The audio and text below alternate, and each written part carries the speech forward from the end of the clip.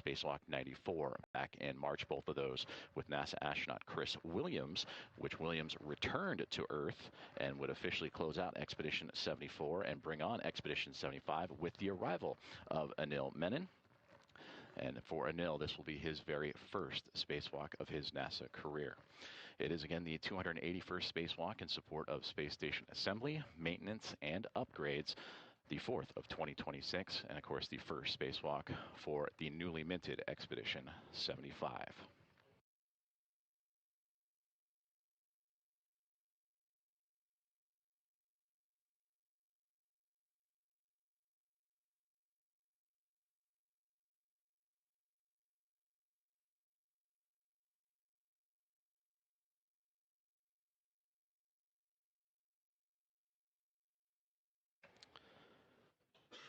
As we welcome you back inside Mission Control Houston in the International Space Station Flight Control Room. We're currently in a communications handover with the International Space Station, and we will bring you those live views of the astronauts in Anil Menon and Jessica Meir here shortly as they continue their pre-breathe procedures as they prepare to venture out into the vacuum of space again for U.S. Spacewalk 96. Supporting both Jessica and Anil Menon today are going to be NASA astronauts Jack Hathaway and Sophie Adno of ESA, and these two have supported so far every spacewalk that they have been on board inside the International Space Station, supporting Jessica Meir's again spacewalk number 94 and 95. That was back in March and back in June. So Jack Hathaway and both Sophie Adno in their first missions aboard the International Space Station, both of them arrived to the station back in February as a member of NASA's SpaceX Crew 12 on February 13th, and they're currently operating on their 174th day aboard the orbiting laboratory.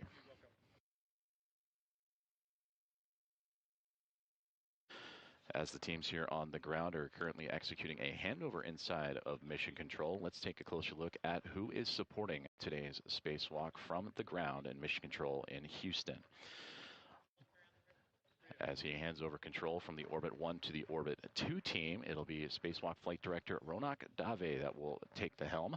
Stephanie Wilson, NASA astronaut, will be the spacewalk communicator. We'll be hearing many communications between her and the crew outside, so that'll be with both Jessica and Anil throughout the day today. Aki Hoshide of JAXA will be the Capcom. He'll communicate with the crew inside the International Space Station. Again, that crew of 7, so he will be handling communications of everything internally. Steve Villano, along with Drew Burr and Lucas Winder, will work things out as the lead spacewalk officer and task officers for today's spacewalk. And Matt Hahn and Andrew Francis will support the spacesuit and airlock operations. And there is our first looks live inside of the Quest airlock aboard the International Space Station. And there you can see NASA astronaut Anil Menon on the left-hand side and Jessica Meir, the commander of the International Space Station, on the right-hand side. And throughout today's spacewalk, we will have Jessica. She'll have the red stripes that'll be featured on the cuff of her pants, and we'll keep an eye out for her identification markers. And for Anil Menon, he will be in no stripes. And on the near side, against the wall, is Jack Hathaway, one of the 2 astronauts supporting today. And right on cue is going to be Sophie Adno, that's also supporting preparations for today's spacewalk. Again, the crew is currently executing their pre-breathe procedures, and they will do so for about 2 hours. They're about halfway through that point, and that is when they are breathing pure oxygen to remove nitrogen from their blood supply, and it helps avoid decompression sickness, or the bends, as they transition from the International Space Station to the vacuum of space. In terms of air pressure, the space station operating close to sea level that we experience here on Earth, and of course bringing it down to vacuum when they venture out into space. The astronauts have already completed some light exercises, or ISLE, where they complete those exercises in their suit. And that's all part of the pre-breathe procedures to help the body absorb oxygen faster. So these 2 crew members and their support crew, and Sophie Adno and Jack Hathaway, are currently in the equipment lock of the Quest airlock. This is where they get suited up and do the initial checkouts. The leak checks, which they performed earlier, all went well, and they'll continue to do checks on inspections of gloves, equipment. They'll test out their helmet cameras, which we will get great views from those as the spacewalk progresses.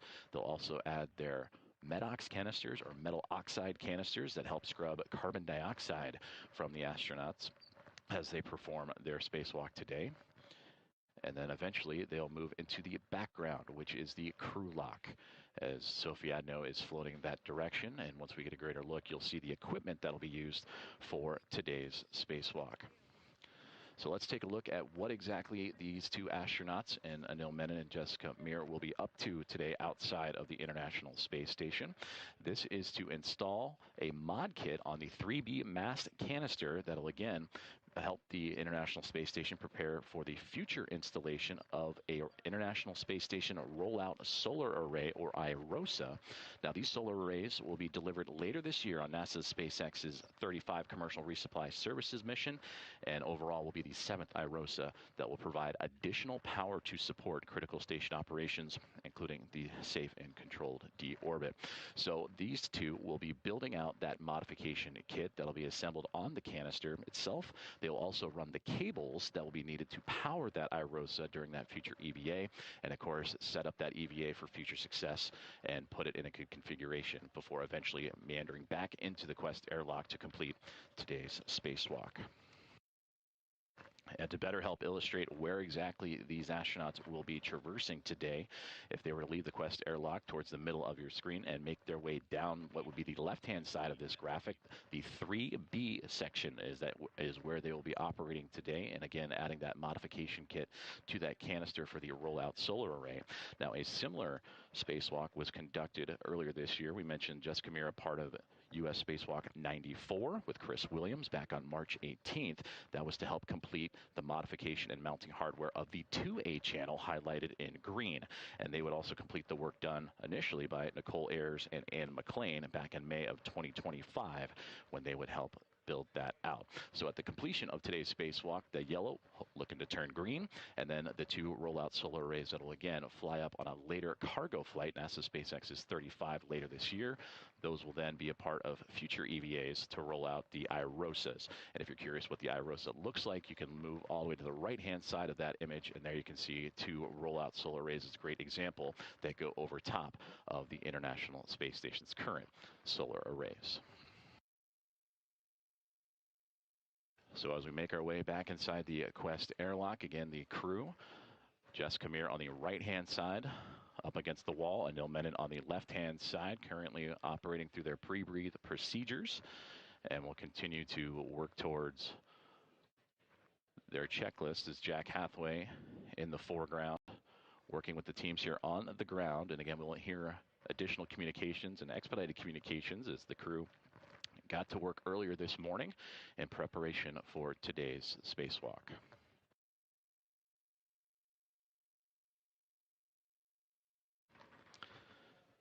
In about 5 minutes or so, the crew relayed earlier that they would begin. Airlock, just want to think. I think we're still waiting in step 7. Just want to make sure we're on the same page.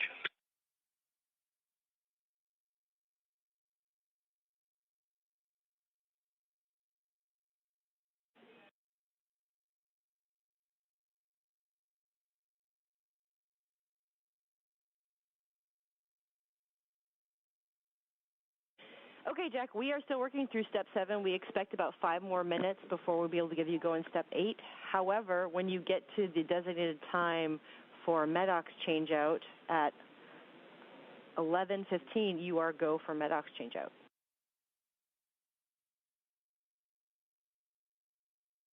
So I understand that you guys are working 7, and we're going to leave the cameras on until you guys are done with that. But I understand we can get started now with a couple prep steps, and then at 11:15, we're ready for the first MEDOX swap. Good read. Communication between the team here on the ground and with NASA astronaut Jack Hathaway is. First MEDOX canister for EV1 is 1033, and so it's got it up in the camera if you want to see. Good number.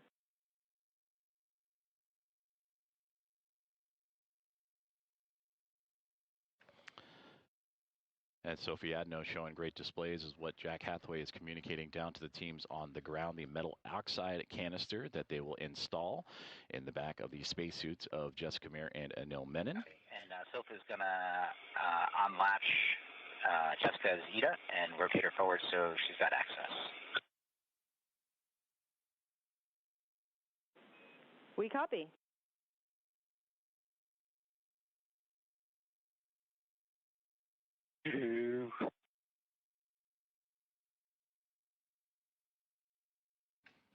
So as the crew and the support team of Jack Hathaway and Sophie Adno working with the support team here on the ground, continuing to work through those procedures. And again, they were talking about the metal oxide canisters, or MEDOX, that we will hear. We'll hear a lot of acronyms throughout today, but that metal oxide canister is placed inside the spacesuit, and that is to remove carbon dioxide during today's spacewalks.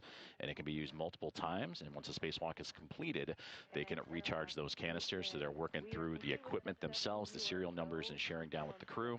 And ultimately, it will be installed in the backpack, or the PLIS, the Portable Life Support System, mounted on the back of today's spacewalkers. And again, Jessica Meir slowly tilted a little bit facing towards the camera will be EV1 wearing the red stripes, and Anil Menon will be on the left-hand side, and now an above-view camera of Anil facing down as the crew again continuing to work through their procedures. They also mentioned HECA cameras. Those are the cameras that are mounted on the spacesuits themselves, the high-definition extravehicular mobility unit camera assembly, and that's where we're going to get great views from the astronauts as they venture out into space and perform today's spacewalk.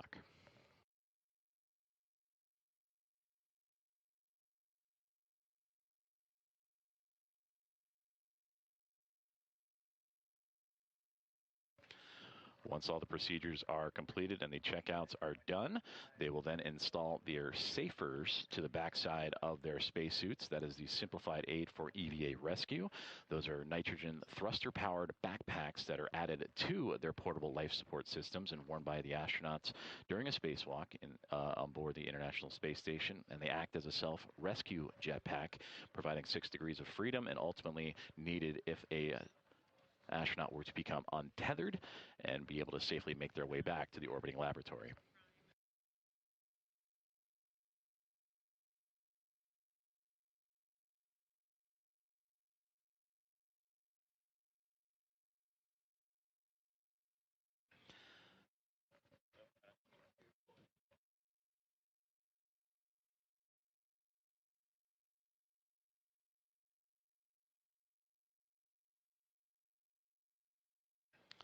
So again, we welcome you back aboard the International Space Station in preparations for today's U.S. Spacewalk 96 with NASA astronauts Jessica Meir and Anil Menon, as the two, Jessica on the right side, Anil in his spacesuit on the left-hand side, receiving support from Jack Hathaway, NASA astronaut, in preparations for today's spacewalk. We're just moments away from the installation of the metal oxide canisters. And you can see Jack working through those procedures with the team and the support group on the ground, again, helmed by Ronak Dave, flight director inside of the International Space Station Flight Control Team, and his Momentum Flight Control Team, taking over today's spacewalk duties from Elias Mirmo and the Orbit 1 team and his service flight team.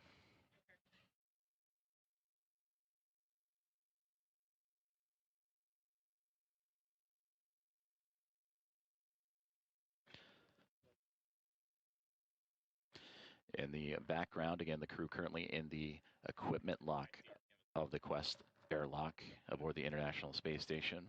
But in the background, you see the equipment necessary to complete today's spacewalk. On the portion of the top left-hand side, you can see the struts that'll be required to install the 3B mod kit to the 3B mast canister of the International Space Station. And that involves 6 different struts and a mounting bracket that the two astronauts will assemble from start to finish. That bag is about 8 feet long and over 300 pounds here on Earth, and of course in space. Though seemingly weightless, still carries that mass with it.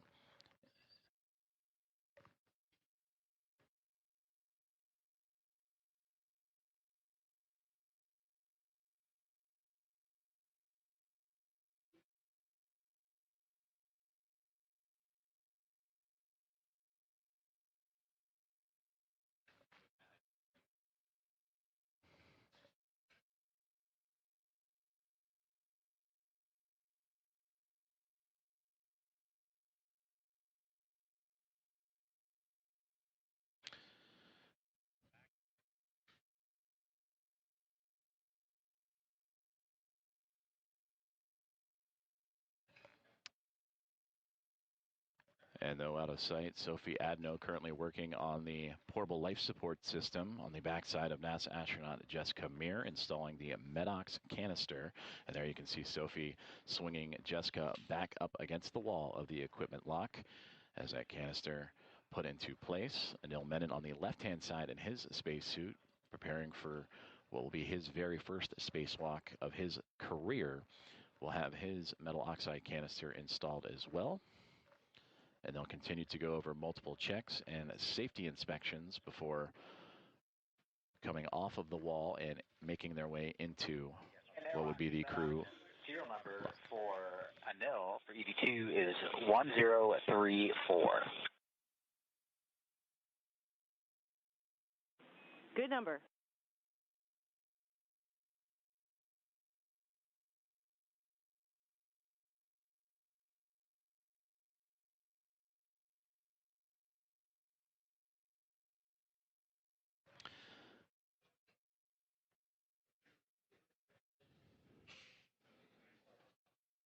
So now you get a great view of Sophie Adno swinging NASA astronaut Anil Menon off of the equipment lock to install his metal oxide canister and unzipping the backside of the portable life support system. That backpack mounted on the back of the astronauts provides everything that they will need for today's spacewalk: self-contained, breathable atmosphere, cooling, power, and all that they can carry with them to work out into the vacuum of space for today's U.S. Spacewalk 96 and install the mod kit to the 3B canister of the International Space Station. And again, that is for the future installation of an International Space Station rollout solar array.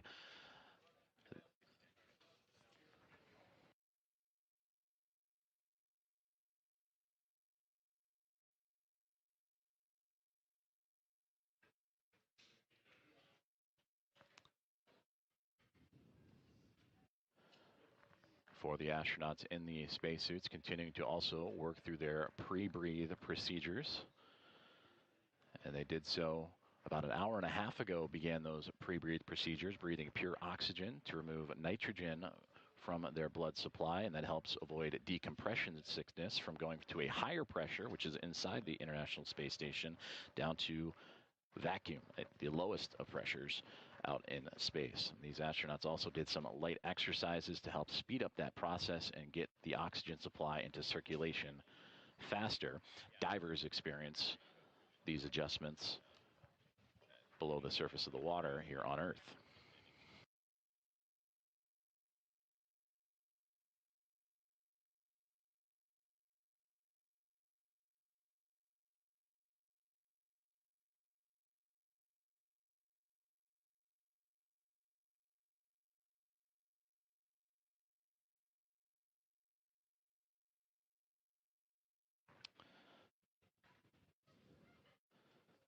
Jack Hathaway, NASA astronaut in the foreground. Sophie Adno of ESA working on the portable life support system of NASA astronaut Anil Menon on the left-hand side of our view here today inside the Quest airlock of the International Space Station, installing the metal oxide canisters. We're pausing the EMU pre-breathe in suit clock, GMT 1121.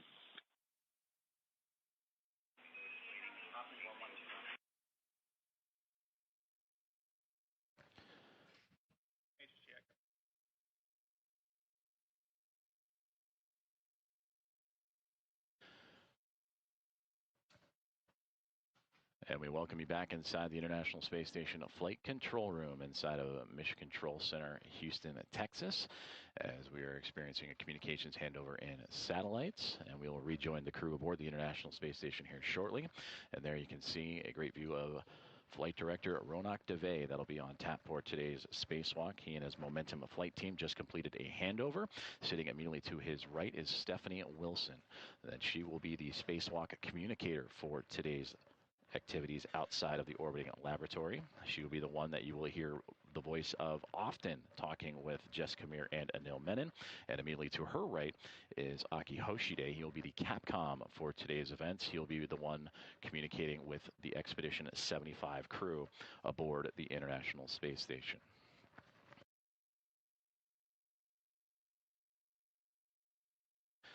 And as we resume contact. We return back inside the Quest airlock of the International Space Station as Jack Hathaway and team continuing to work through today's procedures ahead of U.S. Spacewalk 96.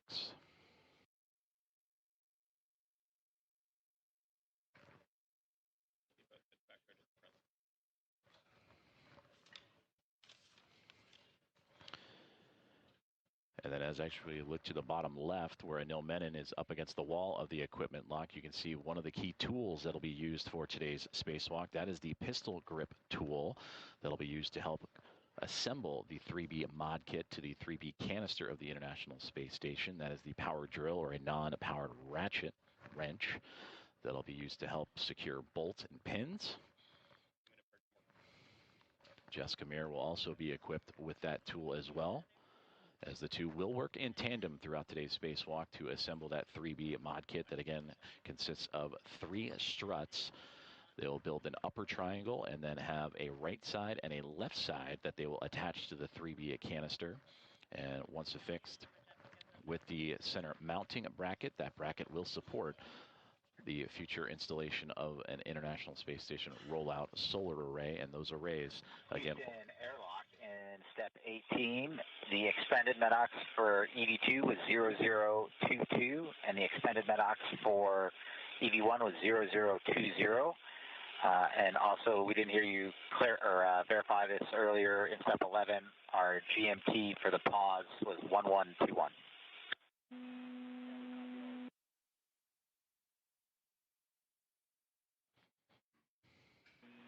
And station, this is flight. We copied 1121. We're getting Aki enabled here.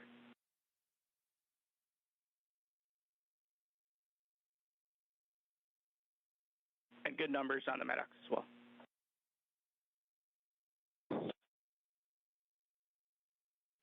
So the teams here on the ground working with Jack Hathaway there in the foreground, relaying the good information relayed about the metal oxide canisters that again will scrub carbon dioxide from the spacesuits of Jessica Meir on the right-hand side and Anil Menon on the left-hand side. And again, for Jessica Meir today, it will be her 6th spacewalk of her NASA career, her 3rd during this recent stay aboard the International Space Station when she would fly up on NASA's SpaceX Crew 12 back in February, and currently operating on her 174th day in microgravity. And for Anil Menon, he would join the International Space Station's crew of 7 and would briefly be a part of Expedition 74 and officially kick off Expedition. Clock resumed, GMT 1125. Copy 1125. Good morning, Jack. Yes, sir.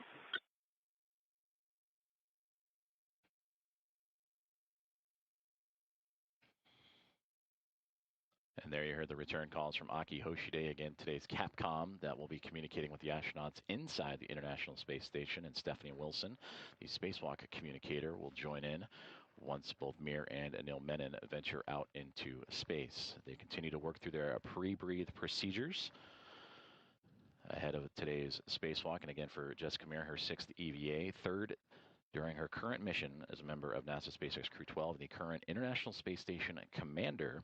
And for Anil Menon, who just arrived a little more than 22 days ago after launching on July 14th from the Baikonur Cosmodrome as a part of Soyuz MS-29, and a great above-camera view of Anil as he works through his, again, pre-breathe procedures ahead of his very first spacewalk.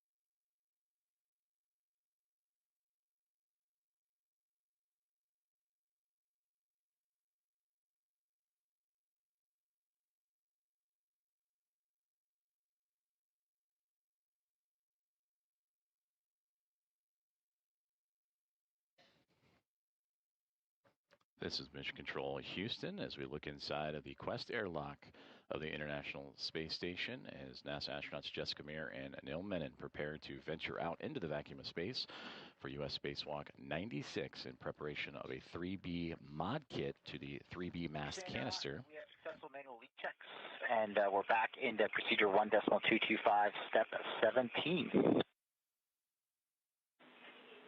Copy that. Thanks. Jack Hathaway and Sophie Adno supporting today's spacewalkers. Jessica Meir on the right-hand side, Anil Menon on the left in the equipment lock. And there we can see in the background a great shot through into the crew lock that they will eventually venture out into, and the equipment used for today. The larger bag that is floating towards the top of that lock is where the 6 struts and the mounting bracket that will be carried to the work site for today's spacewalk, and then the crew bag and equipment in the second bag, as we now see what will be the safers that are floating into view with ESA astronaut Sophie Adno. And these will be attached to the back of today's spacewalkers. And again, these safers, the simplified aid for EVA rescue, nitrogen thruster powered backpack used in the event an astronaut were to become untethered from the International Space Station and are able to safely maneuver back to the orbiting laboratory. So it'll be Jessica Meir that'll receive her safer first, shortly followed by Anil Menon.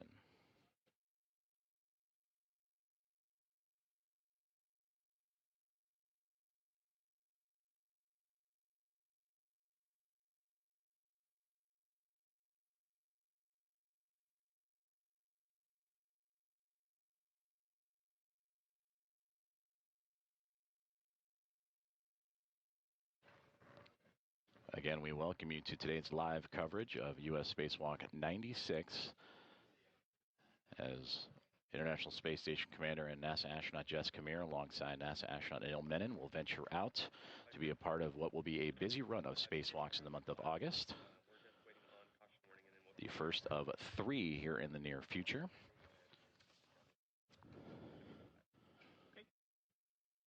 For Jessica Meir, having her safer currently installed after her Medox canister just moments ago was placed inside of her portable light support system to help scrub carbon dioxide.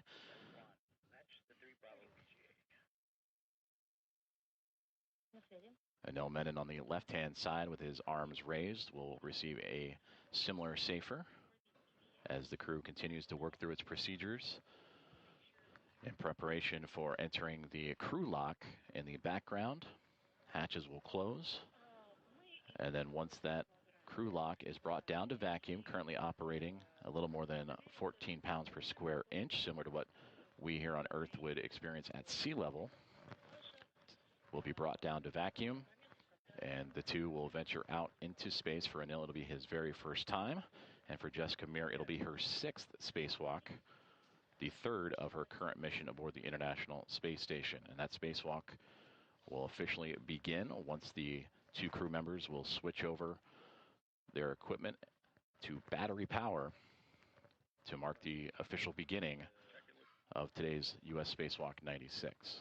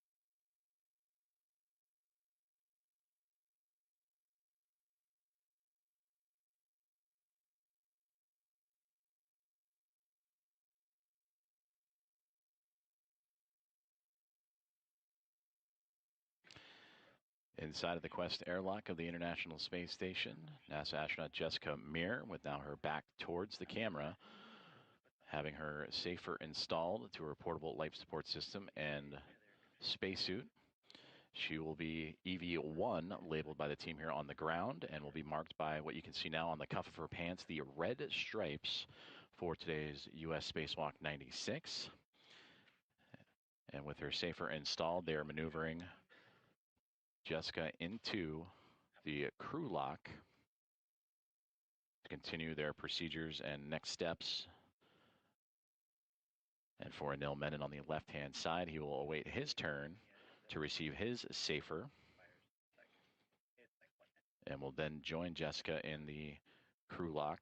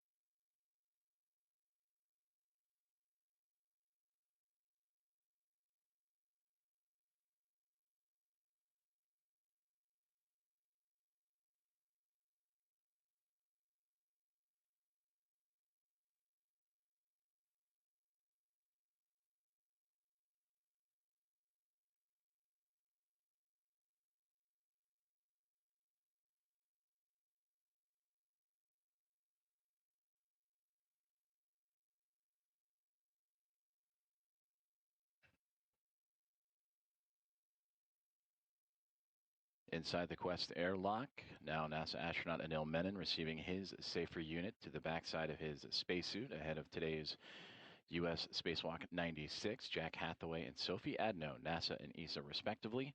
Helping install those is Jessica Meir, is now already inside of the crew lock and in position.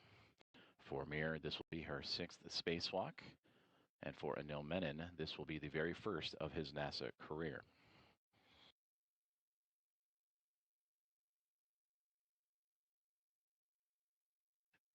We will continue to hear communications from the spacewalkers themselves and from Jack Hathaway and Sophie Adno as they continue to work through all the safety and equipment protocols and technical protocols necessary before sending them into the crew lock.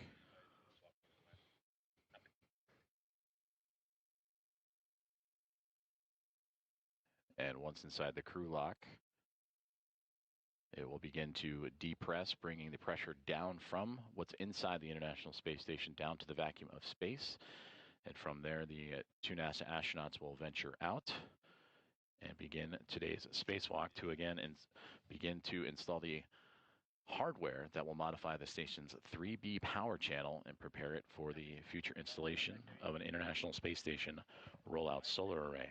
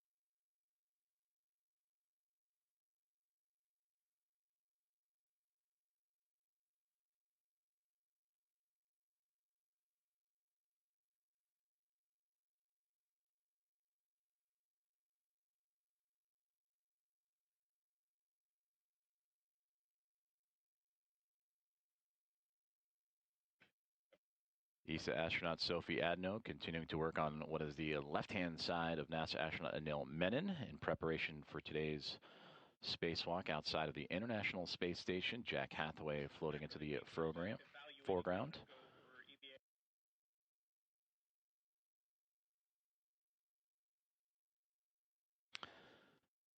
The crew continuing to work through their pre-spacewalk procedures as Jessica Meir joining Anil Menon for today's spacewalk, already in the crew lock in the background there that is illuminated. This view inside of the equipment lock, setting up Anil Menon for eventual entry to join Jessica into the crew lock. Teams on the ground monitoring all these procedures and continuing to work towards the start of today's spacewalk. So far, everything has been on time for both the crew and team here on the ground as pre-breathe procedures have been worked through. Medox canisters to scrub carbon dioxide have been installed. The safers have now been installed with Jessica first and now Anil as they position him. Feet to head is the positioning inside of the crew lock as Jack Hathaway moving some of the equipment necessary for today's spacewalk to allow Anil Menon to float his way in and join the International Space Station commander.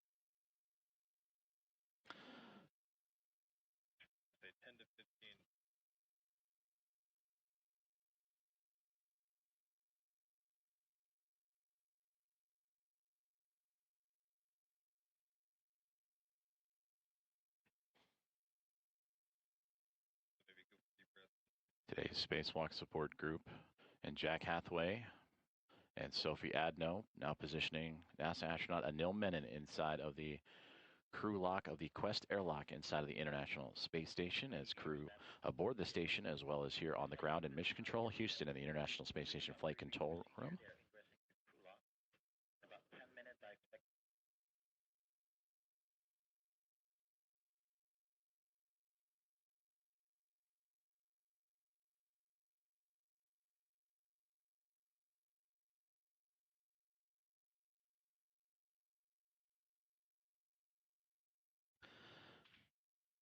Now both astronauts have entered or egressed the crew lock of the Quest airlock with the necessary tools and equipment needed for today's spacewalk to again install hardware that'll help modify the station's 3B power channel and prepare it for the installation of the International Space Station Solar Array, or IROSA.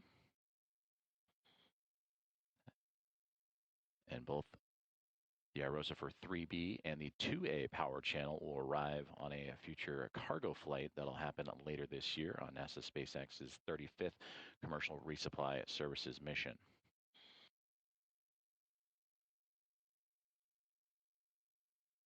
For Anil Menon, he is the astronaut in the spacesuit with his head facing towards Hathaway and Sophie Adno. Jessica Meir just off to what would be Anil's left, are right from our view.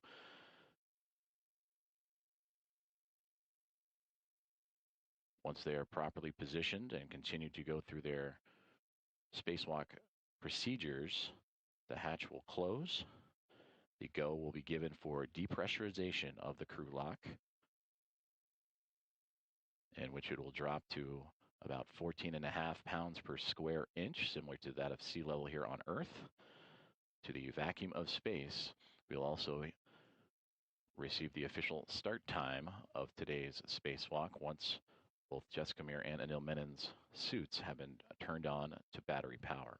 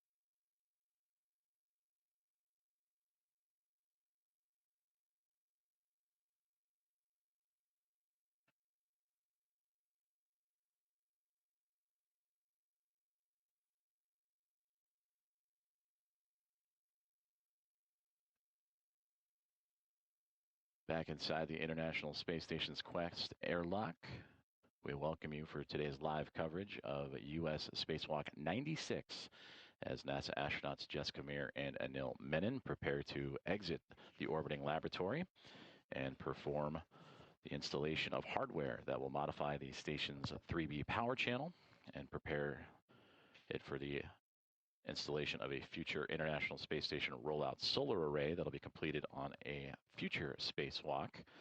These two astronauts are currently inside of the crew lock portion of the Quest airlock, being assisted by Sophie Adno on the bottom right in the turquoise teal shirt, and Jack Hathaway of NASA helping support the two spacewalkers today. For both Adno and Hathaway, they have supported so far every spacewalk, U.S. spacewalk, that has been on the International Space Station since their arrival as a member of NASA SpaceX Crew 12 back in February. And that is also where Jessica Meir would arrive on station, and the current International Space Station commander. She is preparing for her 6th EVA of her career, the 3rd this mission, and over her career, 36 hours and 6 minutes out in space. And for Anil Menon, he is on his first flight to the orbiting laboratory, arriving just this past July 14th, as a member of Soyuz MS-29. So entering his 22nd day aboard the International Space Station.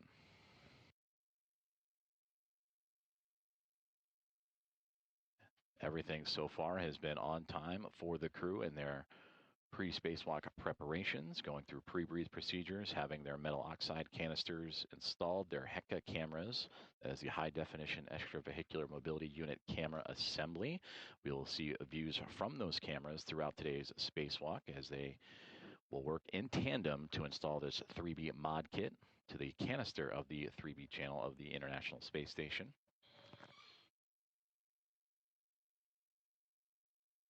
Teams here on the ground in Mission Control Houston continuing to monitor through these steps ahead of the start of today's spacewalk as they continue to communicate down and communicate with the astronauts, making sure everything and every procedure is checked off. From this point on, the hatch will close, and the teams on the ground, as well as both Jack and Sophie, will monitor.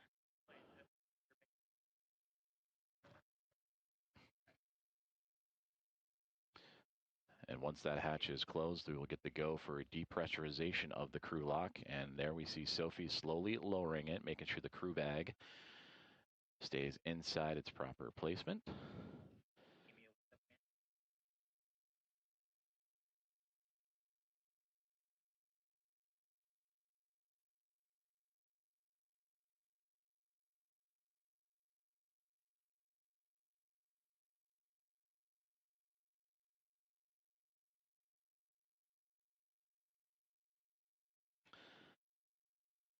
And with that, the hatch has been closed of the crew lock of the Quest airlock inside the International Space Station. Where on the other side of the hatch awaits Jessica Meir and Anil Menon of NASA, ready to venture out into space for today's spacewalk. Sophie Adno and Jack Hathaway in the foreground in the equipment lock portion, continuing to work through today's procedures.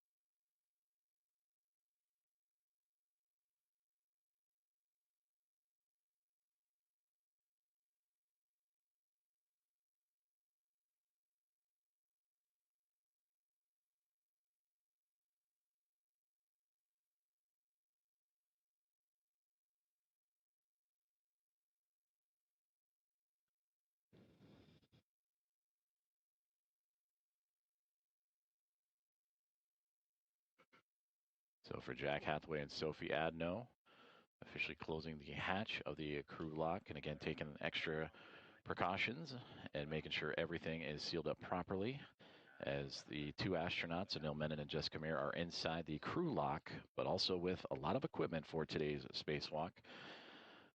The 6 struts needed to complete the 3B mod kit and the mounting bracket necessary for the installation of an IROSA. That is an 8-foot long bag, which here on Earth would weigh well over 300 pounds. 77, the emergency MPAP is closed. The Node 1 vacuum access port is connected to the gamma cap. You guys are go for 78. And Houston copies will take care of 78 through 80, and be advised, EV crew will be hot mic after we complete step 80. All right, we copy. You guys are going through 80, and EV will be hot mic once you're done with that. We'll be standing by. Copy that.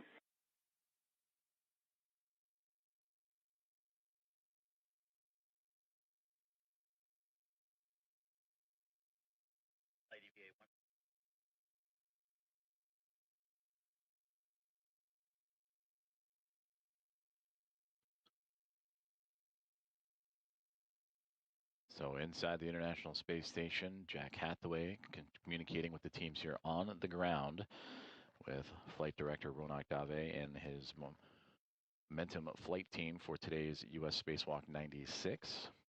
continuing to work through the step-by-step procedures ahead of today's spacewalk.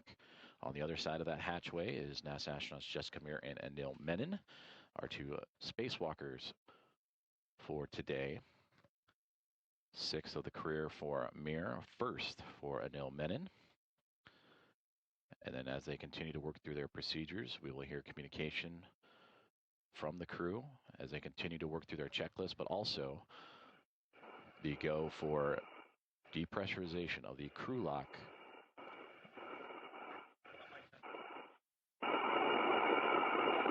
And EV crew, you are hot mic on Space Ground 1.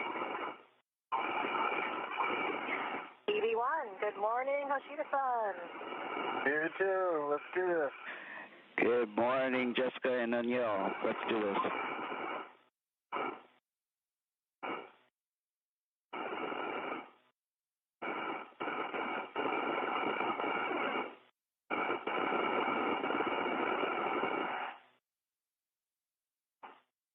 Just to make sure I'm on the same page with you, I think that means that you guys are done with 80 and you're ready for me to do 81.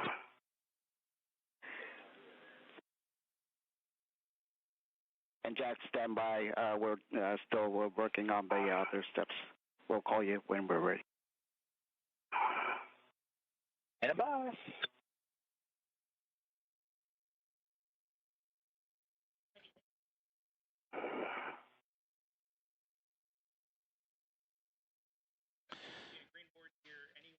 And we heard the first communications down to the ground of today's coverage from Jessica Meir and Anil Menon doing the comms checks with the team here in the International Space Station Flight Control Center.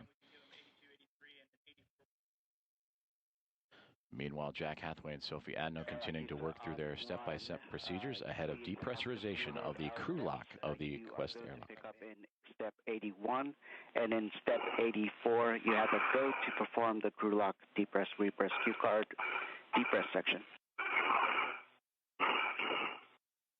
Some will go to start in 81, and in 84 we have your go to start the cue card. Good copy.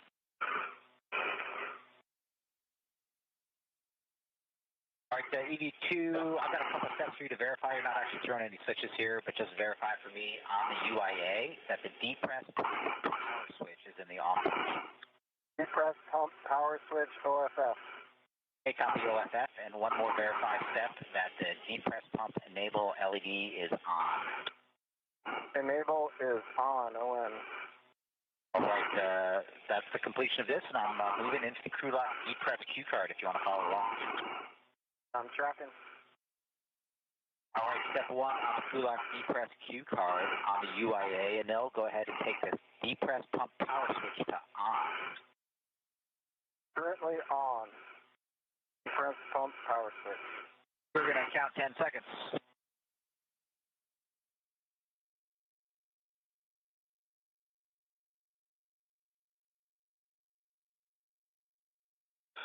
All right, that's a good 10 seconds. Step two, you're going to take the depress pump manual isolation valve to open.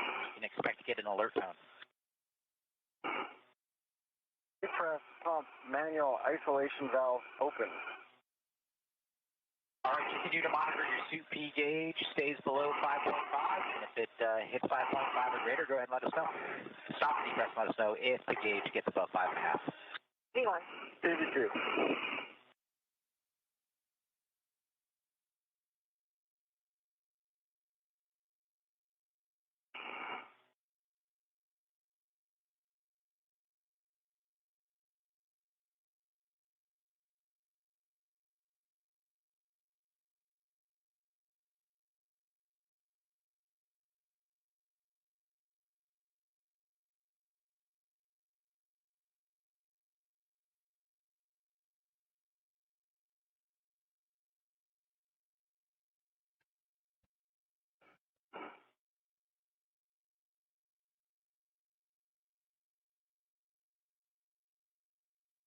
So with those procedures that were read out from Jack Hathaway communicating with Anil Menon, as well as the teams here on the ground in Mission Control Houston, we have received the go for depressurization of the crew lock, which on the other side of that hatchway, you can see through the window the flag of NASA astronaut, or one of the astronauts, Anil Menon and Jessica Meir.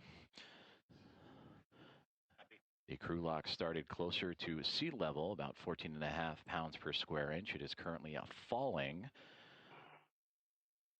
and a little more than 11.8 pounds per square inch at the moment. We'll continue to monitor this depressurization of the crew lock.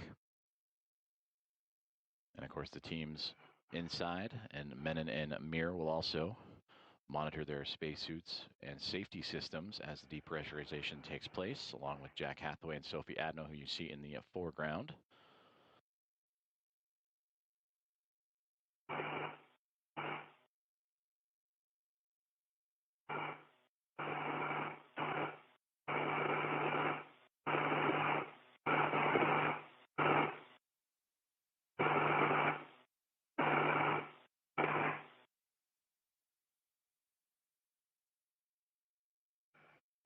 And again, depressurization of the crew lock is underway just shortly before the start of today's U.S. Spacewalk 96, now approaching 10 pounds per square inch.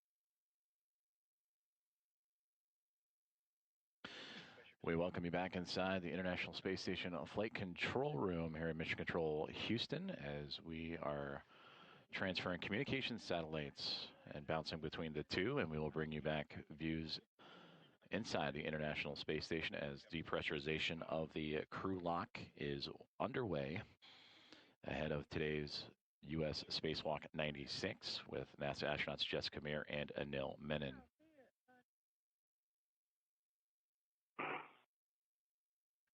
Flight Director Ronak Dave and his Momentum flight team you see before you, monitoring today's spacewalk.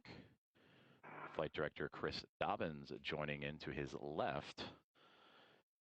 He will be the flight director for a future spacewalk, part of a busy month of August for the International Space Team and Spacewalk team.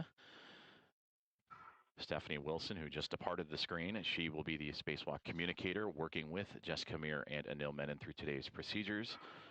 And JAXA astronaut Aki Hoshide on the top part of your screen, he will be the Capcom or capsule communicator and relaying communications to the Expedition 75 crew that remains inside of the International Space Station. And as we return aboard the International Space Station itself, the depressurization of the crew lock continuing and now approaching 8.5 pounds per square inch as Jack Hathaway and Sophie Adno continue to monitor that depressurization.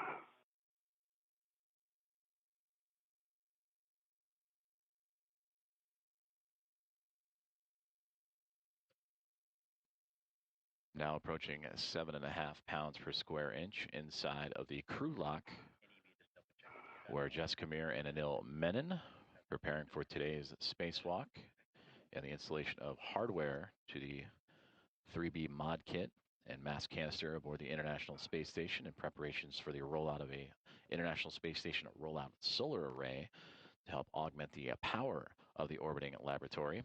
Jack Hathaway and Sophie Adno supporting today's spacewalkers. Also monitoring from the orbiting laboratory. And as we sit this morning at this hour, the International Space Station currently flying over the South Pacific, about to make its way to the northwest portion of South America.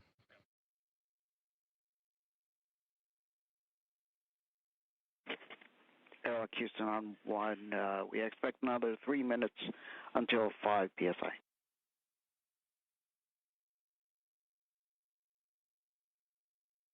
We copy 3 minutes. We're seeing about them pass through about 6.5 now, and EV1 and EV2, you can expect an alert tone at 6, and we'll check in with you again at 5 psi. EV1, 2.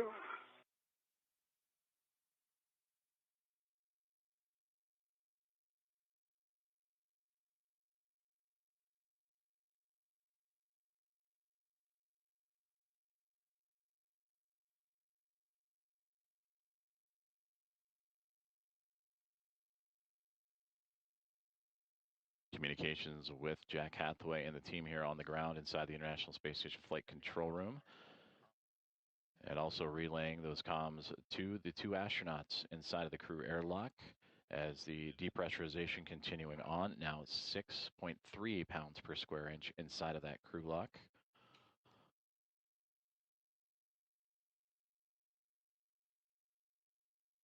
And again, all of these procedures on the checklist ahead of today's U.S. Spacewalk 96.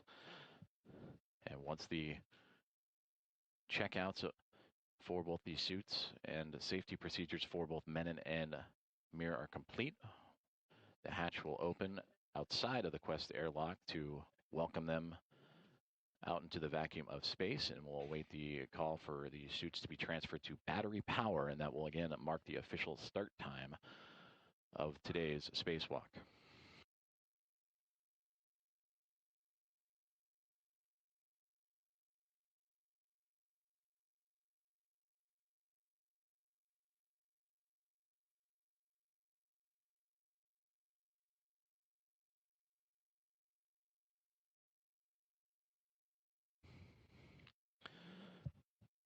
Now approaching 5.5 pounds per square inch inside the crew lock, which is on the other side of that hatchway you see before you. Sophie Adno and Jack Hathaway also monitoring from the equipment lock of the Quest airlock of the International Space Station.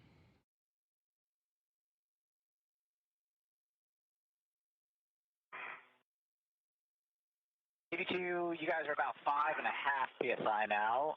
When we get to 5, we're going to have you do a step, so we'll just, we're almost there.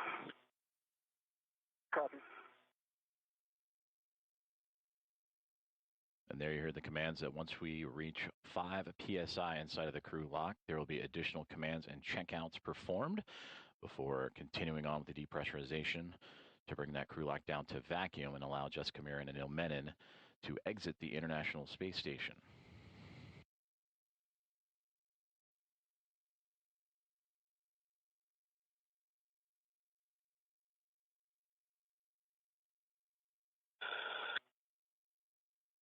All right, to EV2, if you'd reach out and put your hand on the depress pump manual isolation valve and move it to the closed position, you'll get an alert tone.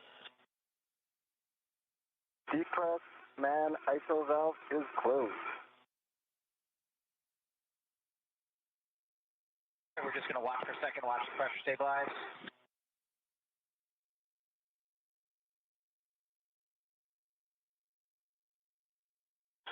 All right, we see you guys stable at 5 for EV1 and EV2. On your DCMs, take your display switch into status until you see leak check ? Then a long yes, and follow the displayed instructions. Let us know when you're done. EV1. EV2.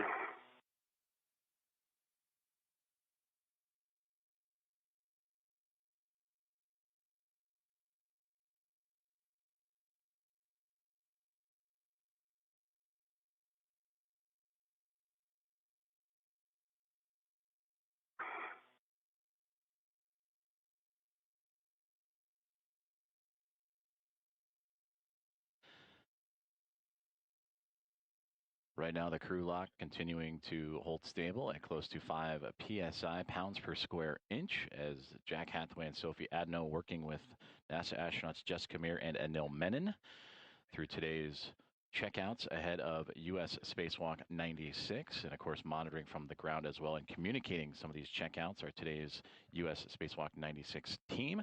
And there you see in the navy blue suit right in the middle of your screen is Ronak Dave, the flight director for today's spacewalk, and his Momentum flight team overseeing everything. EV2 leak check complete, going to EVA. Copy, 2 good leak checks, and then step 6, let us know when you guys are in EVA.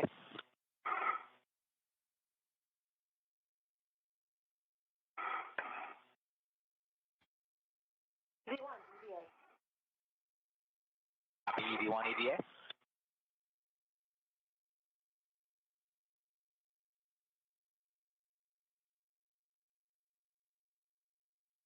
EV2 EVA.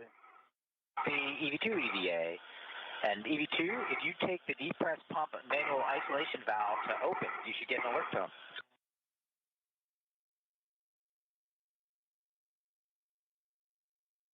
The depress pump manual isolation valve is open. Copy that. Sophie's going to take the emergency MPEV out here to open.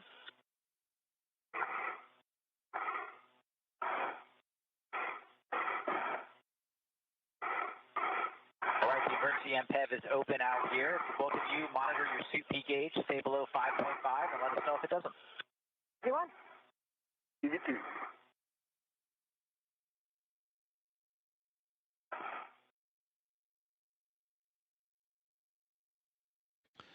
Two good leak checks reported by NASA astronauts Jessica Meir and Anil Menon as they are inside the crew lock of the Quest airlock with support from Jack Hathaway and Sophie Adno, as we have now resumed the depressurization of the crew lock ahead of today's spacewalk, U.S. Spacewalk 96, as we approach now 4 pounds per square inch, bringing down that crew lock from about 14.5 all the way down to vacuum. And from here, we'll continue to monitor on the ground with the flight control team, the Momentum Flight, and Flight Director Ronak Dave.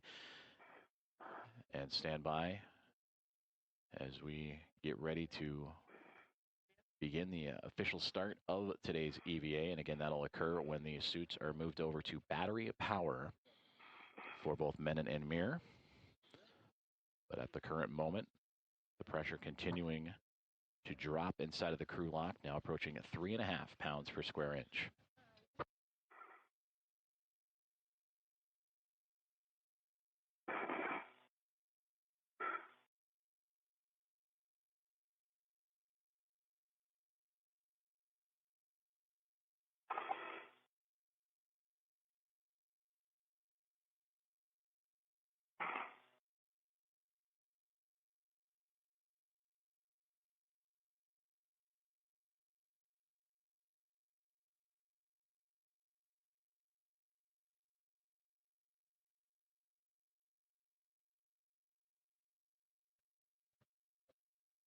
Pressure inside the crew lock continuing to fall, now approaching 3 pounds per square inch. Decreasing through 3.0 psi. Our next step's at 2.0 psi.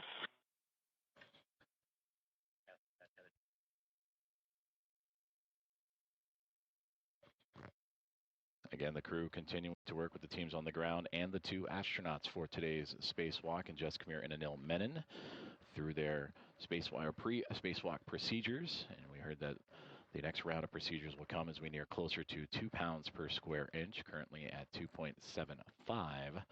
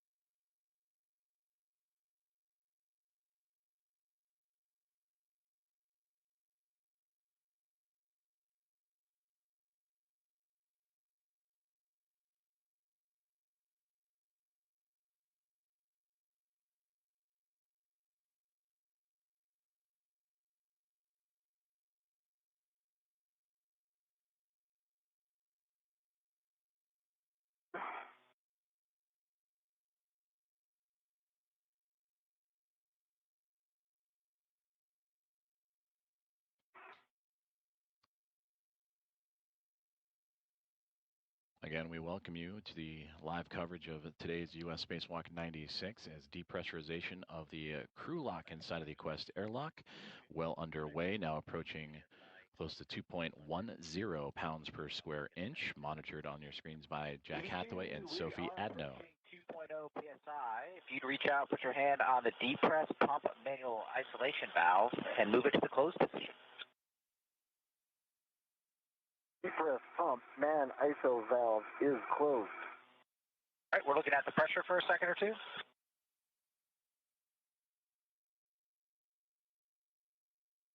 All right, and on the UIA EV2, you can take the depress pump power switch to the off position.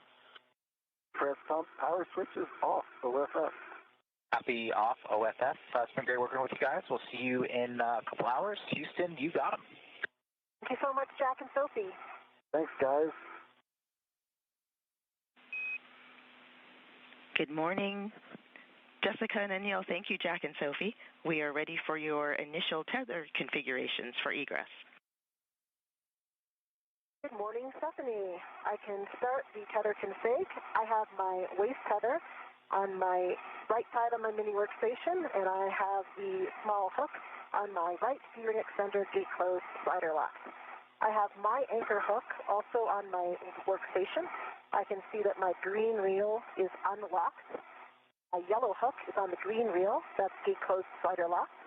My red reel is unlocked, and I can see my green hook is on the red reel that is unlocked.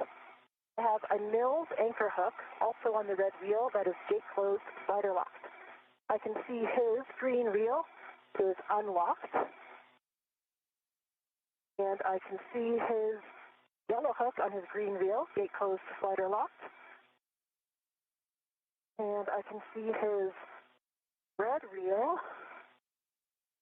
So that's just disappearing out of my view. And now can you see the rest of yours? Yes, red reel's unlocked, and the green hook is on the red reel unlocked. Starting from my left D-ring extender, I see the small hook of my left waist tether. Closed lock, black on black. It's attached to the large hook of the airlock waist tether. Both hooks are closed lock, black on black. And that small hook goes to the airlock D-ring extender, closed lock, black on black. My right waist tether is attached to the D-ring extender, closed lock, black on black with the small hook. The large hook is unlocked on my MWF, and my red hook is on my right D-ring direct. It's closed lock, black on black.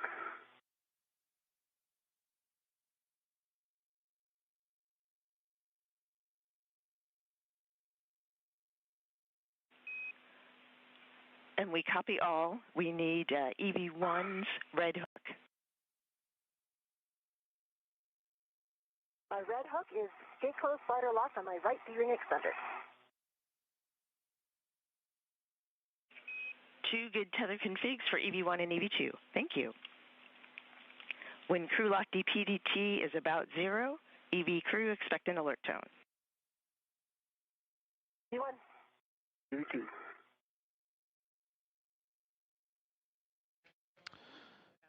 Communications from the team here on the ground in Mission Control Houston in the International Space Station Flight Control Room, relaying information shared with today's NASA astronaut and spacewalkers, Jessica Meir and Anil Menon. That was Stephanie Wilson, the voice you heard on the ground after communications was officially handed over. And thanks to Jack Hathaway and Sophie Adno of NASA and ESA respectively for preparing both Menon and Meir for today's spacewalk. Currently inside the crew lock where those two astronauts reside, approaching a 1.30 pounds per square inch. And the view you see right now, an external camera aboard the International Space Station looking at the Quest airlock. So as the crew continues to work through its safety tether procedures is what you heard. And again, safety checkouts will be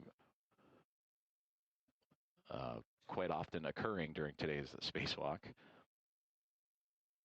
But we will await the suits for both astronauts to be turned on to battery power, and that'll officially mark the beginning of today's spacewalk to install a mod kit on the 3B mass canister to set up for the rollout of an International Space Station rollout solar array to help augment the power of the orbiting laboratory.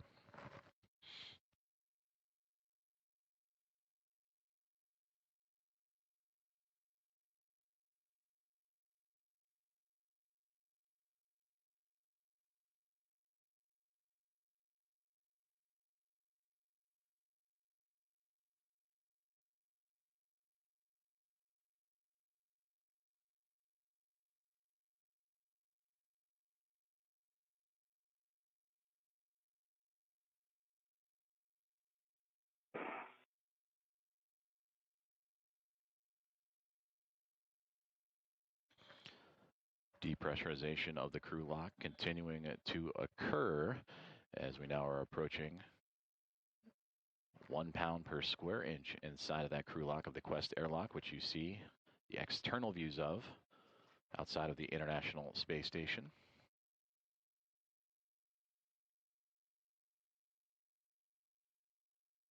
Right now, the International Space Station orbiting 260 miles above the Earth, currently passing over the Atlantic Ocean. And we'll stand by and continue to monitor the falling of that pressure inside the crew lock, now about to hit 1 pound per square inch. And await for the calls to have the crew and Jessica Meir and Anil Menon switch their suits onto battery power. And then we'll begin the procedures to begin opening the hatch. And for Jessica Meir, that will begin what will be her 6th spacewalk of her career, her 3rd on her current time aboard the International Space Station. And for Anil Menon, this will be his very first venture out into space.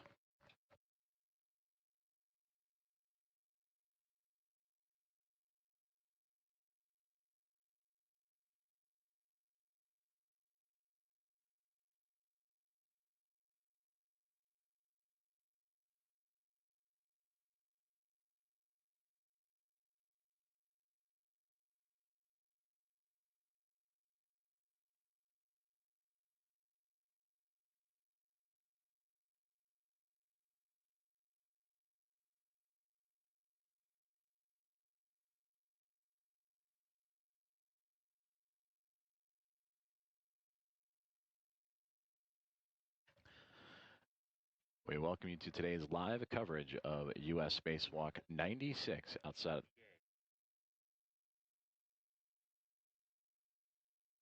of the International Space Station, featuring NASA astronauts Jessica Meir and Anil Menon as the depressurization of the crew lock continuing onward, now under 1 pound per square inch, 0.88 pounds per square inch currently is the depressurization moving forward. Everything so far in their pre-spacewalk procedures have gone by the book.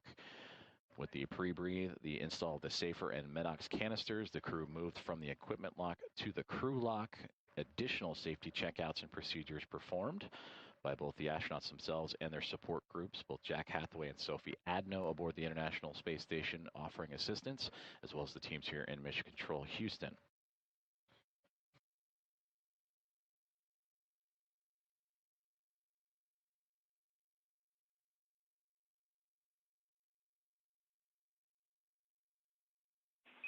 Airlock Houston, we are tracking about 4.5 minutes to 0. EV1.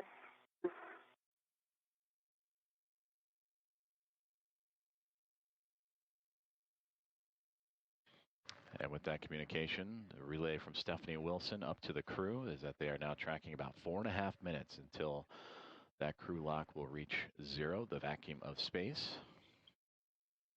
And we continue to monitor and follow along with the process. But again, next steps from here will be the crew moving their suits, their spacewalk suits, to battery power to begin the formal beginning of today's spacewalk. And then the go will be given to open up the hatch thermal covers and the hatch itself before beginning their egress to begin today's spacewalk.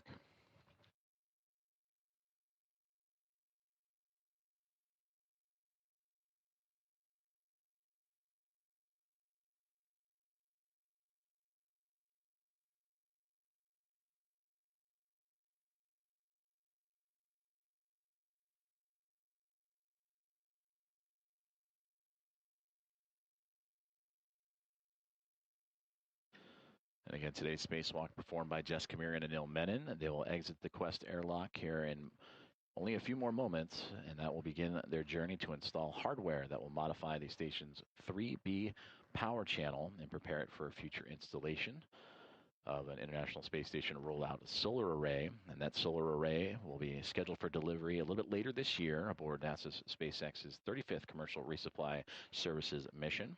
It will be the 7th IROSA and will provide additional power to support critical station operations, including its safe and controlled deorbit. Now, 2 minutes relayed to the pounds per square inch to reach 0, the vacuum of space currently sitting at 0.68. Part of today's EVA tasks are to install the mod kit, the construction of the mod kit for the 3B mast canister, and route the IROSA cables necessary to then power up that future IROSA and connect it to those power channels for the space station. And of course, for Anil Menon and Jessica Meir, set up that mast canister and the 3B mod kit to a good configuration, a good position for that future EVA and eventual rollout of the solar array.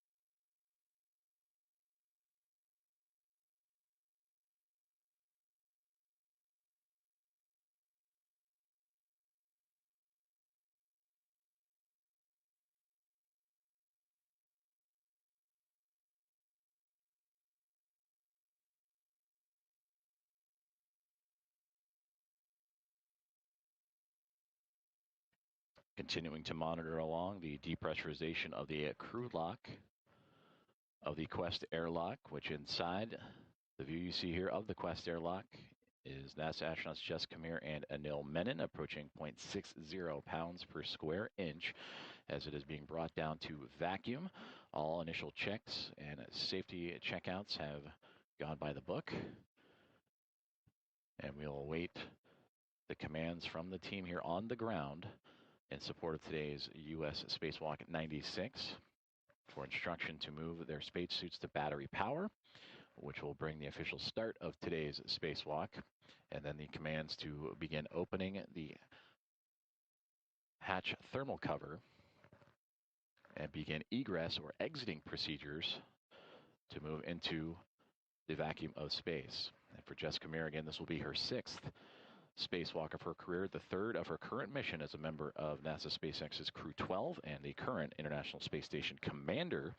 And she will add to what has already become an impressive total of time out in space, 36 hours and 6 minutes as it stands this moment. And for Anil Menon, who just arrived to the orbiting laboratory only a few weeks ago after launching on July 14th as a member of the Soyuz MS-29 crew. This is his first space flight, and this will be his first adventure outside into the vacuum of space. And for today's 3B mod kit installation, we mentioned that this would be a part of a package deal that will be brought up 2 IROSAs and pairs on the NASA SpaceX 35th Commercial Resupply Services mission. The 7th IROSA set will be a part of the 2A mod kit channel that was completed in portions back in March of 2026 and beginning in May of 2025. And then for this 3B power channel mod kit, it would be the 8th rollout solar array to make its way out of the International Space Station.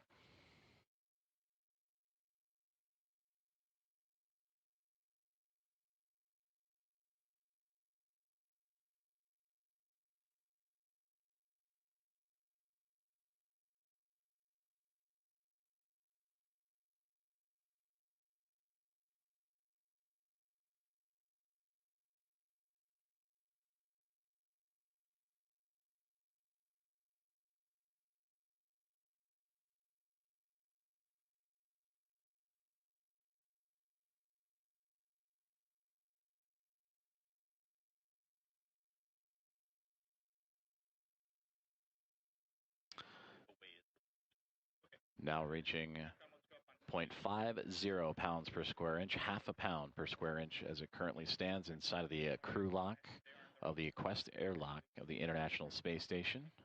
As we continue to methodically bring that down to zero, to the vacuum of space, before NASA astronauts Jessica Meir and Anil Menon will begin today's 96th U.S. spacewalk and install the IROSA mod kit on the 3B mass canister.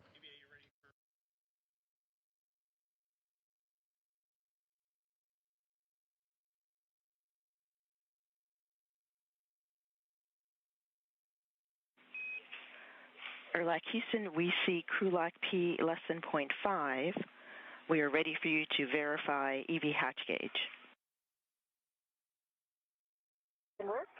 And now I'm coming left a little bit toward your feet to read that. I'm moving my feet up. I see negative 0.4.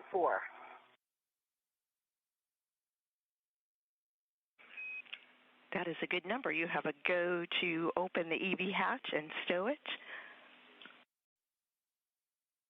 Can work.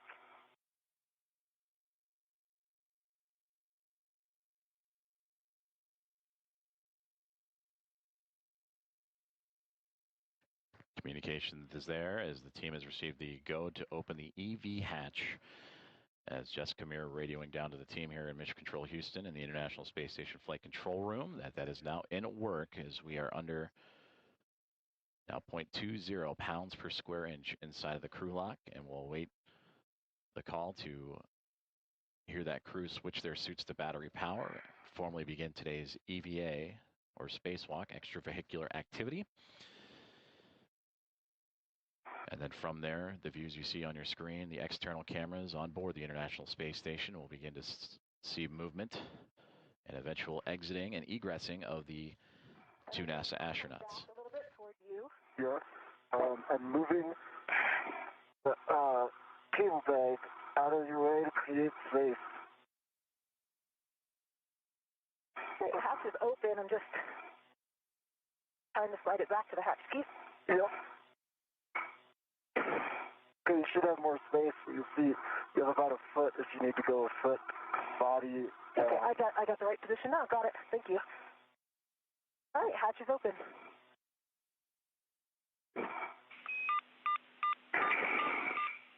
Copy, hatch open. For Jack and Sophie, take emergency MPEV to closed.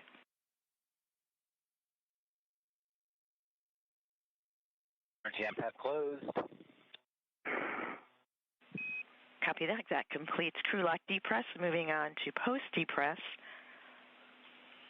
On your DCMs, take your power switches to bat. Stagger switch those, expecting a warning tone. Okay, copy, in work. And power that. Power is back. Take display switches to Pro to verify functional display.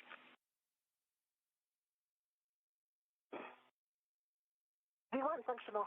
EV2 functional. On the UIA, take power EV1, EV2, two switches to off, OFF.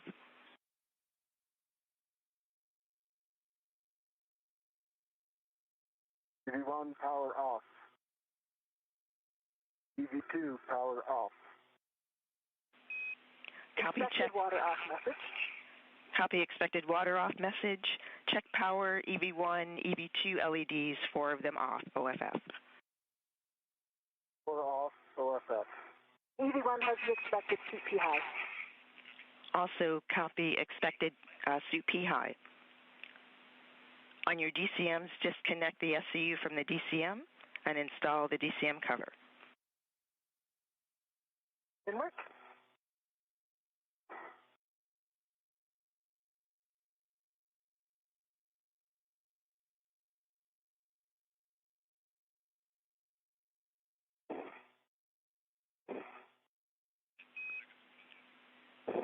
Ten seconds, 20-second handover.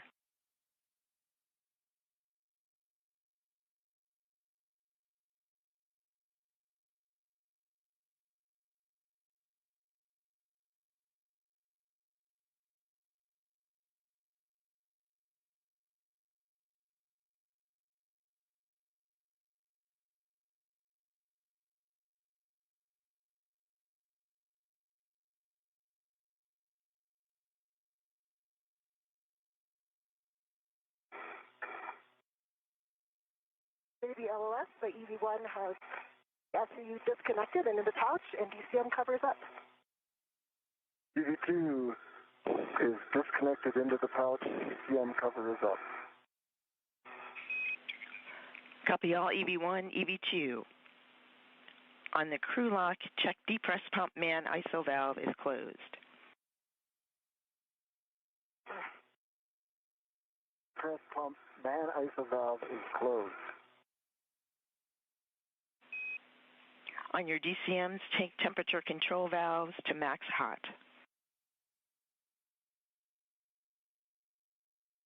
Good work.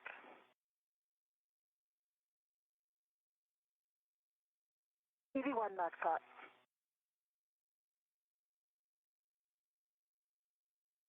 EV2 max hot. Take water switch to on.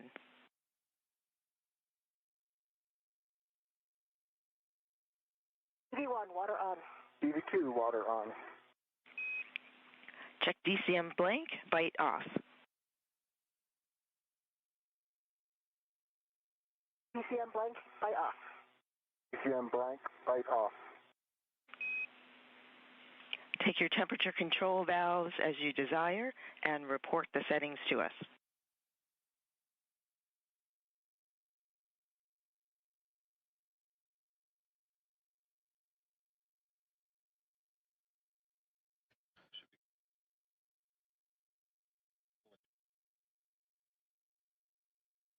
Thank you for joining us for today's live coverage of EV2 set at 7. Copy EV16, EV27. Please report all subsequent TCV changes to us. Report suit P gauge pressure.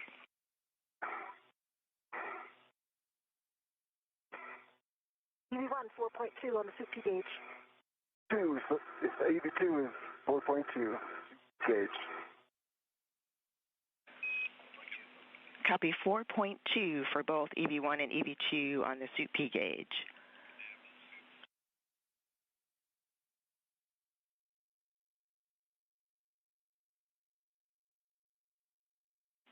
You can set your visors as required for day.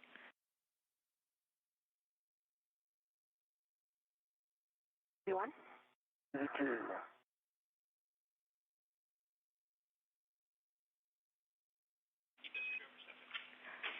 And we have good suit parameters on the ground. We will take the airlock VRIV step also from the ground.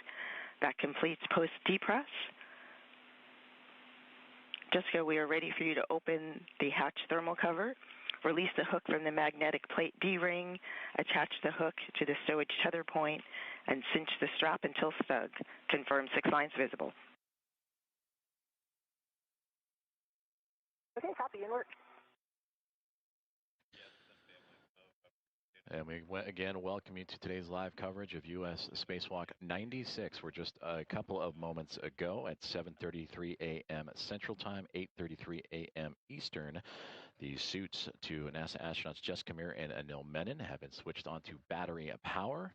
They just completed their post-depress checklist that you heard in communication with Spacewalk communicator Stephanie Wilson, you see on your screen here, sitting next to Flight Director Ronak Dave. So again, the official start time of today's Spacewalk, 7:33 a.m. Central Time, 8:33 a.m. Eastern, as the International Space Station was flying over Germany. You can egress the airlock and turn on your HECA.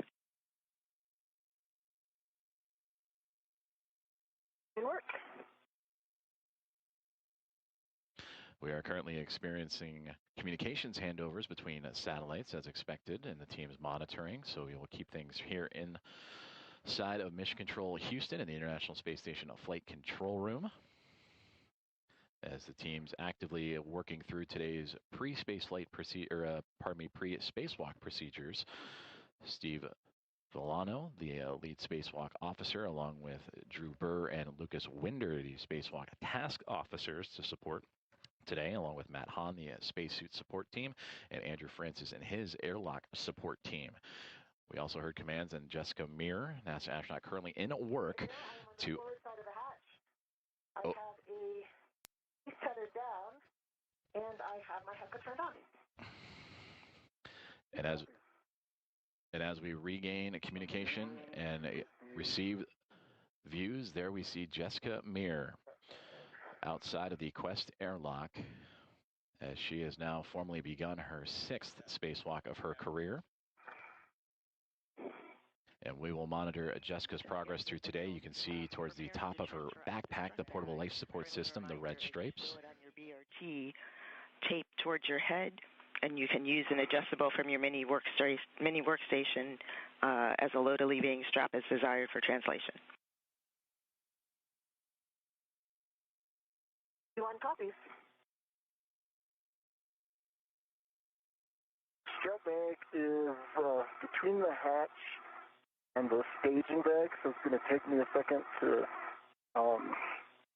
try to free that. Okay, take your time. I'm getting my BRT ready.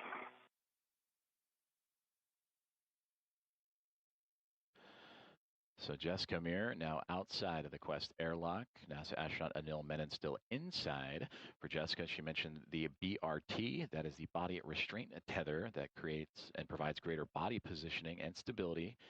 And that is when working in close proximity to the International Space Station and being able to retain the use of both of her hands. And she will need that because Anil Menon is going to hand her the strut bag for today's spacewalk that consists of 6 struts and a mounting base for the future use of an International Space Station rollout solar array. And that bag, quite large, 8 feet in long, and weighing here on Earth what would be 330 pounds.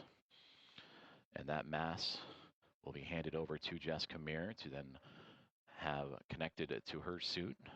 And then once that is handed over, Anil Menon will make his way out of the hatchway and get his first views and begin officially his first spacewalk.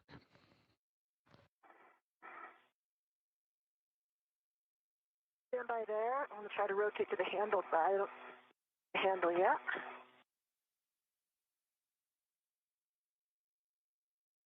Can you keep turning it that direction? Yep, I can. Okay, I've got my hand on the handle. Okay. Stand by. I'm going to get my BRT ret on it. Pause there.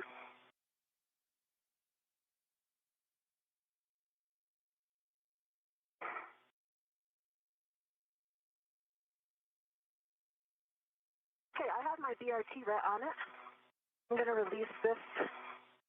Have the ret side actually. I do have the I can easily release the ret if you'd like me to. You can go ahead. I have it retted. That is released. Okay, copy. I'm going to pull it out a little bit more. Okay, hold it there.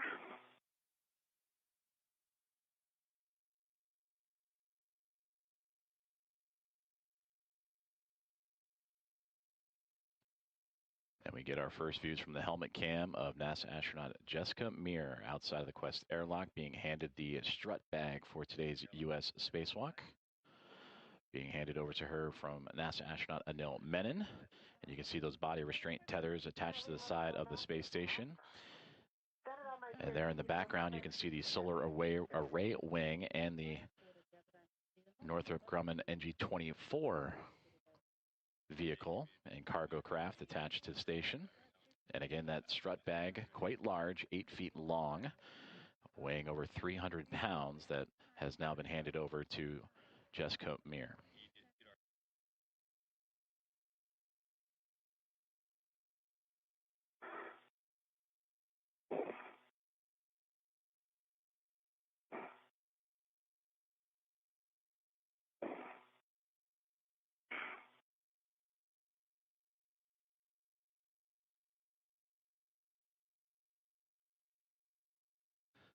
So Jessica Meir continuing to maneuver her body and the strut bag for today's spacewalk. And you can see on the handle of that strut bag for 3B, that is the task for today's spacewalk, to install the IROSA mod kit on the 3B mass canister for her and NASA astronaut Anil Menon.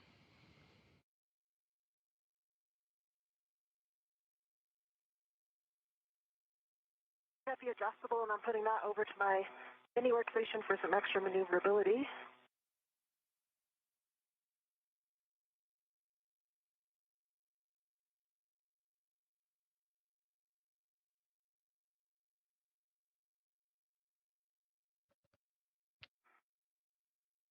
And this view again from the helmet cams, the HECA cams from NASA astronaut Jessica Meir. Bag transfer to EV1 is next.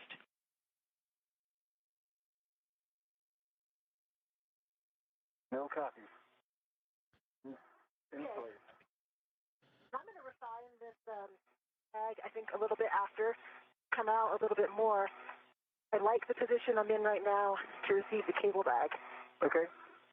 My handle's coming out first.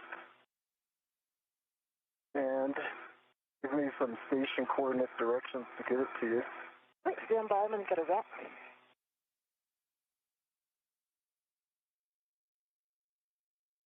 Todd, stay right there. I'm going to get my red on it. All right, no problem. Can you come down a little bit more? Yeah, I'm going to try to get a red. I want to get a red on the other side. On the other side, I can help you with that. Hold on. Is that easier?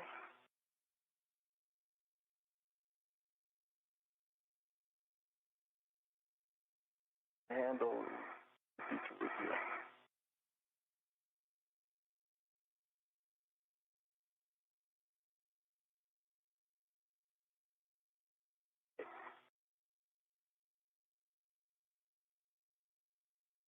Okay, I've got a ret on it. You can release that ret. Okay.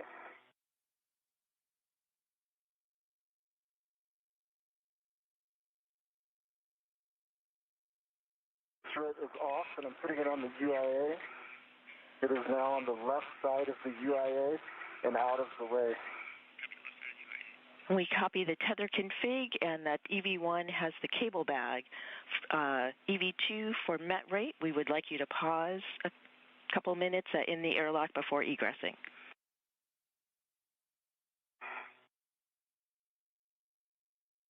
Copies, pause. So now, just to plan out this egress, I am immediately on the forward side. I have the strut bag on my left and the cable bag on my right. The cable bag is out of your way, I think, but it's just kind of underneath the hatch. You can see it. I can see it. But if you come out and then go straight aft, we should be in good position. I'll do that.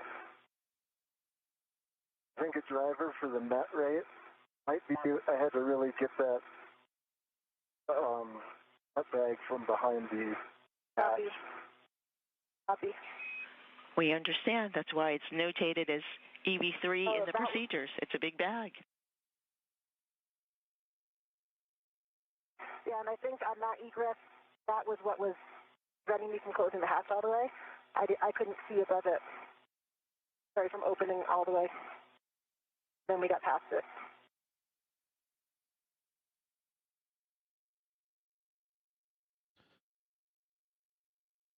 NASA astronauts Jessica Meir and Anil Menon working through their procedures as we are now 15 minutes into today's spacewalk, U.S. Spacewalk 96. And there you see Jessica Meir on the outside of the Quest airlock and her indicators on the cuff of her pants, the red stripes, the cable bag that houses all the cables, tethers, and necessary equipment for today's spacewalk. To her right-hand side, to her left, are key components for today's work.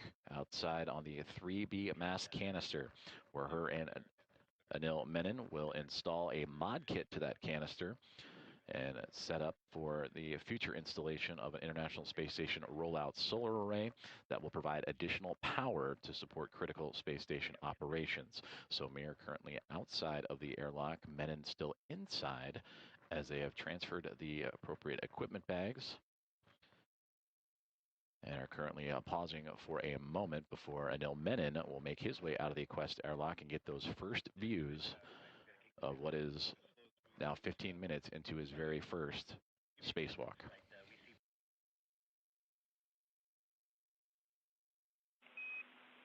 EV2, nice work on the pause. We show good met rates continue. You have a go to egress the airlock. Please go to egress.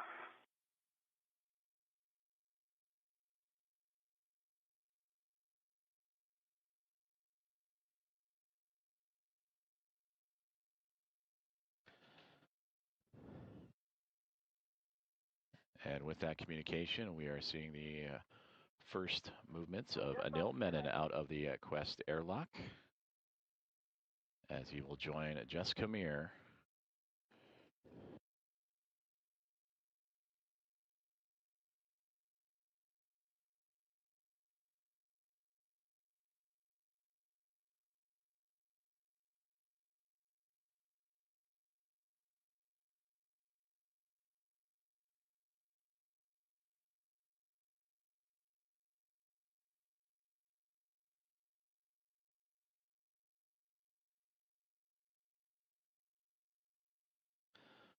So now both Menon and Meir have exited the Quest airlock. Meir, with the red stripes on her cuff of her pants, closest to this camera view. Anil Menon just on the other side to her right, as they will continue to maneuver into position.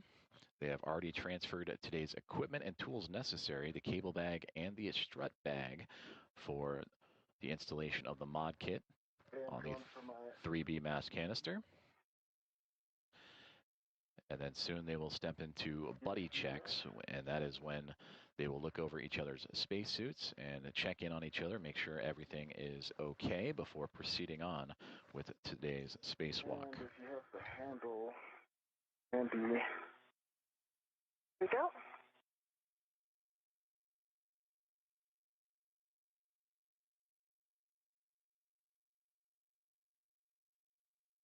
So again, the official start time of today's spacewalk, 7:33 a.m. Central Time, is when the suits were transitioned over to a battery power, and we are now 19 minutes into U.S. Spacewalk 96. Once you get a red on it, you can release that. Okay, my red is on it, and it's on my BRT as well. Okay, I can't reach my red enough. You can push it to me, or you can get it off. I think given this position, I'm going to rotate towards you. Okay, I see it. Stand by right there.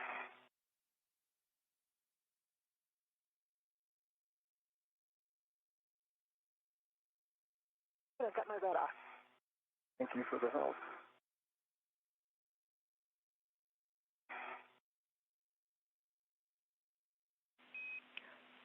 Copy. Nice work between the two of you on that choreography. Jessica, when you're ready, 10, the hatch thermal cover closed. And you'll turn on your HECA when you have... open until...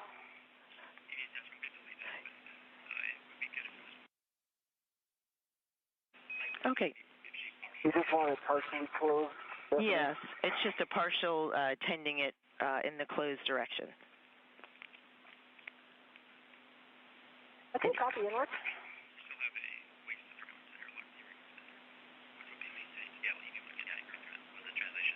And Anil, you can turn on your HECA when you have an opportunity, and after that is buddy checks.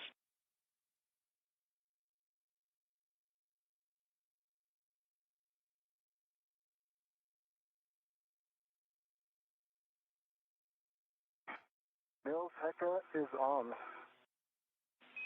Copy.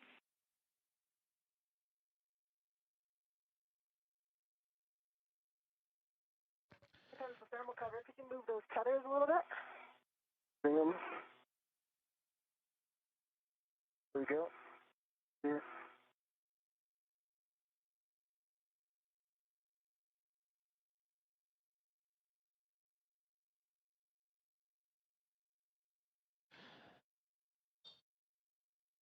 The tandem of NASA astronauts Jessica Meir and Anil Menon have now successfully exited the Quest airlock and are closing the thermal hatch cover. Jessica Meir would depart first. Anil Menon would hand her the cable bag and strut bag for today's US EVA and spacewalk. Let me move the cable bag out of my way.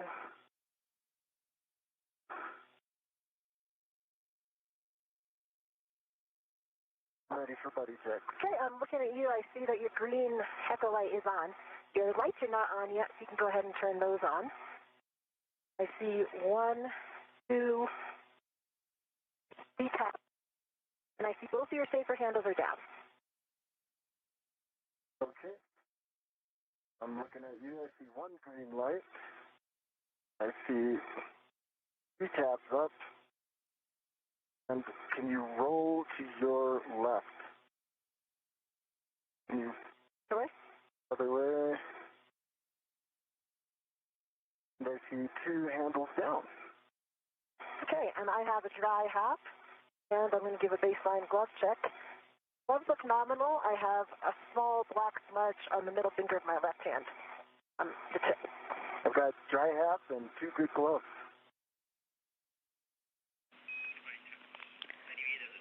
Copy. Good buddy checks, good hap, and good gloves. And for EV1, we copy nominal with the small black smudge on the finger.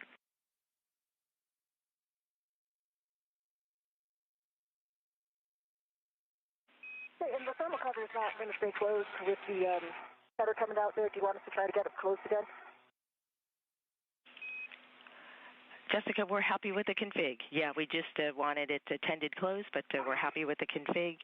We are ready for you to start translation. I have 2 cautions for you both and 1 caution for EV1. Avoid inadvertent contact with deployed test cable, zenith and nadir cedar rails to prevent kinks, folds, or real issues. Avoid contact with radiator and flex hoses. And for EV1, keep translation rates below 0.7 feet per second with the strut bag on your BRT. EV1 copies. EV2 copies. Hey, Neil? You doing? Great. All right. Yeah, I can do all the adaptations while you translate. Sounds like a plan.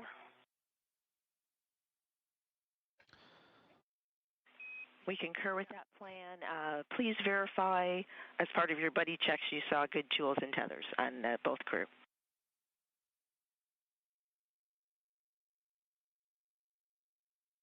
Confirmed. The tools and tethers on Anil. And a reminder, we've got our slingshot here, so all those wheels are in the middle. I don't see any twists that we don't need. Concur. Good tools and tethers. Hey, copy. Copy. Good tools and tethers. Jessica, you are en route to the anchor hook locations on S1.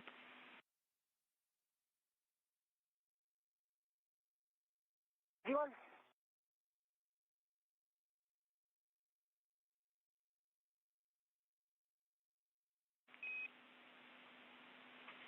For Anil, for translation adaptation, you can attempt a body rotation, pitch yaw roll, various hand grips, stable light fingertip hand between handrail and structure, translation without rotation, and attaching local tether and releasing both hands. We are also about 50 seconds to a handover. Anil copies all.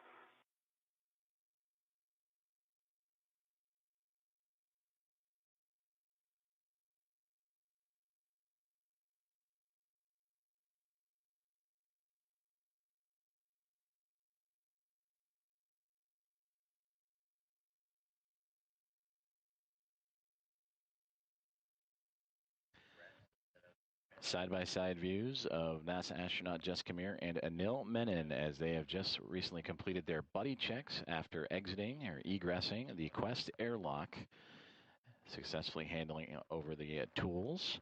Some of the procedures they went through is to make sure their tethers were attached properly, their safers were in a good setup, and also their HAPS, the helmet absorption pad, the safety device developed by NASA to address any possible risks of water inside the helmets. Everything went well.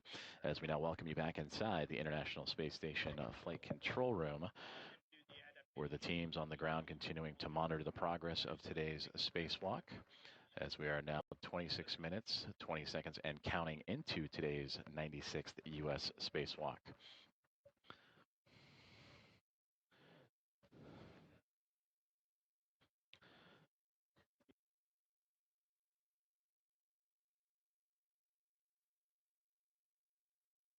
We're currently switching over communications satellites, and we will bring you back those live views and communications with the NASA astronauts, Ronak Dave and the Momentum flight team overseeing today's spacewalk. The anchor hook location for EV1's anchor is handrail 3217, the zenith side. 3217. And for EV2, for your translation adaptation period.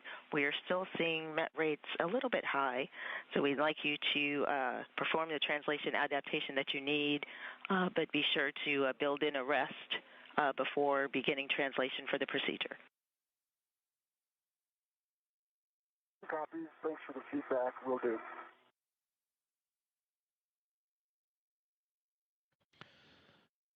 As we return to views from the helmet cams of NASA astronauts Jessica Meir and Anil Menon. This is Jessica Meir's camera as she is translating across or moving around the International Space Station in preparation for receiving additional equipment necessary for today's spacewalk to install the 3B at mast mod kit on the 3B at mast canister.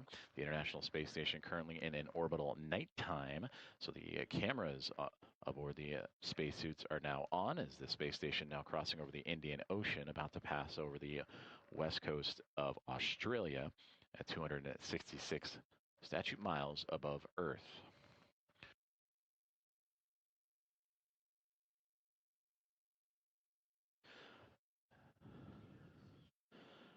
And that is a view of Anil Menon that is still close to the Quest airlock, continuing his translation adaptation as necessary.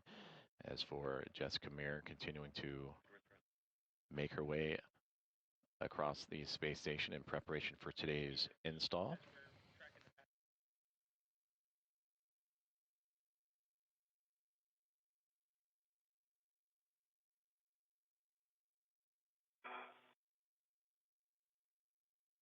And side-by-side views, there you see Anil Menon and his helmet cam looking back into the International Space Station in the Quest airlock on the right-hand side. As for Jessica Meir on the left, continuing her movements across the space station.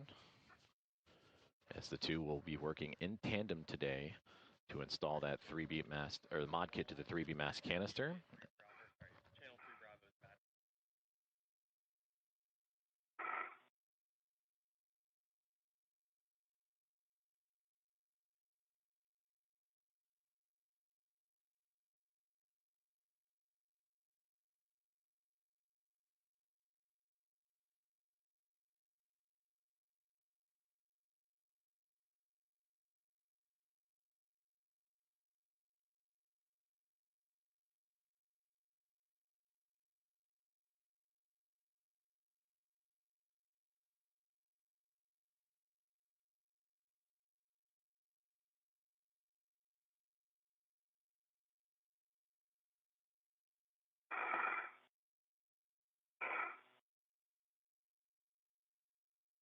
All right, I am at the starboard feeder cart, going very slowly with the strap bag, and I'm going to come find our handrail.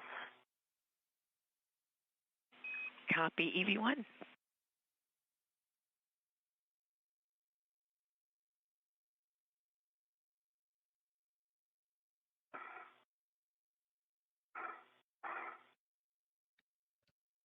And again, side by side. 17, I'm going to put my anchor on 3217. Houston concurs.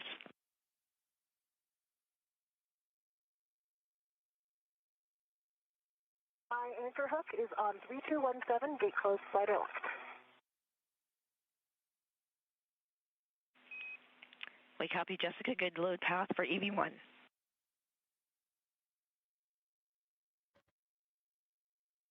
"31 minutes into today's U.S. Spacewalk 96 as Anil Menon, still in his translation adaptation near the Quest airlock, and you're hearing communications between Jessica Meir and the teams on the ground as Jessica has arrived to a crew equipment translation aid cart, a CETA cart.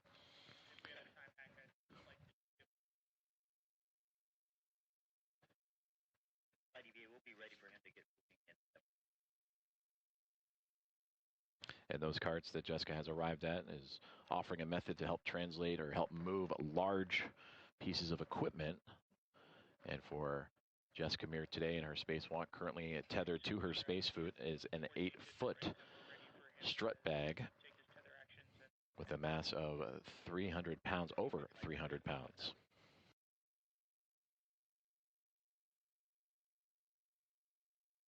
EV2's anchor hook is on 3215, gate closed, slider locked.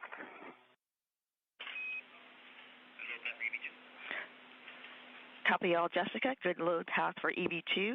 You can give EV2 a go to release the waste tether. All right, EV2, I see a good load path here. Have a go to release. Copy, go.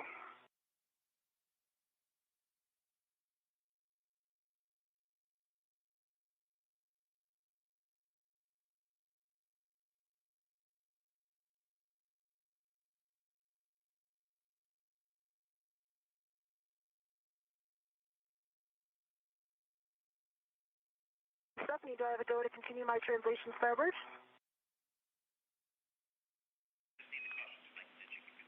Yes, and while you're translating, I have 2 cautions and a warning to read. Do not translate on Sarge DLA. Do not load DLA cable under MLI. Avoid contact with ECU and SSU on unlatched BGA mass canisters. The one warning, avoid inadvertent contact with grapple fixture targets and target pins to prevent suit damage. V1 copies.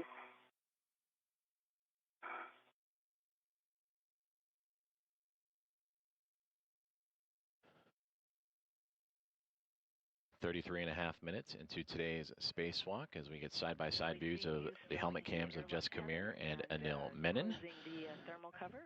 Thank you. Thermal cover is closed. Copy closed. Translate to port CETA cart with 2 for the WIFX bundling to the cable bag. CETA port translating now. E2.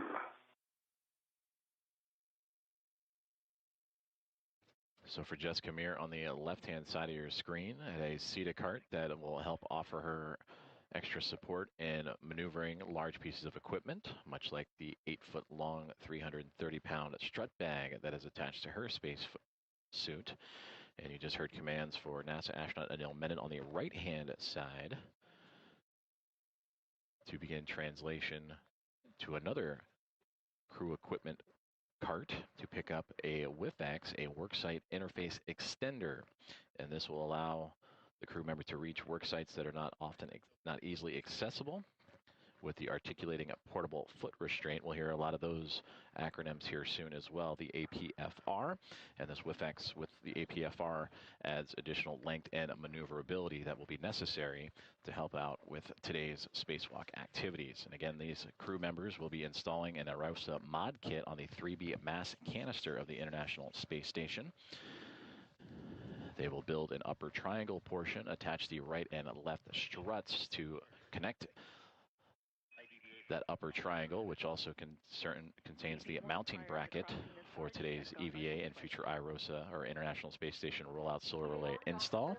They'll route the cables and then set up that stage for the future EVA that will see the installation of that rollout solar array.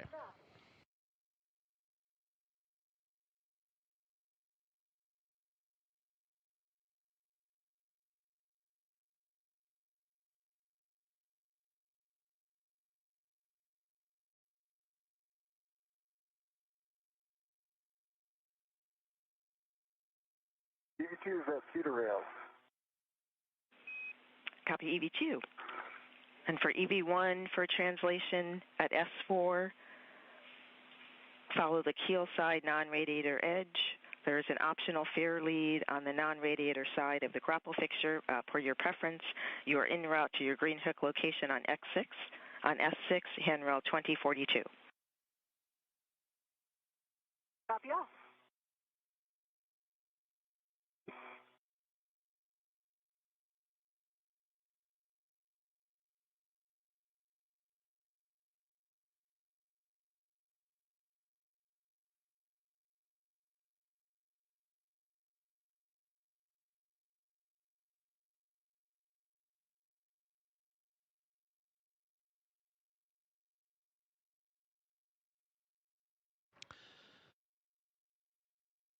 That is NASA astronaut Anil Menon with the cable bag attached to his left, currently translating along the truss of the International Space Station, where he will pick up some additional equipment necessary for today's spacewalk.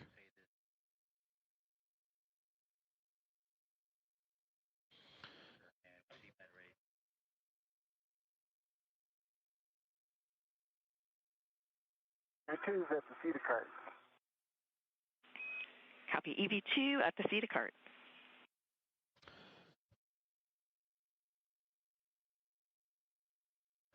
So he has arrived, Anil Menon. You just heard to the SPIDA cart, that again, the Crew Equipment Translation Aid cart. And that is where a lot of the extra equipment outside of the International Space Station and orbital replacement units also could be found. And you're doing great. Slow is smooth, smooth is fast. It is on this SETA cart that Anil Menon will pick up a WIFEX, a work site interface extender that'll help add extra length and maneuverability with the articulating portable foot restraint that the astronauts use to lock their feet into place as they will work on the 3B mast canister and the 3B mod kit for today's spacewalk. And you can see the ties that are angling off that cable bag. That is where he will bundle that WIFEX extender.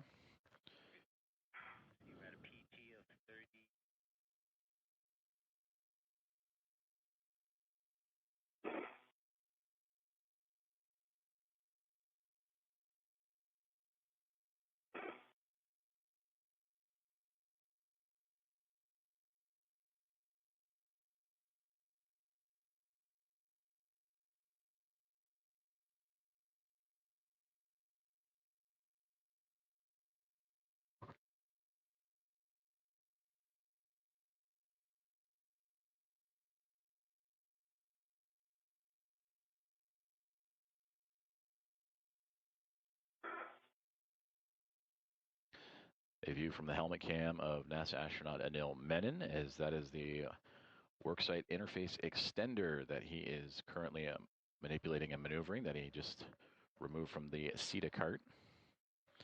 And he will now bundle to the cable bag that he has in tow. And we copy, per your discretion. And by bundling, he will take those wire ties that are attached to the cable bag to secure it before maneuvering any further in today's spacewalk tasks.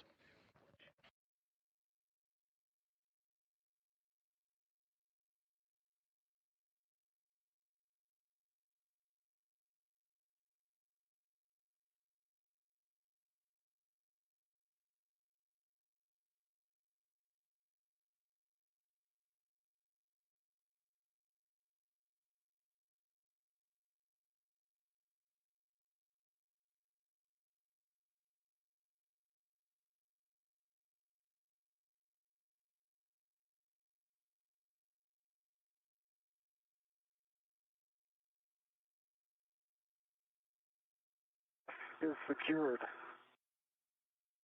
Extender is secured.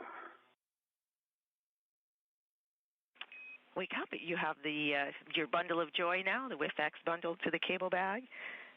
And next is the translation to S6 IEA. Prior to crossing the star, check gauntlets in place. How's my mat rate doing?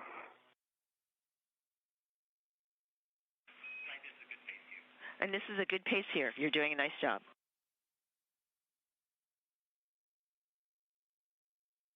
Okay, gauntlets are down, and I'm headed out.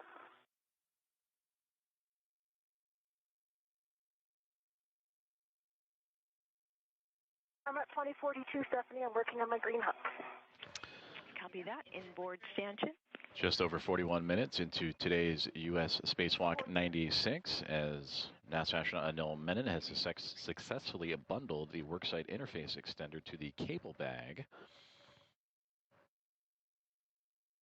And now we'll translate across or move across the International Space Station to the IEA, the Integrated Equipment Assembly.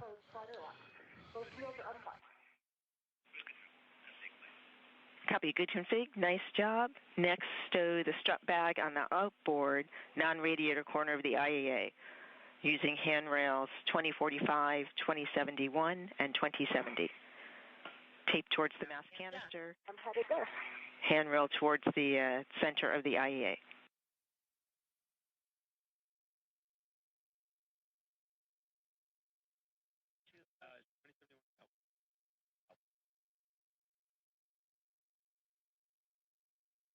I will be very happy to go to strut bag. Yes, you also have an opportunity to drop your bundle of joy.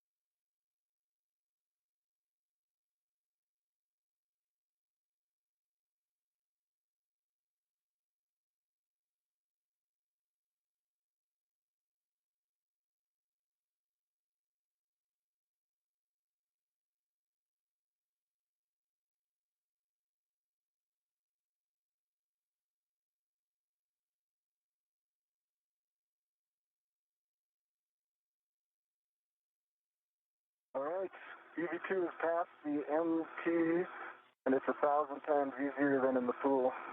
Ultra. Copy all.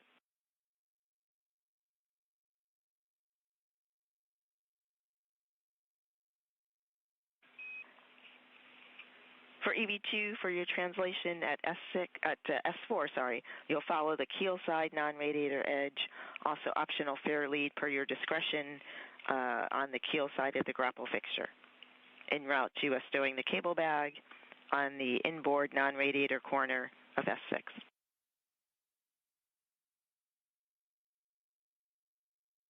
Copy, non-radiator side. Optional fair lead, EV2 copy.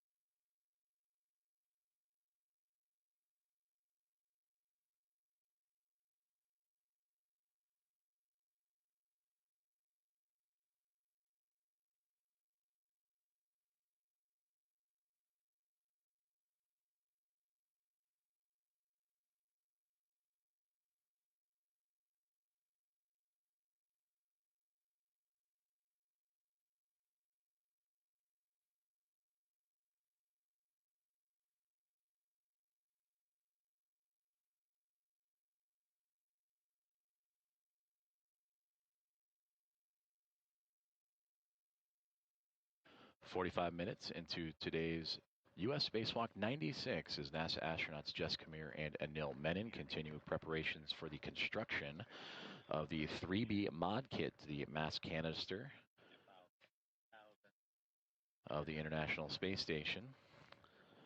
After exiting the Quest airlock and doing quick body checks, they would begin their movements across the station to pick up additional equipment necessary, including the WIFX, the Worksite Interface Extender, also a quick stop off at the Crew Equipment Translation Aid Cart, or CETA cart, and that helps them move large equipment across the International Space Station as needed. And part of that equipment does include an 8-foot-long, 330-pound strut bag that is a part of today's spacewalk activities.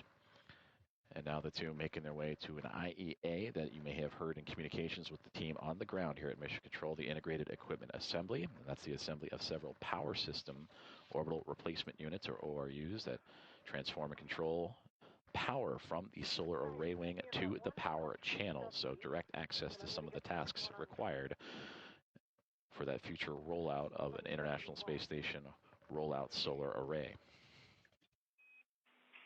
We copy. That hook on 2071 is the large, small, adjustable large hook. Large, small adjustable on 2071. The crew currently working in an orbital nighttime for the International Space Station, which orbits the Earth every 90 minutes, so a sunrise and sunset every 45. And I've got one of the And you see lights off the helmet cameras of the two NASA astronauts. You see Jessica Meir ever so faintly off on the left-hand side. And you can identify her by the red stripes on the cuff of her pant leg of her spacesuit today. And for Anil Menon in the foreground, you see his helmet lights really shining and reflecting off of the International Space Station, as those two will be working in tandem to build today's modification kit to the 3B mass canister.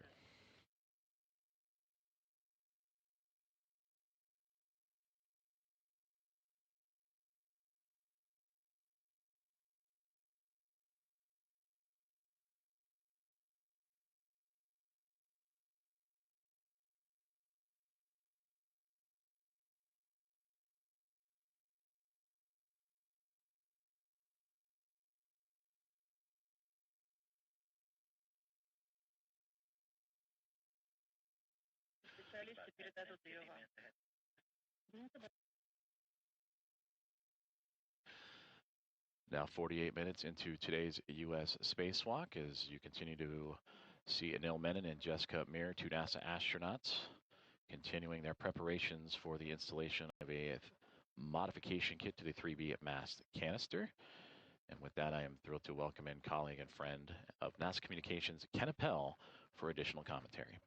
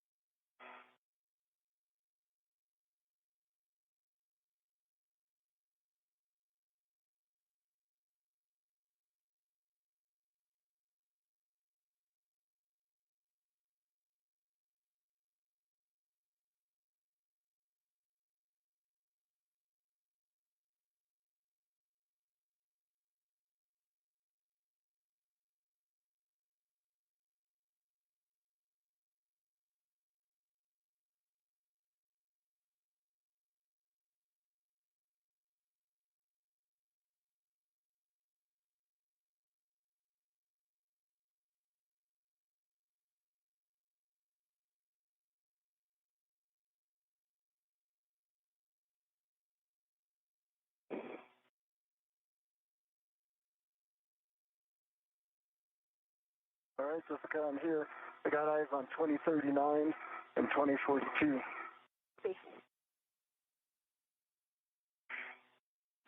Those are good handrails for EV2 for the cable bag.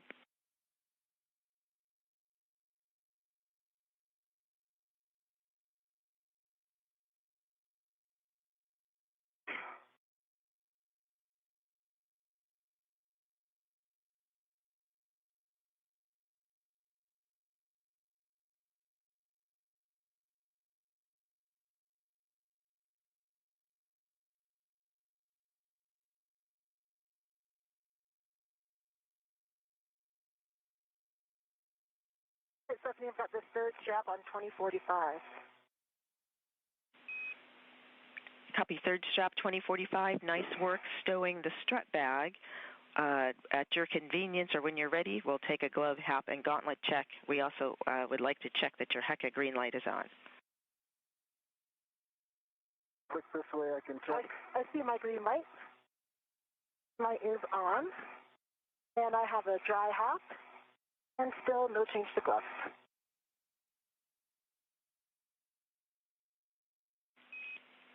No change to gloves, dry hap, gauntlets down, check, good green light on your HECA for EV1.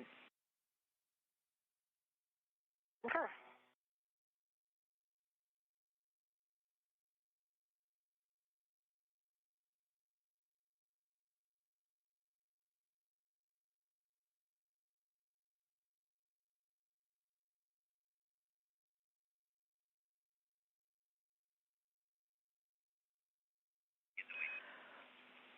For EV1, we would like a power cycle on your HECA.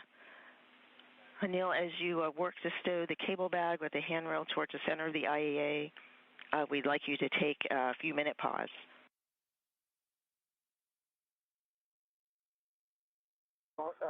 Clarification, you want me to pause now or continue with bag stow? After the bag stow. So once you've got the bag stowed, friendly reminder handrail towards the center of the IAA, then we'd like you to pause. And I will will cycle my HECA in just 1 second. Copy.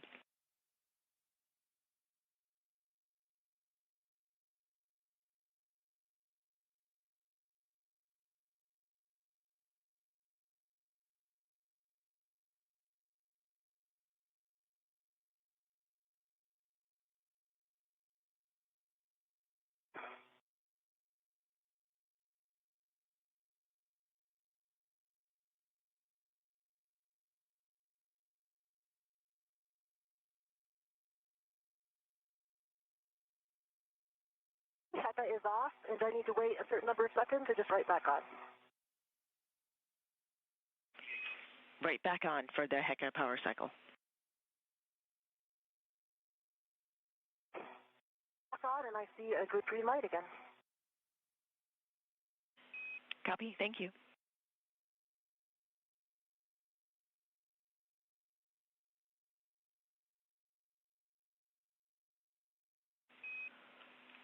With that work, Jessica, we are ready for you to begin working to build the upper triangle. Open the strap bag, securing the straps as needed. Retrieve the mounting bracket from the strap bag, keeping that tethered to the bag, and you may lock out the ret if required. Copy.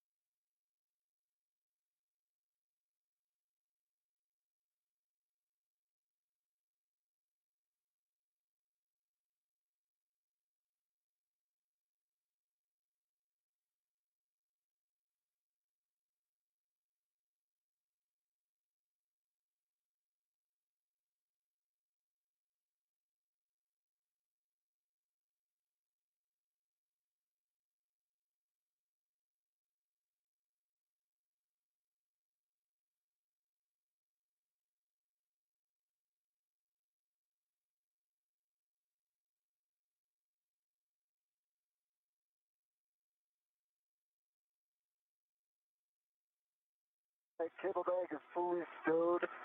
3 locations tied down for stability.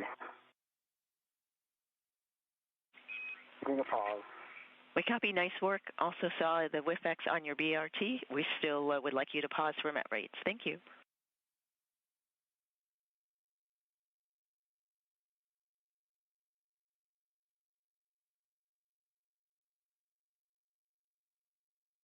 I'm going to increase my TCV during this pause. We'll report. Copy.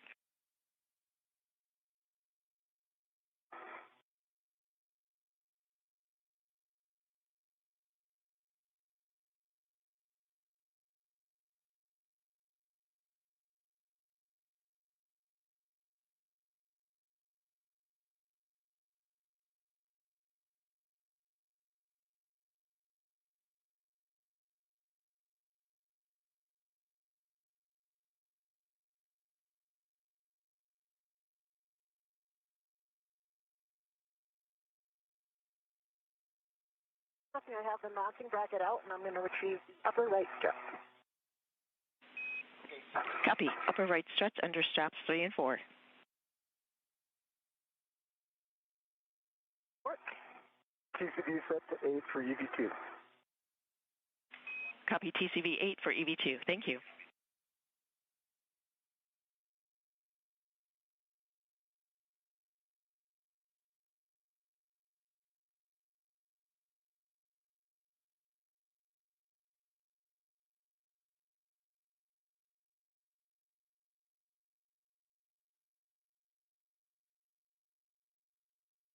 Stephanie, just for feedback from the team, when I do something like install an APFR, I'm going to try to do it a little bit slower. It seems like when I take action, it pops my met rate, so I'll just maybe slow down those procedural steps a little bit. And we copy, Anil. We think it'll stabilize as you ingress the APFR and work throughout the EVA. We're just trying to be conservative with the pacing. Copy. Let me know if that hypothesis is accurate. Else I'll just continue doing as I'm doing until the APFR with your pauses. And your hypothesis is correct.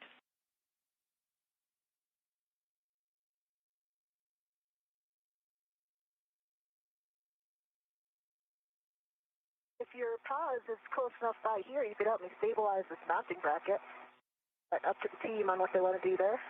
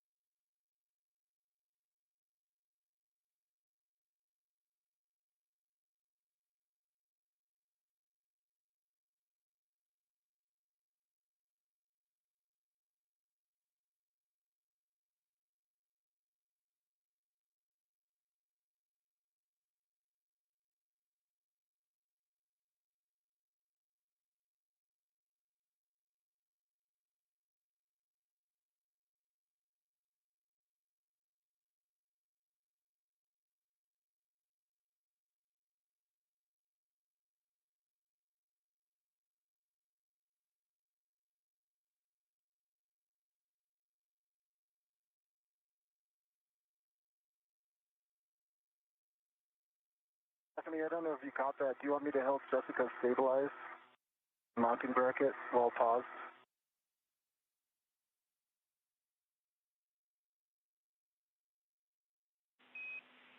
Anil, yes, you can help Jessica stabilize the struts. We're almost done with the pause, and once we show good met rates, we'll get you moving.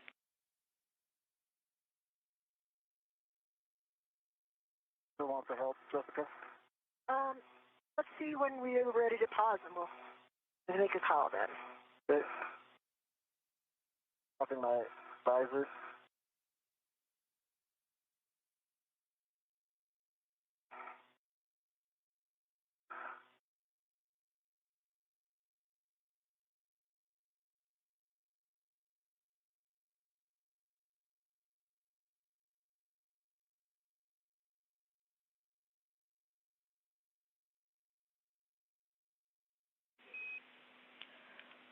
For Anil, we show good met rates. We're ready for you to translate to your green hook location, S6, handrail 2029. Going to the green hook. Handrail 2029. It's a good copy. Hey, Stephanie, I've got the lip underneath the guide here, lining up the black lines. See if I can try to hand start it all.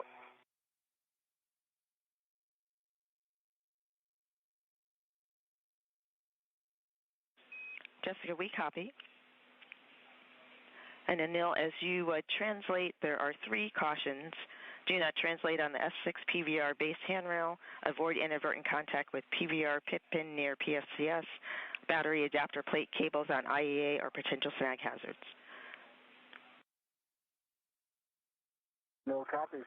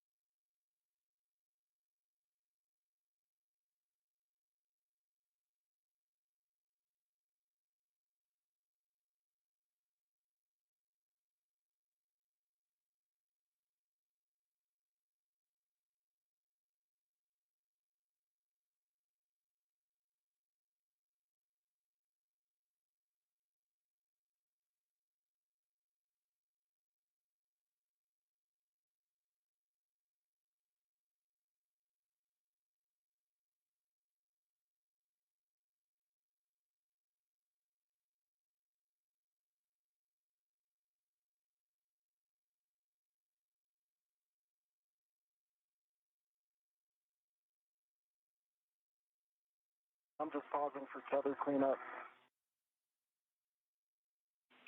We copy.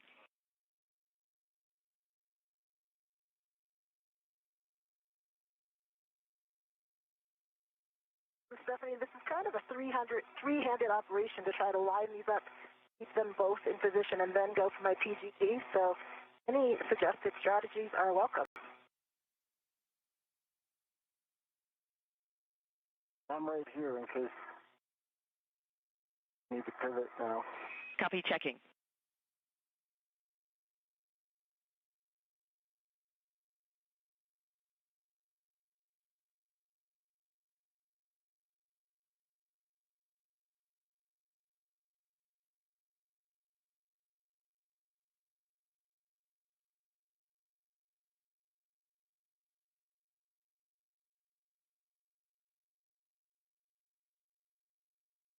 The other thing is, Jessica, once I get the APFR install, I'll eventually be able to help them too. That trying to stabilize two free-floating objects, then get the PGT is a challenge.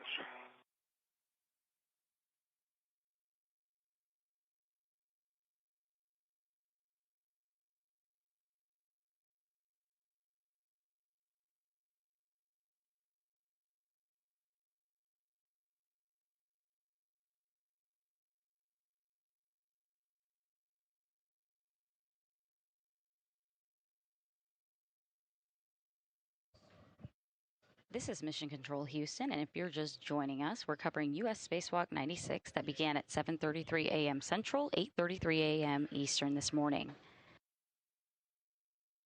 We are currently just over an hour into today's spacewalk, and all procedures have gone by the book. Actually, a bit ahead of schedule this morning, about 10 minutes or so. 2029 reel unlocked.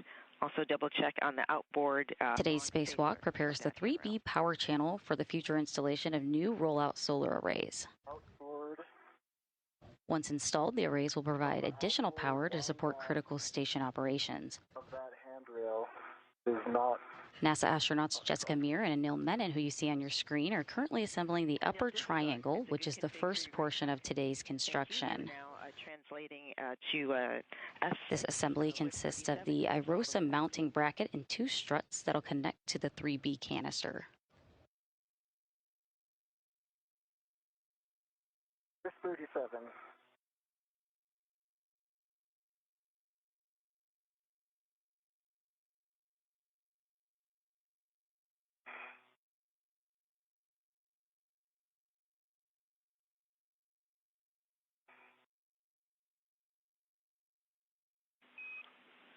For Jessica, for help stabilizing the two parts of the upper triangle, the mounting bracket and the upper...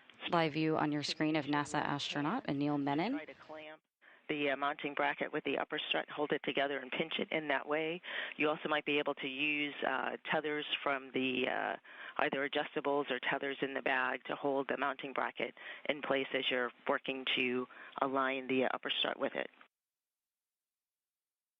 I've got it aligned now, so I think I'm in a pretty good spot to get my PGT. So I can take PGT settings.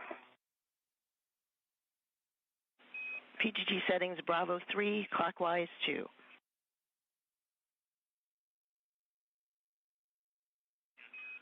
And this is the EV3 PGT. It is the PGT from the strut bag. Oh, that's right. With the 2-inch rigid.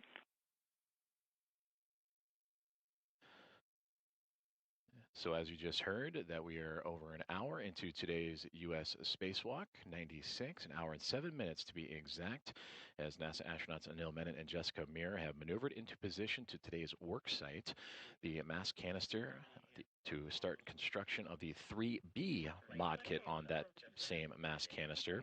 The upper triangle is the initial stages of that construction, which includes the mounting bracket for the future International Space Station rollout solar array, and then two upper struts, and when angled together will create that triangle with the point connecting to the mass canister that will, a mounting bracket that will attach to the mass canister. and then they will move into constructing the right and left struts to further secure this modification kit to the International Space Station. And with this view, you see the teams working in tandem together, and you had a great view there. And then now in the hands of Jessica Meir, who in this view looks like she is upside down, but we can identify her due to the red stripes on her pants and backpack of her spacesuit, the portable life support system. She has the pistol grip tool, or PGT, the powered drill that will help assemble today's struts to the mounting bracket and attach it to the mass canister. 3 clockwise 2. Bravo 3 clockwise 2. Drive M13 and M14, 4 turns.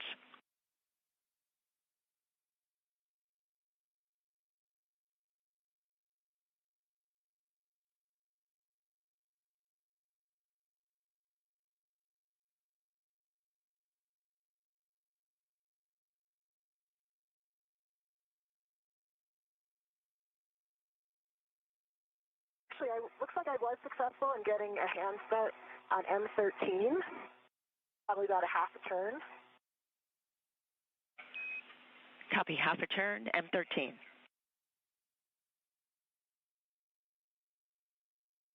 See, I'm at whiff 37. With 37, the WIF-X takes a clocking of 6. And there you see in action the pistol grip tool securing one of the upper struts to the mounting bracket. The mounting bracket, the more vertical portion in Jessica Meir's left hand, the strut portion that will go from the bracket to the mass canister on the right hand side, and using that pistol grip tool to start securing the pins and bolts as they continue to work through procedures to build again the upper triangle. And a part of this construction consists of 6 struts. You have the 2 struts that'll help build this triangle, but you also have the right struts, a mid strut and a lower strut, and then also mirror that on the left-hand side, a mid and lower, so 6 in total. That will be needed to construct this modification kit to the 3B mast canister.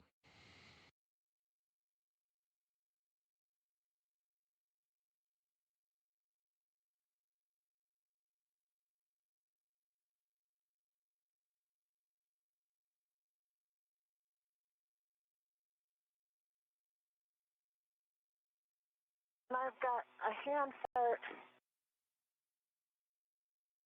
1.5 turns on M14. And then the struts are right behind you. Need me to move? Or is that? No, it's just a caution for you. Okay. Copy, 1.5 turns, M14. I did another 2.5 turns on the PGT.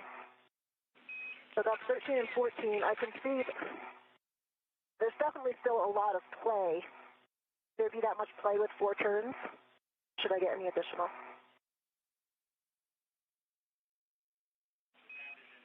This is as expected. We copy a 4 turns total on M14. And verify the tab is in the groove. Tab is in the groove, and I can no longer see the first black line. We copy, that's a good config. Next, retrieve left upper strut from the bag. Copy left upper, and that'll be center pad first. And I'm going to change my settings first because I think this one is Bravo 1, correct?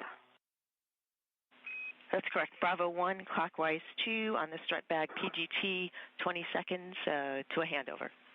2 minutes to a handover.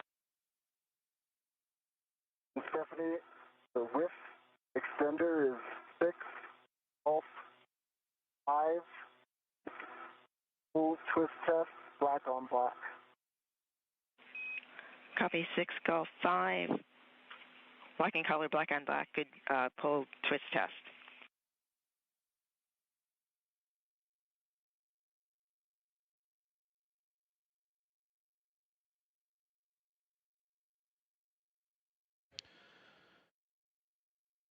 This is Mission Control Houston, and thank you once again for joining along for today's live coverage of U.S. Spacewalk 96. As you see on your screen, aboard the International Space Station, just on the exterior, NASA astronaut Jessica Meir and Anil Menon. Meir with the red stripes around her pants and top of her portable life support system.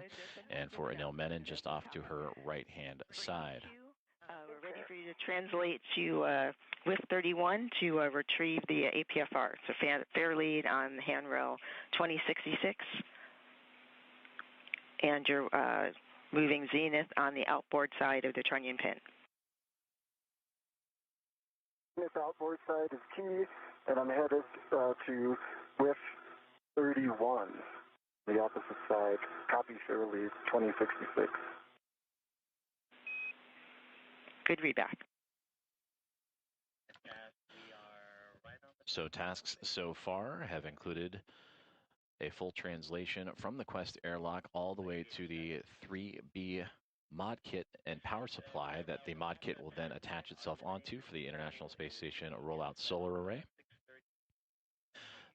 Jessica Meir, with some additional assistance from Anil Menon, have started the construction of the upper triangle, which you see Meir holding on to right there. But as we have transitioned communications between satellites, we welcome you back inside of the International Space Station Flight Control Room here in Mission Control Center, Houston, Texas, as the Momentum Flight Team, manned by Ronak Dave, Flight Director, with Stephanie Wilson as the spacewalk communicator. That is her voice that is relaying instructions to Anil Menon and Jessica Meir. There you see her sitting just to the right-hand side of Ronak Dave.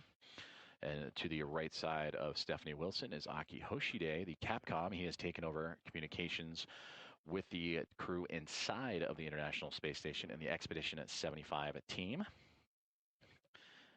And then for Ronak Dave, you can identify him in the Navy suit. Just to his left side is Flight Director Chris Dobbins, who is on tap for a future spacewalk coming up here quite shortly. Again, this is the first of 3 in the month of October, all outside of the International Space Station. Today, the 281st in support of ISS assembly, maintenance, and upgrades. The 6th in the career for Jessica Meir, and the very first for Anil Menon. Houston's back with you. Jessica, how's it going with the left upper strut L2 clevis to the center pad L2? I'm working on the clevis right now. Excellent, thank you.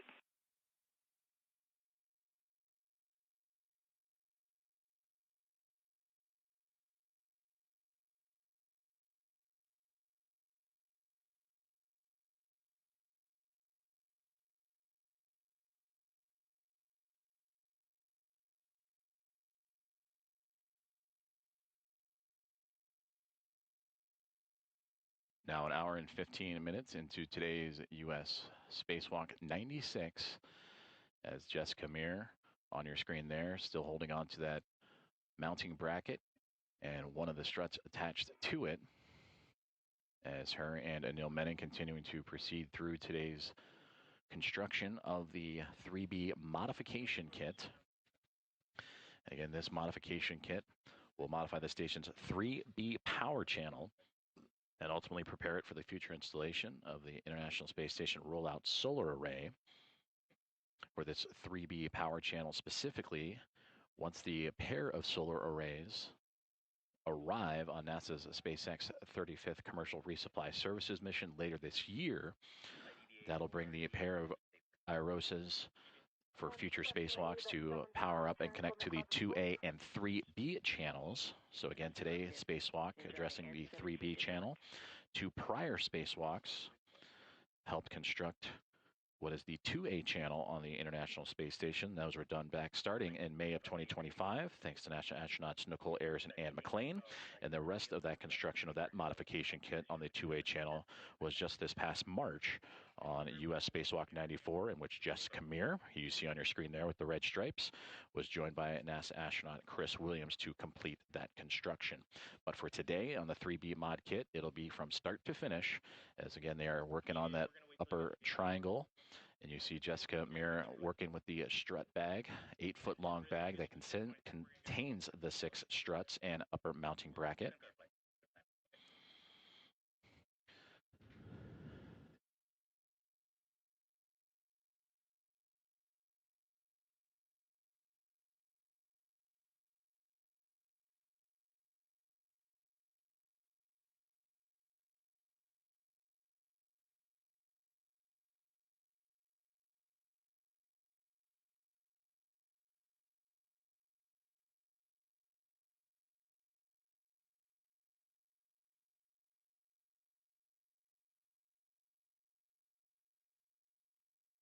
APFR is secure.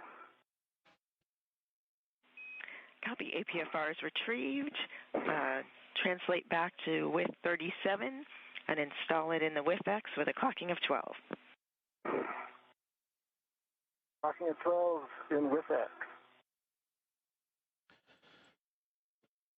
So there you heard NASA astronaut Anil Menon, who was sent off to retrieve the APFR, that is the articulating portable foot restraint that functions as a standing plate for the crew members to snap their boots into and lock themselves into place, and that helps them provide a hands-free, stable position for what will become some complex tasks ahead in constructing the remaining struts, attaching them to the mounting brackets, and then taking the other end of those struts and attaching them to the 3B mass canister. He will attach that APFR, or again, articulating portable foot restraint, to the WIFX, which he obtained earlier in this spacewalk. And that WIFX helps add extra length and maneuverability to Anil Menon's future tasks ahead. So far, we are an hour and 19 minutes into today's spacewalk. Copy. Black line flush. Upper triangle construction is well underway. Left upper strut to grounding block on the center pad. And also verify the pip pin from the right upper strut is still installed in the grounding block on the center pad.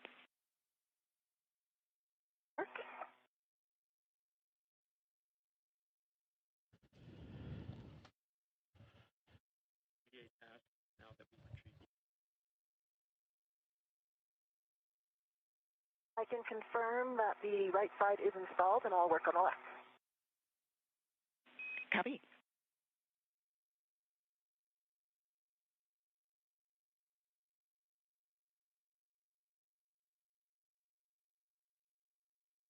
And just to your right, the mounting bracket's just to your right, just for your SA. Okay.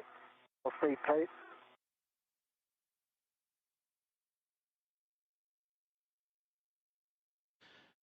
And there you can see that upper triangle is starting to take shape, that mounting bracket, the base of the triangle, if you will, just off to the right-hand side, angling outward into the hands of Jessica Meir, as the right and left upper struts being assembled. And then soon they will add the center pad, which is the top point of that triangle, the one that is in Meir's hands at the moment. That is what will attach to the 3B mass canister. MLI and center pad covering L2 clevis.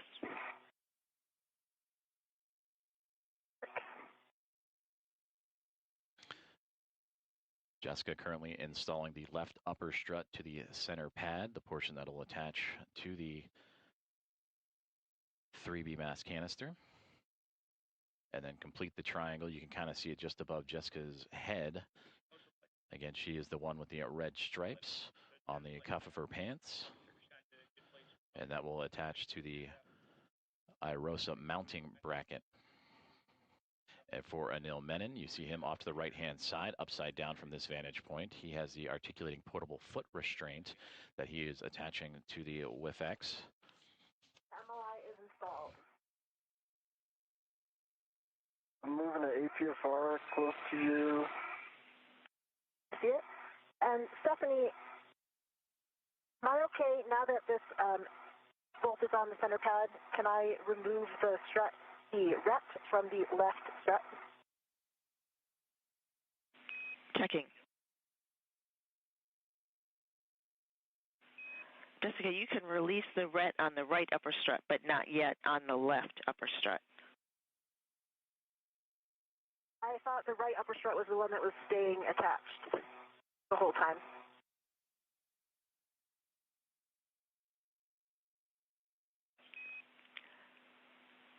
Jessica, the ret on the mounting bracket will stay attached the entire time. Okay, copy that. One remaining step for MLI, verify right upper strut MLI on center pad covering L1 clevis.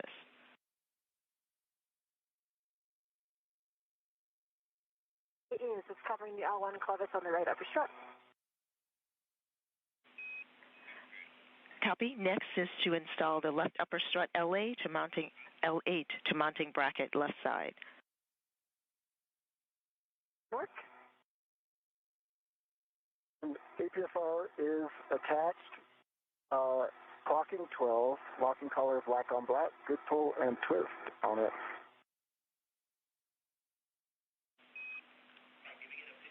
Copy 12, black on black, good pull twist. Remaining settings, Tango Tango, Foxtrot 12.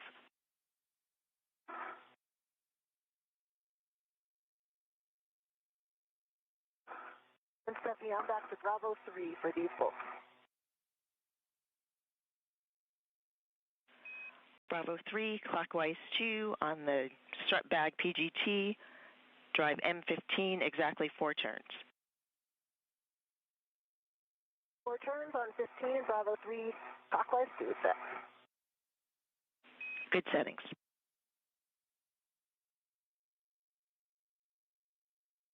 All right, Anil's going for Tango Tango, Foxtrot 12. Those are good settings. Verify pitch knob can be depressed. Oh, sorry, I'm initiating that. I haven't done it yet. Copy. Thank you for the clarification.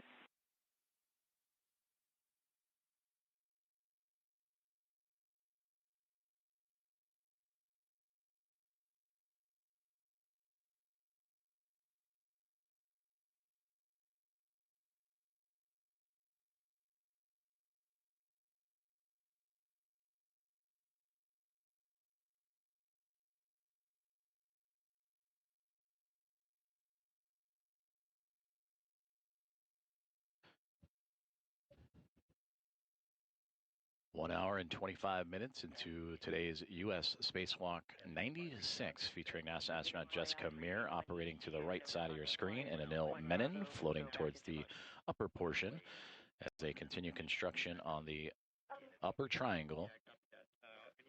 That is a part of the 3B modification kit to the 3B power channel for the International Space Station. And this modification kit will prepare for the installation of an International Space Station rollout solar array on a future spacewalk. Currently, the task, as you can see, is Jessica Meir is continuing to work on that construction of the upper triangle. The silvery gray portion is the mounting bracket in which the IROSA will attach itself to.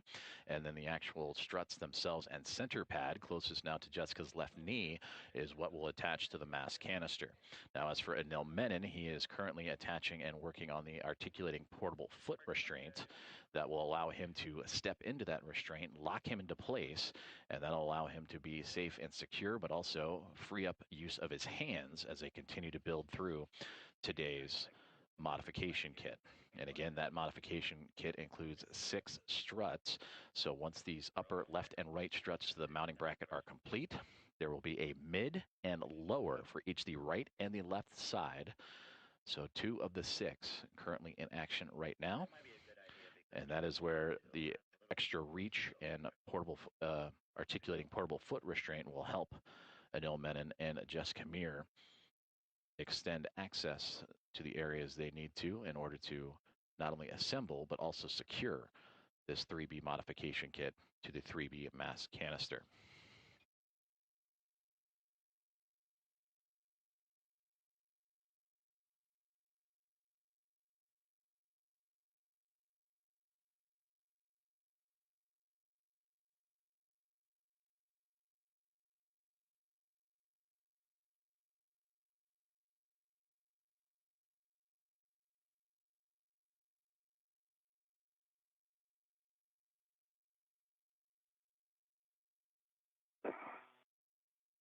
And I know I'm right behind you. Yeah, I'll be out of your way in a second. And again, Jessica Meir and Anil Menon on the left and right sides, respectively, upside down from our vantage point here on NASA Plus and the NASA channels, constructing that upper triangle for the 3B modification kit. Today, the 281st spacewalk for support of the International Space Station assembly, maintenance, and upgrades. For Jessica Meir, this is her 6th spacewalk, and the crew member wearing the red stripes on the left. For Anil Menon, this is his very first.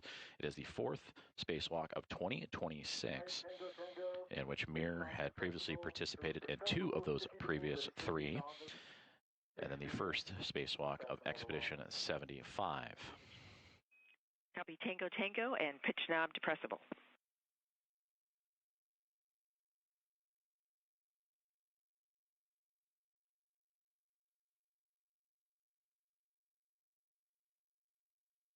Got some hand start turns on M15. Got 1.5 turns. Copy 1.5 turns on M15.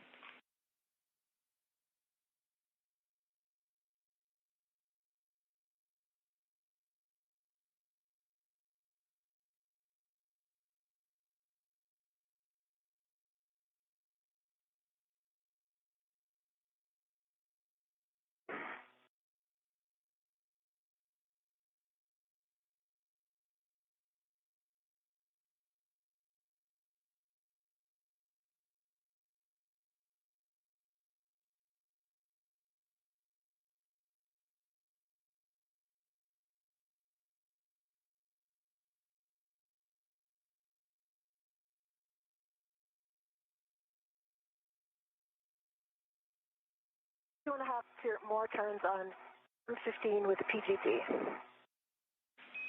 Copy 2.5 more turns with 4 turns total on M15. Now drive M16 to torque, expecting about 20 to 23 turns. Work.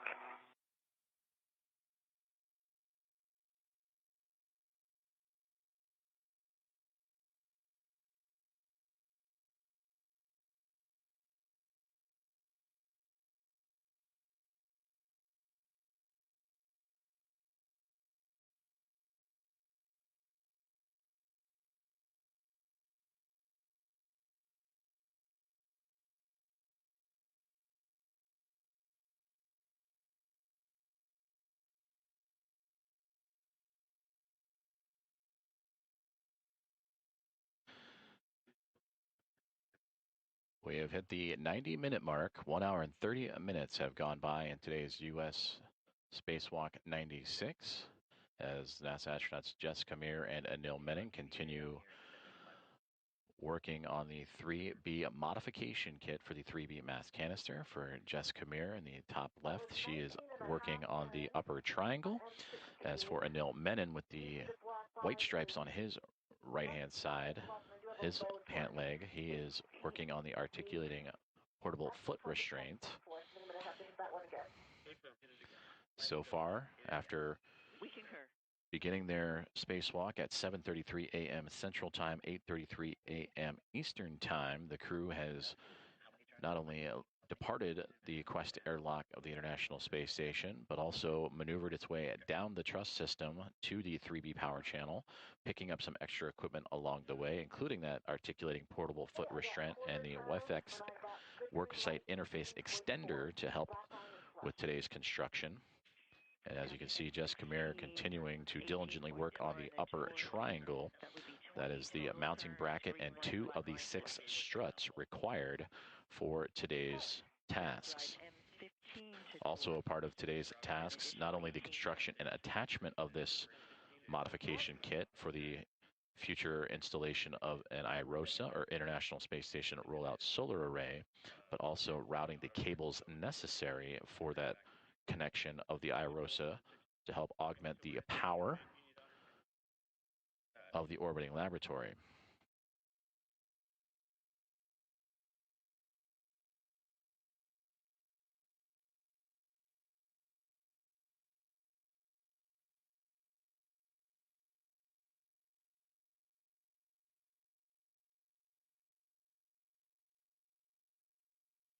I got 16 turns, good green light, 18.2.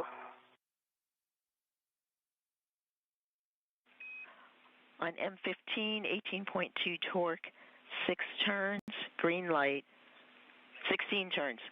16 turns, sorry, check black line flush. Confirm, black line is flush. Right. Stephanie, I'm all set on the APFR.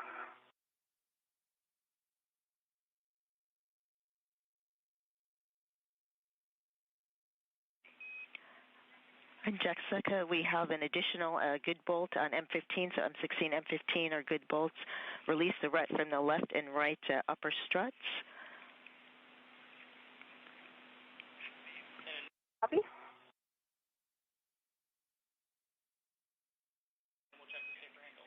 And for EV2, we'll take a glove, hap, and gauntlet check from you. Gauntlet's down, gloves look good, and hap is dry.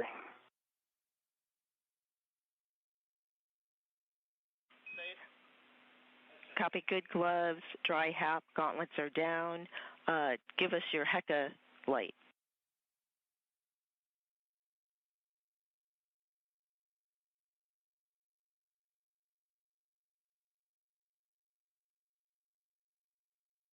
I see, green light. Copy, green light, verify, left safer handle down.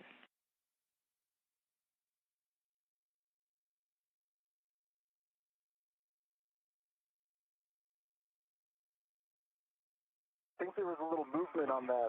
It's now down. We copy. Thank you for checking, verifying. For Jessica, next for you is I have PGT settings when you're ready for torquing the right upper strut to the mounting bracket. I am ready. I believe those are the same settings, Bravo 3, clockwise 2. I'm in position for 13 and 14. Excellent. And you are correct. Same settings. You'll drive M13 and M14 to torque an additional 18 turns. North. So there you heard communications for NASA astronauts Anil Menon and Jessica Meir on the next steps of their procedures for today's U.S. spacewalk number 96. For Jessica Meir on the bottom right side of your screen, she continues to work and now torque down using her pistol grip tool or the space drill to connect the upper struts to the mounting bracket for today's spacewalk tasks of constructing a modification kit to the mass canister. And there you actually see a great view as we just translated up and panned up to the mass canister. On the upper left and right hand sides, just for perspective, that is NASA astronaut Anil Menon stepping into the articulating portable foot restraint, but just off to his left shoulder and then off to his far right are the solar arrays for that 3B power channel for the International Space Station, and that is the canister that they will attach this collection of 6 struts and a mounting bracket for a future IROSA install. Now, 1 hour and 35 minutes into today's spacewalk, the International Space Station currently flying over France. Jessica, I copied on M13, 18.4 on the torque, 17 turns, green light, black line flash. Good copy. Starting 14. Copy.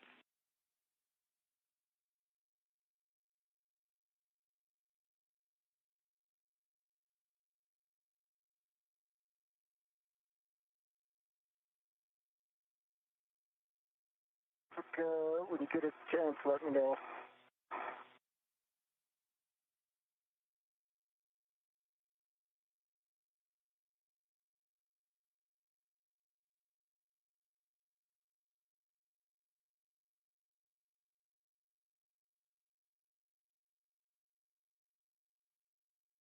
Stephanie, I got 17 turns again. 18.2, good green light. Black line is flush on M14.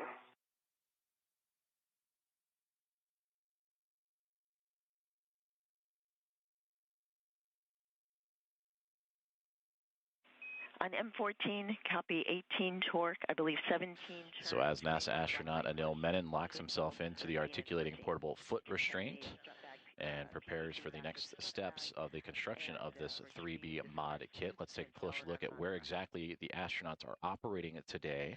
They're on the starboard side of the International Space Station, down the backbone of the truss system, the S6 portion of the truss system, and where you see the 3B highlighted in yellow, they are all the way at the tail end of the orbiting laboratory, and at the base of that 3B construction along the truss structure is where the 2 astronauts are currently operating to assemble the collection of 6 struts and the mounting bracket for a future rollout of an International Space Station rollout solar array. Now, what do those look like, you may wonder? If you look at the far right-hand side of this graphic, there is an example of what that IROSA, or International Space Station Rollout Solar Array, would look like once fully unfurled. And again, those will arrive to the International Space Station for both the 3B and the 2A power channels later on this year. I'm going to release the adjustable that's on the scoop. And as we were explaining that breakdown of where Jessica, Meir, and Anil Menon are, we just received confirmation that the upper triangle has been completed. And there you get a great illustration at the bottom of your screen right there of what that looks like. It is the mounting bracket with 2 struts, and then the center pad, that is the small gray structure. That is what will attach to the 3B mass canister. And then the mounting bracket is where the International Space Station rollout solar array will be affixed to on a future spacewalk. Top is dry. My gloves are nominal, no change. Copy dry hap, no change on the gloves and your gauntlets. My gauntlets are down. Copy gauntlets down. Nice work, both of you. We are now in the upper triangle handoff portion.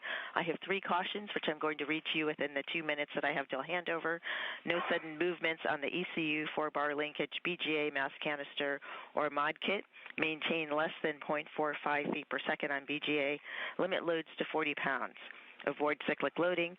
Do not impart forces into the mod kit struts before they are fully installed. V1 copies all, and I am changing my TCV. I am now at a setting of 4. Copy TCV 4, EV1. And copy EV2, copies the cautions. When you're ready, EV1 present non-tethered left side of upper triangle to hand off to EV2. Okay, stand by now. I'm going to come get into position for that. Can you do a quick boot check to make sure my heels are in? Sure thing.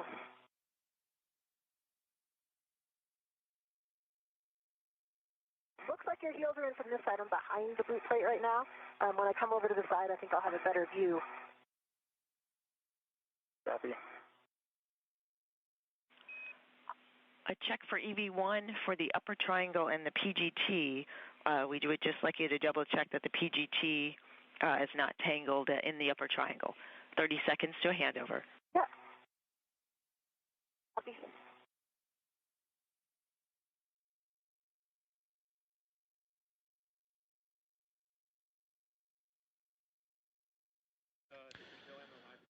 You heard the communications as we prepare for the handoff of that upper triangle from Jessica Meir to Anil Menon and begin preparations of installing that to the 3B mass canister. You have also heard from both Anil Menon and Jessica Meir some safety checks as they check over their gloves, their gauntlets, their HAPS, which is the helmet absorption pad, the safety device developed by NASA to help address the possible risk of water inside the helmets as they sweat through today's EVA opportunities and task list. And everyone so far so good working through. Again, the upper triangle build has been completed as we are now an hour and 41 minutes into today's spacewalk.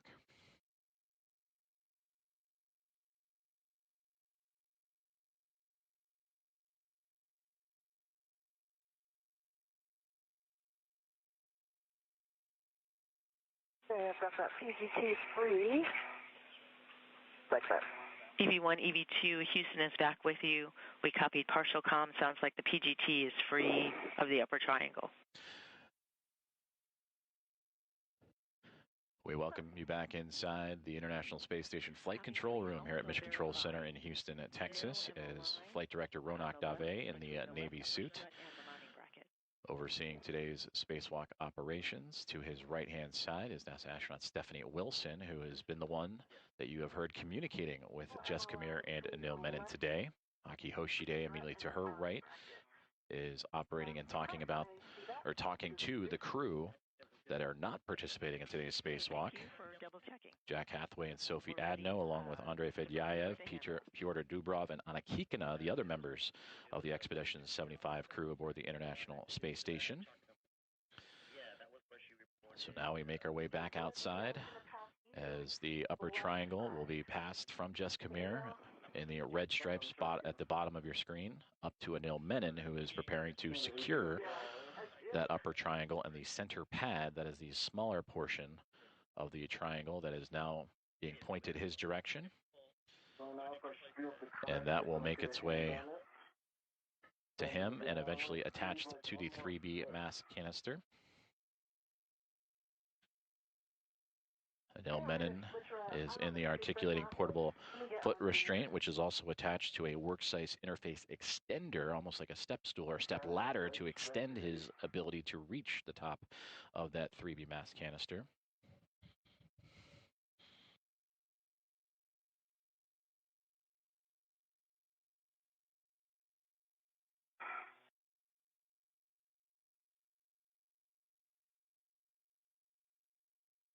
Here it comes. Great. Keep it coming. Keep it coming. Can you get it up any higher? Oh, so close. I got it. Okay, you got it. Control. You've got control.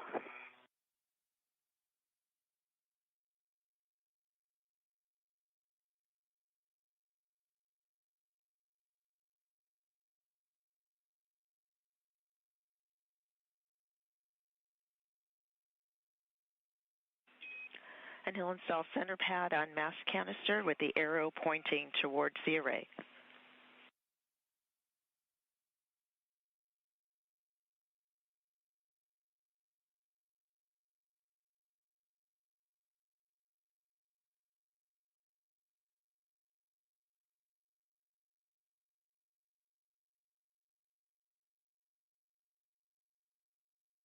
Okay, it's installed and in soft dock.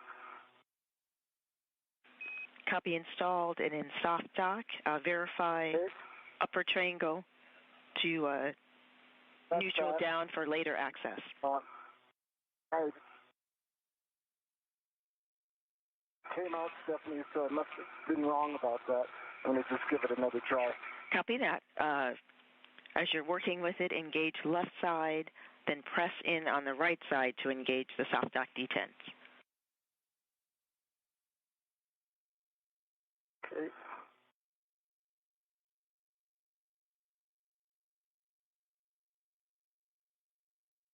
Just going to move this ingress aid.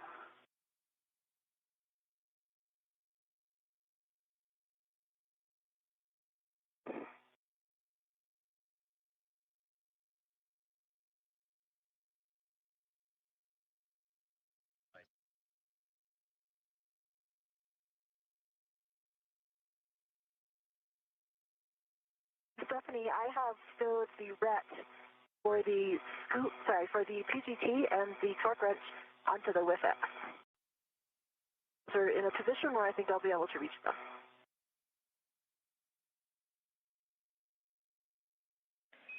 And we copy. Thank you. Nice work. Next, visually inspect and report spherical bearing alignment on both stop brackets.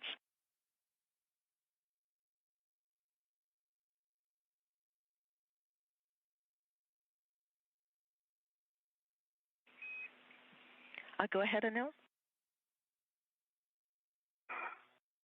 We are in soft dock. Copy soft dock. Nicely done. I see you retrieving your PGT settings alpha 2 clockwise 2.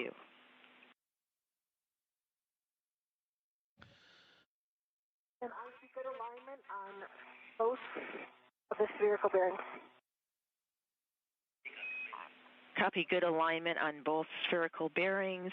For EV2 1 caution, verify proper alignment for Fairchild fastener installation due to side loading cross-threading sensitivity. 2 copies and alpha 2 clockwise 2 is set and good. Cal. Copy all. We're looking for 2 turns on M5 through M8. Turns M5 through M8.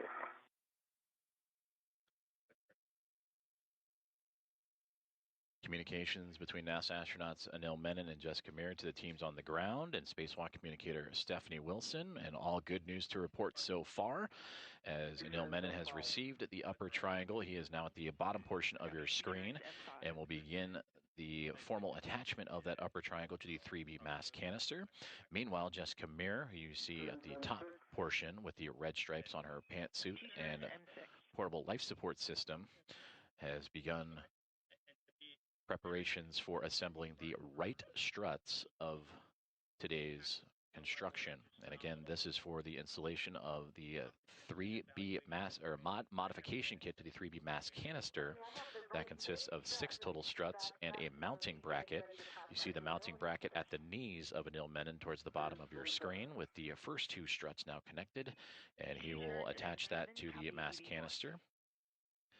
And then they will move into the right side of the construction, and there we see it upright as we would view it here on Earth, as that is the upper triangle, and then they will have 2 more pieces, a lower right side and a mid strut on the right side, and then copy that over to the left-hand portion.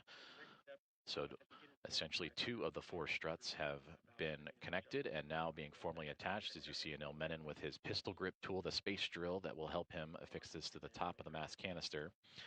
And Jessica Meir now out of sight, assembling the next steps in the phase, which is putting together the right lower strut and then right mid strut to follow. We are 1 hour and 49 minutes into today's spacewalk, U.S. Spacewalk 96, as the International Space Station currently orbiting 262 miles above the Earth and about to pass over the northernmost portion of Somalia on the continent of Africa. 5 on the torque 5 turns green light.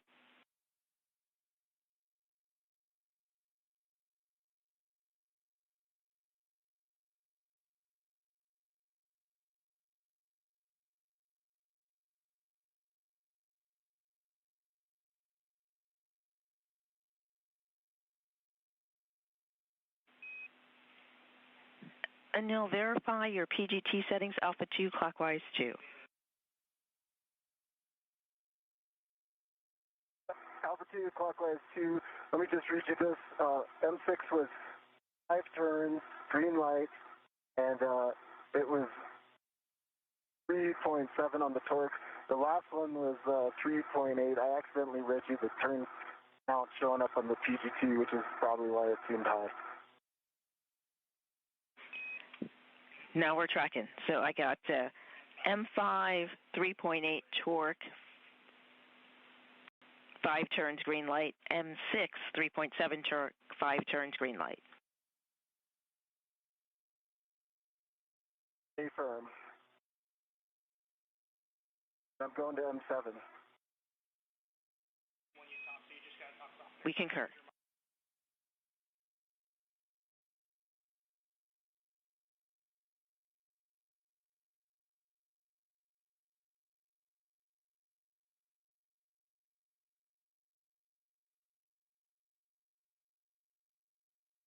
M7, 6 turns, 3.7, green light. Copy on M7, 3.7 torque, green light, and the turn count was clipped.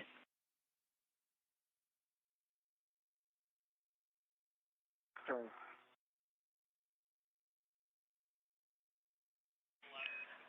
I believe 6 turns.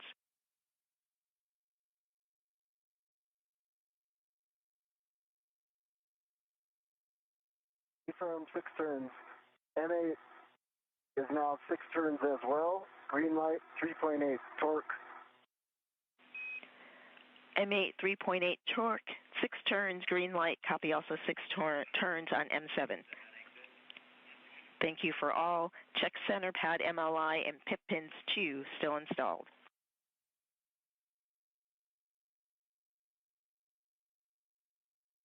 Okay. Also M5 through M8, all good bolts.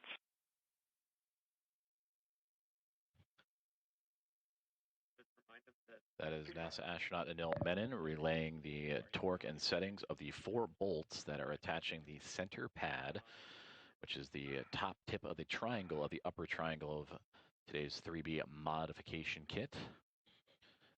And the crew's here on the ground confirming good bolts as he is now attaching that structure and testing out that structure and inspecting those bolts as we see on our screen.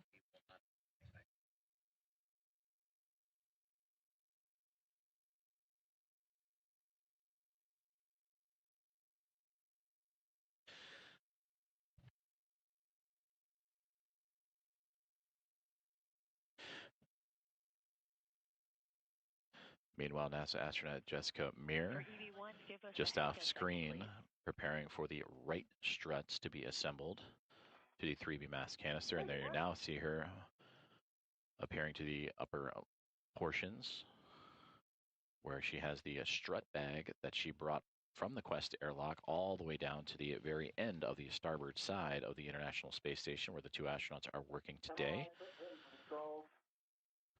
And those struts will attach themselves to the mounting bracket and the upper triangle and provide additional support to the 3B mass canister. And we copy. That is a good config. Thank you. And with each task, you hear communications from the ground for regular updates on the status of their gloves, the status of their HAPs or helmet absorption pads, all part of the ongoing safety checks as each step continues to make its way down the timeline for both astronauts. Now an hour and 54 minutes into today's spacewalk. Copy, EV1.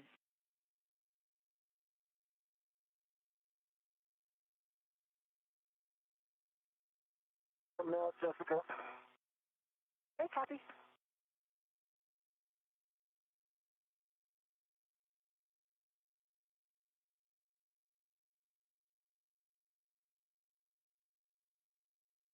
I'm going to go ahead and adjust the APFR with X.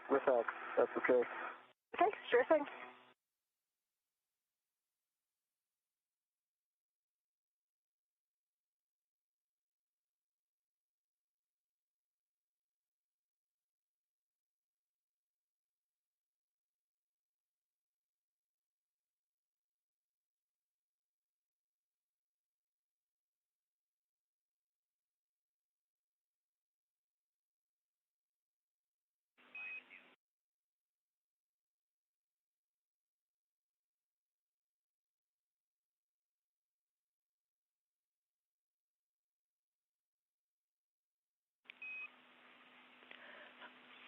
Anil, we see you working and to... Stephanie, can you confirm with X?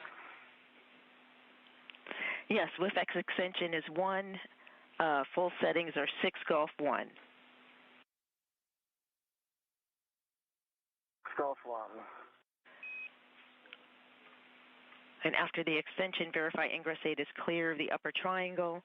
And your met weights, you've been doing a nice job with everything. Just continue your slow and steady and smooth pace. You're doing a good job. Thanks for the feedback.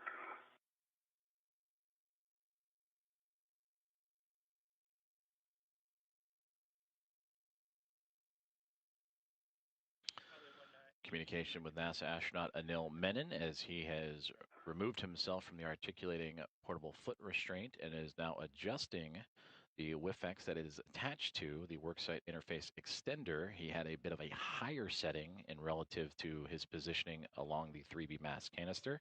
He will now adjust that in support of Jessica Meir, who is to the upper portions of the screen, and Anil Menon with his full backside to the cameras as we see them, as they prepare to now assemble the right struts of this 3B modification kit.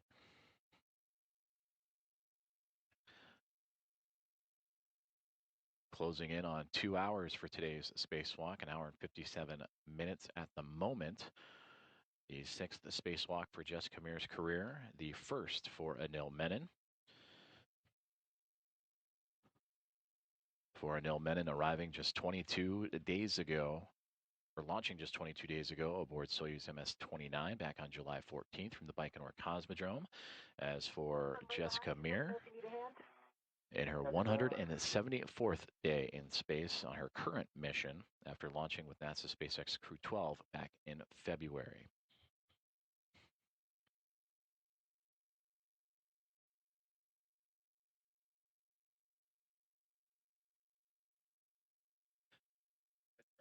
And you can see just past the portable life support system, or the backpack, the spacesuit backpack of Anil Menon, right in the center of your screen, the next strut assembly that Jessica Meir is preparing. And again, we're going to be working on the right side next.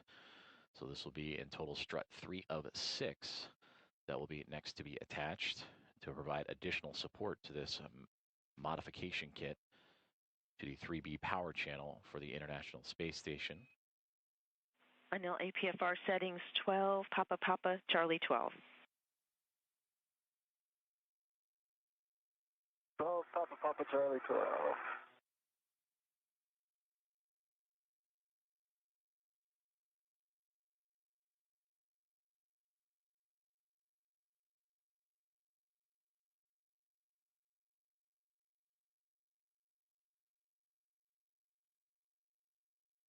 We still have the RET going to the mounting bracket as well.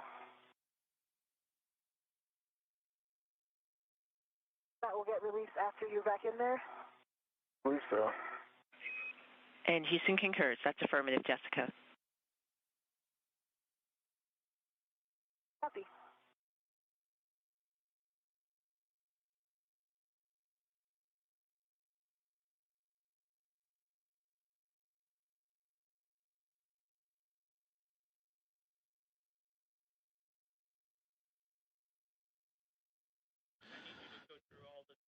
As we see on the screen, it is becoming a little bit darker outside of the International Space Station as they are making their way into an orbital nighttime pass.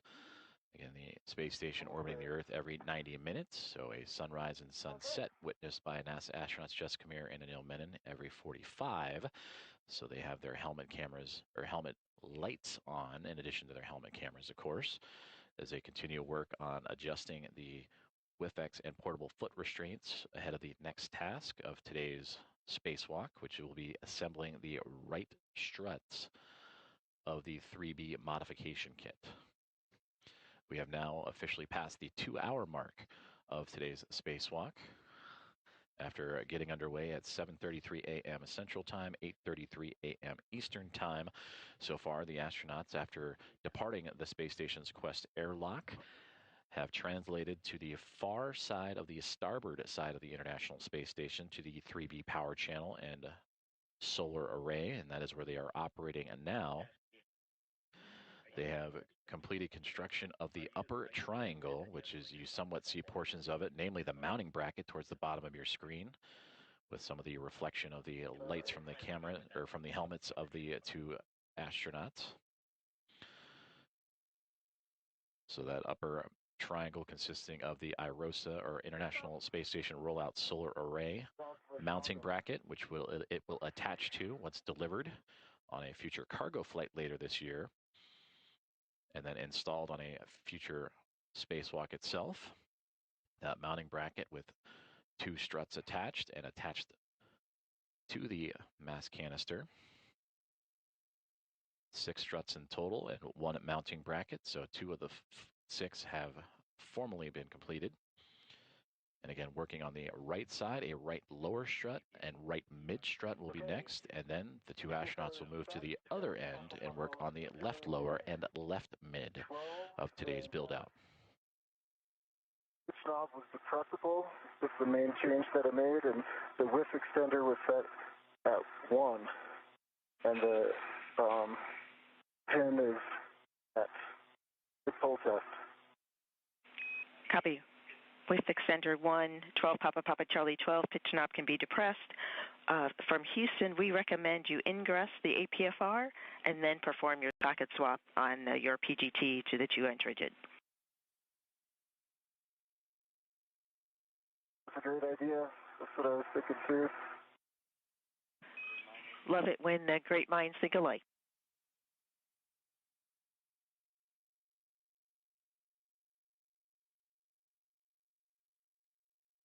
and I see that ret in front of you. And also a friendly reminder, prior to ingress with the safety tether reel behind you, you may want to clear it or put it in a different position.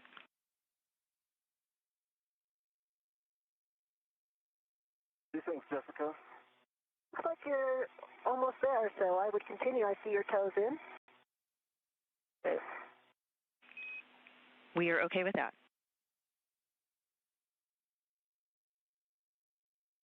Please come more forward.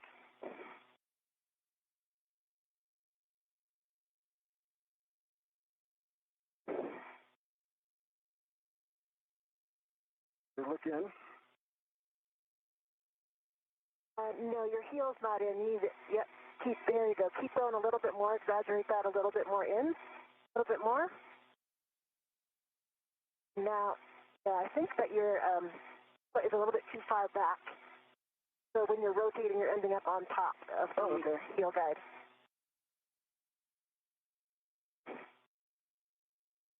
That looks better. That looks good. All right. Thanks for the assist. Where does my safety tether go? Your safety tether is between your legs behind you. Okay. I think I'm okay with that.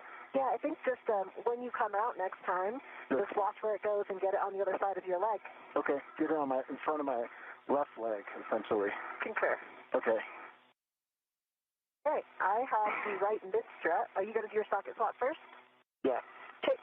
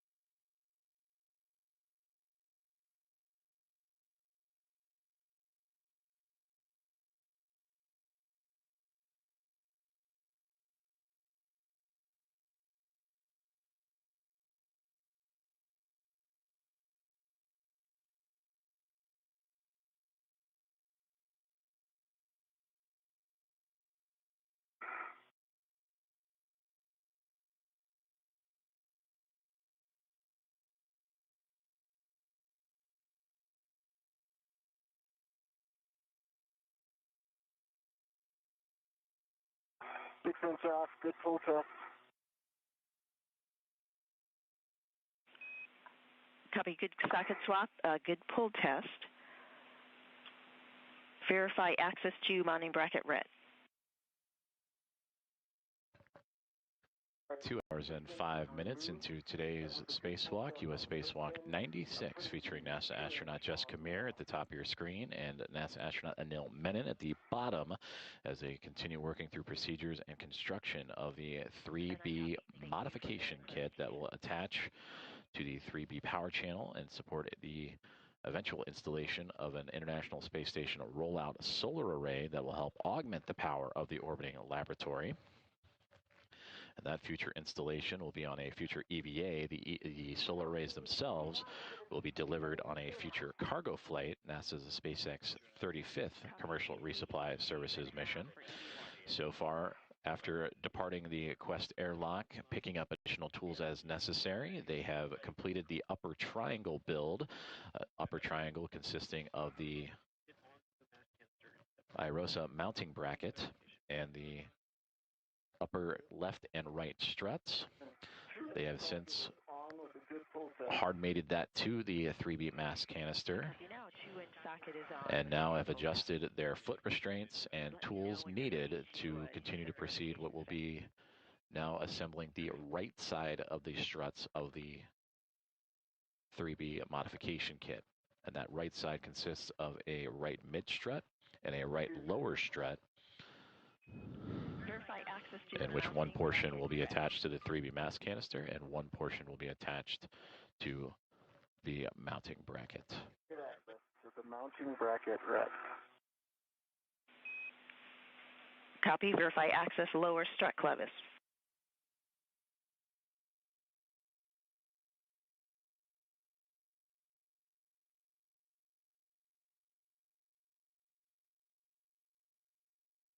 Good access, lower strut clevis.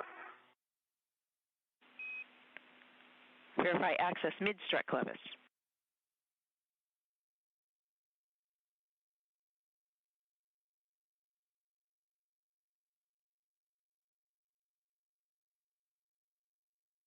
Good access mid-strut clevis. Copy. Verify mounting bracket pin grounding block. Good access mountain bracket pin grounding block. Copy. Good access to all those items. Release mounting bracket ret back to the strut bracket.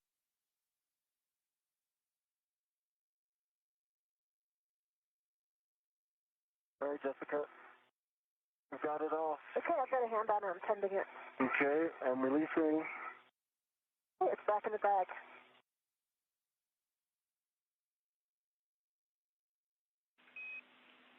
Copy. Mounting bracket ret is released back to the strut bag.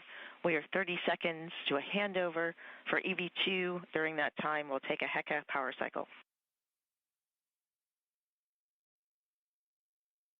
EV2 cycling HECA. So as you hear the communications there, they are anticipating a handover, which is a handover in communications satellite. So we will temporarily lose views, but in the process of that handover, asking the astronauts Jessica Meir and Anil Menon to power cycle or essentially turn off and turn back on their HECA cameras, the high definition extravehicular mobility unit camera assembly. So we welcome you back inside the International Space Station Flight Control Room here in Mission Control in Houston, Texas at NASA's Johnson Space Center as that handover in communications satellites is ongoing.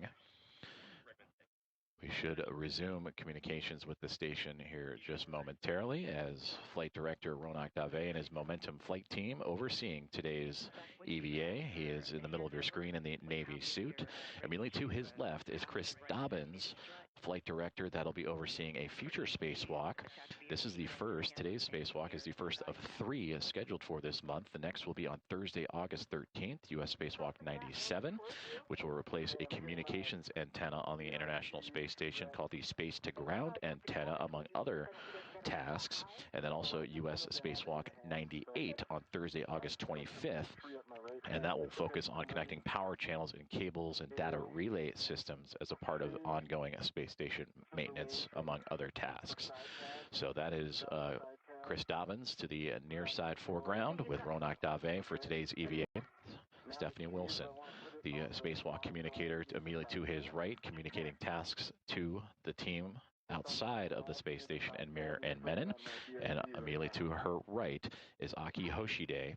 He is the Capcom. He is communicating to the other 5 members of Expedition 75 that are inside the space station right now, and they consist of NASA astronaut Jack Hathaway, ESA astronaut Sophie Adno.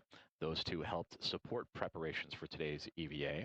Andrei Fedyayev, along with Pyotr Dubrov and Anna Kikina, all 3 of Roscosmos, also inside the space station today going through their daily activities.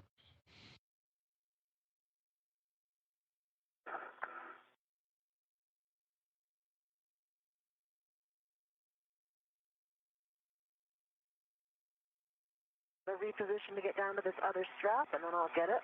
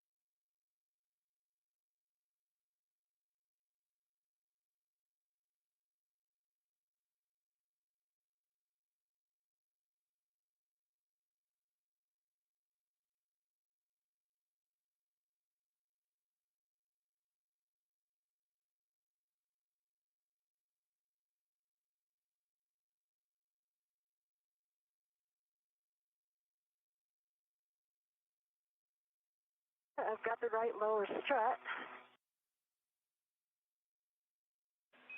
Transfer right lower strut to EV2 with the clevis end towards him.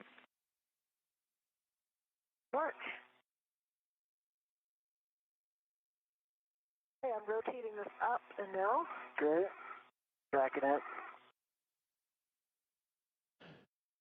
View from the helmet cam of NASA astronaut Jessica Meir inside the strut bag. At the start of the EVA, that bag had 6 struts and a mounting bracket, but she has now pulled out the right lower strut. That is what is in her right hand, and the LR for lower strut. She is handing that over to Anil Menon as they begin construction of the right-hand side of the 3B power channel modification kit for today's U.S. Spacewalk 96. And there you can see the two of them working in tandem. Jessica Meir more towards the middle of your screen as the International Space Station currently in an orbital nighttime, so the two working with their helmet lights on.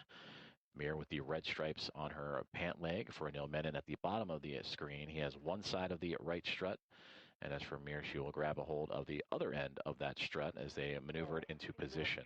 And again, this is the right lower strut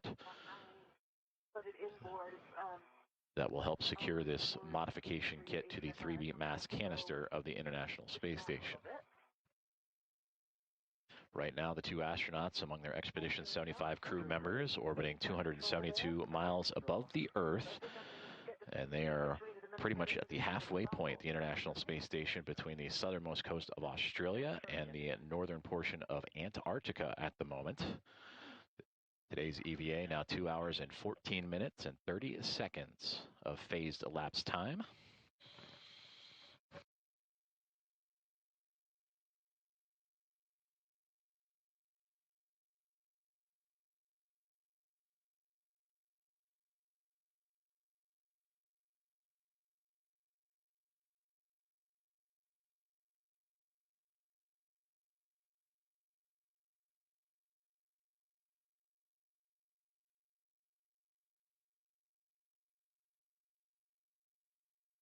I know this is much closer than it looks in Doug.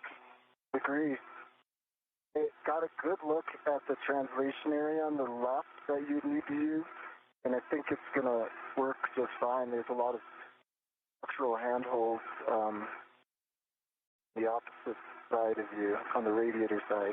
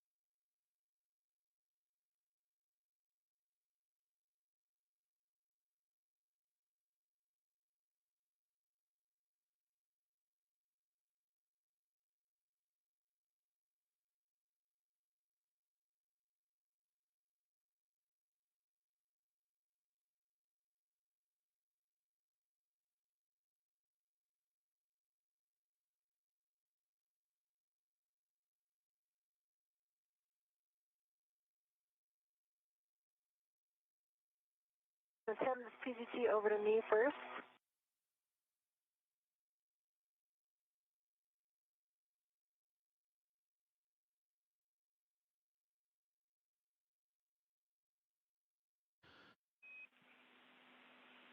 Jessica, A point of view from NASA astronaut Jessica Meir. I have one warning. Pinch point, keep fingers clear of lower strut pad to BGA interface when driving both. You want copies? And for both of you with the consumables check, here PET 2 hours 17 minutes. You're on the timeline. Limiting consumable is EV2 MEDOX 6 hours 20 minutes. So we do expect that to get better. Yeah, and I'll take settings for the PGT, Stephanie. PGT settings, alpha 1, clockwise 1 on the strut bag PGT.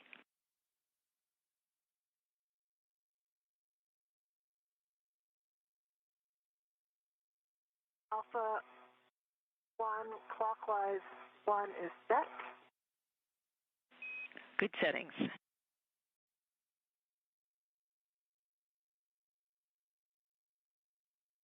And now, Align lower strut M19 to the spherical Saab bearing. Looking to drive M19 exactly 4 turns. copy.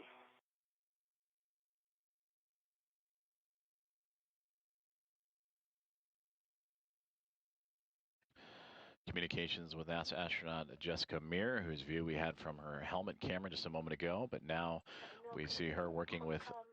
Rotate a little bit counterclockwise. Rotating counterclockwise. Up there.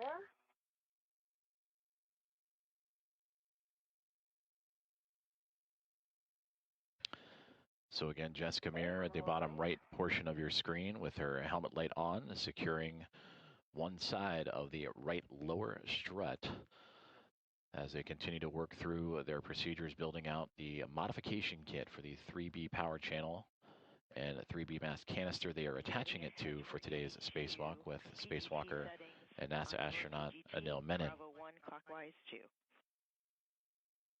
Bravo 1 clockwise 2.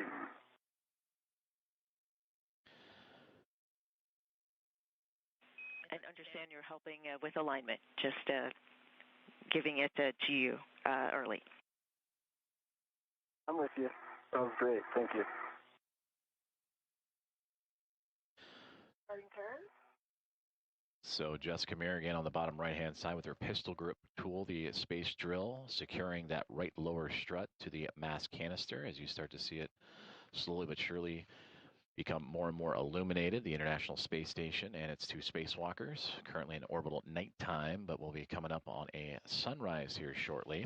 Anil Menon towards the top half, or now onto Jessica Meir, who is using that pistol grip tool to secure that strut to the mass canister.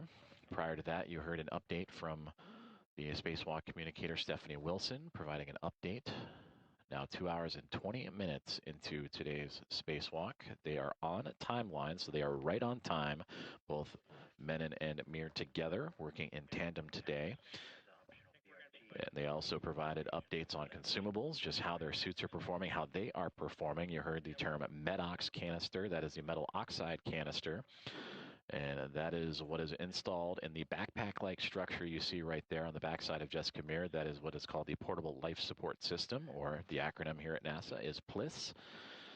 And that contains everything that an astronaut needs to venture out into the vacuum of space: breathable atmosphere, carbon dioxide scrubbing, cooling, power, water supply, and the like. PGT turned off. Copy that. PGT turned off. I'll give it another cow. We copy.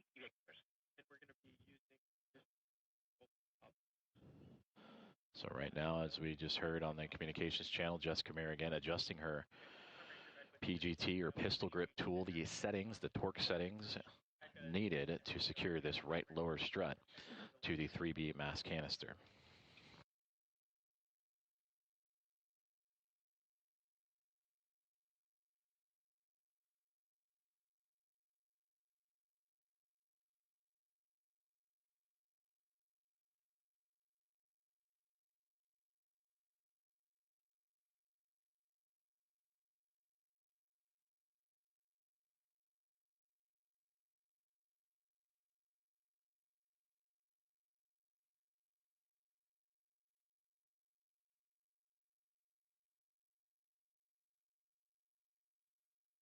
All right, cow pass. I've got a good LED test. Battery is 42. Copy, Jessica. It's a good number. That was Alpha 1, clockwise 1. Good settings. And looking for 3 more turns on M19. Work.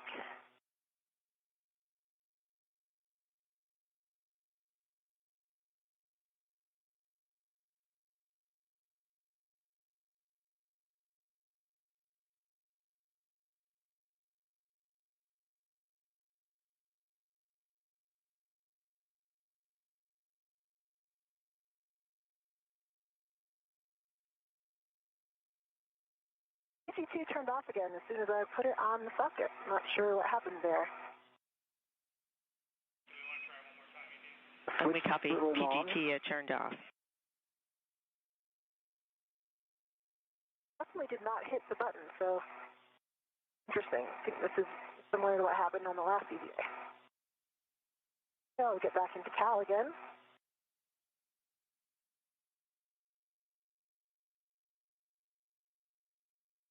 Cal pass. Jessica, we copy CalPass, and we'd like you to use this PGT one more time. We're talking about options. Okay, copy. Good LED test. 3 volts.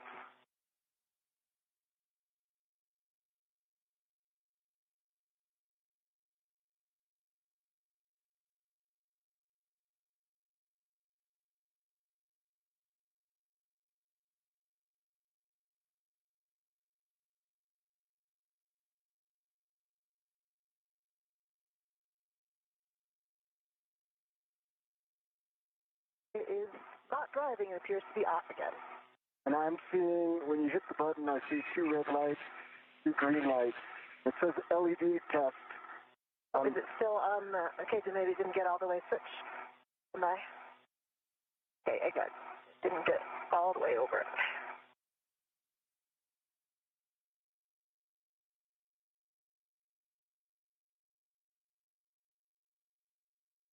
And if that doesn't work, Stephanie, I'm just throwing out an option for you guys to chew on, which is I could take out 1 foot and pass her my PGT. I have my PGT as well. Obviously yours has the right socket on it, but I can always socket swap if needed. All right, we're turning now. Copy.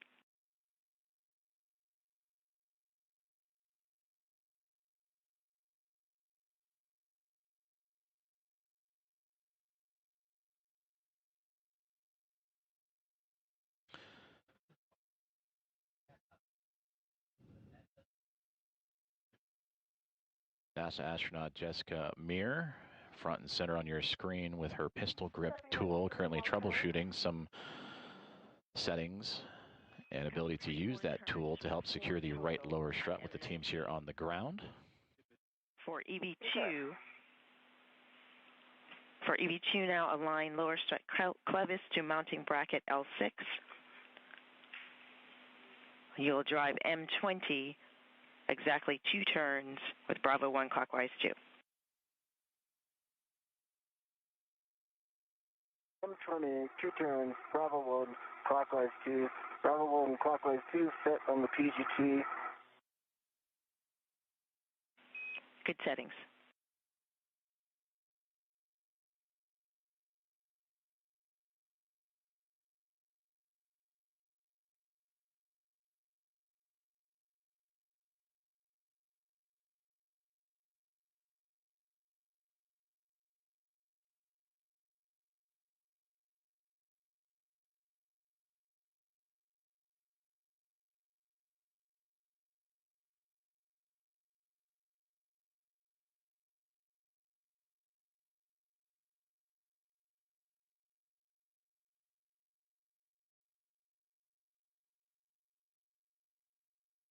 Turns.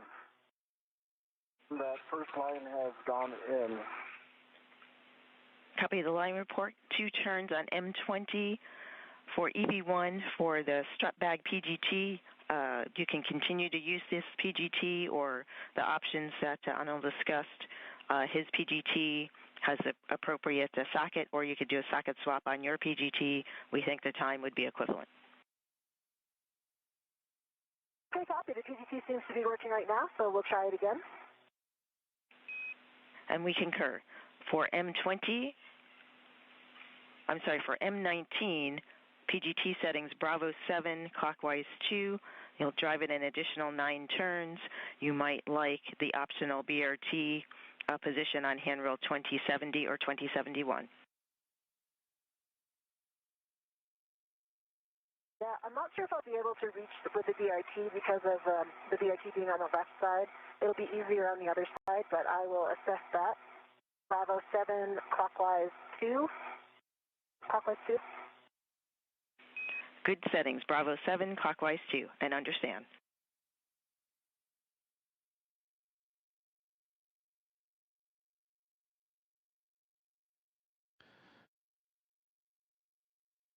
NASA. 7 clockwise 2 is set.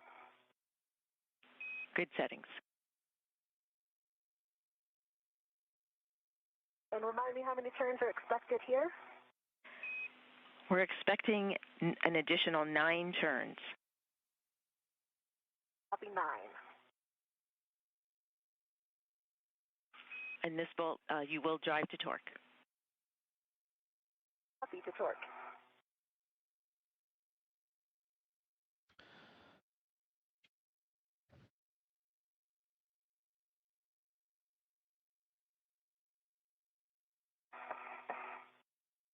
Okay, that was turns.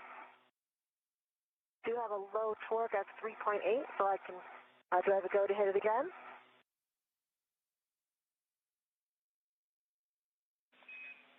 Jessica, say again the turn count. 6 turns, and I had a low torque. Copy 6 turns, low torque, checking.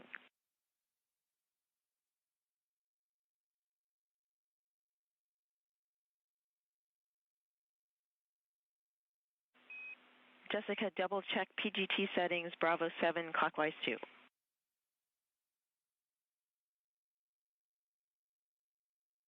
Bravo clockwise 2 is set.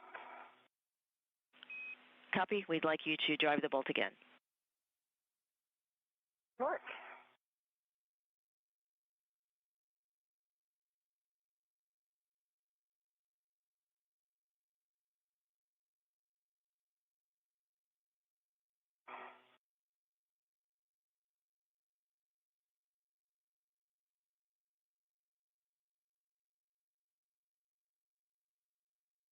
I did get a good green light that time. I have a 23.2 torque. It only turns maybe an eighth to a quarter of a turn. I do have a fault red light on the PGT, but a good green torque light.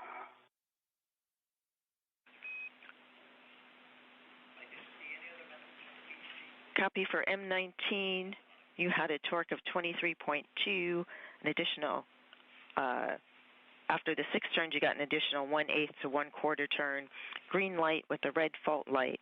Any other lights? No other light, but it is interesting because the torque is green, but it does say low torque underneath the 23.2. Copy, checking.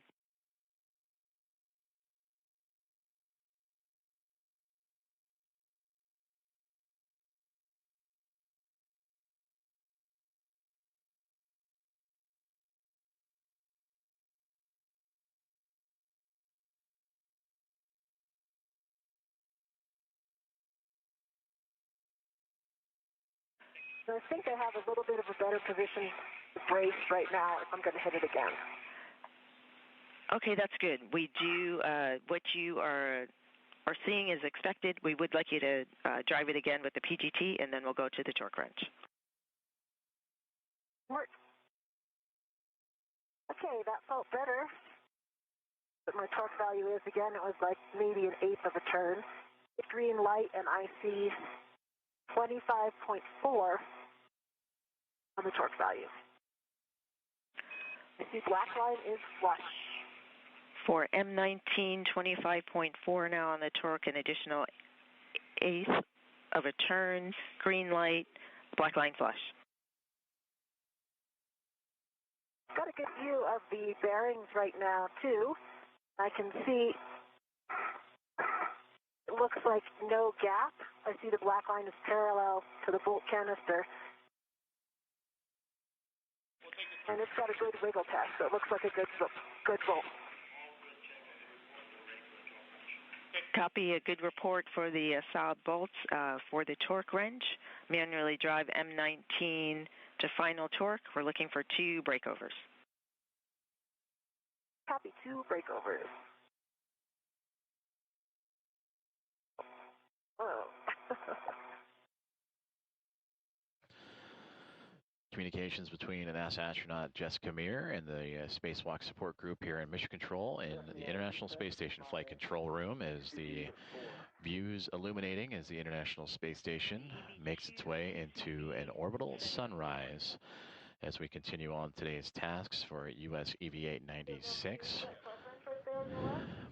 And there you see Jessica Meir more in the middle of the screen with the red stripes on her spacesuit. Anil Menon joining her on this spacewalk today. In the bottom left-hand side, he is currently standing in the articulating portable foot restraint.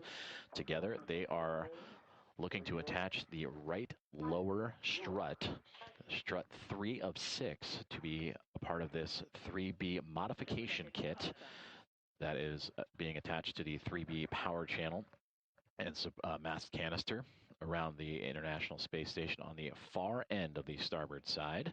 You heard communication, some troubleshooting going on between Jessica Meir and the teams on the ground, looking to work her PGT, as you heard, or pistol grip tool, the space drill, as they were trying to get it to operate properly. They offered a couple of different solutions, also providing the torque wrench to help secure this strut to the mast canister. So we'll continue to monitor that as they proceed through their timeline. We are 2 hours and 34 minutes into today's spacewalk. Everything went by the book, pre-breathing, and all of the pre-spacewalk safety measures were all checked off. And the start time of today's spacewalk, 7:33 a.m. Central, 8:33 a.m. Eastern Time. And again, now approaching 2 hours and 35 minutes into today's spacewalk, as both Jessica Meir and Anil Menon now orbiting right over the Pacific Ocean at 260 miles above the Earth. So to, again, recap the process so far, after egressing or exiting the Quest airlock, the two astronauts working together would move down the starboard side truss, the backbone and support structure of the International Space Station, to make its way all the way out to the far end of the starboard side. And that is where that 3B mast canister and power channel will be occupied.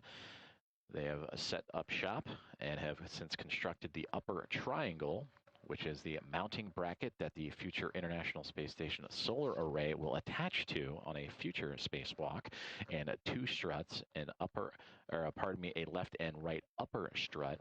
And together between those 3 items, they form the triangle and have since been connected to the top portion of the mast canister. So now what they're doing is working on the lower portions of that structure. Again, the right lower, and there will be a right mid strut, all to add extra security and attachment to this 3B mast canister. They will then transition over to the left-hand side of this structure that they are building and do the left lower strut and left mid strut. Are you able to estimate the turn count? It barely turned. I would say maybe a quarter turn max.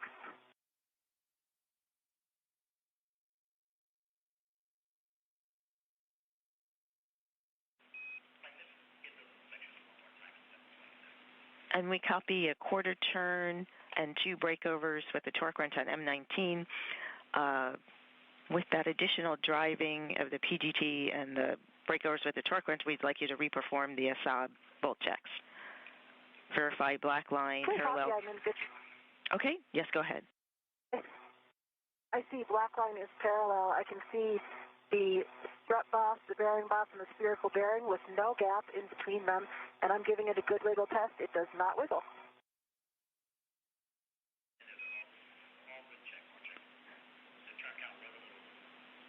Good checks. We are checking the bolt. Also verify lower strut MLI covering the strut pad.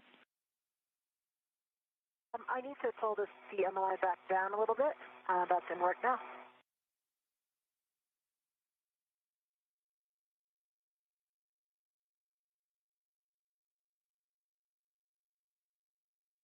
And Stephanie, the MLI is in place. Copy, MLI is in place. We can verify we can confirm a good 19 bolt, M19 bolt. You can release the RET from the lower strut. For EV2, PGT settings are the same on your PGT Bravo 1 clockwise 2 to drive M20 to torque, an additional 5 to 7 turns. M20 to torque, Bravo 1 clockwise 2 is still set. Good settings, go to drive. So the RET's been released. Copy, RET released.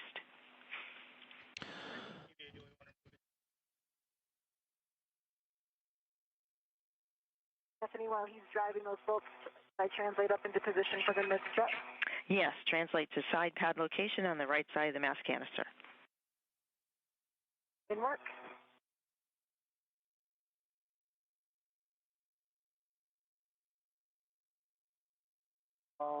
Five turns, low torque, line is half a millimeter off of being flush.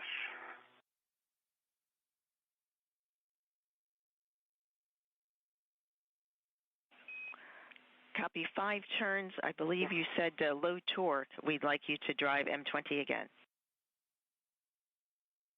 Driving M20 again.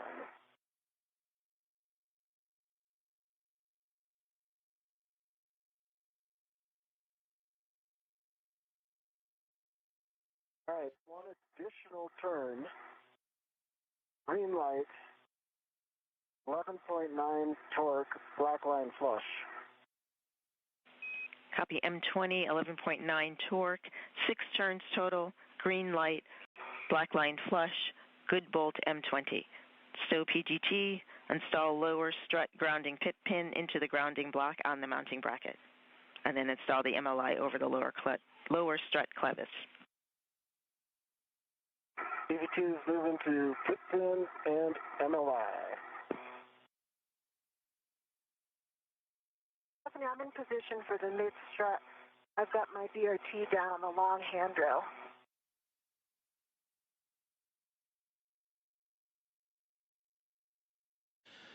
We copy.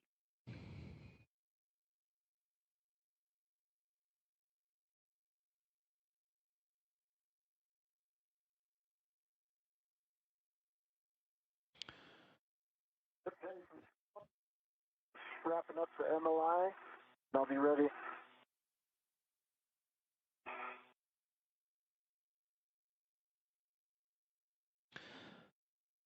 Some good communications there between Jessica Meir and Anil Menon, the two talking to the teams on the ground as they just have completed the bolting of the right lower strut. Jessica Meir attached her portion of the right lower strut to the 3B mast canister and then transferred bolting and assembly over to Anil Menon, who then attached the topmost portion of the lower strut to the mounting bracket, the IROSA mounting bracket, and together now they are working to begin the right mid strut. So in total, 6 total struts for today's assembly and a mounting bracket, all to support the installation of a International Space Station rollout solar array. The first 2 struts were used to help complete a triangle shape with the mounting bracket for the IROSA. That was built first and attached straight on into the 3B mast canister.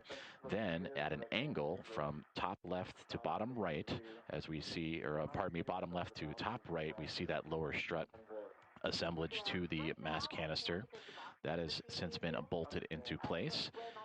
And then there is a support strut, a right mid strut that will go across from the mounting bracket directly across to the mast canister, and that will complete the right hand side. So that is what Anil Menon and Jessica Meir are operating and beginning working on now. And then they will take those procedures, lower strut, right strut, and make their way to the left hand side for lower strut and mid strut, pardon me. Now 2 hours and 42 minutes into today's U.S. spacewalk number 96, the 6th of the career for Jessica Meir, the 1st of his career for Anil Menon. So far, everything on timeline, the crew working diligently through their tasks after building out the mounting bracket with 2 struts to form a triangle, and which affectionately named the upper triangle. Lower strut has, on the right side, has been bolted on, and now working on the right mid strut of the structure today. Extending and passing the mid strut.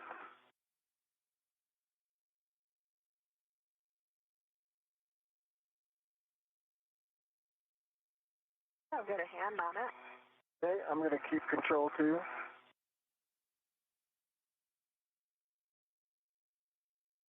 Hey, if you can hold it right there for a minute.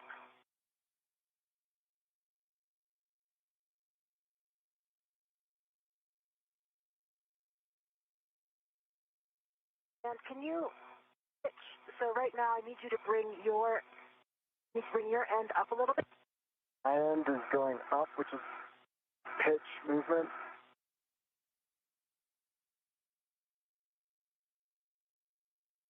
Here we go. We are in soft dock. Okay. Just FYI, the writing seems about 2 inches out, so we might experience an MLI challenge. Understand. Good call.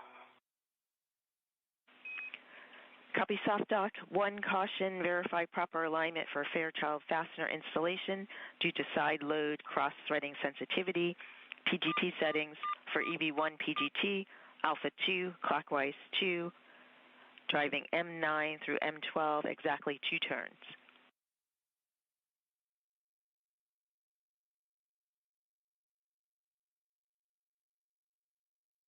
Copy. 2 turns. That was Bravo 1, clockwise 2. Is that correct? It is Alpha 2, clockwise 2. Okay, sorry about that. Alpha 2, clockwise 2. PGT is off, so I'll get it on.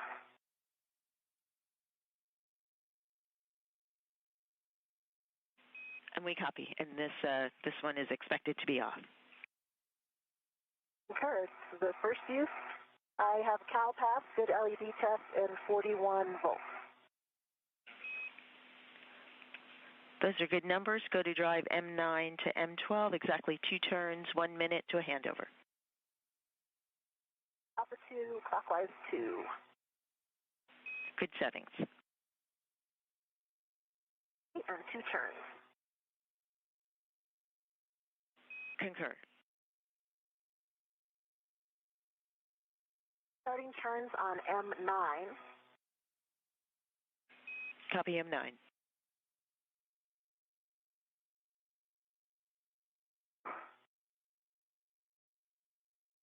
Position a little bit here.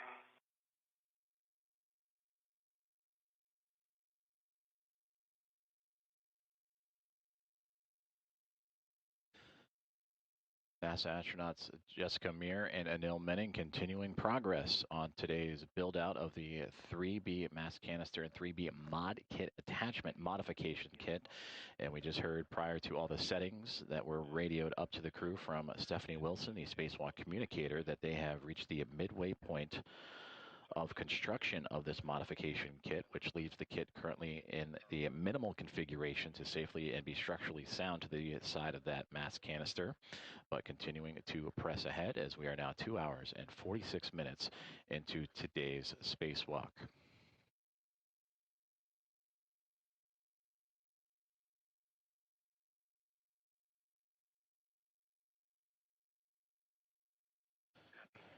We are currently in a communications handover, and we welcome you back inside the International Space Station Flight Control Room at NASA's Johnson Space Center in Houston, Texas, where the team's on the ground continuing to follow along and work step by step in procedure with NASA astronauts Jessica Meir and Anil Menon. Got 2 turns on M9 and 2 turns on M12. I'm about to start M10. Copy 2 on M9, 2 on M12, M10 in work. Thank you. And there you see Stephanie Wilson, that spacewalk communicator, right in the middle of the screen. Ronak Dave to her left-hand side in the Navy suit, the flight director for today's spacewalk and his Momentum flight team overseeing. And Aki Hoshide, the Capcom, to Stephanie Wilson's right side, managing communications for the other 5 members of this Expedition 75 crew aboard the International Space Station. So he handles the internal space station communications, Wilson the external for Menon and Meir. As we return to views outside of the orbiting laboratory, and again, these two working in tandem to now assemble the right mid strut, and they're working through their bolt settings to how to attach that to not only the mounting bracket, but the actual 3B mass canister itself using the PGT. You've heard that acronym used several times here recently. The pistol grip tool or space drill they are using to attach all of these struts to the mass canister.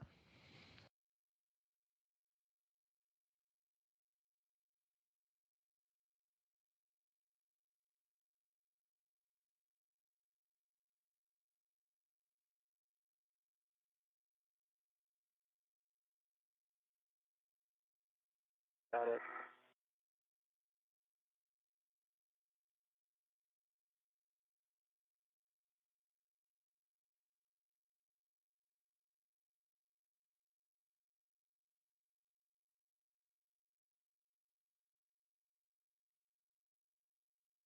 So I can get lined up a little better. Yeah, I can see a little bit of a side load. That's probably the tricky part. That's it. It's a 6-inch.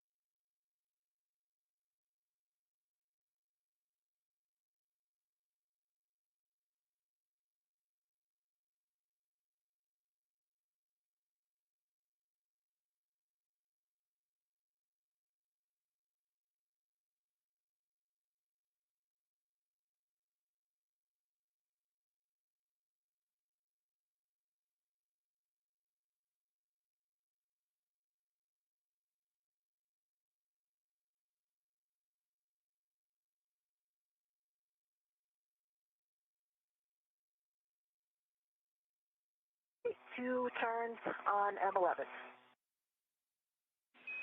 Copy, 2 turns on M11. Nicely done. Now drive M9 to M12 to torque, expecting an additional 3 to 7 turns. North.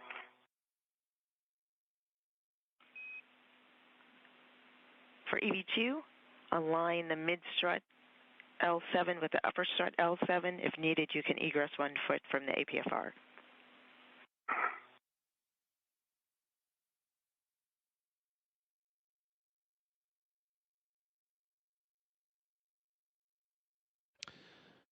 Just over 2 hours and 50 minutes into today's spacewalk. That's affirmative. Alpha 2, clockwise to same settings. NASA astronauts Jessica Meir and Anil Menon now operating the installation of the right mid-strut of today's 3B modification build around.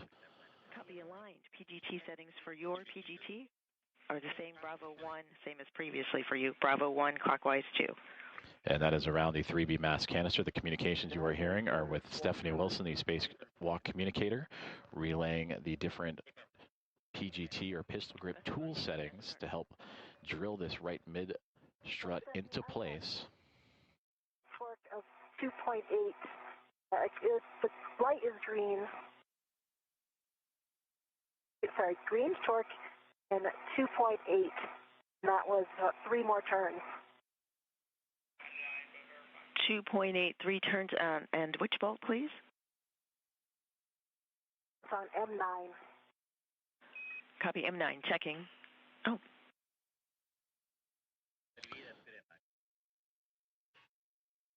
And that's a good M9. We're ready for the remainder of M10 through M12. North.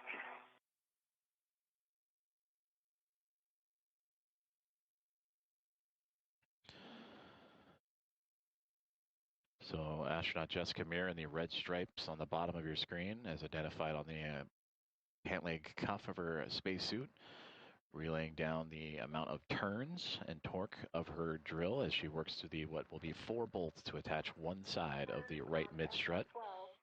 The green light 3.6 torque. As she and Anil Menon continue to work through this right mid-strut assembly, I will turn over commentary for today's live coverage of U.S. Spacewalk 96 to my colleague with NASA Communications, Ken Appel. M24, 8 total turns, green light, black line flush, 11.8 torque. Copy, EV2, hold here. What I understood for you for M24, torque 11.8, 8 turns, green light, black line flush. Affirmative, and that included, the 8 included the hand start. Understand, 8 total with the hand start. You can stow your PGT and work to install the mid-strut grounding pin into the mounting bracket. Grounding block, words for Jessica, understand for M10, 3.6, green light. Your turn count, somehow the short words are getting clipped, so just FYI, we did not copy the turn count. Negative, that was not M10, that was M12. It was 6 turns. Correct. Copy M12, 6 turns, 3.6 on the torque, green light. Thank you for the correction.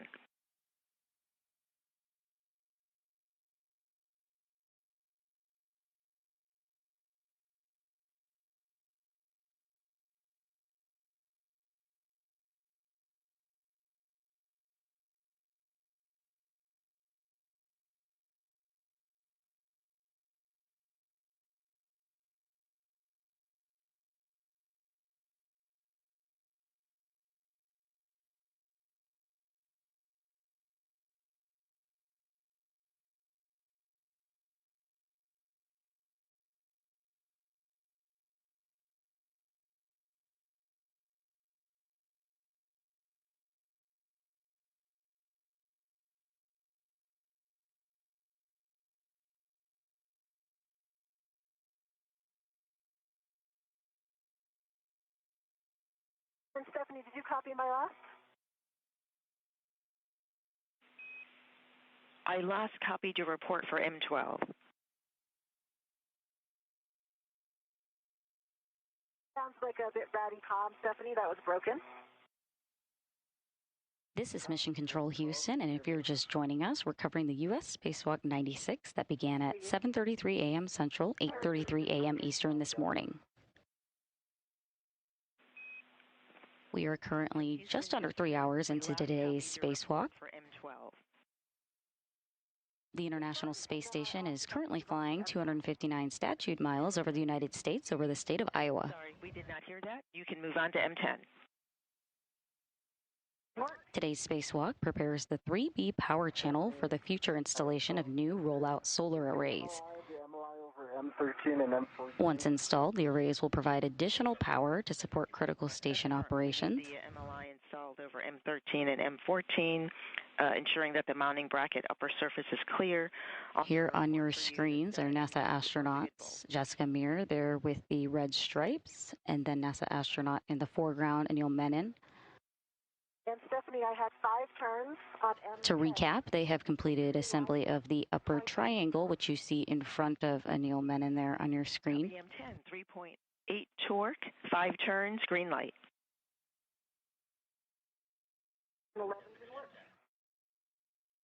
They've also completed install of the right lower strut, and they are currently installing the right mid strut.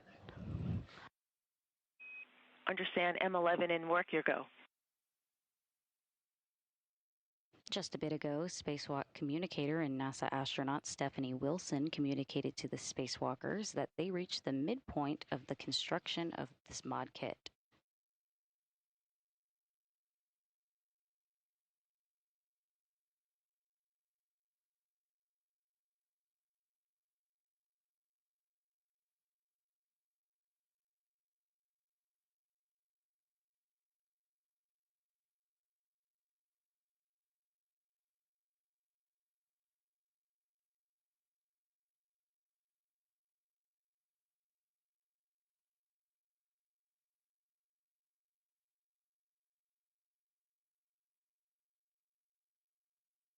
Stephanie, 7 turns on M11, good green light, 3.7 torque. Copy M11, 3.7 torque, 7 turns, green light. We would like you to drive M9 again. Copy M9 one more time.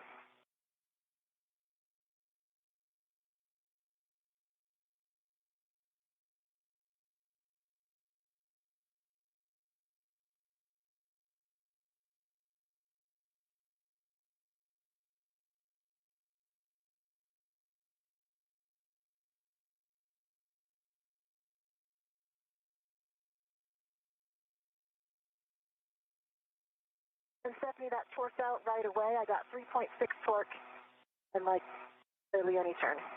Big green light. Copy it, torqued out Right away, 3.6, green light for M9 checking.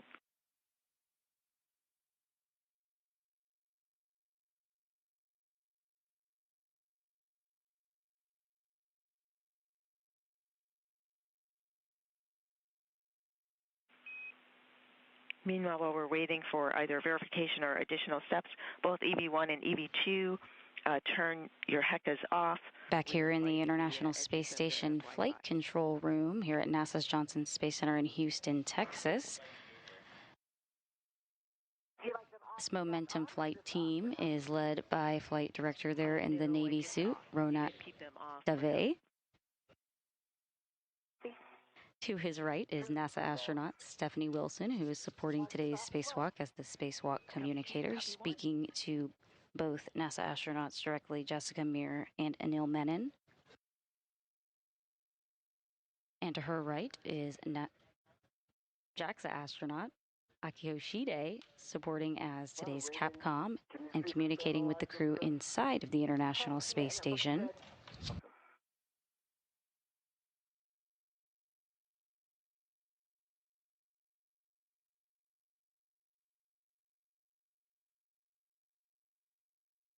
Currently aboard the International Space Station is NASA astronaut Jack Hathaway and ESA astronaut Sophie Adeno, who supported this morning getting Jessica and Anil out the door. On that bolt, including the 2 turns. Also aboard is Roscosmos cosmonauts Andrei Fedyayev, Pyotr Dubrov, and Anna Kikina. I cannot remember how many I called. It would be whatever I called down. Final torque was 3.6, and it barely turned. So I'm not sure. Whatever I said back then, that was the first one I did. Yeah, I copied 2 initially and then 2 the first time.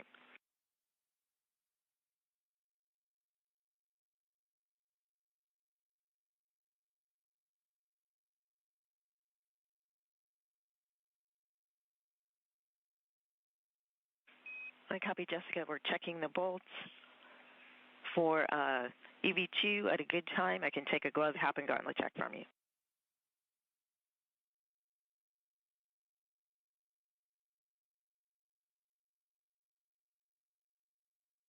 Who's checking?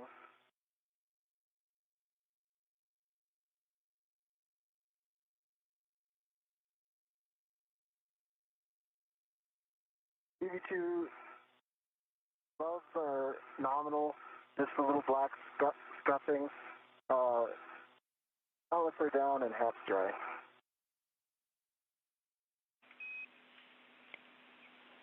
Copy EV2.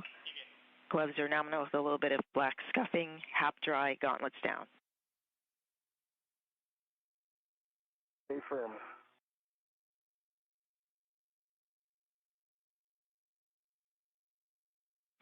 For EV1, while we are discussing bolts, release EV2 rep from the mid-strut and verify side pad. We are currently in a brief but expected loss of signal. Installed in the side pad and MLI standby. Just release EV2 rep from the mid-strut and verify the side pad final config. NASA astronauts Jessica Meir and Anil Menon continue installing the right mid-strut.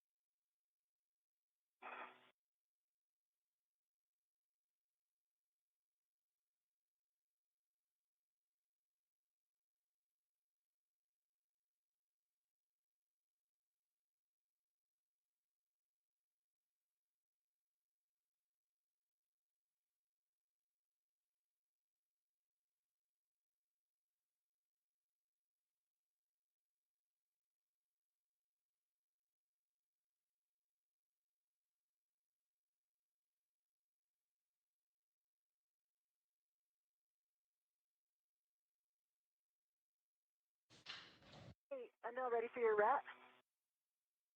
I am ready for my rat. Here it comes.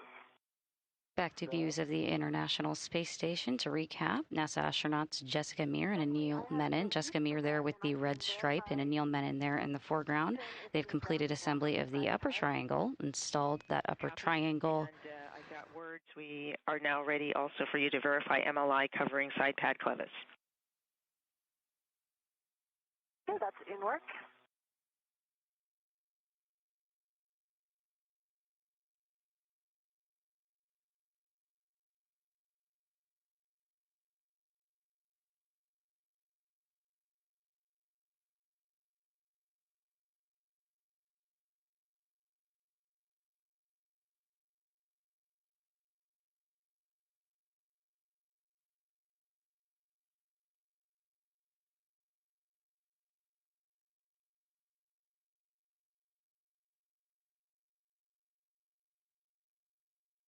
And Stephanie, it's covering the clevis now. Can you verify for me whether or not pit fin should also be covered by the MLI?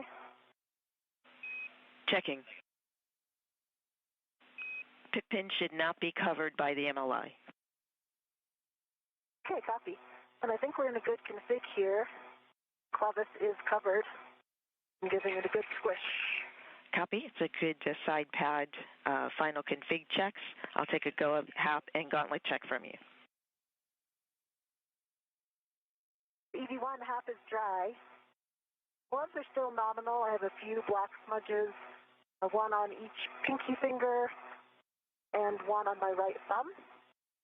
My gauntlets are down. Copy. EV1, nominal gloves, few black smudges, pinky and right thumb, HAP dry, gauntlets down. Today's spacewalk prepares the 3B power channel for future installation of new IROSAs, or International Space Station Rollout Solar Arrays. We are still Once those are installed, the arrays will provide additional power to support station operations. To recap, NASA astronauts Jessica Meir and Anil Menon have completed assembly of the upper triangle, which you see there in front of Anil Menon on the foreground of your screen. They've also completed installation of the right lower strut and are currently finishing install of the right mid strut.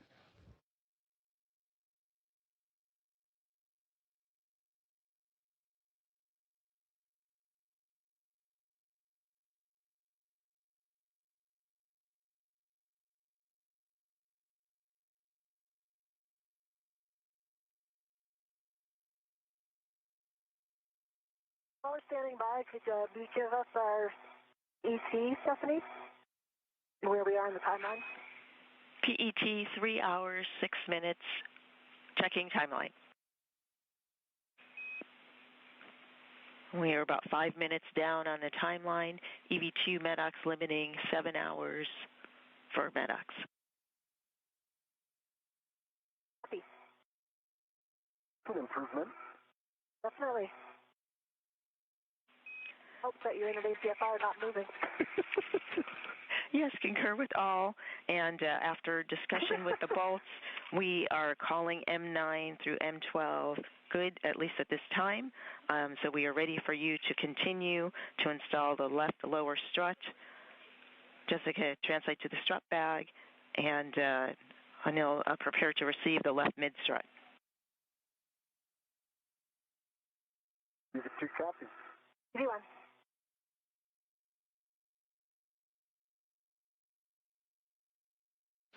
And with that communication to the crew from the ground team here at NASA's Mission Control Center at NASA Johnson Space Center, that they have instructed that Jessica Meir and Anil Menon, the two spacewalkers for today's U.S. Spacewalk 96, have moved on and have completed the assembly of the right mid strut. They were going over reviews of the bolts that were needed, the 4 bolts to attach that right mid strut to the 3B mast canister. And with that, they have since given the go for Jessica Meir, who you see towards the top of your screen in the red striped spacesuit, to move along and return back to the strut bag and now begin the left side of the assembly. And that left side will start with the left lower strut. So going over everything that has transpired here over the last 3 hours and 8 minutes, that's how far along we are in today's spacewalk. The crew has completed the upper triangle build, which consists of the IROSA mounting bracket. That is what the future IROSA installation will attach to help provide additional power to the International Space Station through the 3B channel, which is the channel on the far side of the starboard side of the International Space Station. So with that mounting bracket attached to 2 struts, forming a triangle of the 3 sides, and that would attach to the top portion of the mast canister. Then they would assemble the right side portion, which consists of the right lower strut and right mid strut. That lower strut completed a little while ago, and you just saw and heard the communication with Jessica Meir and Anil Menon to begin procedures to now move over to the left-hand side and begin pretty much what they just completed on the right, mirror to the left lower strut, and then the left mid strut. Also, still to look ahead for today's spacewalk is to also assemble the collars, cables, and MLI. You've heard the term MLI a few different times today, and that is multi-layer insulation that provides protection to areas around the International Space Station that are exposed to space. In reviewing our config, we realized during the last year.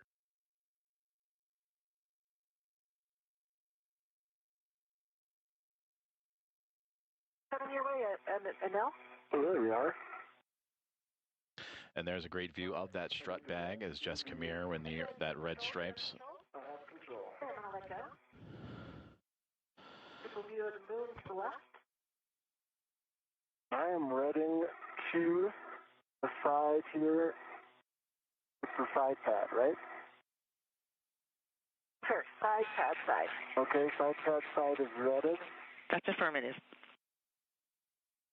I'm going to take off the bag wrap. Yes. I can't see it. Can't see it, but I mean, just let it go. There it is. You got it. I got it.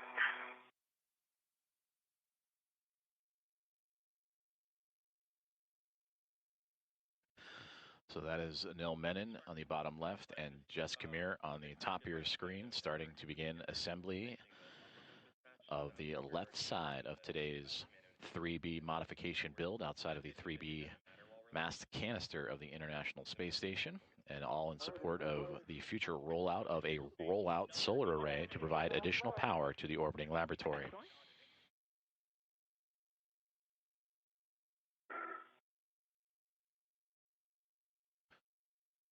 The strut bag that you saw images of, 8 feet in length, weighing over 300 pounds on Earth. Though they do not feel that weight in space, they do carry the mass of that bag as they manipulate it around their work site.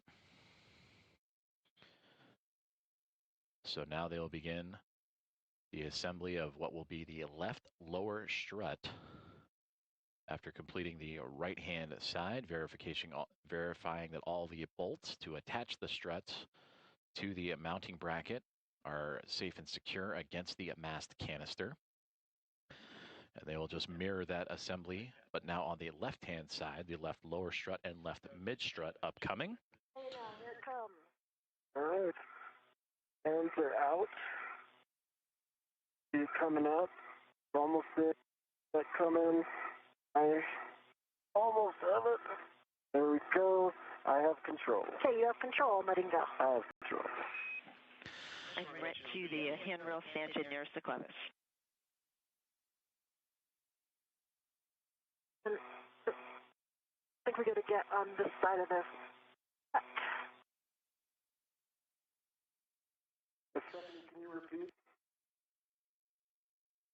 Yes, just a friendly reminder, right to the handrail stanchion nearest the clevis. Okay.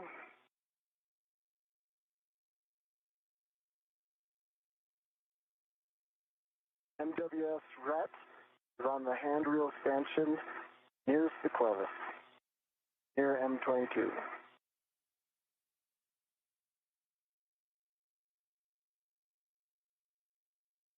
This one's not just staying right to the bag.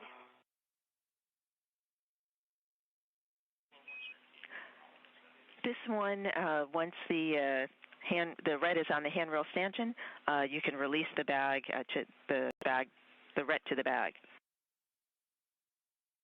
Okay, go to release now. Go to release. Okay. That has been released. Nice. I have control. I see you have control.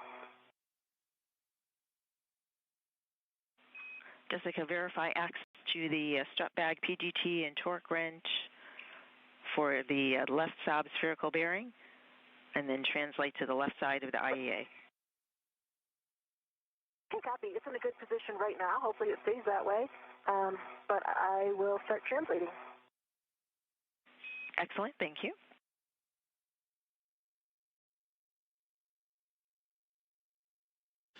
Zeroing in on 3 hours and 15 minutes into today's U.S. Spacewalk 96, featuring NASA astronauts Jessica Meir and Anil Menon, the sixth of Jessica's career. And for Anil Menon, who just arrived to the station after launching 22 days ago, it is his first of his NASA career. Today's spacewalk is to build out a modification kit to the 3B mast canister and augment the 3B power channel for the International Space Station. And this modification kit, this structure that they are building, is to support an International Space Station rollout solar array that will be installed on a future EVA. Those solar arrays will arrive to station both to support the 3B channel that we've been talking about today and also the 2A channel that EVA would complete a similar structure over the last couple of EVAs for these astronauts and for the International Space Station. The most recent back on March 18th, U.S. Spacewalk number 94, that Jessica Meir was a part of alongside with NASA astronaut Chris Williams.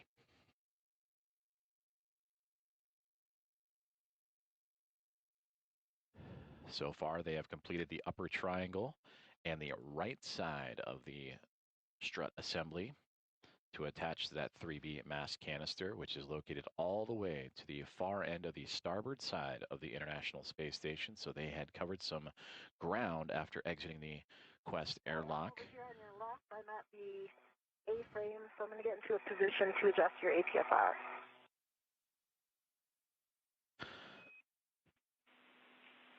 Copy. Friendly reminder for the roll changes from Charlie to Hotel.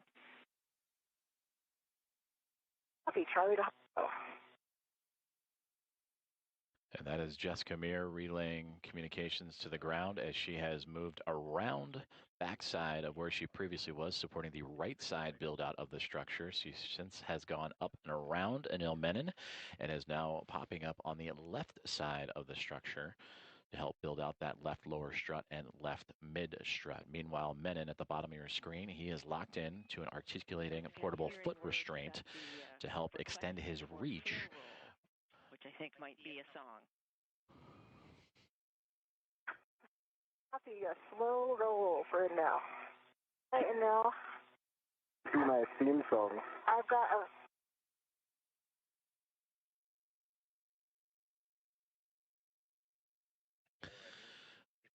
Currently experiencing a communications handover for the next handful of seconds as we take a live look inside of where we are located inside the International Space Station Flight Control Room inside of Mission Control Center in Houston, Texas at NASA's Johnson Space Center. The team here on the ground working in lockstep with the two astronauts outside of the International Space Station, led by Ronak Dave, the flight director for today, and his call sign Momentum Flight, as him and his team overseeing everything on the outskirts of the orbiting laboratory. Might be in position golf. Golf, we're going one over. Copy, golf. Are you ready to verify the access steps? I see you in. Stand by 1 sec. I see you in hotel now. Hotel. Nice job. And that is Stephanie Wilson in the middle of your screen that is relaying these communications up to Anil Menon and Jessica Meir. Aki Hoshide to the right of Stephanie Wilson, handling all other communications to the remaining 5 members of Expedition 75 inside of the International Space Station. As we have now regained communications as the handover complete between satellites, and a view there of that is Anil Menon on the bottom right-hand side. As I look a little closer there, if you were to flip it upside down, the upper triangle has now become the, quote, lower triangle in this view, with the long lower struts now extending from the base all the way to the basically top of that 3B mass canister. So it now, since we are viewing it from essentially upside down from the original construction, what's now left is right, or right is left.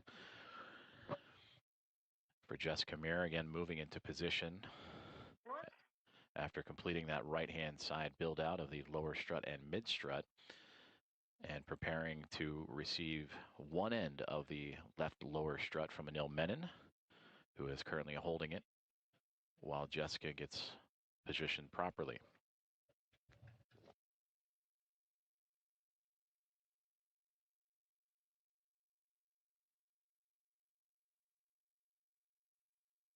Stephanie, I'm at that location. I am going to get a BRT down on this side. It'll make it a lot easier.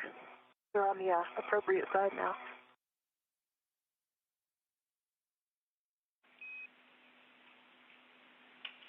Copy BRT. How are you doing that? Do you want me to get that PGT?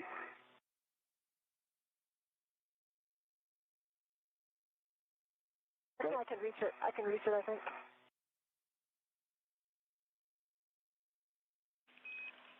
BRT handrail. I can get that to you. Okay. Go ahead, Stephanie. Just suggested handrail for the BRT 2082. And when you're ready, the PGT settings for the strut bag, PGT Alpha 1 clockwise 1. Copy, and I actually used 2081, and I'm getting the PGT. Copy 2081.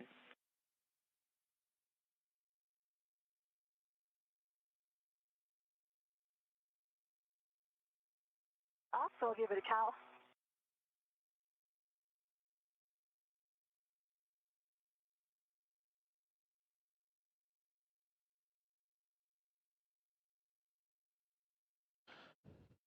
Cal, good LED test battery 40.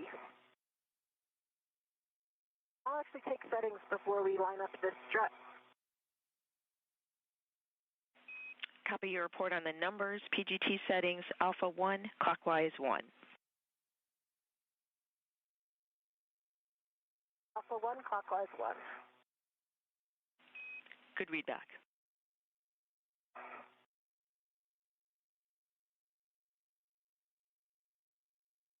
That is set. All right. Now I'm ready to get that strut in position.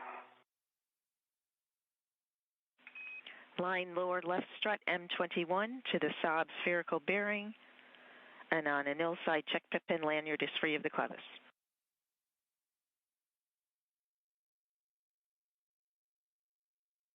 And now? I'm just checking the lanyard. See, I can help you out with... Okay, the bolt is aligned right there. Can you hold steady there? Holding steady. We're ready for 4 turns, Stephanie? Drive M21, 4 turns. You have a go.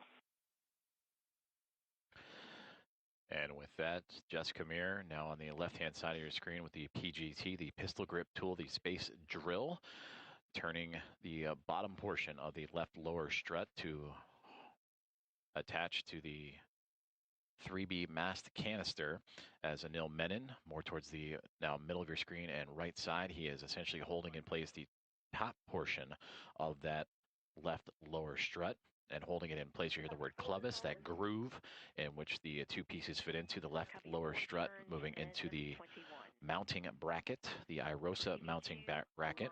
Lower strut L5 to mounting bracket L5.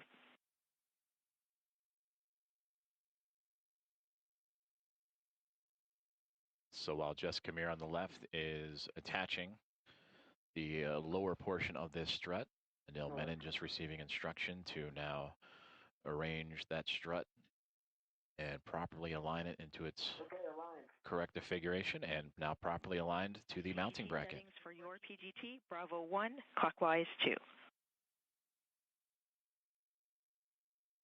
Is this just 2 turns here? That's affirmative. You'll be driving M22, 2 turns. And you can hand start them, your preference. I'm just going to hand turn them. That's a good plan.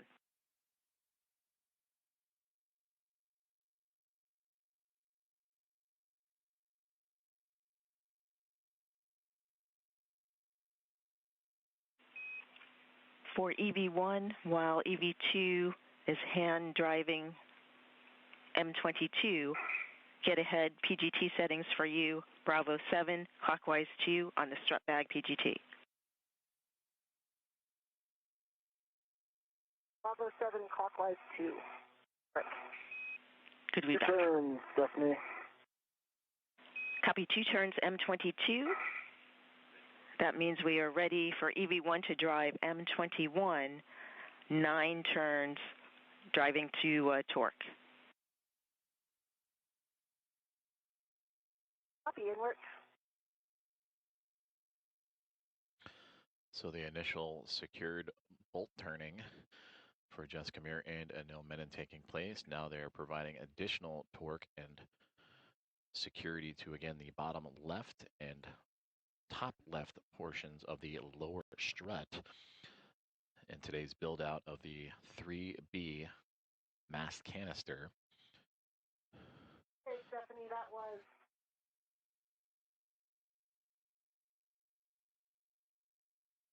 9 turns. I've got a red light low torque 16.3, so I can hit it again. I do see black line is like pretty much flush. I think we're very close.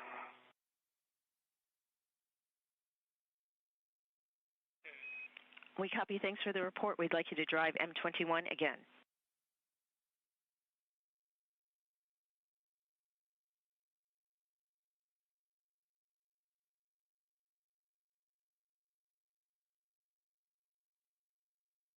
Okay, that was about a quarter turn. I got a good green light.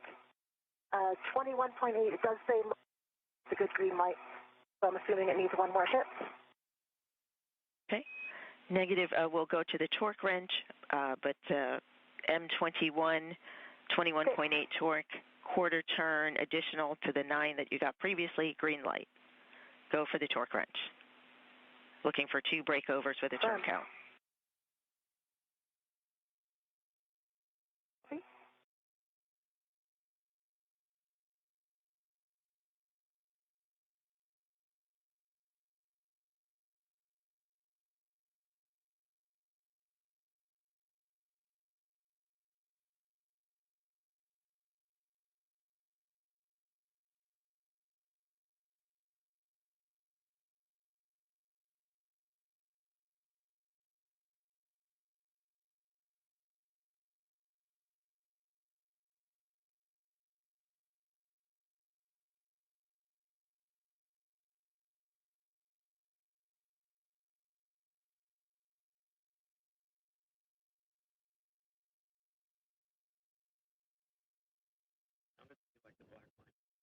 Approaching 3 hours and 30 minutes into today's spacewalk, US EV-8 96. TCV setting of 2.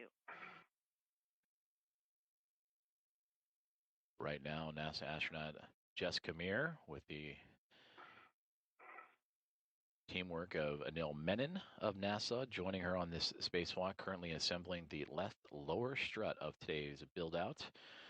A modification kit to the 3B power channel to help augment the 3B power channel and support the hardware of a rolling out solar array, an International Space Station rollout solar array, or IROSA. And there you can see that Jessica Meir is near the bottom of that mast canister and using the torque wrench to secure the lower portion of that strut.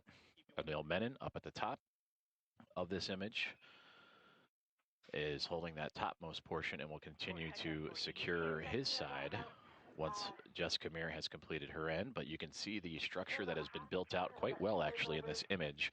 There you see the quote upper triangle just to the right side of Anil Menon, again more towards the middle right of your screen, and that is the main portion of the build, the first portion of the build. Everything else is support structures to help attach the mass canister. That is the IROSA mounting bracket, supported by two upper struts that have attached to the upper portion of the mass canister. Then you can see towards the bottom middle of your screen, that is the right mid strut to provide additional structural support going from the mounting bracket to the side of the canister, and then of course the right lower strut going from the top right corner all the way down to the bottom left there. So they are just repeating these procedures on the other side, the left-hand side, doing the left lower strut first. Once that is secure, they will move over to the left mid strut. Confirm the MOI is in place. Copy, thank you. For EV2, PGT settings are the same, Bravo 1 clockwise 2 to drive M22 to torque, an additional 5 to 7 turns. 5 to 7 turns on M22, same PGT settings, they're set.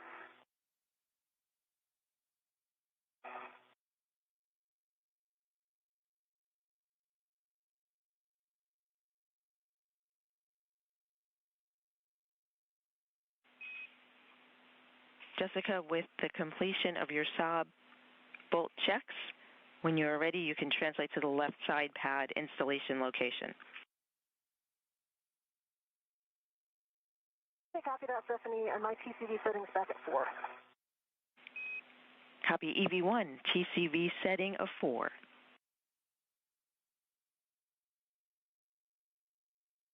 And on M22, 7 turns, green light, 11.8 torque, backline flush.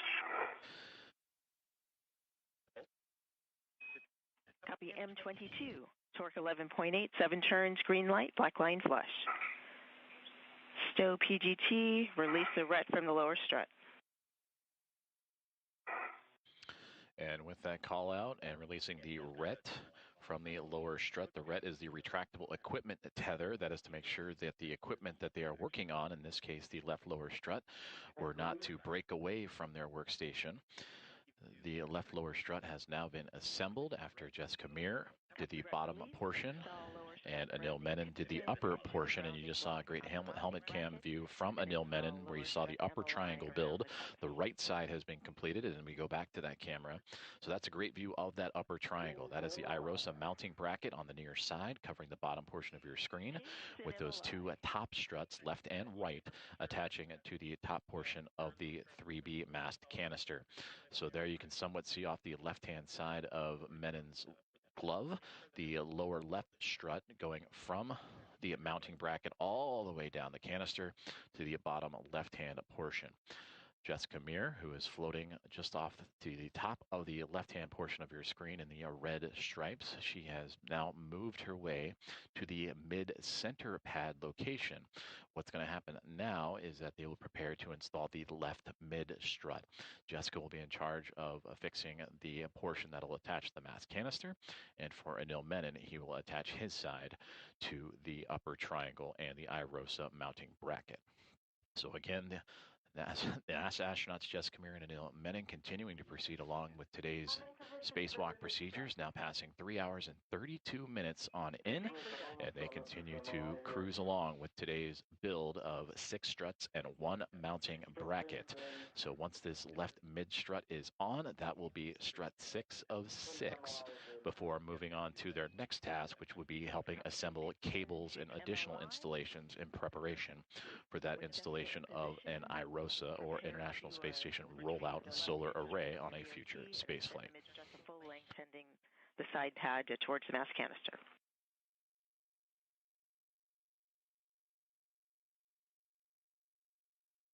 Hey, doing that now.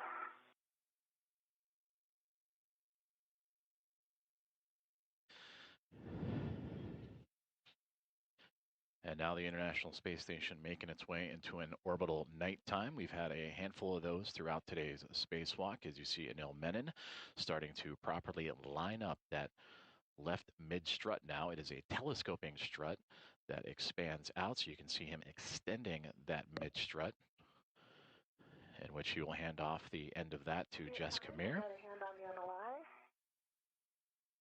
and I've got a hand on the handrail. Okay, can you pull it toward you, actually? Towards me, okay. All right, we're in soft dock. Great.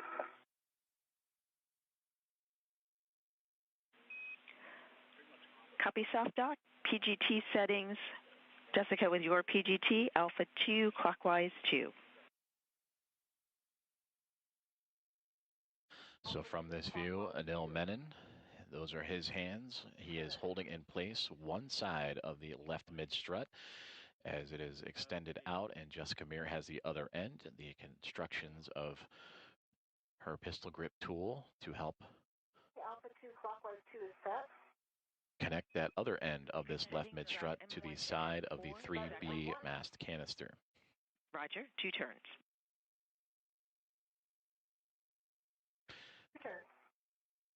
And we go inside the point of view of Jessica Meir and her helmet cam, and there is that pistol grip tool. You can see the settings on that tool as she is Copy 2 turns, M1. attaching the bolts to the side of the mast canister.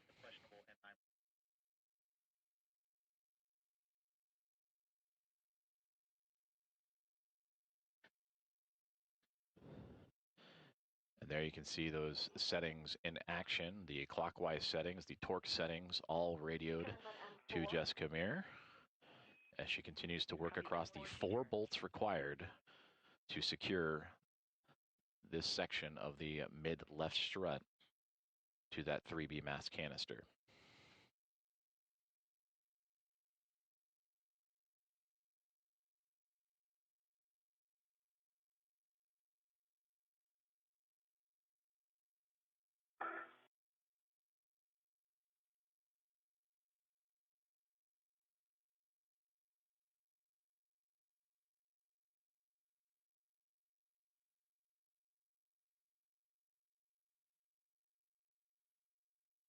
Turns on M2.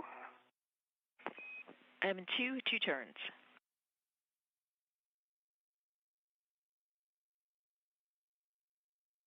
Turns on M3.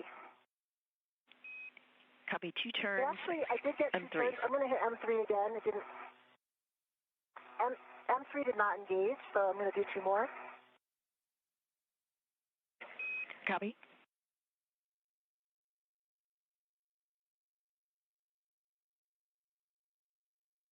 Now we're engaged, 2 turns.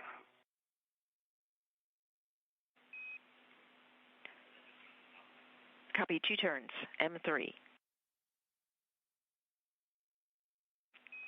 Drive now M1 to M4 to torque, an additional 4 to 7 turns. For EV2, align mid-strut L8 to upper strut L8. 4 to 7 turns. EV2 has aligned L8 to L8. PGT settings for your PGT, Bravo 1, clockwise 2, to drive M28 to torque, expecting 7 to 8 turns.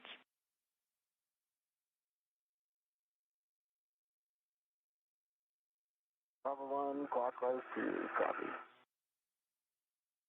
Hey, M1, I got 4 turns, good green light, and 3.7 torque. M1, 3.7 torque, 4 turns, green light. Good M1.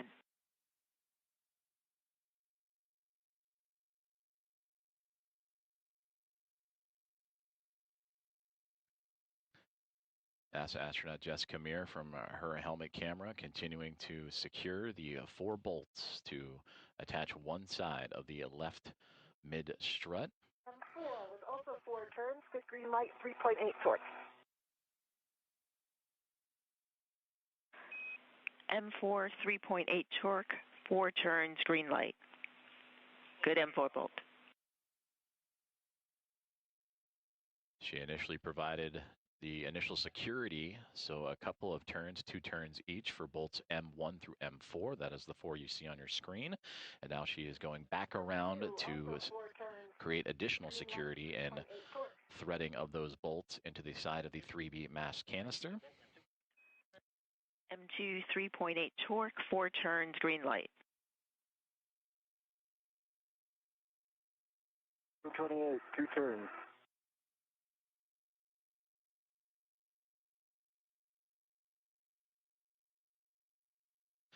And once this is secure on the perspective of Jessica Meir, we will then transfer over to Anil Menon, who is holding the other side of this left mid strut and holding it up against its appropriate position against the IROSA mounting bracket, the International Space Station Rollout Solar Array mounting bracket.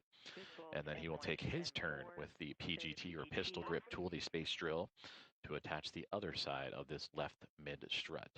Actually, Sophie, that was 3.6 for M3. Copy 3.6. Thanks for the update. And for EV2, M28, you can drive it to torque. Going to torque on M28.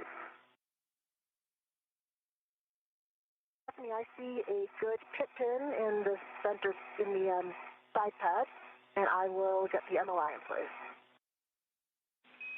Copy.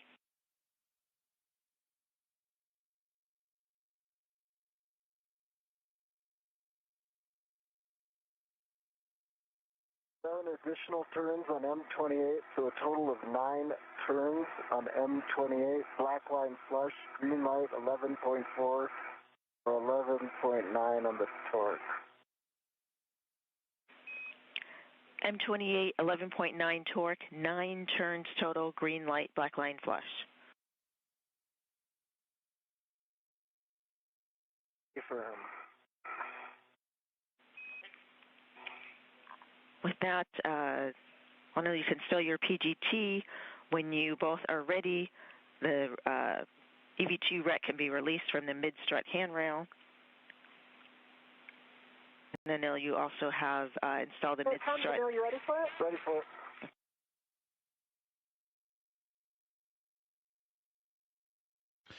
So with those call-outs, you heard the 4 good bolts from the perspective of Jessica Meir, and then Anil Menon on the other side with his bolt also good. That means that the left mid strut is now attached and constructed as a part of today's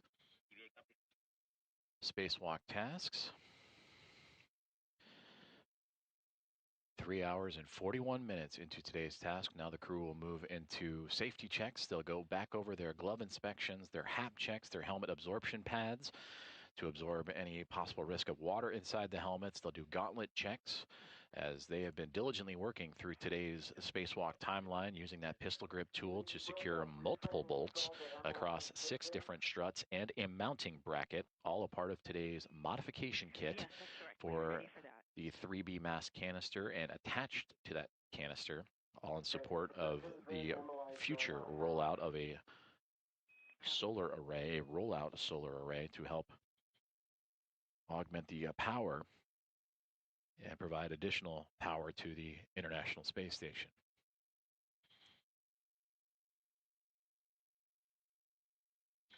And again, we have had these glove, HAP, and gauntlet checks. Again, HAP, the helmet absorption pad, all throughout today's spacewalk.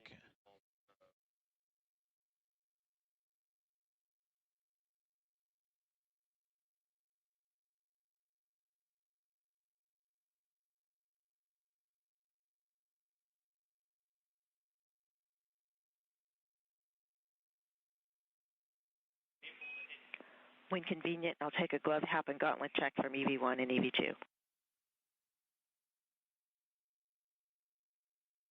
EV1, dry HAP. I see the same nominal gloves, a little bit more of the black smudging now on my right index finger as well, and some really small ones actually really on all fingertips.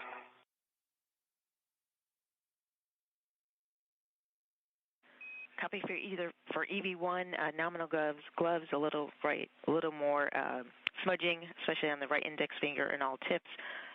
Dry HAP, check your gauntlets. And sorry about that, goggles are down. Thank you. Appreciate the report.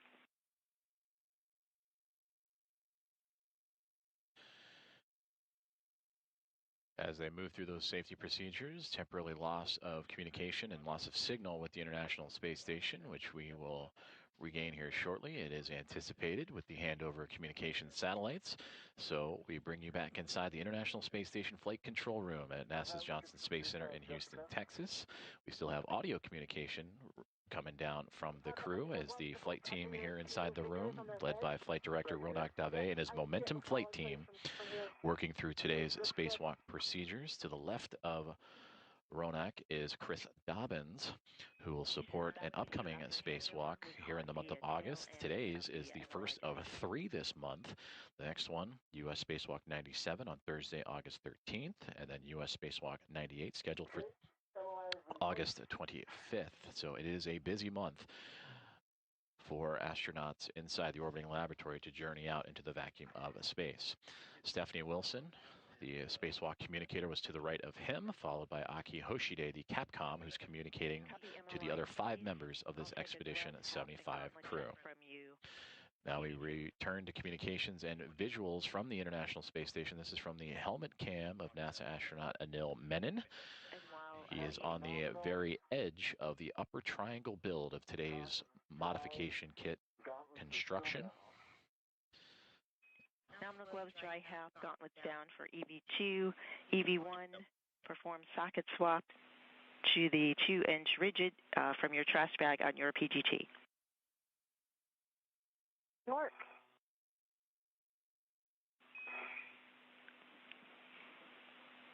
Anil, for the MLI, was that also for the MLI over M15 and M16? M15, M16, A firm.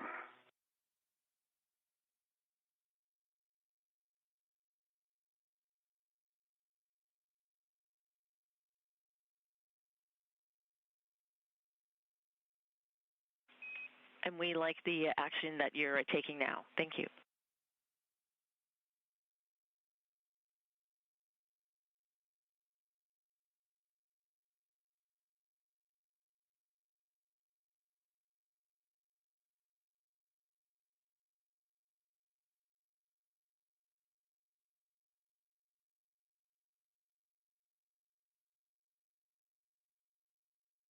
Stephanie, I have the 6-inch wobble off of the PG good pull test on my ret, and I'm going to go for the other one. Copy EV1. EV2, we like the MLI, double check mounting bracket upper surface clear, and we're ready for you to egress the APFR.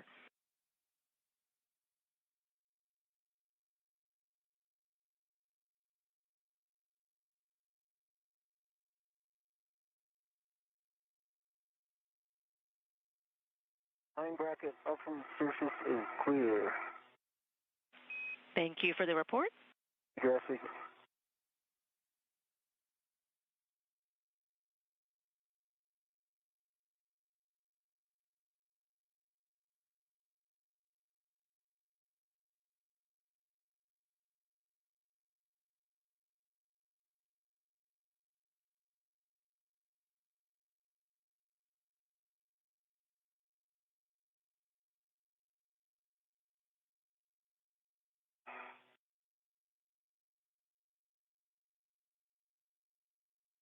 The 6-inch wobble is in my trash bag.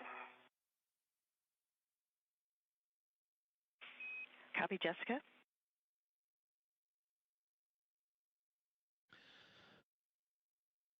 So after successful checks of the MLI, the multi-layer insulation protecting the build-out that Jessica Meir and Anil Menon just completed, Anil Menon has been given the clear to exit the articulating a portable foot restraint and begin the next tasks on today's spacewalk journey. Non-axial loads into mid-strut while driving collar bolts. You can adjust your body position to reach the mid-strut collar. And for EV2 and adjusting the APFR, it's a roll to a foxtrot. Rolling it to foxtrot.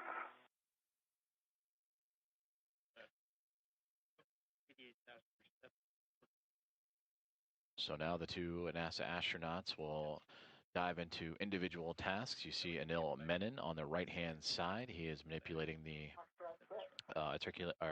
portable APFR, articulating portable foot restraint,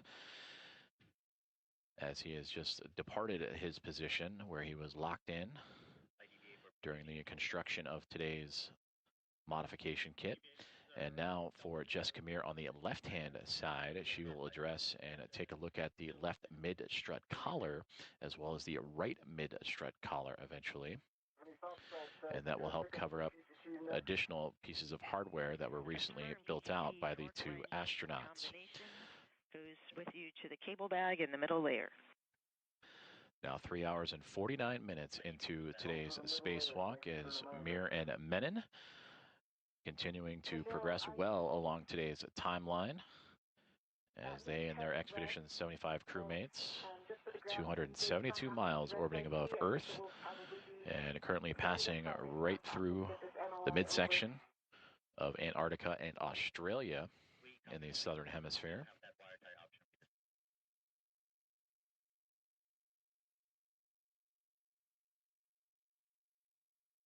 After egressing and beginning today's spacewalk officially at 7:33 a.m. Central Time, 8:33 a.m. Eastern, Anil Menon and Jessica Meir would make their way all the way down the starboard side of the International Space Station's truss structure, the backbone and support system of the orbiting laboratory, to the 3B channel and mast canister, where they would take a collection of 6 struts as well as the IROSA mounting bracket, and have since constructed all 6 of those pieces and the mounting bracket, and are now, for Jessica Meir, working on work on the left mid-strut collar.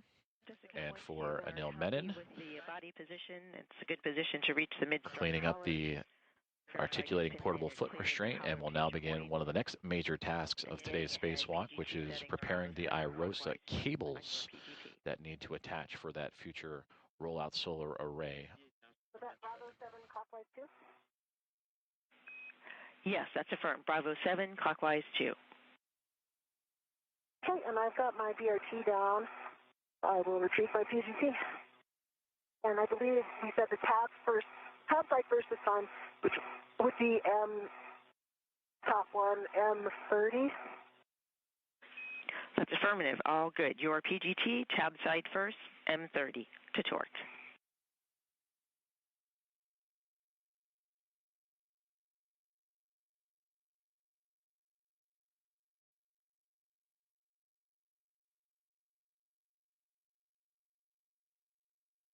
All right, I believe I have my C-tether fixed. I'm headed over to the cable bag. Copy. Nicely done. And just a reminder that my tether is on top of your tether. Copy. That's okay. Just I recommend translating back the same way you come. So.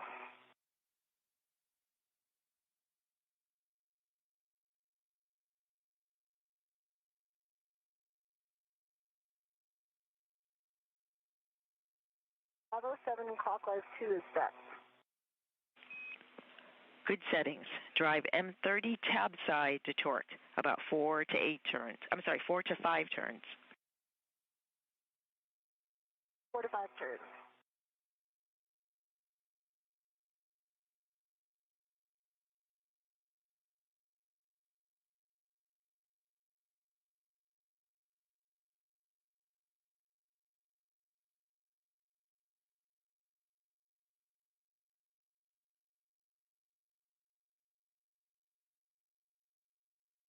Hey, Stephanie. I was actually 6 turns. I got a green light and 25.3. And the 30, 25.3 torque, 6 turns, green light, verified tab is rigid.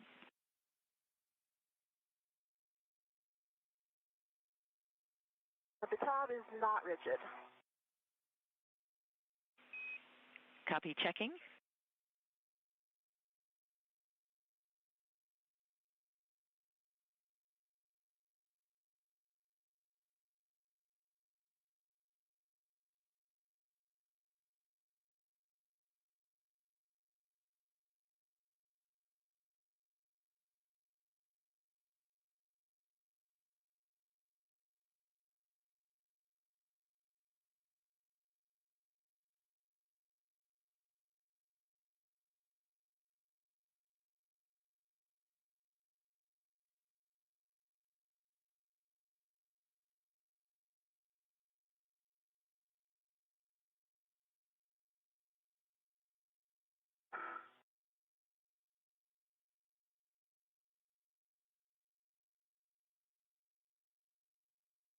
Bill, you see the moon to the, I'm not sure what way you're facing, but. To my right, yeah, I see it.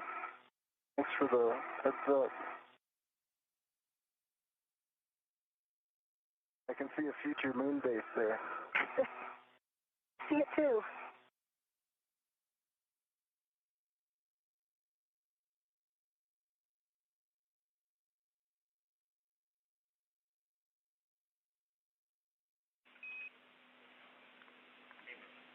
For Jessica, we'd like you to inspect the clamshell interface for FOD or interference. Okay, copy.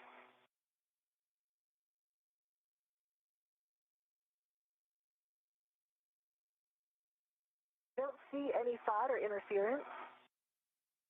It looks like it's almost all the way to the tab on both sides, but I can still move the tab. I don't know if you can see that in my view or not. But I would say it's definitely not, the two sides are not completely mated. I think I recall in the other ones they may have been a little bit tighter, but that may have been after I did the torquing with a manual ratchet.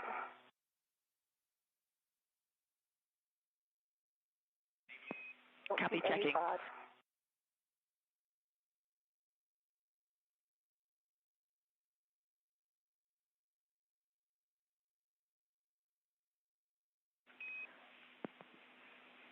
Jessica, we appreciate your words. We'd like you to drive M30 again, same PGT settings, Bravo 7, clockwise 2. Copy and work.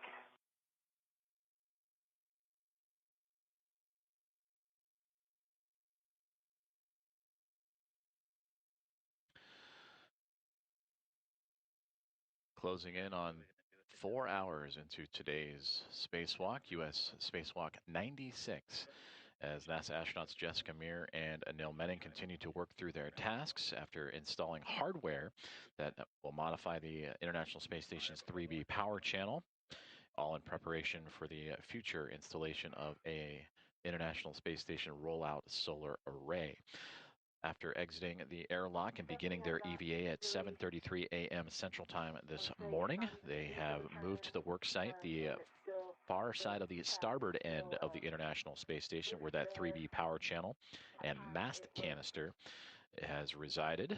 And from there, they took a collection of 6 struts, 3 on each side of left and right, an upper, a mid, and a lower, and have since constructed that hardware to support the International Space Station rollout solar array. And for now, Jessica Meir, you see she is currently affixing collars to the struts, as Anil Menon has since gone to retrieve now the cabling that will be required to connect those IROSAs to the International Space Station. Check a good body position and drive M30 again. I believe that was really well braced. I mean, I felt very secure, and I had 2 hands on the PCT, so I will repeat that. Copy all.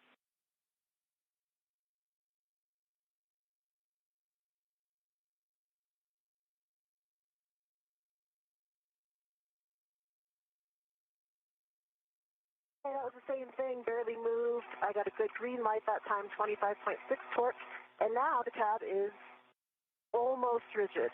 It has a tiny little bit of play in it, but it's not moving freely like it was previously. Copy, 25.6 torque, almost rigid, checking.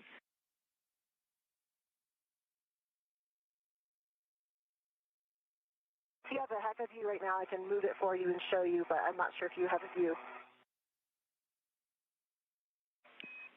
Thanks for the report and your work on M30. We are ready to move to M29, drive M29 to torque, 4 to 5 turns.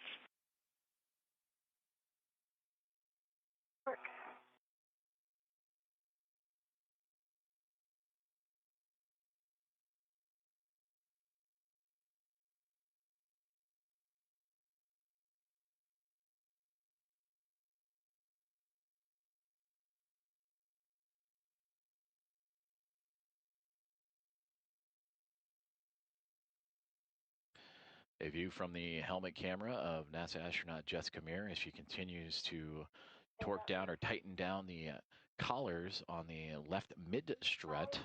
I did get a low torque that time. It's actually reading only 5.2 red light. So I can try hitting that again, try to brace a little bit better. Yes, we'd like you to drive M29 to torque. Anil, nice work with the cables. And a nice update there for Anil Menon as we continue to monitor Jessica Meir's tightening of that left mid-strut collar. She will then move over to do the right mid-strut collar, part of the assembly that they did earlier on in today's spacewalk. And you heard the update on Anil Menon. He has since gone off and grabbed the cabling required to set up the portion of today's spacewalk that'll help the future spacewalkers connect the International Space Station rollout solar array to the space station's power systems and provide additional power to support critical station operations. The tab side to final torque. Okay, copy, and just wanted to give you one note before I do that. Maybe it's expected at this phase, but I do remember, like last time we did this, there was an uneven gap. Right now, it looks like there is still a gap that it's fairly even. It does look like it's a little bit more open on the M29 side. Very slightly. Definitely not the same difference as the previous one I installed. Copy the report and appreciate the words. We are still ready to manual ratchet clockwise M30 to final torque. Copy, I'm in manual ratchet. I'll put that in work.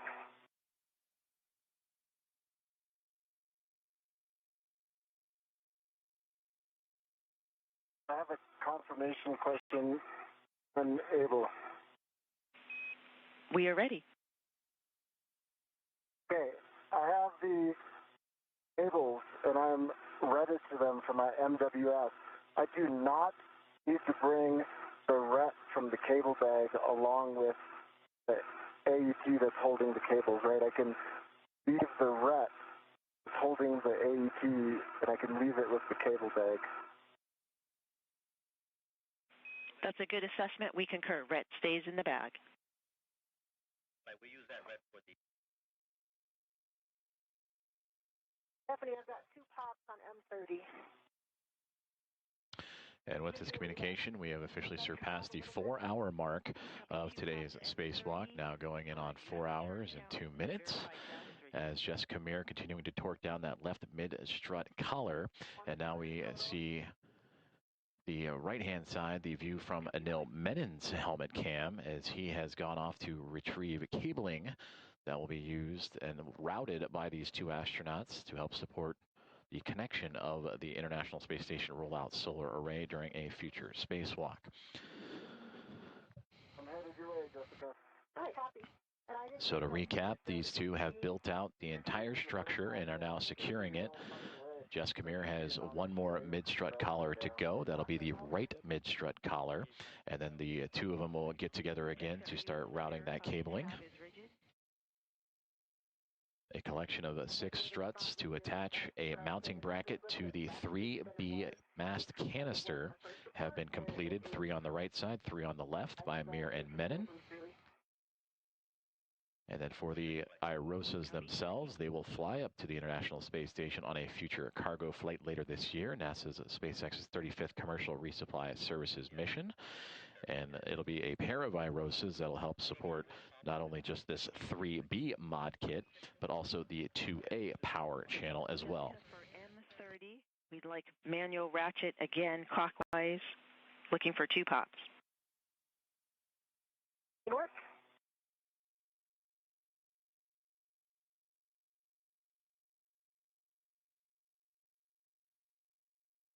Pop. Didn't turn any further, it pops right away. Copy, no pops, no turns, but pops. First.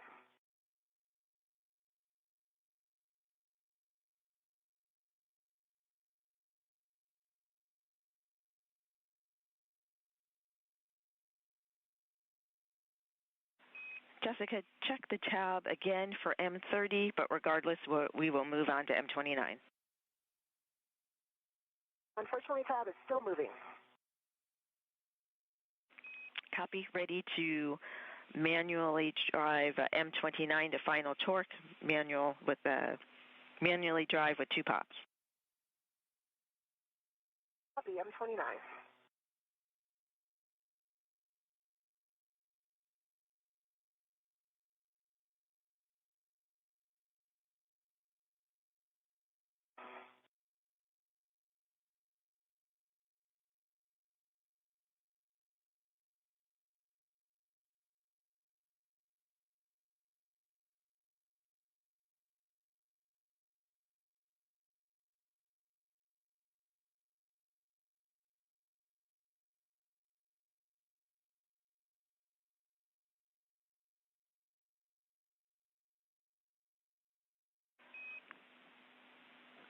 Anil, for the cables, the iROSA cables, there is an adjustable on the scoop, and the adjustable on the cables can go to the adjustable on the scoop.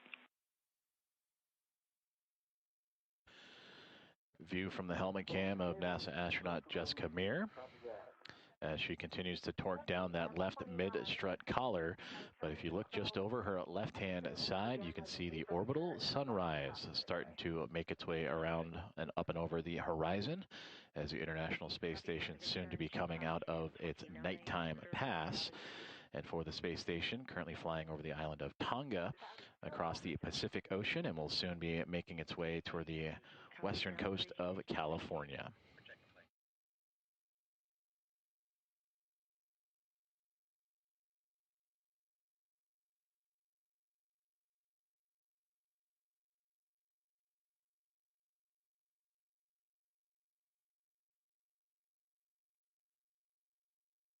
Cables on the adjustable.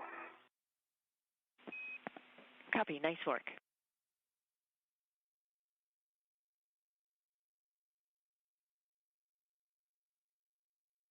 The space between each side looks fairly uniform.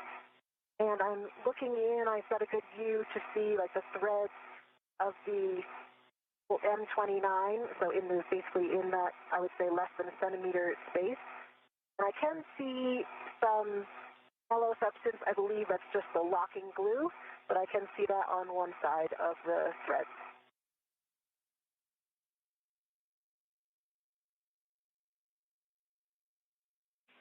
Jessica, thanks for the report. We think we're in a good config. We'd like photographs just so we can verify. Jessica, I'm taking photos right now. Okay, I can get some close-up ones. Not sure with this one's how in focus they'll be, but I see a cable over my head as well. Sorry. We appreciate photos of both EV1 and EV2. Copy.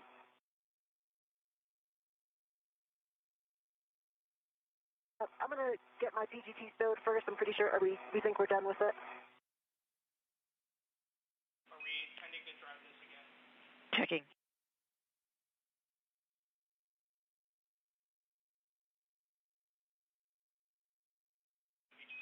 Set PGT to manual ratchet and stow.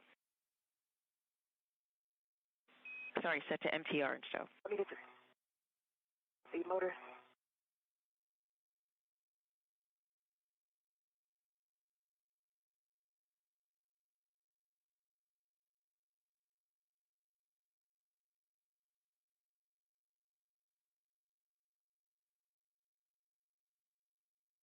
Okay, I took a bunch of photos from this angle.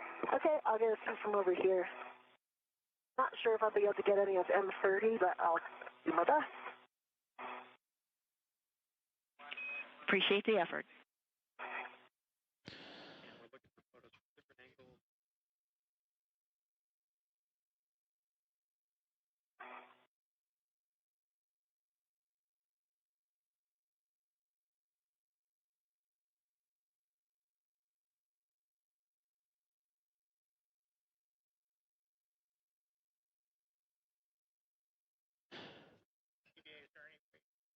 A view from the helmet camera of NASA astronaut Anil Menon as we approach 4 hours and 10 minutes into today's U.S. spacewalk 96.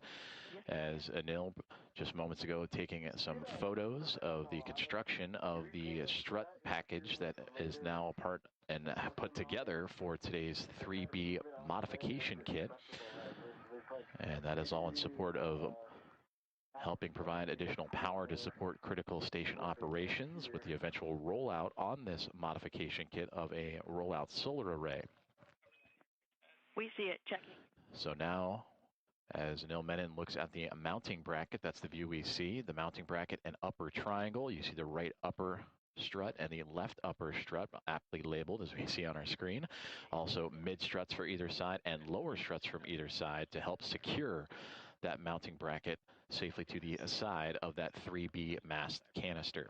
Anil, good eyes. Yes, if you can adjust that side that you're pointing out, that would be great to match the other side. And there you can see towards the left-hand side of your screen, NASA astronaut Jessica Meir with the red stripes on her spacesuit taking photos of her work. That was done for the left mid-strut collar, again helping secure all of these struts to the side of the 3B mast canister. And then she will eventually make her way around back to the right-hand side, where she will tighten down the right mid-strut collar. While Jessica was doing the left side, Anil Menon went off and grabbed the cabling that will be required to support the connections of the future rollout solar array to the International Space Station's power supply systems.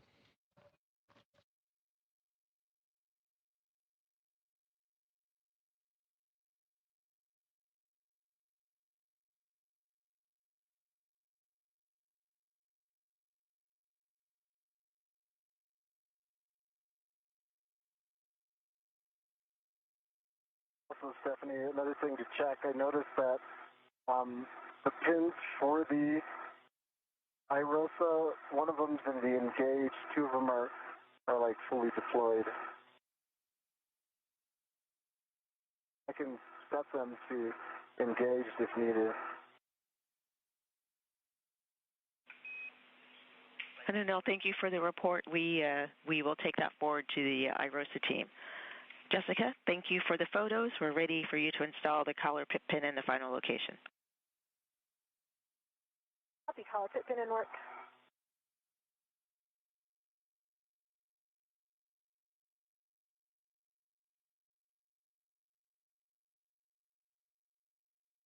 Collar pins installed. Copy. Work now on the right mid-strut collar. Translate to the right mid-strut. In work.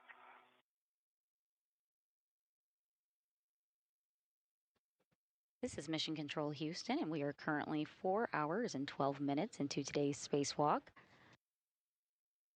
As you just saw, Anil and Jessica took some photos of the assembly of today's 3B mod kit. Jessica just finished tightening the left mid-strut collar and now working to do the same on the right mid-strut. Anil is about to begin cleaning up the work site.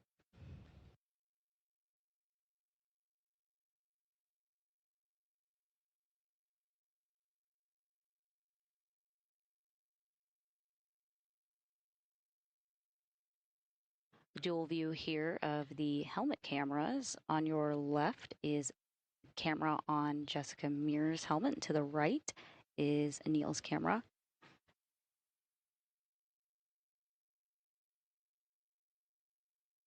The work on today's spacewalk prepares the 3B power channel for the future installation of new rollout solar arrays, or IROSA. Outboard of the last canister, and I just think we saw these last time. I think the suspicion was that they were the mounting glue. They're very small.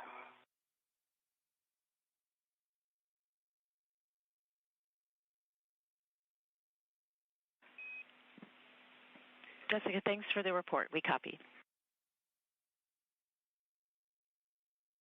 The IROSA, or International Space Station Rollout Solar Array, that Jessica Meir and Anil Menon are preparing for will arrive to the International Space Station later this year aboard NASA's SpaceX 25th Commercial Resupply Services mission.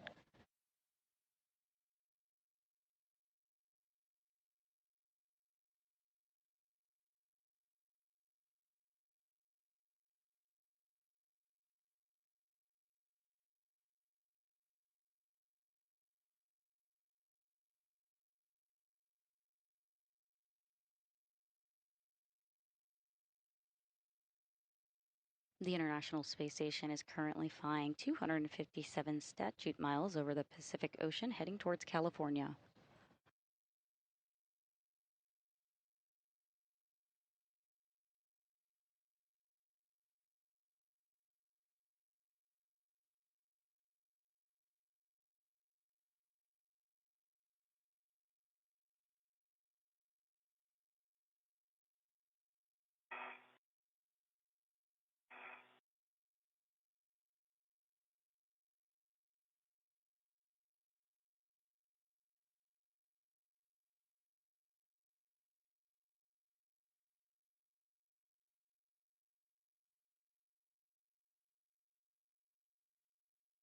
Hey, now, where are you, just for my tether awareness?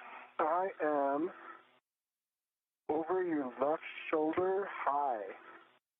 Your head's pointing at me. And if you happen to see my tether, you could tell me if I got it. I think it's going off to my right. Hey, stand by. But just when you get a chance. It is between your legs again, going straight back. I'm pretty good at that. You are. For two. The view you're seeing on your screen is from NASA astronaut Jessica Meir's HECA, or High Definition Extravehicular Mobility Unit camera assembly on her helmet.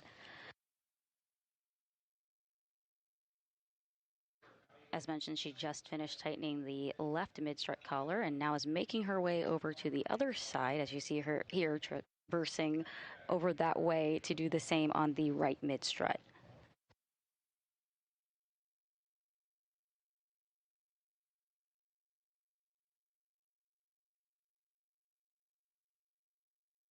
And I see your tether. I'm crossing back over it. Nice. Take a peek at the cable bank as you go by and see if it's fit together. So your tether is air-led on a handrail over here on this side. I'm assuming that's not intentional? Not intentional. Okay, I will free that so that it'll go back to your side.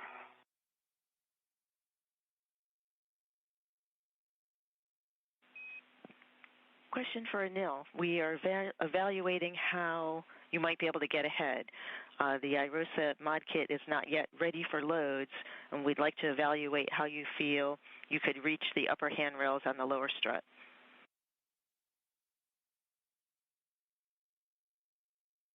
You can absolutely reach the upper handrails on the lower strut. And you feel you could do that without putting loads into it as you're doing some of the cable routing? Absolutely. Thanks for the info. Stand by. And now your tether is still between your legs, of course, but it's running straight behind you to your green hook like it was previously. That should be an easy save. I'll just do a little roll when I get out. Maybe Stephanie can remind me if she sees me getting out.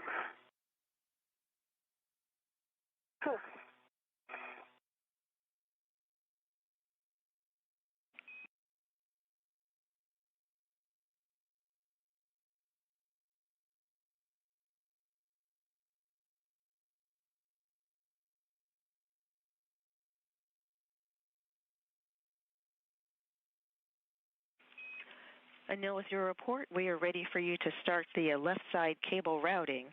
Friendly reminder, as you egress and as you've discussed, your safety tether is behind you. See that. Thank you.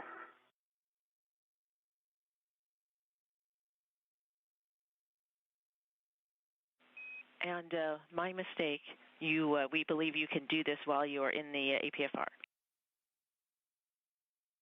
I'm just taking 1 foot out. And that works fine.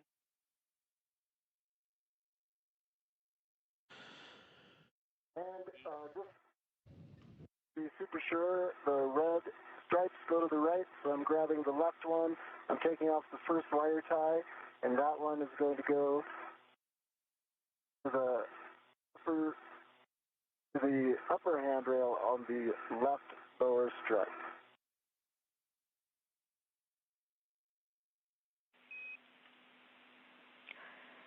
Yes, that's a good summary. You'll release 1 twist on the long wire tie labeled left on the cables to release each coil, and then at the alignment mark on the cable, secure in the pre-positioned wire tie on the left strut handrail with 3 twists.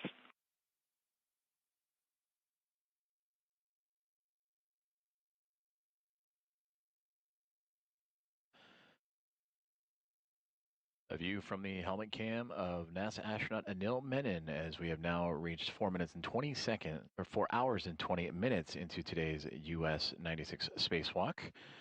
And he is receiving instruction on the cabling that will be used to help connect the International Space Station to a futurely installed International Space Station rollout solar array.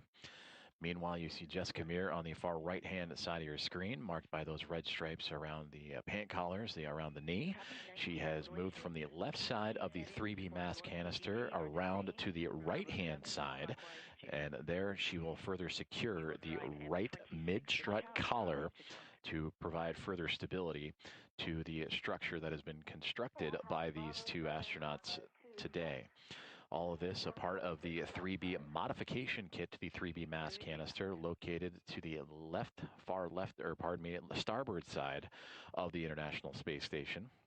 They constructed 6 struts and a mounting bracket, and that mounting bracket you can see in prime view of Anil Menon's helmet cameras, as we see right here. That is where the future International Space Station rollout solar array will reside. The cabling that he is currently looking to attach and begin routing to will connect that solar array to the station's power systems, and it will provide additional power to support critical station operations, including its safe and controlled deorbit. So a key structural component for the IROSA, built out today by Jessica Meir and Anil Menon. And this tab is rigid.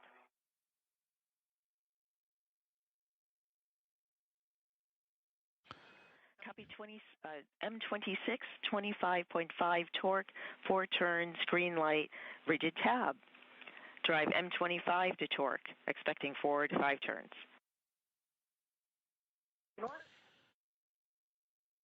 And that communication between Jessica Meir and Stephanie Wilson, the spacewalk communicator, as she is driving, you can see her pistol grip tool, the space drill, at the far top right-hand side of your screen.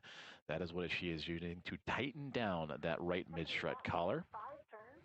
I got a green light and a torque of 25.5 again. And with that one, it did loosen the tab. So the tab was rigid, it's no longer rigid. Copy M25 was 25.5 turns, 25.5 torque, 5 turns, green light. Did loosen the tab a bit. Thank you for the report. We're ready for manual ratchet for M26, driving it to final torque. Expecting 2 pops. Good work. Manual ratchet starting with M20.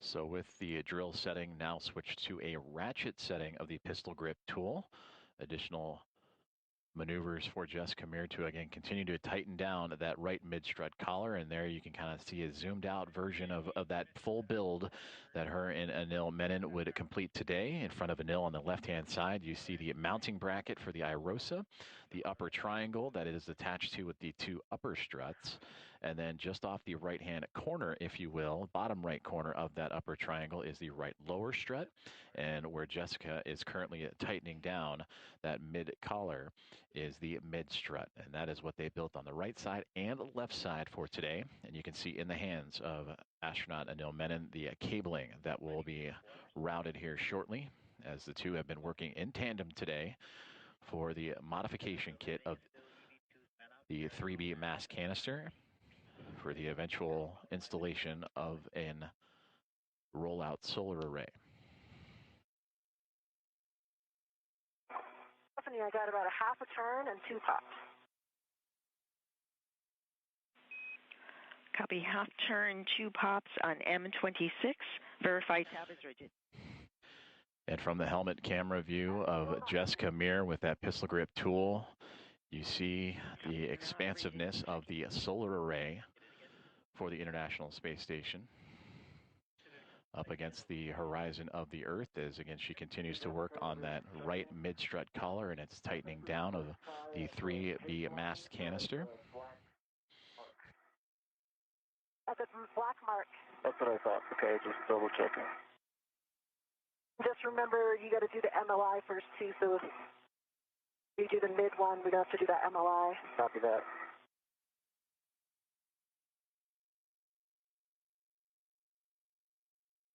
Incredible view down the solar array right now.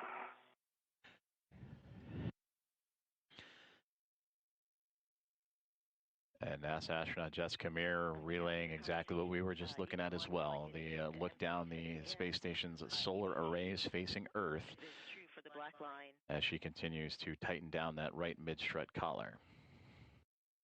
Okay, and Stephanie, I'm on M20. I just did M25. Do you want me to go back to M26 and do the manual ratchet again? Or do it again on M25?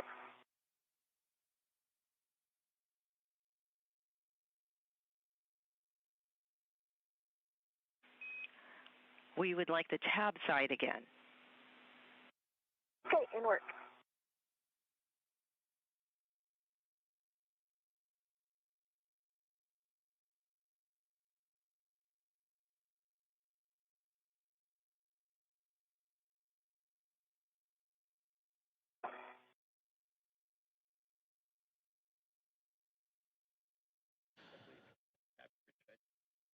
Four hours and 26 minutes into today's spacewalk as NASA astronaut Jessica Meir continuing to tighten down that right mid-strut collar. And then you heard communication about MLI. That is a multi-layer insulation, that protective covering that will protect the hardware that the two NASA astronauts have just put together. That provides protection to areas of the station that are exposed to space, both thermal and micrometeoroid. Now you can drive M25 to final torque, expecting 2 pops. Okay, we did do that once already, but you want 2 more? Checking.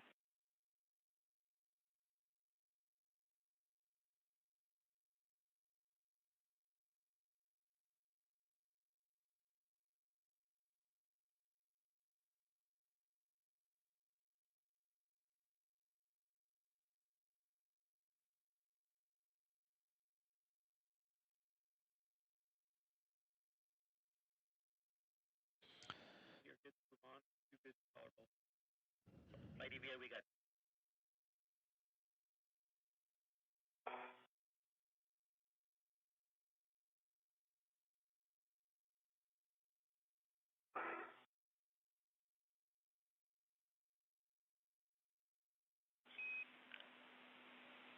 30 seconds to a handover. Jessica, we're in a good config. You can stow your PGT, set it to motor, and install the collar pin in the final location. Work.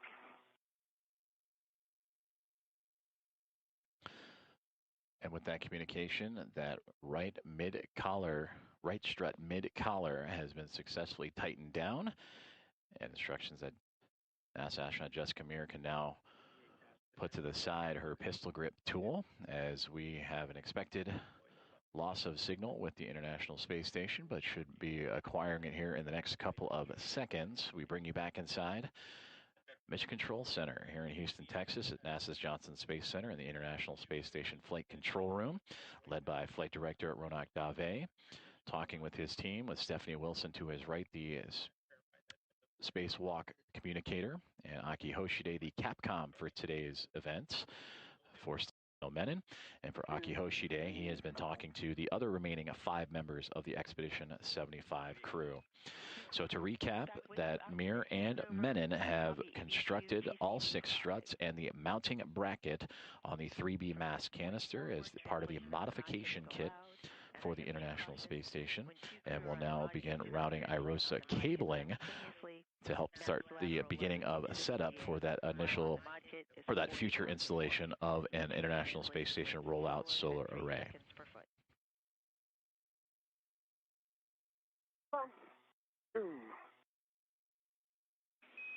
Pin is installed on the mid-collar.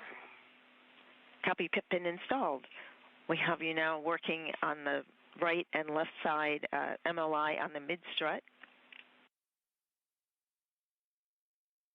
Okay, so EV2 is go to start on the left side MLI.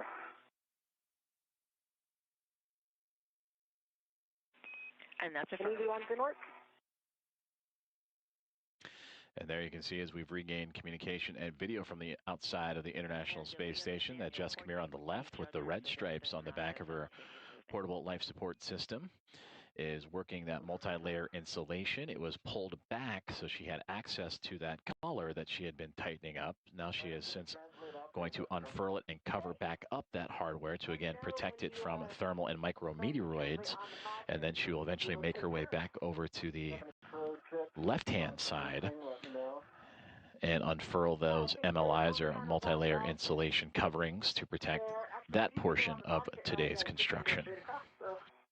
We have just crossed over the 4-hour and 30-minute mark of U.S. Spacewalk 96, and everything going to plan. In fact, they just made an update that they are a little ahead of schedule now as we continue to check off today's procedure and task list.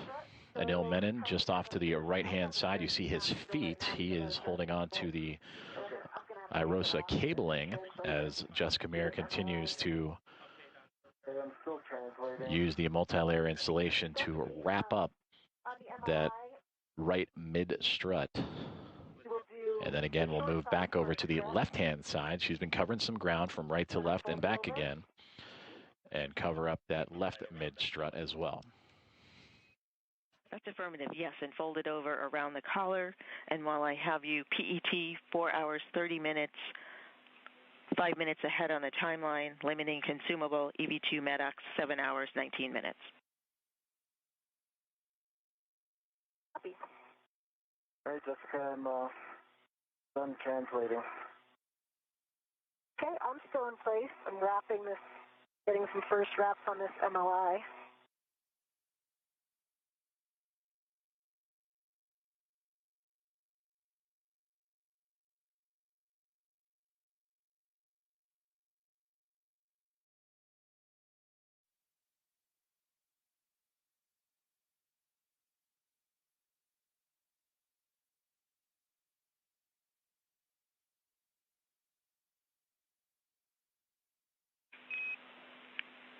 EV1 and EV2, as you work the MLI, you have our concurrence to use the long wire ties as needed. EV1?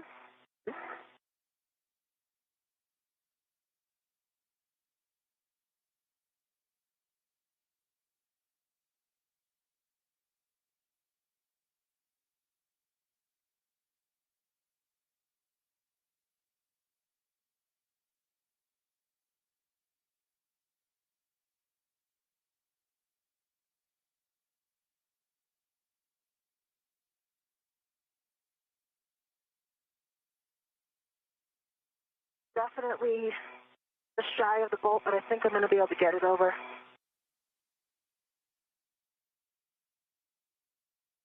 Yep, I got it over on this side.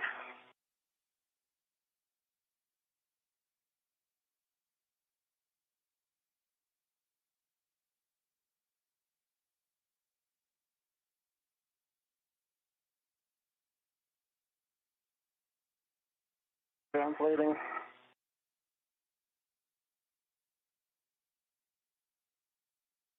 Done translating. Copy.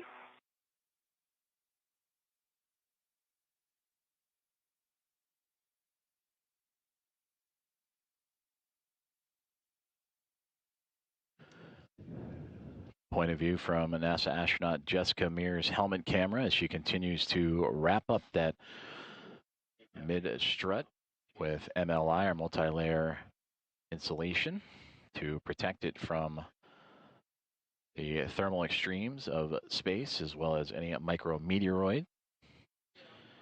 And again, she will be working from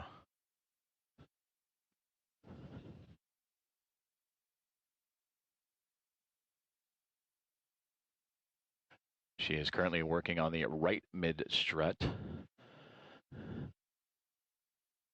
And then we'll also be able to wrap up that left mid strut as well. And then both her and NASA astronaut Anil Menon will move into the International Space Station rollout solar array cable routing. And that is what we have seen images of Anil Menon holding in his hands, that cable bundle. So as soon as Jessica completes this task, that'll be up next for today's spacewalk, as we are now 4 hours and 35 minutes into U.S. Spacewalk 96. And currently Menon, alongside with Meir and their additional 5 crewmates of Expedition 75, are orbiting over the northern portions of Quebec, Canada, at 262 miles above Earth.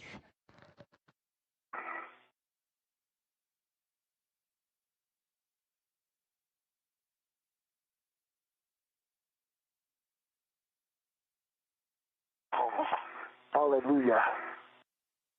Just made it.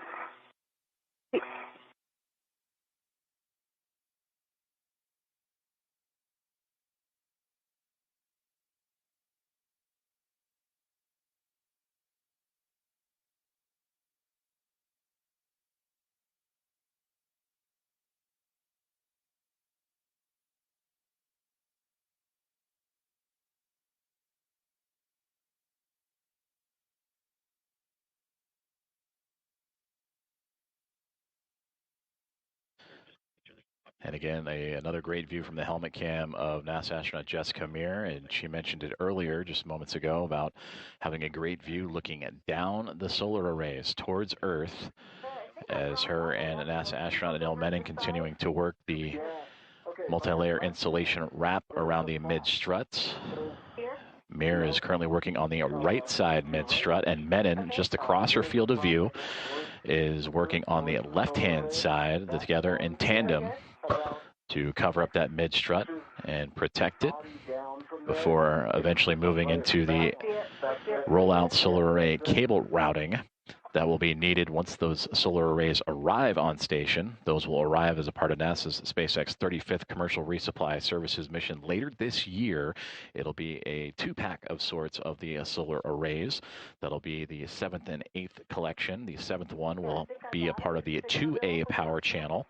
And that EVA most recently was completed back on March 18th, 2026. That was U.S. Spacewalk 94 EVA, extravehicular activity. That was done by Jessica Meir and Chris Williams, completing the work of Nicole Ayers and Ann McLean, who started that modification build for that 2A channel back in May of 2025. But today, these two going the distance from start to finish of the full build out of the structure, 6 total struts and the mounting bracket.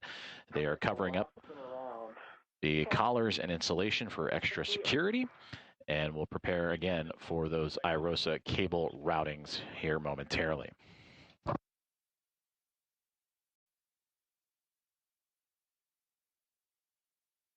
How about now? They still fold outwards. They're not rolling around. I almost feel like I could just cruise over there and collapse them after this, or if you can roll around the corner, you can see it a little bit better. It's kind of. I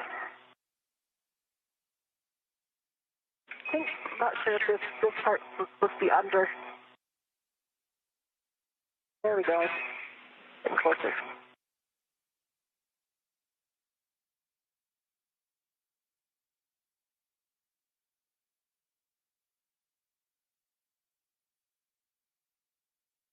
Okay, are you stationary right now? I'm going to release my DRT so I can move around a little and try to see those. I am stationary.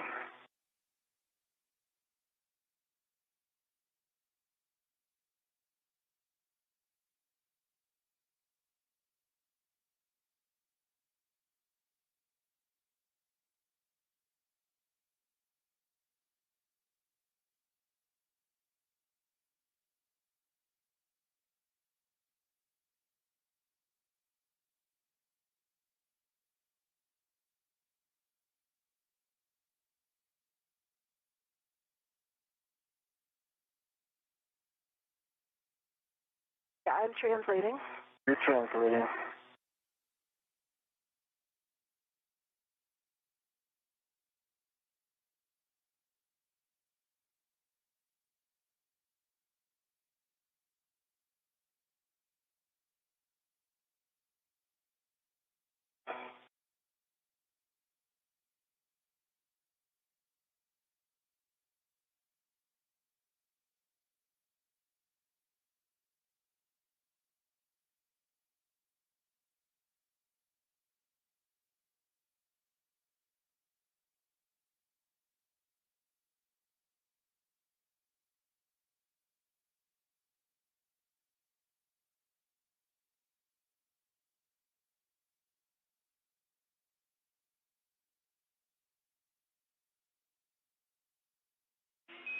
For EV1 and EV2, we are turning your HECAs off from the ground to manage temperatures. We will turn them back on when needed for the HECA scans upcoming. V1. All right, what do you think now, Anil? I think it's fantastic. Okay. Stephanie, my MLI is complete. I've squished it down in all the areas. I can't see any metal showing, and Anil evaluated from his side that there are no gaps.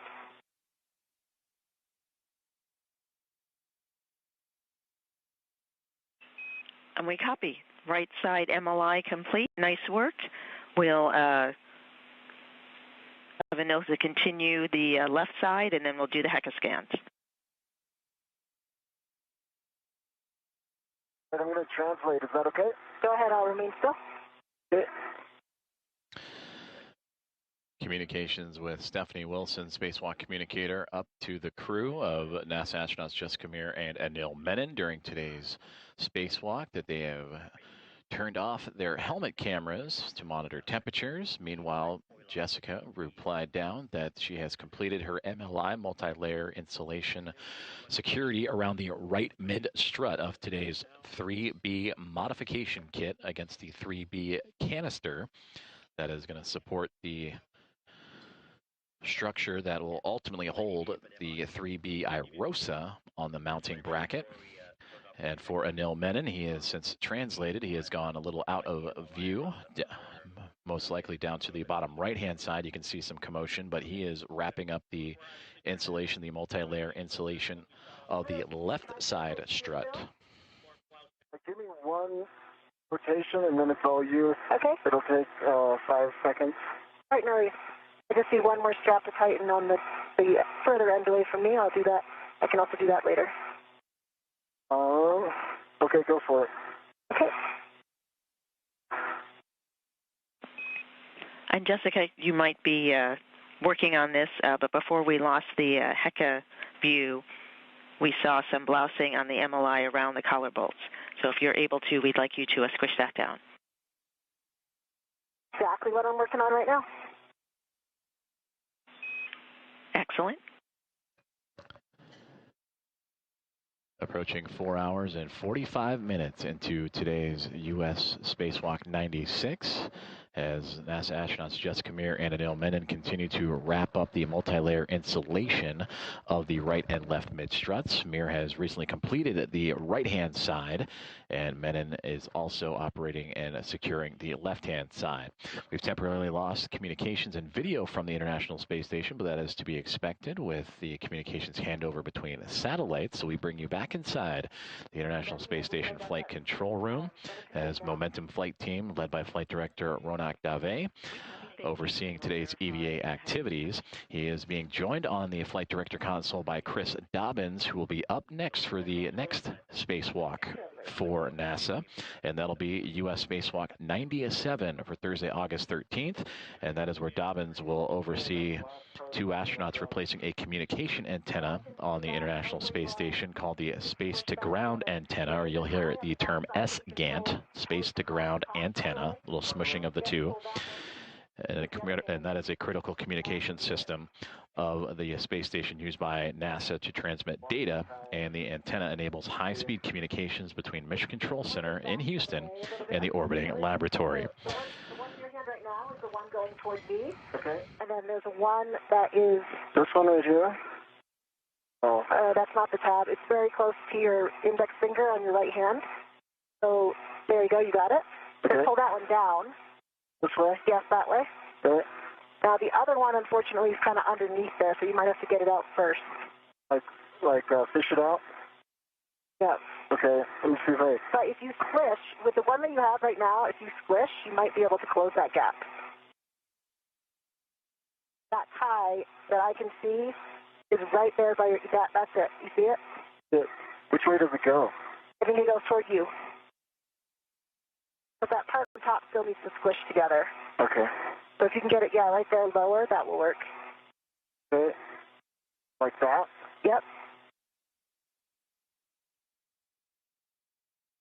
Doing that, you expose a little bit just distal. You see there's another strap that's on my side. Okay. Pull that down. This one? Yeah, and I think before you do that, yeah. See those flaps? I think they were the same ones I had. They're sticking up on the other side. Uh-huh. I think those are supposed to go, no, other direction. Oh. Yeah, on the other side, not towards the mounting bracket, towards the mouth canister. Okay. There's two flaps, and I think they're supposed to go underneath that piece with the tie. This piece with the tie? That's the piece with the tie. Okay. And just towards the mouth canister from there, if you can fold those. These two? Yes. Okay, and they go under here. I think so, and the other one too. If you get the other one, it'll close that gap. It's right underneath your right hand. I see it. That's it. Great directions. Okay. There you go. Now if you wrap that around, I think you'll be closed. Okay, that's a good squish there. Now if you can get that tie that's going across the top toward you. This one? Yep. Pull that toward you. The other direction. Across the top toward your mini workstation. Okay, like that? Yep. And if you can just do a squish with the corner that's all the way on my side, so the edge, basically the very edges at the end, if you can squish those in, then I think you're good. Right here? Yep. Perfect. Okay. How's that look? Looks pretty good. All right. Yeah. I can see a tiny little gap between those two folds. If you can do one more squish, I think you'll get it with your other hand. Moving the other hand in place. Bring your other hand on the top part there and squish it down. Like that? Yeah.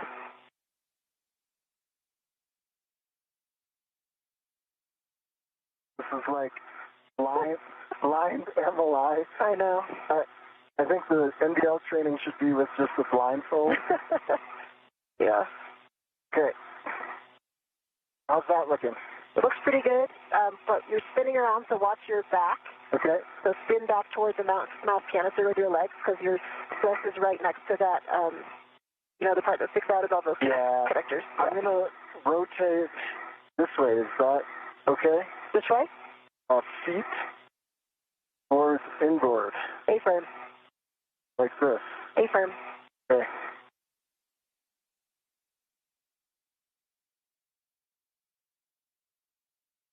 I'm not tracking my tether either. Do you see it? Tether is under move your left foot back. And now it's between your legs. You lift your right foot up and put it behind. There you go. You got it. Okay. All right. I think we're good. I think we're good too. Stephanie, I think we're ready for the HECA scan. And actually, nice work, both of you, on the MLI. From here, we would like each of you to work to route the cables on each of your sides, and then we'll come back and get the full HECA scans. Copy. So it looks like you did this first one, Anil? Yeah. There's a chance that the next tie, you might have to take out two ties. I study it super hard, but it almost looked like the next tie you need is buried. I see that. Shouldn't be. I think it's just the way the wire tie is right now. Yeah. Yeah. We're good. Okay. Good.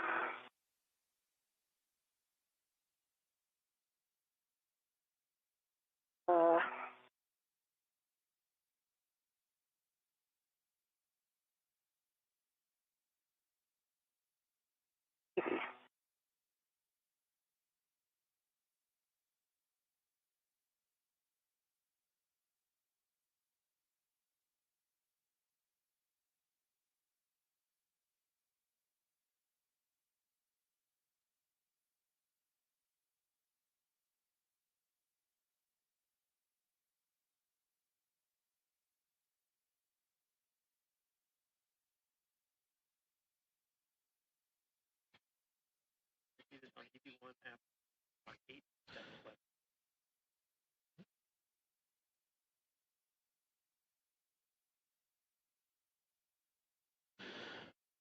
So this is not in the right config. Let's see.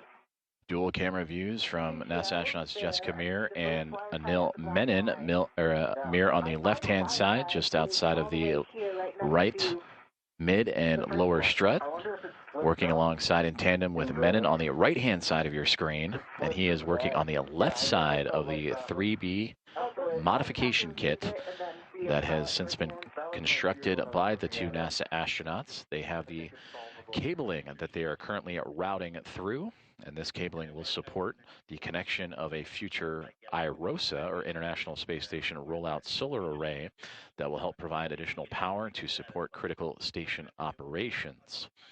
We are 4 hours and 50 minutes into today's spacewalk, US EVA 96, the sixth of the career of Jessica Meir. And again, her view on the left-hand side, and the first spacewalk for NASA astronaut Anil Menon. And you can see his point of view on the right.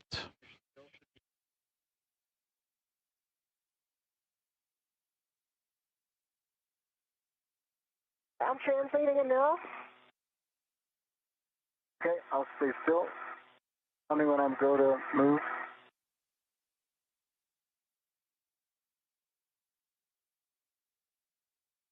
I'm going to be in position here working on this wire tie so you can translate as needed.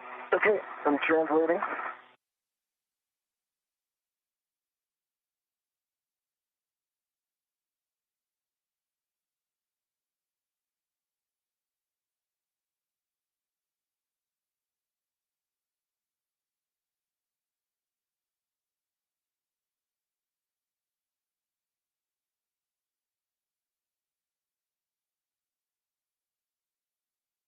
And let me know when I can translate. Almost there.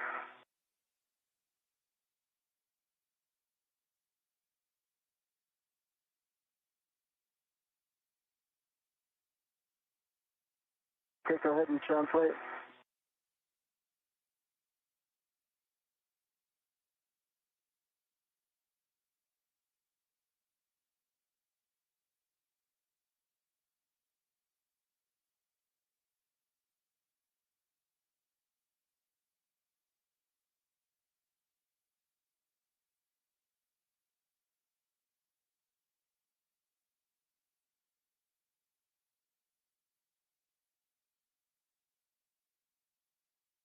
To confirm, because I don't remember the other cables looking exactly like this last time. So I have one last loop here, and it reaches to the large handrail, and right in front of that handrail are the two sets of connectors, both mated. So there's two sets of connectors with the tab, the wing tab, both mated together, correct? Yeah, but I prefer the ground. Copy, Jessica. That's a good config. Okay, copy. I'm going to grab another wire tie, and I'll get it on the long handrail.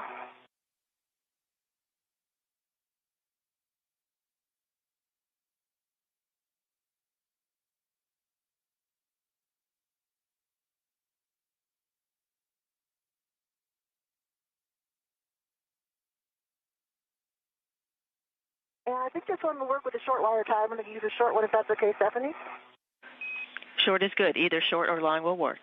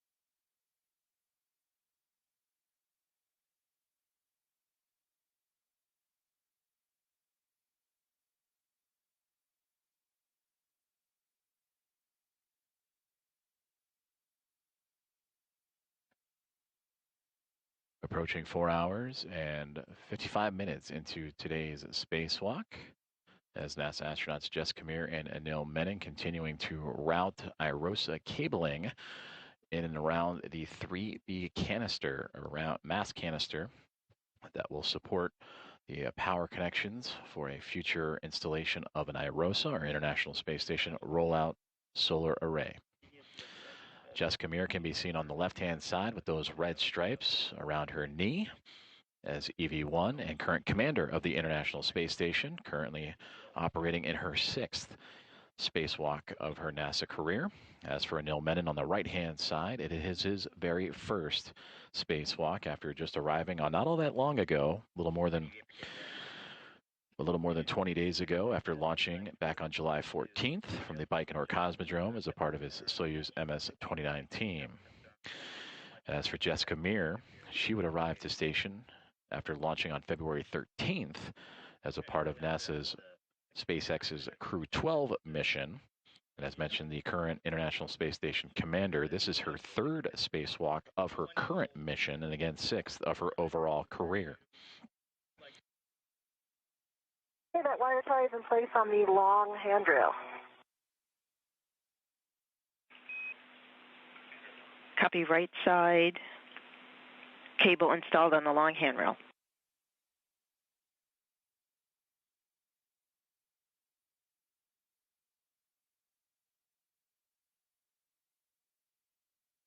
How would you like to do the HECO scan, Stephanie?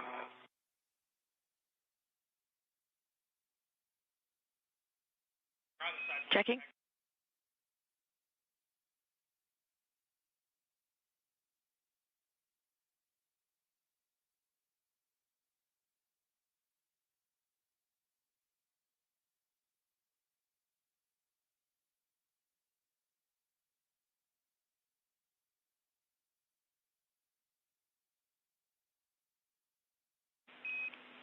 Jessica, Hector's on for the scan. As much as possible, verify for the right and the left MLI that everything is closed, snug to the struts, no visible metal through the MLI, and that the mounting bracket upper surface is clear. Okay, I'm starting on the mass canister side. Hopefully you have a good view. I'm looking directly at the cable, moving around a little bit. I can see it on the long handrail. I see good MLI on the side pad.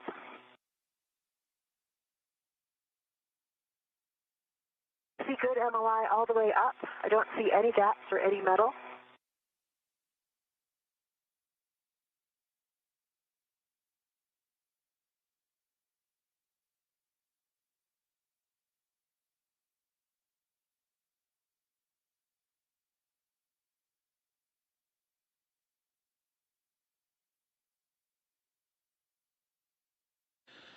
That's NASA astronaut Jessica Meir providing an update on her current status of the IROSA cable routing, as well as the multi-layer insulation that is currently securing around the right mid-strut of today's build-out of the 3B mass canister modification kit. See that the mounting bracket is clear. Coming back again with the long handrail to give you a view all the way down it. Then I can see Nil's side. I see it all covered up. There's a tiny little gap on the mounting, kind of between the mounting bracket and the mass canister at the distal end, opposite of the bolt side, but I don't see any metal.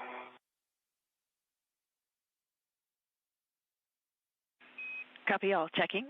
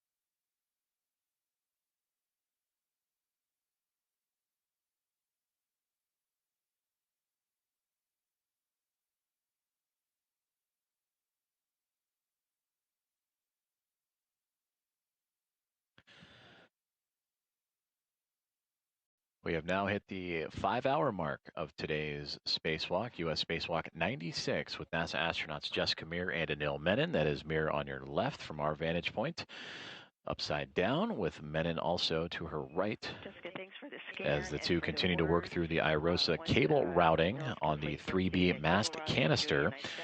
And Together, these, over these past 5 hours, these two have built an entire modification structure to add onto that 3B modification canister. Get eyes on the last bit that you mentioned that has some blousing, and we'll try to cinch that down. Meanwhile, I can take a glove, hat, and gauntlet check from you. Like a good plan. My hat is dry. Glove. Still nominal. Gauntlets are down. Nominal gloves, dry hat, gauntlets down. 1 minute to a handover.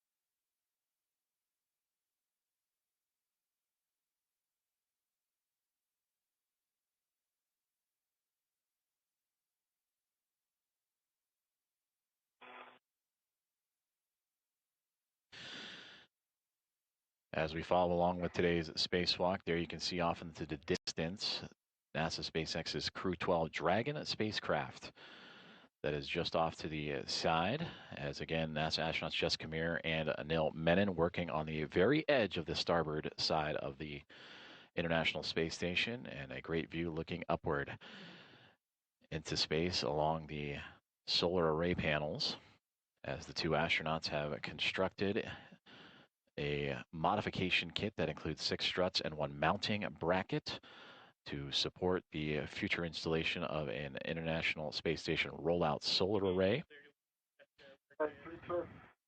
On the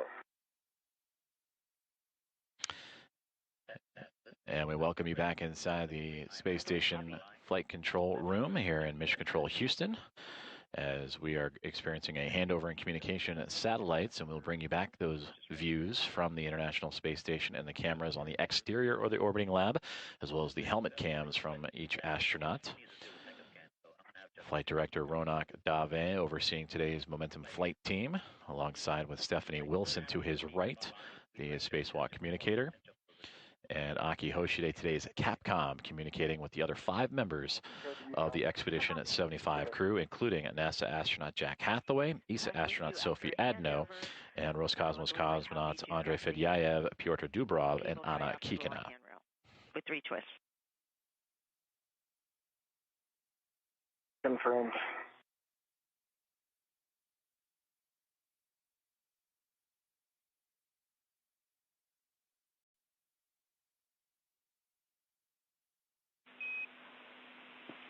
While we wait for KU for Anil's HECA scan, Jessica, we would like you to cinch down the 2 adjustables that are on the mounting bracket side that are on the scoop holding the cable. We'd like you to take out the slack.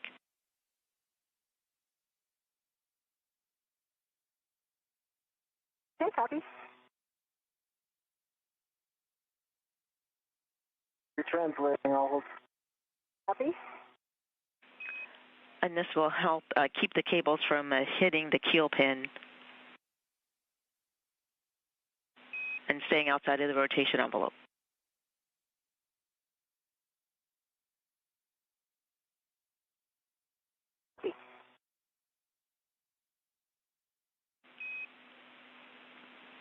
Anil, we're ready for your HECA scan. Similar report as Jessica. Verify in the view and per your words, MLI closed, snug into the struts, no metal visible through the MLI, mounting bracket, upper surface clear from your side.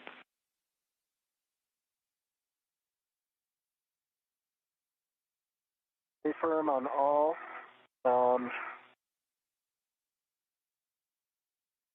MLI is snug. I don't see any metal visible.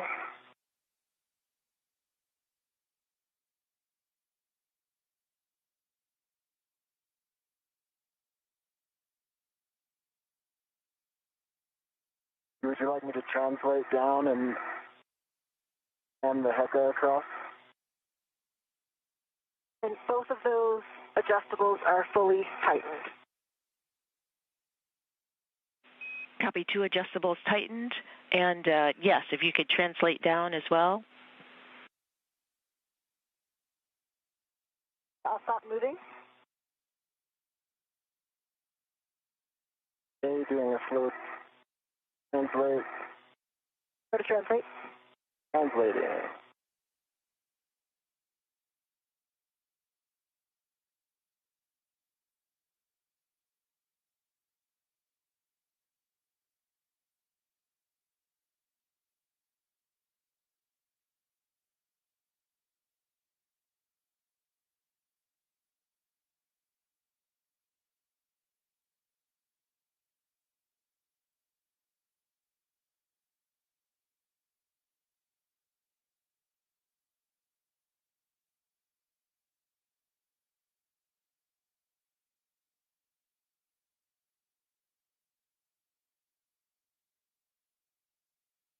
And now that gap is closed now that I saw.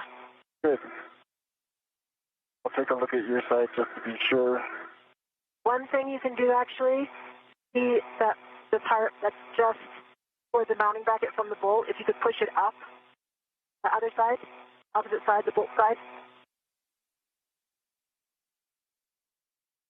Right here? Yeah. Oh, I see this? Yes.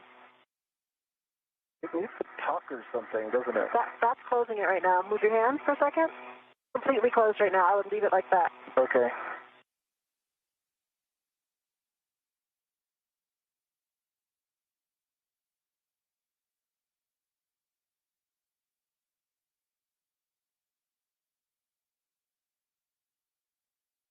Okay.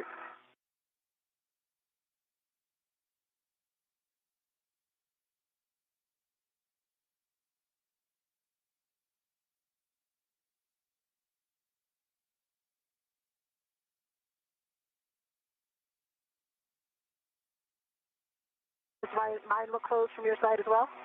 Does. Yeah. Great.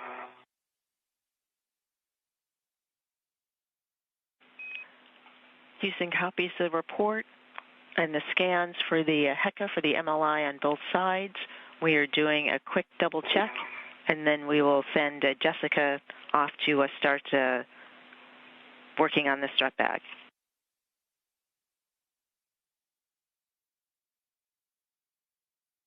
You want? I'm going to translate the other direction. I'm off of the strut. Oh, I see. You're just planning ahead. I see. Yeah, well, I wanted to see if I could translate on the strut now, and I can, because you're off it.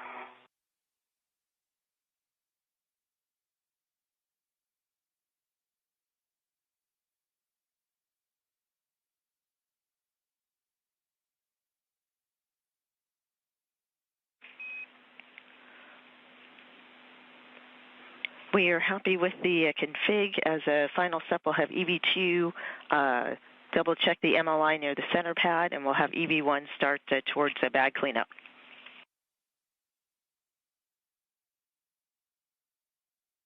Copy and work. Just going to go double check.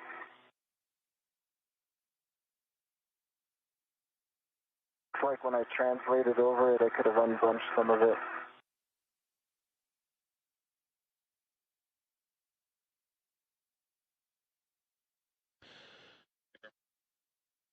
Coming up on 5 minutes and 5 hours and 10 minutes into today's US EVA 96 as NASA astronauts Jessica Meir and Anil Menon receiving instructions for their next tasks. As Anil Menon, labeled EV2, will continue to inspect some of the MLI, the multi-layer installation surrounding the struts, and namely the center pad of the 3B modification kit that has been installed by the 2 astronauts here today. And then for EV1, which is Jessica Meir, she has been assigned to begin the strut bag and cable bag cleanup, as the 2 have had quite the eventful day today, taking a modification kit that consisted of 6 struts and a center mounting bracket building together an upper triangle and then attaching that triangle to the 3B mass canister, and then helping with additional security to a mid strut and lower strut, both on the right and left sides. They would also secure a collar on either side of the mid strut, left and right, and together the two of them would also make sure the MLI, again, multi-layer insulation, would properly wrap all of that hardware that has just recently been added on to that 3B mass canister. For EV2 MLI check, we'd like you to double check the center pad attached to the mass canister area.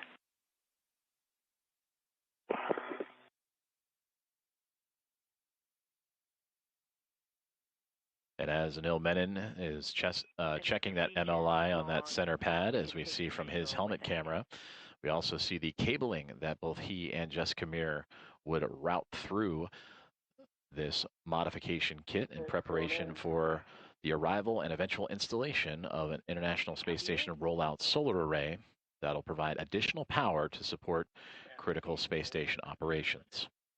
I'm over here at the strap bag. So, Stephanie, do I have a go to try to start packing it?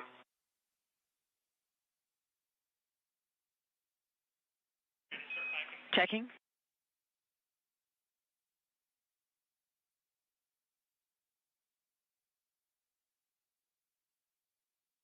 We'll take the HECA inventory and then we go to pack. And yes, Jessica will take the HECA scan as the inventory, and then you can begin folding. Okay, in work.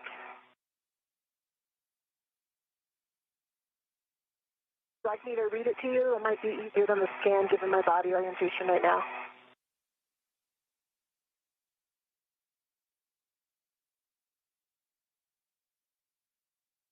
Checking. We would like to see the APFR tools. So HECA would be great if you can give it to us. Okay. I can see the APFR collar wrench. There's only one that we had in here. The other APFR tool was in the cable bag. There it is, right in front of my HECA right now. The APFR wrench, not the collar wrench. Sorry, the collar wrench is in the cable bag, and the wrench is right here on a with an adjustable. Other than that, I see two small reps on hook 11. I see a large, small connected to a small on hook hotel. And I see two large smalls on hook golf. And I see two large smalls on foxtrot.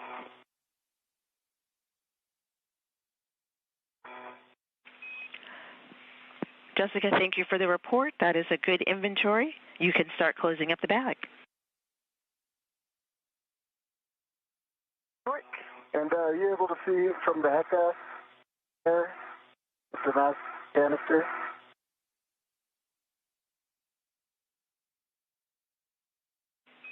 And it will take a verbal. Yes, it is well covered.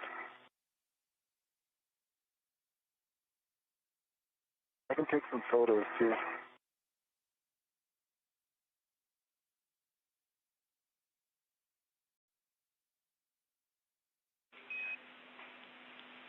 Anil, thanks for the report. No photos needed. That's a verbal report. That's good. We are ready for you to translate to your green hook to retrieve it from handrail 2026 and then Go on the green. en route to the cable bag. All right, moving to the green hook. Yes, and sorry, it's a handrail 2029. When convenient, I'll take a glove, hap, and gauntlet check from you.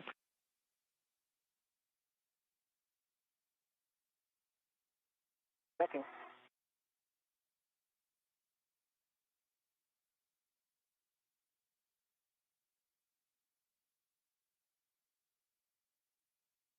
Gloves look good, nominal. Map is dry. Now let's slow down. Hey, Copy Jessica, now. how do you want me to navigate this? I should actually go this way, right? Yeah, you should go toward the way that your green hook is, the other side.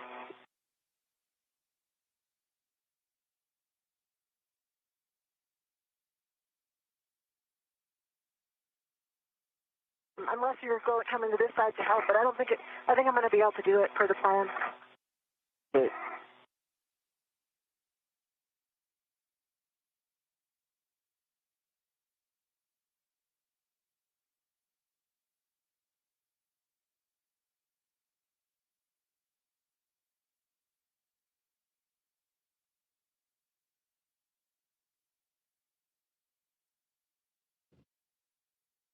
5 hours and 16 minutes into today's spacewalk, U.S. Spacewalk 96 with NASA astronauts Jessica Meir and Anil Menon. And you just heard communications between those two and the ground here at Mission Control Houston. And NASA's Johnson Space Center is the two working together to start the cleanup process, if you will, of their work site as they have built out a modification kit to the 3B mass canister. A collection of 6 struts, a lower, mid, and upper strut for both the left and right sides, all to support what is going to be an IROSA mounting bracket that will hold an International Space Station rollout solar array. And now that solar array will be installed on a future EVA and will be flown up to the International Space Station along with another pair of solar arrays. Another set of solar arrays for the 2A power channel. So today completes the modification kit necessities for the International Space Station. And the only ones needing that modification with a solar array will be the 2A power channel, which was completed back on March 18th by Jessica Meir alongside NASA astronaut Chris Williams. And then with Meir, you see on your screen right there with the red stripes around her spacesuit, she and now Anil Menon working together to work out this modification kit.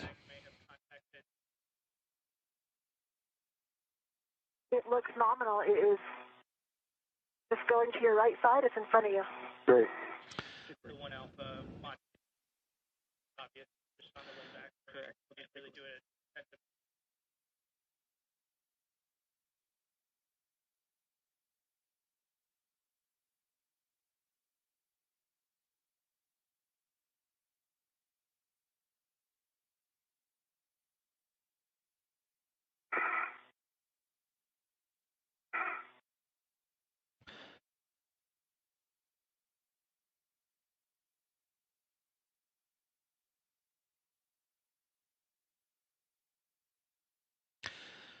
As you can see on your screen, both Anil Menon and Jessica Meir working through the cleanup process as they are working to stow the strut bag that carried out the 6 struts and IROSA mounting bracket to today's work site. They brought them out with them when they departed the Quest airlock and officially began their spacewalk today at 7:33 a.m. Central Time, 8:33 a.m. Eastern Time. And now 5 hours and 18 minutes into today's spacewalk, that cleanup process has begun. That strut bag, which carried struts 8 feet long and a full mass of 330 pounds out to the work site, is going to feel a little bit later as they clean up, as those 6 struts and mounting brackets have been installed. The multi-layer insulation wrapping up the hardware to protect it from the harsh conditions of space, and then securing all bolts and tethers as necessary in the process. And the two now, again, continuing that cleanup with the strut bag, and they will add it to the cable bag that was also brought out for today's hardware. On my mini workstation, so I'm going to release the left side so that I can fold that in. Houston copies.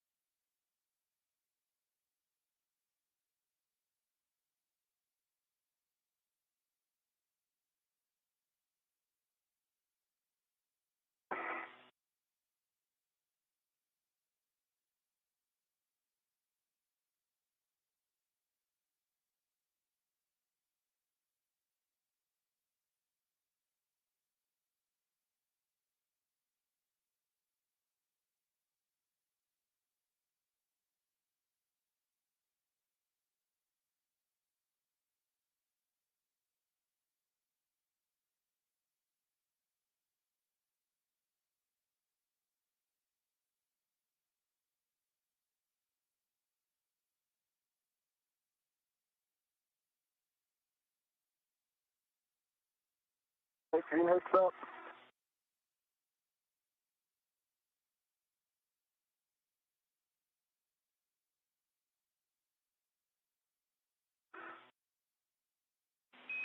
Copy EV2, green hookup.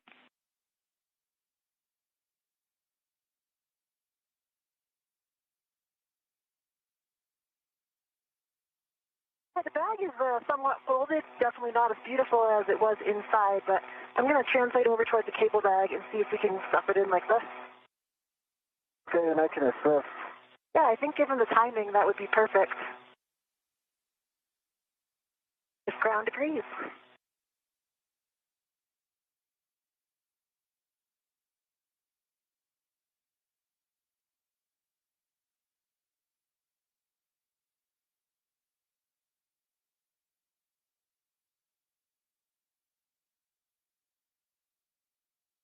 All right.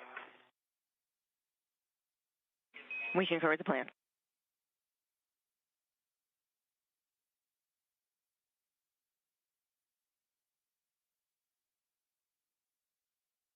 Okay, I got No. this side down. Just be real directive, and I'll try to, keep the bag where you need it. Okay, I think actually, can you pass me the ret? There's a ret. There's a ret right here. It looks like I can take this one. Okay. And before placing the strap bag into the cable bag, we'd like to verify in the cable bag PGT, torque wrench, wire tie caddy. I can verify PGT, torque wrench. I got eyes on the wire tie caddy. Excellent, thank you. Proceed. All right, and now here's what I think we should do. I have the cable, the strap bag is now ready to the cable bag. Okay. So I think if you can reach over with your left hand and stand by 1 second, I'm going to get the hook off me. Okay. Reach over with your left hand, grab it, that edge, right down here. Yep, pull that over to you. That's the bottom. Okay.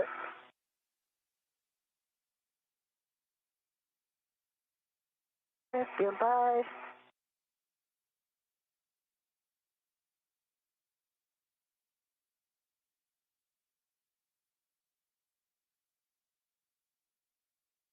Can you try to smush it down? Okay. I have a hand on this side.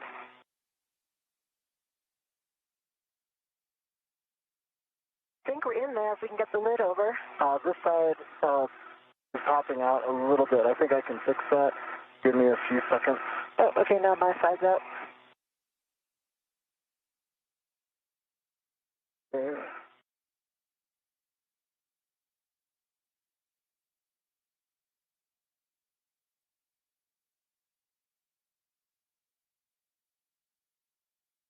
Hey, can you see, I'll hold this edge. Can you see this stuff up here? Can you tuck that down? Now, try.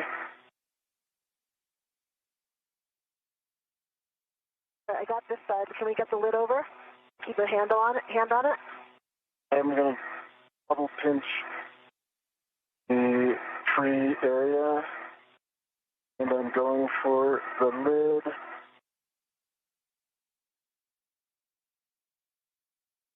I've got a hand on it, and I've got a hand underneath the bag. Okay. I'm going to let go because it'll pop out if I do. Okay, that's good. I'm going to try to close the side without popping it out.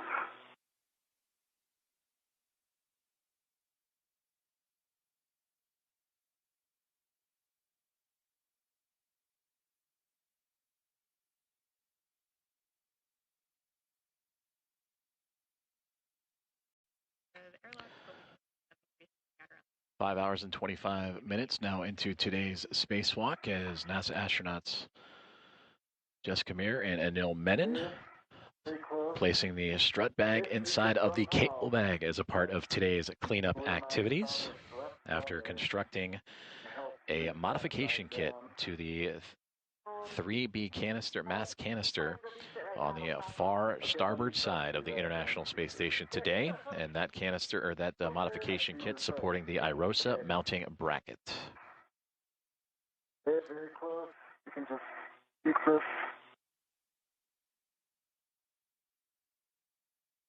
Got a hook on. I got the Velcro down on this side.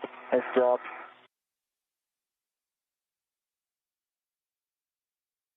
Okay. We'll try to fix this side. Can you get the front Velcro first? That might help. Here, wait, hold on, stand by.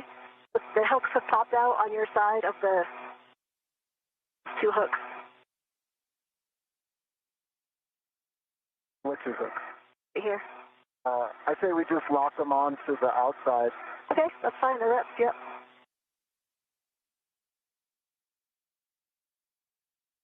We also have these wire ties that have the whiff on it that we could use. I'll pull the lid down. The torque wrench is popping out above your right hand. I see it.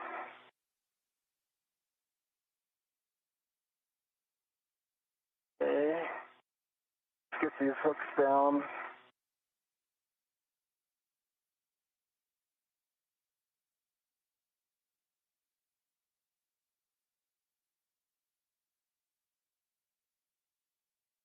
Hook down. Now the more you can like find some extra. So actually, look, I think we might be able to get this Velcro if you move that hook. Okay. Can you pull that tab or pull here? Squeeze the tab.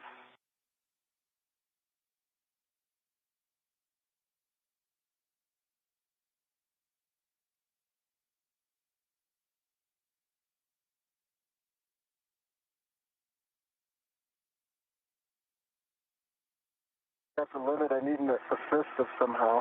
What if you take the wire tie that's right in front of me and loop it through this tab? Okay, I'll do that. Great idea.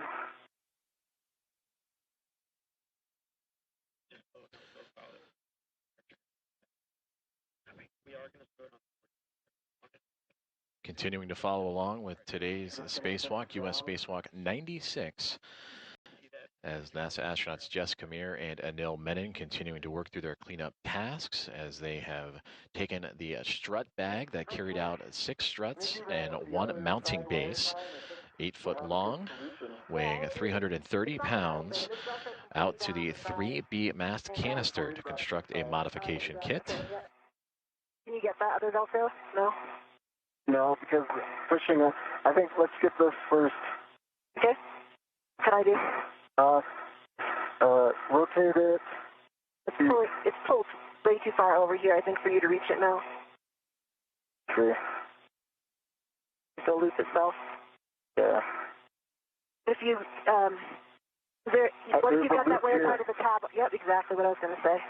That will keep it closed.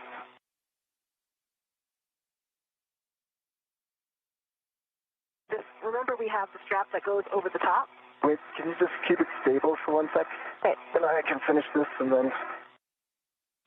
Got it. EV1 and EV2, nice work working with this bag. We realized it's a lot of work. We'd like EV2 to pause for CO2 data. Okay, pause. I'm pausing. Jessica, you can finish that, I think. Yeah, I think it's done. Can't reach it right now with your head there, but I mean, it's 1 twist. Yep. I think it'll stay. Hey, just put 1 more twist, Stephanie. There we go. Great, pausing. The only concern is just to look at it, if the torque wrench could come out. Are you there? I am there.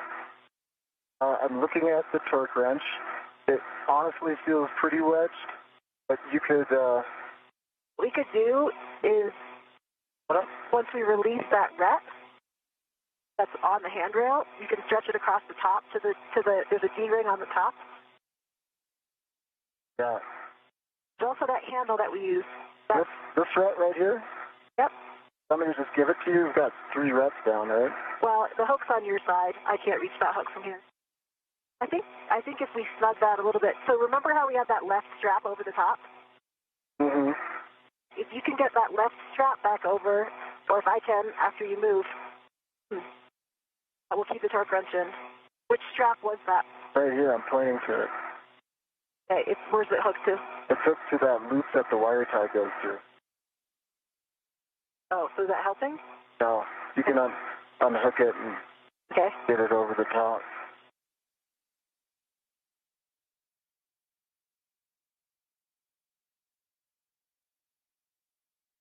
Okay, so the top would be toward you, right there where your left hand is. All right, I'll just wait until we balance out. All good.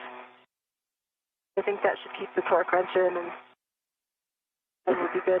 If you have bandwidth to loosen it, and it'll make it easier for me when I have to admit, but maybe you can't reach it. Stephanie, and we're kind of holding right here. Would you like me to get started on the APFR relocate while Anil's waiting? Yes, we are ready for that. 20 seconds to a handover.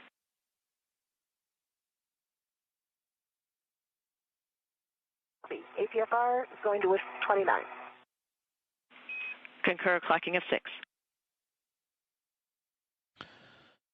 Communications with NASA astronaut Jessica Meir with the teams on the ground in Mission Control Houston in the International Space Station Flight Control Room, as we are now experiencing a communications handover between satellites, and we'll return to communications and visuals from the International Space Station here momentarily.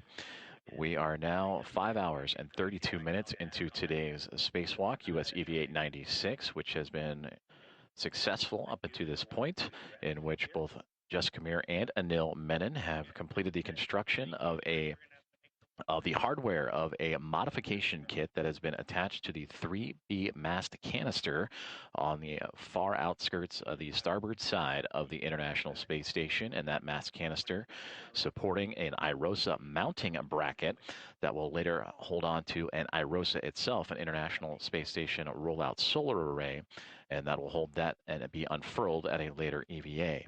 They have since covered up all the cabling and routed a lot of cabling, the MLI, the multi-layer insulation, protecting all of the new hardware that they have just installed, and now working through their cleanup procedures. They just took the strut bag, which was at the time of the start of the EVA, 8 foot long, and has since been broken down and condensed, so much so that it can be folded into the cable bag.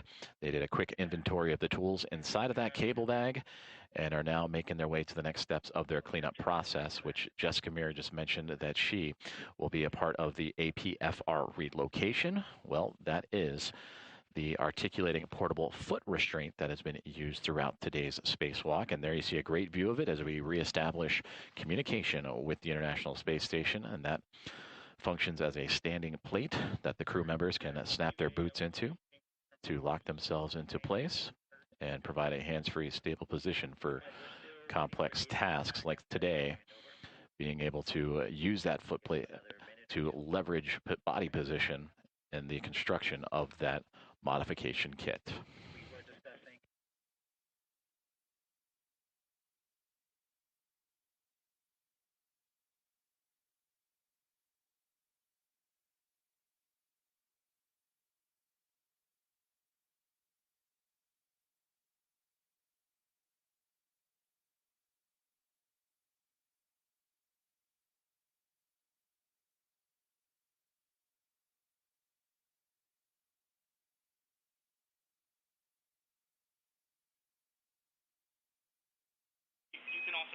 And for EV1, EV2, we're just waiting a couple more minutes for additional data passes.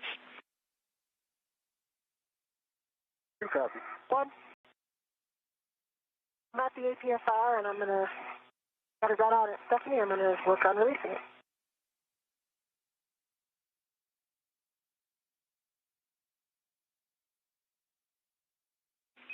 Copy. So with the relocation of the APFR, Jessica Meir, whose cameras we are seeing live from now, she just disconnected that APFR from the WithX, and again used in today's spacewalk to help extend the worksite space and reach of NASA astronaut Anil Menon, as they were constructing the 6 struts and mounting bracket, for the future IROSA rollout solar array, that is, on the 3B power channel.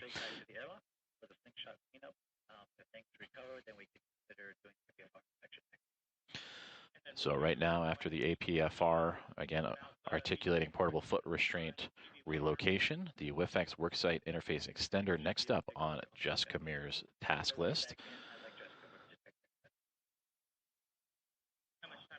Stephanie, I think this is in hockey, what they call the penalty box.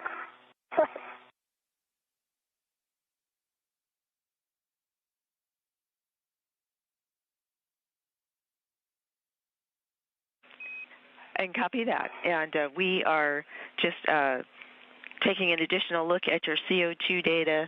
It's looking in a way odd to us, and so we just want to make sure we have good data and we're interpreting it correctly. No worries. I was just joking, of course. If you need any, symptomatology, I feel fine from a medical perspective, doctor.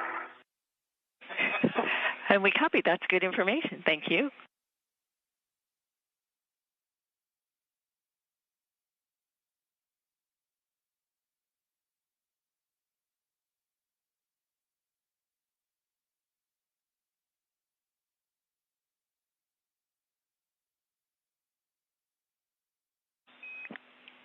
APFR and WIF 29, clocking of 6. Rest of the settings, Fox, Fox, Fox 12. I copy. The APFR is in WIF 29, a clocking of 6. I've got a good pull twist test, black on black. Copy, black on black, good pull twist.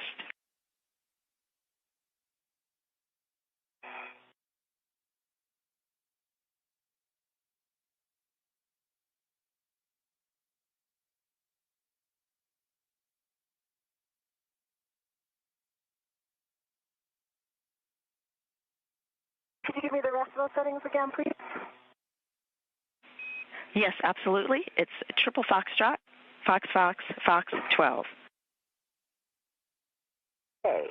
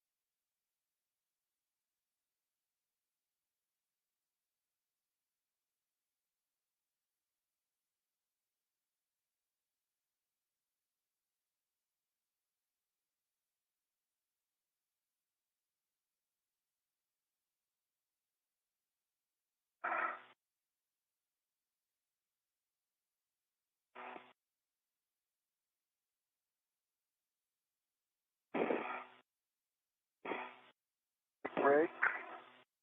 Warning. TM says CO2 sensor bad. Copy, EV2, CO2 sensor bad.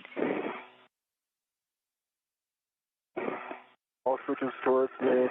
Gauge is the green. Copy, all switches towards you. And say again, suit pressure reading from the gauge and a HAP check. It's in the green, half is dry. In the green, HAP dry. 4.2. Copy, 4.2. Want to take a look at your cup checklist while we're doing this, Anil? I can walk you through it. Yep.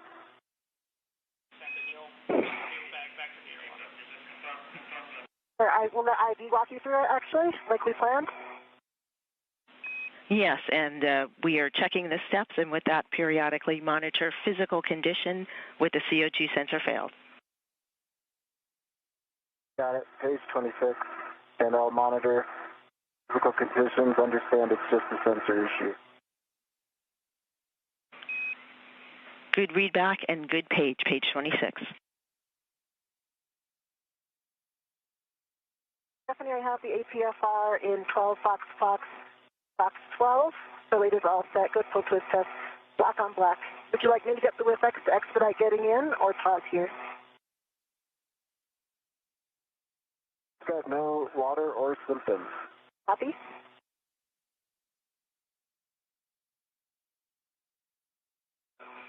Yes, Jessica, we would like you to pick up the WIFX for the rest of this EVA. For Anil, for EV2, we would like you to retrieve the cable bag. We would like you to translate in towards the airlock. And per the cuff checklist for CO2 sensor bad, continue to monitor your symptoms. Copy that. I'm going to pick up that cable bag and I'm going to go indoors. It's a good readback.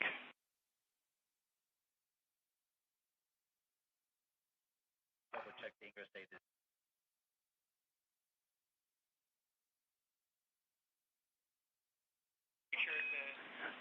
Jessica, additional checks for the APFR. Can you verify ingress aid stowed low profile against the boot plate? Affirm. Thank you.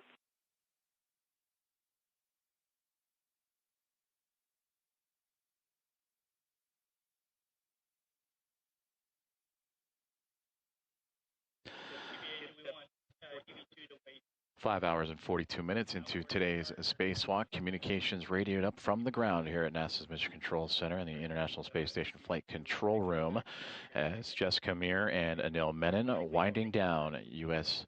Spacewalk 96 for Meir, wrapping up the relocation of the articulating portable foot restraint and the WIFX, the worksite interface extender. As for Anil Menon, going over his CO2 gauges, and he will begin making his way back to the Quest airlock. He will bring the cable bag in tow, which recently just had the pitch knob on that APFR. It seemed to go in nominally when I returned it to the lock position at Foxtrot. It took some extra pressure to get it all the way to lock. It is all the way in lock, but it was a little bit sticky in that very last mode. And we copy. Thanks for the information.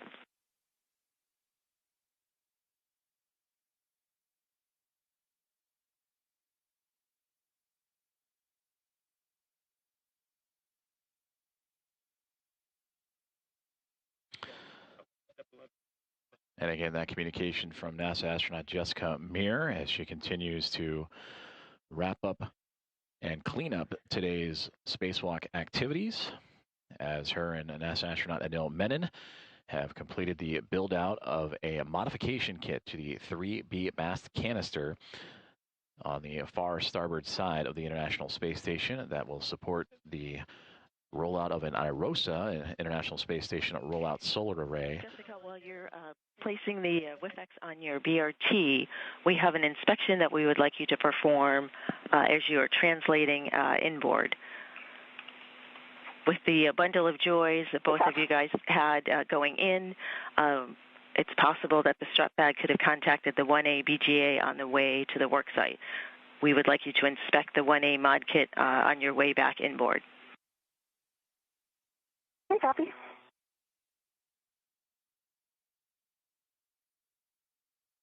On A, so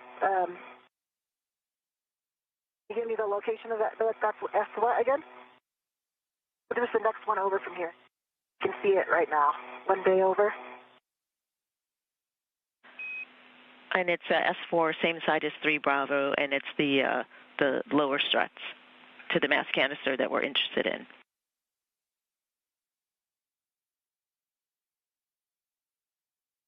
Okay, copy. And some additional instruction given to astronaut Jessica Meir to take a quick look at the 1A mast canister. And she will translate or transition back towards the Quest airlock and actually move past that 1A mast canister to allow for additional inspection. Meanwhile, her partner in this EVA today, astronaut Anil Menon, is wrapping up his day, bringing the cable bag, which has the strut bag inside, with him, and is making his return towards the Quest airlock. We have just crossed over 5 hours and 45 minutes in today's spacewalk. I'm feeling great. Another day in paradise. Awesome. That's good to hear. Thank you.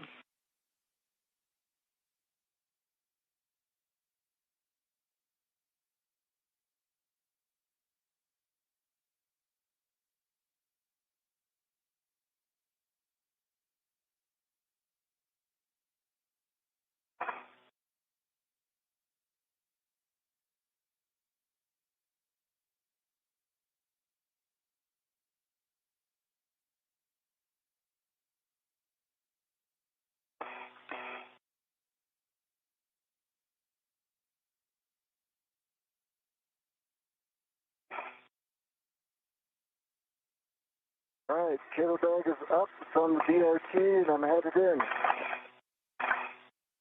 And standby one. Copy all? And now I just want to make sure I can get this WIF back up. DRT slipped a bit down, so a little bit out of my reach, but if I turn, I might be able to get it. But I'll make sure I can before leave.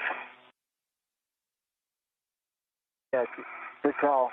You want me to start coming outboard? I think I got it. Standby one.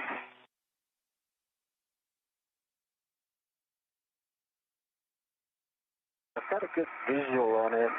I've got it now. Okay. Nice job.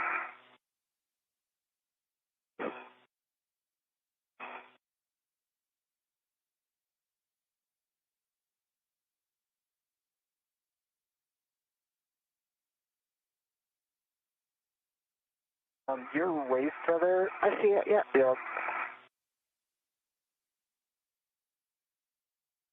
You can pick it up. Oh, there you go.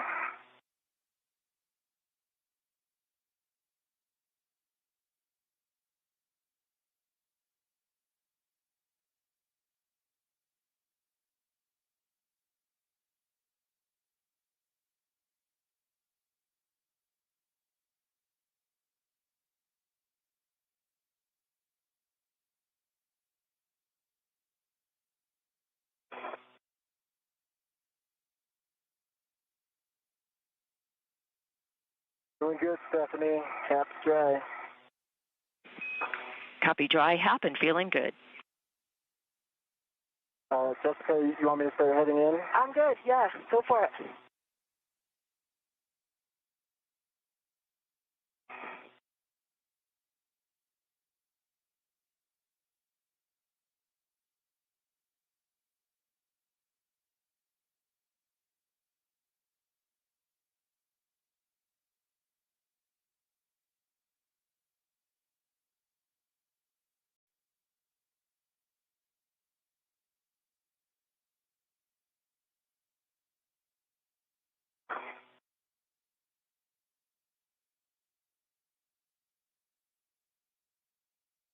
Right behind you.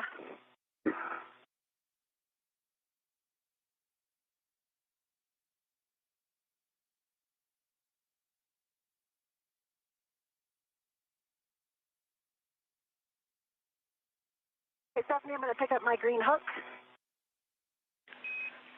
That's affirmed. We'd like you to pick it up en route, handrail 2042. Plan is still for you to install the WIF-X into the port Zeta cart WIF 2. Copy?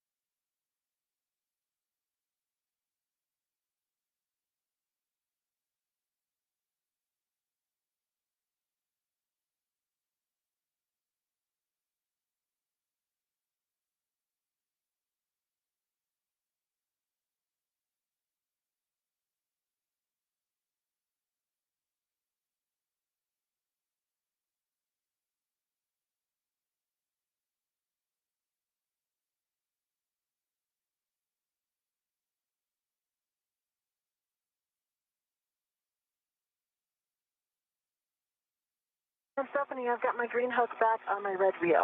Ready to come in.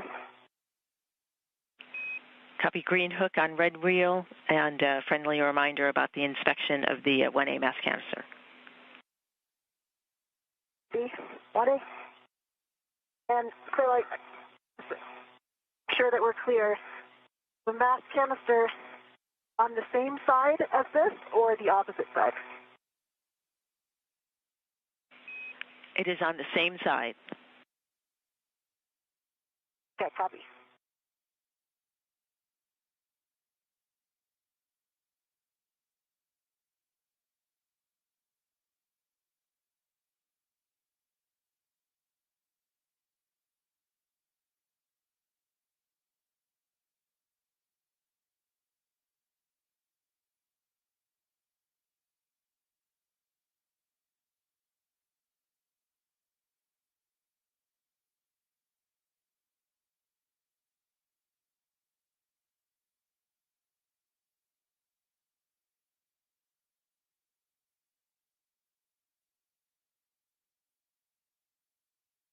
Doing good, Stephanie. Dry out. Copy dry, feeling good.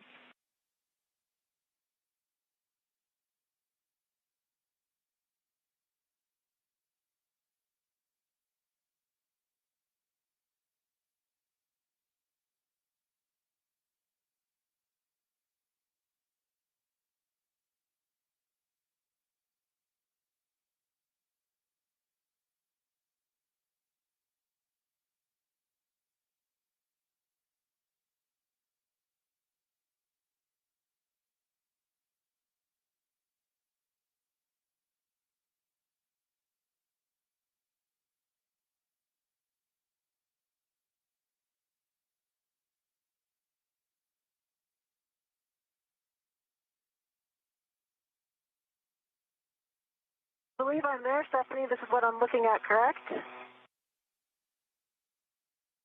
I see two lower struts. Yes, we're interested in the, the lower side, lower struts left side. Left lower strut is in place. I don't see anything off nominal. Copy, yep. Anything obvious? That's what we're looking for.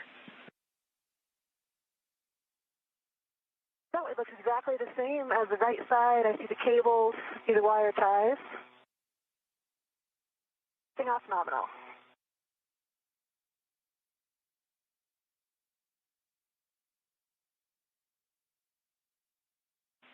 Copy the report, checking.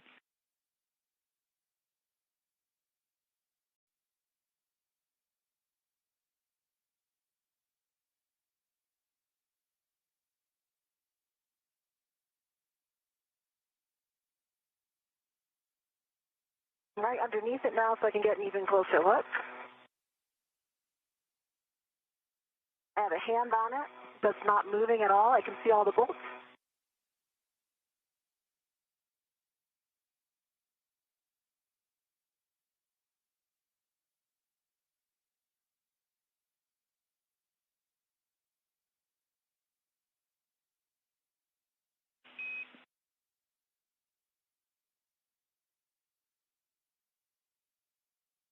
Pause here right now until you give me a go. Yes, and we just got the final words. You are go. Thank you for the report and for the verbal. We see you en route to the port CETA cart with 2 for the WIFX install. Copy.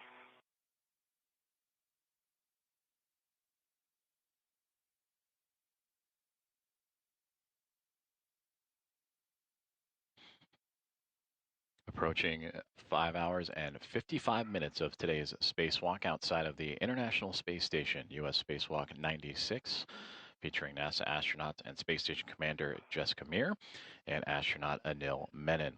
You see Menon in the upper center portion of your screen as he is making his way from the work site, the 3B mast canister, which is on the far starboard side of the International Space Station. So those two had quite the journey to get out to the work site today, going all the way to that, again, far end of the starboard portion of the truss structure.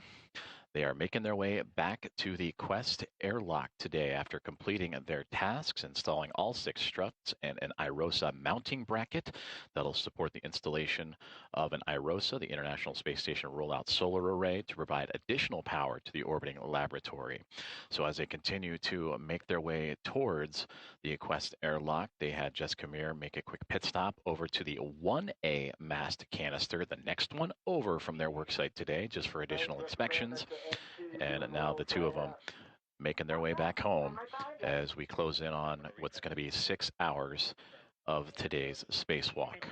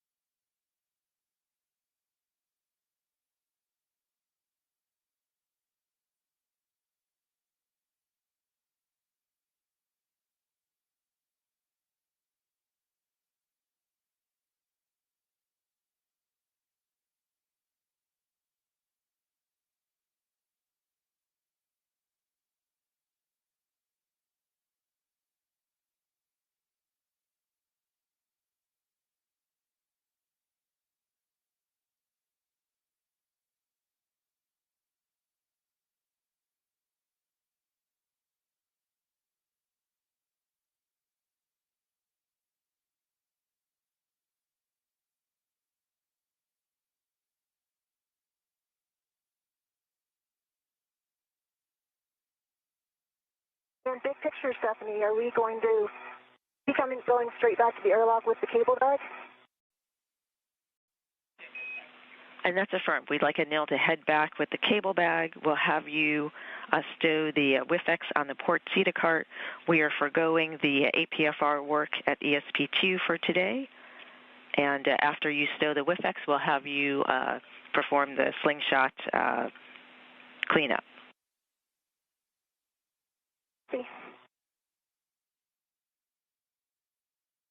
I'm under the starboard cart now. I see our others. I'm under the port. I'm just clearing it now. Copy EV1, EV2.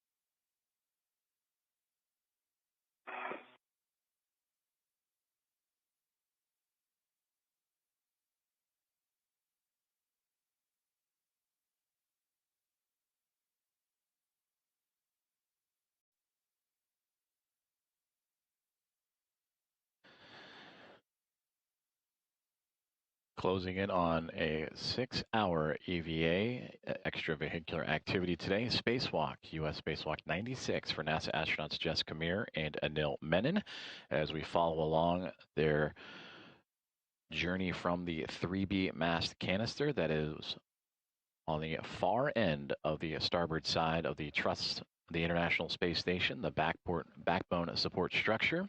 And there you can see them making their way back down that truss and heading towards the Quest airlock, which is located right in the center of your screen, as we have now officially passed the 6-hour mark of today's spacewalk. Copy WIF 2. WIFX installs with a clocking of 12. Remaining settings Gulf 1. Oh, Gulf 1.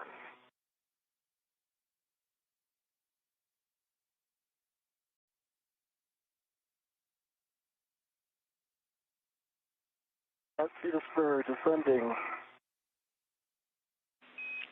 Copy EV2.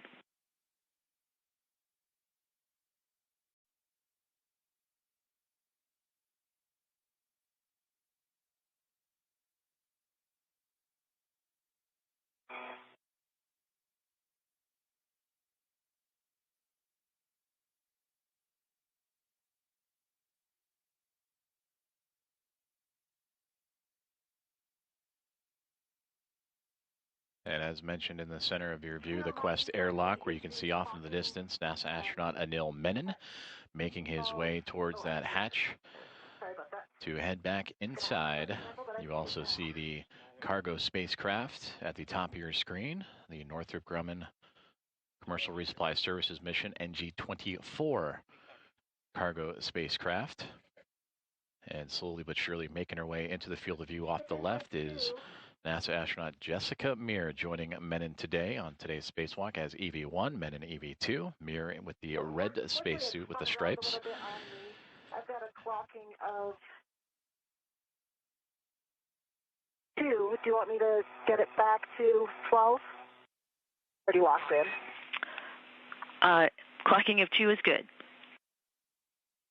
Okay, and then what were the other settings? Other settings, Golf. Copy good pull twist.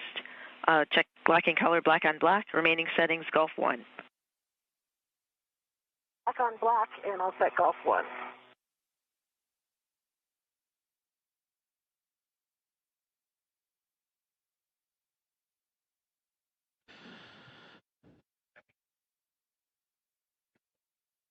Fill out the circular handrail, half dry. Feeling good. Copy half dry, feeling good at the circular handrail. Do you want copies?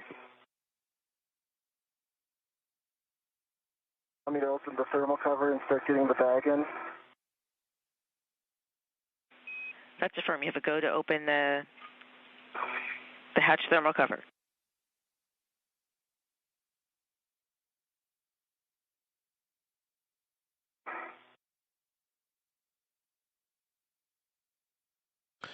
And that is Anil Menon that has made his way back to the Quest airlock and has opened up the thermal cover. Hot on this trail is Jessica Meir, who just put away the articulating portable foot restraint, as well as the WIFX, 2 tools used to help in today's spacewalk. And once those are secure, she will also continue her journey on to return to the Quest airlock. Just over 6 hours into today's spacewalk. And Jessica and Stephanie, I'm at the hatch. I've got the airlock waist there. On my right E-ring extender, closed lock, black on black. The small hook is on the airlock E-ring extender, closed lock, black on black. So we have a good load path now. Copy that. Houston concurs. And just to confirm, Stephanie, are you okay if I put the cable bag in there now? Yes. We are okay with that. That's a good plan.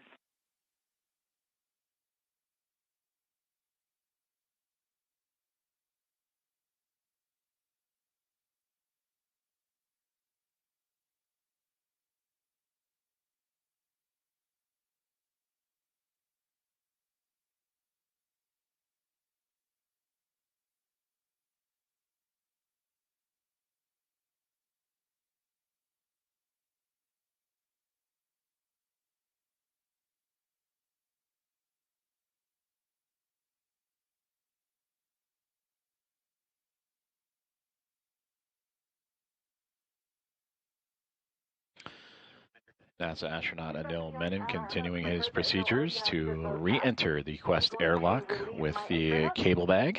Then I will release his. EV2's anchor hook first. Oh, copy it. So you'll release the EV2 anchor hook? Reel first. Yes.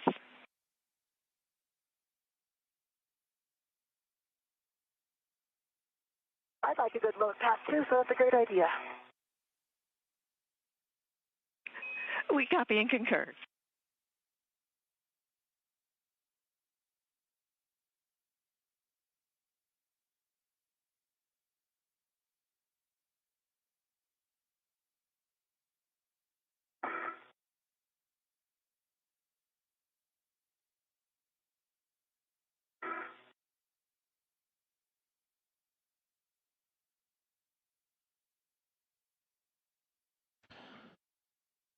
Anil Menon, NASA astronaut, continuing to work to re-enter the International Space Station and the Quest airlock.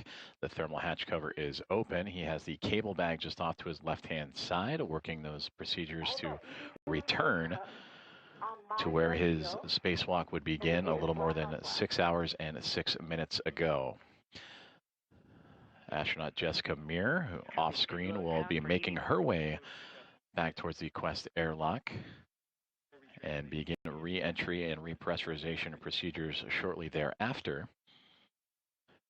And now taking a look, Menon has now brought back in that cable bag and will make his way into the crew lock here momentarily.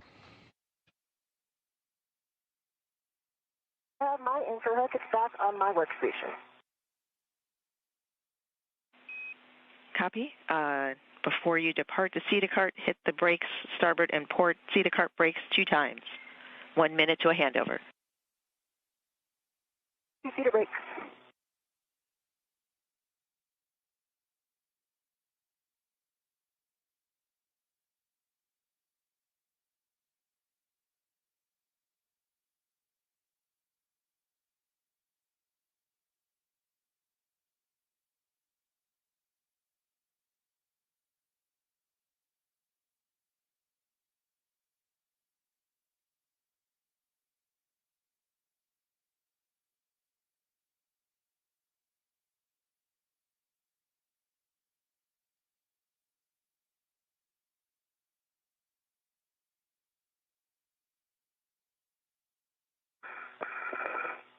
Pumps on the starboard CETA cart.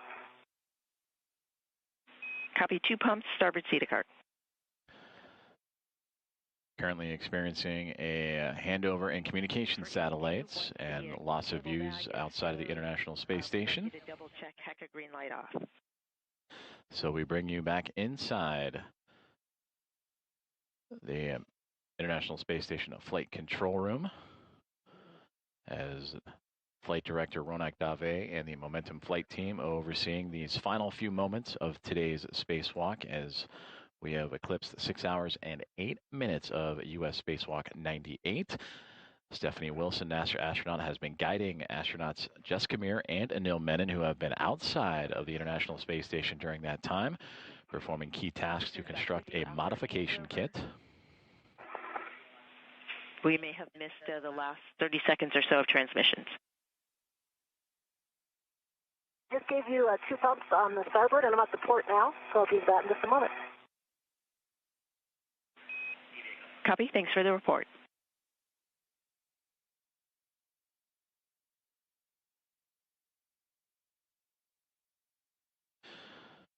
So again, the team here on the ground inside Mission Control Houston, continuing to monitor the return of astronauts Anil Menon, who has, last we saw, will be returning back inside the Quest airlock. And we'll get those live views here momentarily as we check in now on astronaut Jessica Meir with the red stripes. That's how we know it's her on the pant leg of her spacesuit. Double check HECA green light off.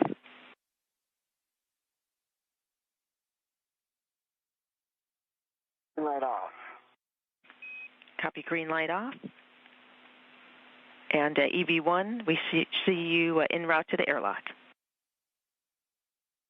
Sure.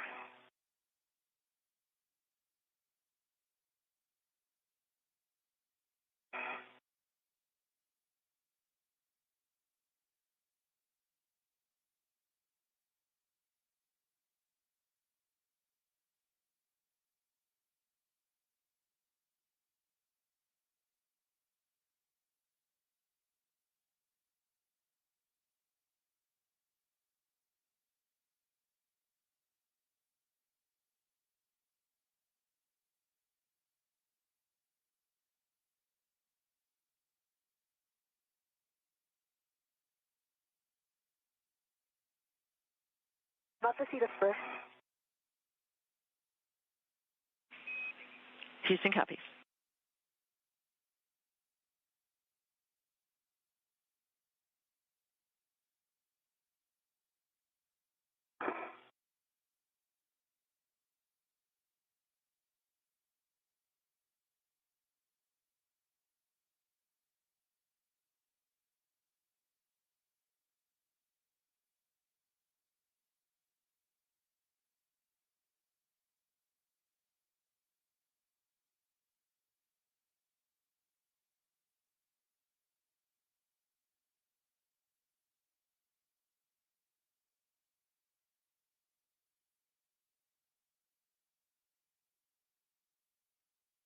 Views outside of the International Space Station as we cross 6 hours and 11 minutes in support of the 281st spacewalk of International Space Station assembly, maintenance, and upgrades. NASA astronaut Anil Menon has made his way back towards the Quest airlock. Hi, Anil, I'm here. Great. The airlock is clear. There's no SDUs in the way. The cable bag is in the location we briefed. It should be out of the way. Now, keep it a little more towards me even.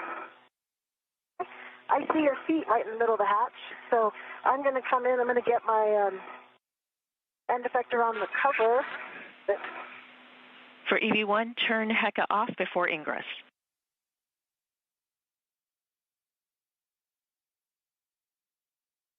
EV1, heck off. Copy. Leave it where it is.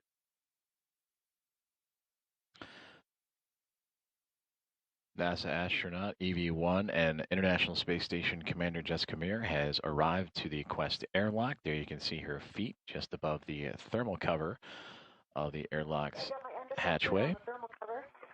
They come up just like we talked about. See your feet. Let you know if I need you to move them.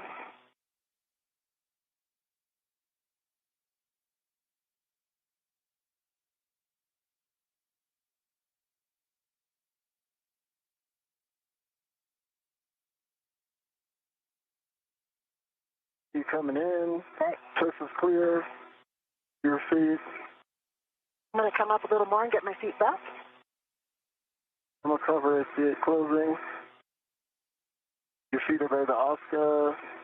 Perfect position. Put them straight back. Okay. I think there's something behind me. Your feet are on the UIA.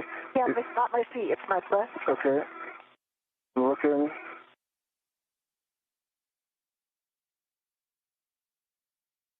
Clear.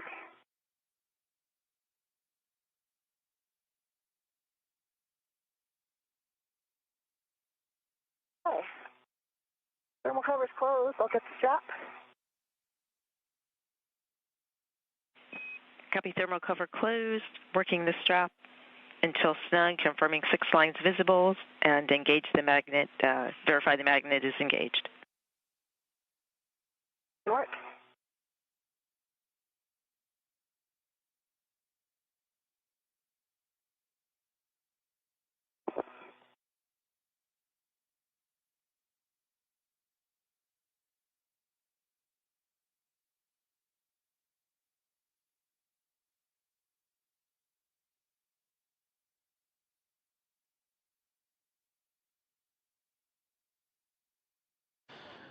And as we see just outside of the Quest airlock, that thermal cover being pulled back behind NASA astronaut Jessica Meir, now joining Anil Menon inside of the crew lock.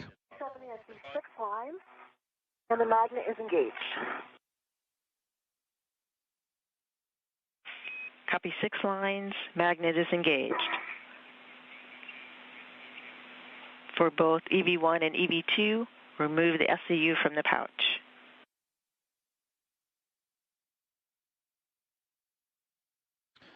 Work. Work.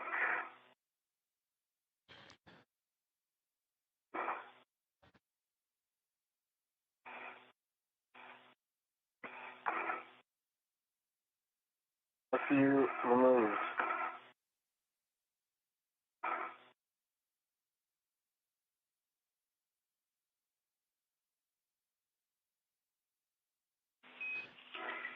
Copy both. EV1, EV2 have SCUs removed from the pouch. Remove DCM cover. Velcro to DCM. Connect SCU to DCM. Check SCU locked. Work. And with that communication from Stephanie Wilson on the ground in Mission Control in Houston, we now return inside of the Quest airlock, where we see NASA astronaut Jack Hathaway on the left and ESA astronaut Sophie Adno anxiously awaiting their return of their friends and crewmates as they have returned inside the Quest airlock. You heard them with a couple different acronyms relating to reconnecting their spacesuits back to the space station. And Sophie will take the opportunity to peer through the window and monitor her friends and colleagues and snap a few photos as we will monitor. For EV2, I'll take a moment to give you some additional words given the CO2 bad sensor. As we repress, and we'll do a nominal repress, you may have some additional water inside your suit that may affect water on your comm cap that may affect your comm. You might lose comm. While we're expecting a nominal recess, we have apprised the IV team of doing the potential for an expedited repress and expedited suit doffing if needed. EV2 copies all.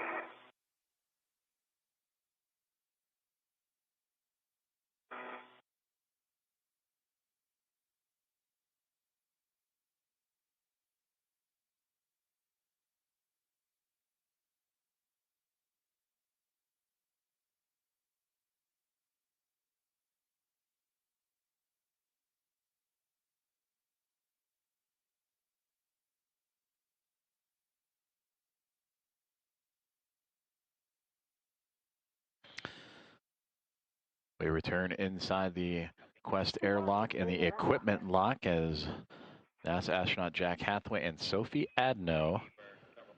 Copy EV1, SCU locked. There's a note about TVC settings, a TCV setting of 8 to max cold, minimizes time for SCU cooling. Next. Next, take your water switches to off, OFF, the forward position. Expect water off. Water is off message. EV1, water off.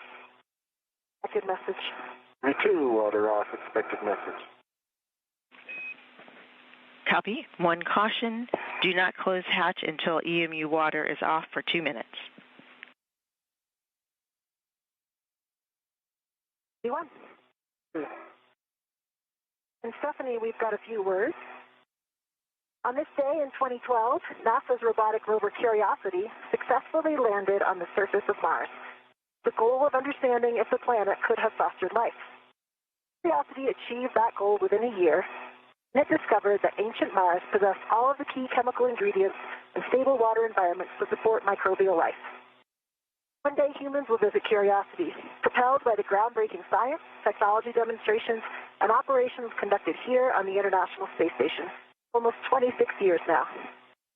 Today we made one more step toward expanding the ISS power system, further sustaining our human presence in low Earth orbit as we prepare to take those next steps. Speaking of water on Mars, this also happens to be International Scuba Diving Day, so Anil and I wanted to give a huge shout out to the divers who helped train us for this mission. Today I also had the added privilege of escorting a first-time spacewalker out the hatch once again. Congratulations to my friend and colleague Anil Menon on completing his first spacewalk. Welcome to the club, Anil. Excellent work out there. I'm thrilled to see the 5 swarming both inside and outside the ISS these days. Over to you. Thank you, Jessica, for passing on your knowledge and experience from 6 spacewalks. The entire experience has taught me that a smooth AVA is entirely about the team. Thank you to our exceptional team on the ground, including first-timers like Stephen Villano, and to Jack and Sophie for their attention to detail in ensuring our safe return. Happy birthday, Christy Ray. This spacewalk is a small part of what we accomplished. Other parts were all of the preparation and getting back safely, so thank you for that. Over to you, Stephanie. Thanks for being an awesome ground ID. Well, thank you very much. We appreciate the kind words and the great words, and congrats to both of you and to the entire team of Momentum Flight, of having great momentum to work through this last mod kit. You have worked very hard, very expeditiously, with good momentum, and we appreciate your words and your work today for future endeavors.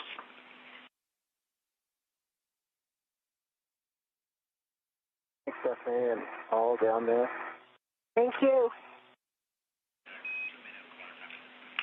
And the 2-minute water time has expired. We would like a double check that the thermal hatch is closed, the thermal cover is closed, prior to verifying the outer hatch clear of hardware and closing the hatch.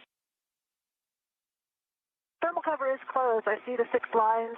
It did pop off on and off the magnet a few times when I was closing it, but it's on there now. I'm not sure if it'll stay there when I close the hatch. It seems to pop off pretty easily, but I do see 6 lines on the strap.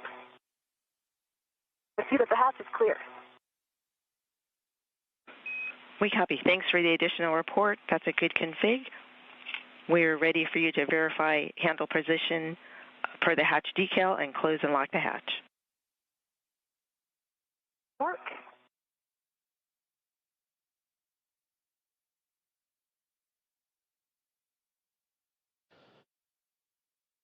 NASA astronauts Jessica Meir and Anil Menon is sharing words. Position. Can you get the hatch key? Water pressure on Anil's suit.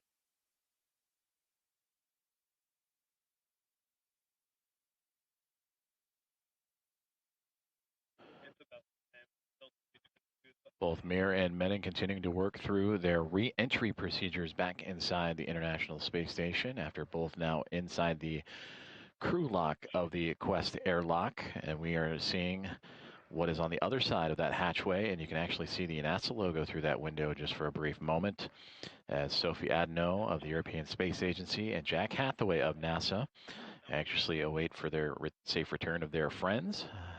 Today's spacewalk clock continuing to motor on along, now 6 hours and 23 minutes. I'm taking a look. I'm behind this cliff. Looks like something on the left side.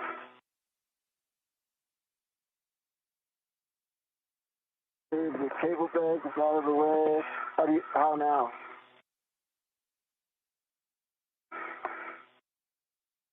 That's better. It's just coming down. Good job.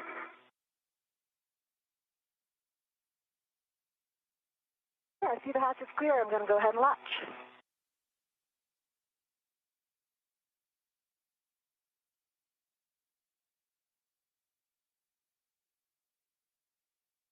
Hatch is fully to latch, and I'm going to lock it.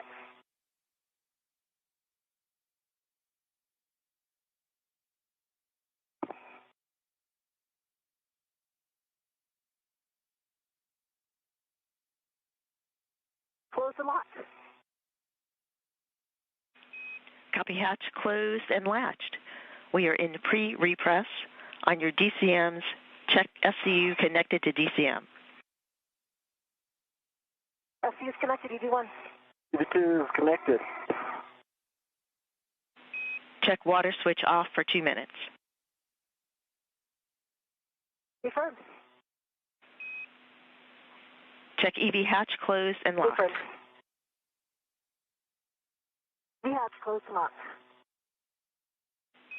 On the UIA, check oxygen, EMU 1 and 2, 2 valves and open. Oxygen, EMU 1, EMU 2, open, both. Copy. Take power, EV1, EV2, 2 switches to on.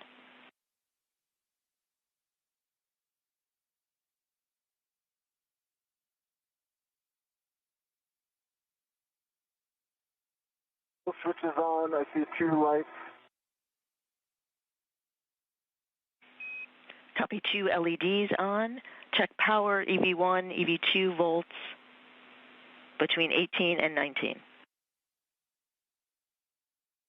EV1, 18.8, EV2, 18.6. Copy. 18.8 and 18.6, EV1 and EV2 volts. On your DCMs, take power to SCU. EV expected warning tone.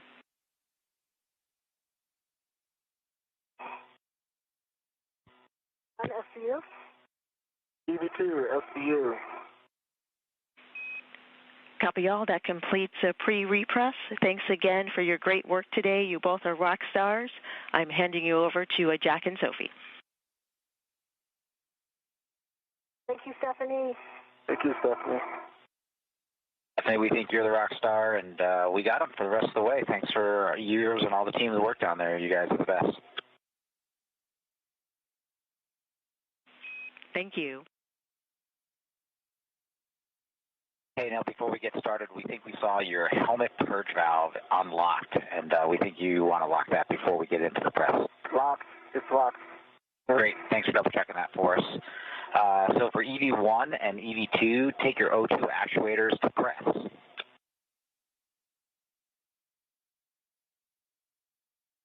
EV1, press.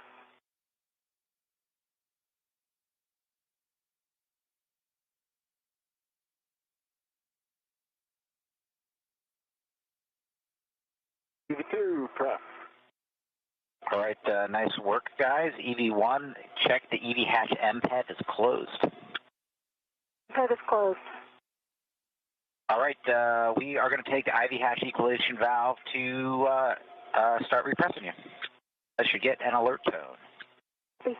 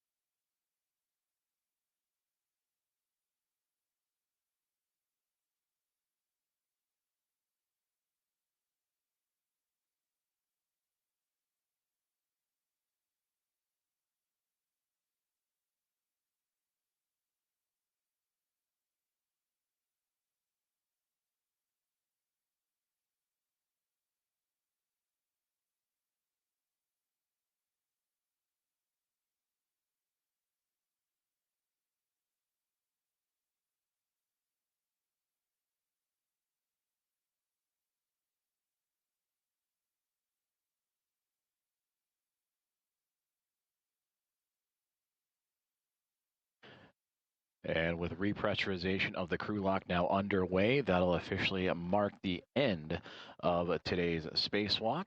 It would come to a close just a minute ago at 2 o'clock, 2 p.m. Central Time, 3 p.m. Eastern Time, with today's spacewalk lasting a total of 6 hours and 27 minutes as both NASA astronauts Jessica Meir and Anil Menon would depart the space station and build out a modification kit for the 3B mast canister to attach it to in preparation for a future International Space Station rollout solar array to provide additional power to the orbiting laboratory. So again, today's spacewalk lasting 6 hours and 27 minutes, and it would come to a close right at the top of the hour, 2 p.m. Central Time, 3 p.m. Eastern Time, and we will monitor the repressurization of the crew lock.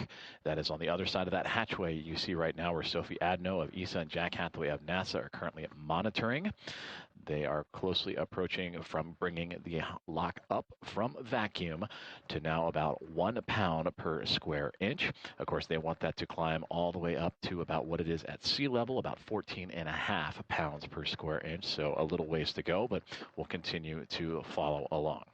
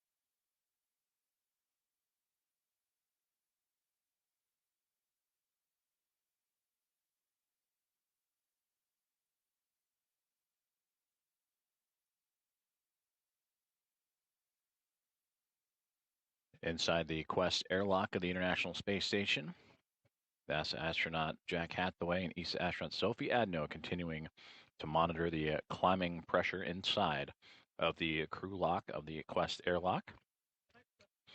Approaching now about 2 pounds per square inch, part of the repressurization at the conclusion of today's spacewalk with NASA astronauts Jessica Meir and Anil Menon. Increasing through 2 PSI. V1. And that milestone right there, passing 2 PSI, pounds per square inch inside of that lock. They want to get that to match where they are currently operating, which is sitting at about 14.5 pounds per square inch. Today's spacewalk, the 281st in support of the International Space Station assembly, maintenance, and upgrades.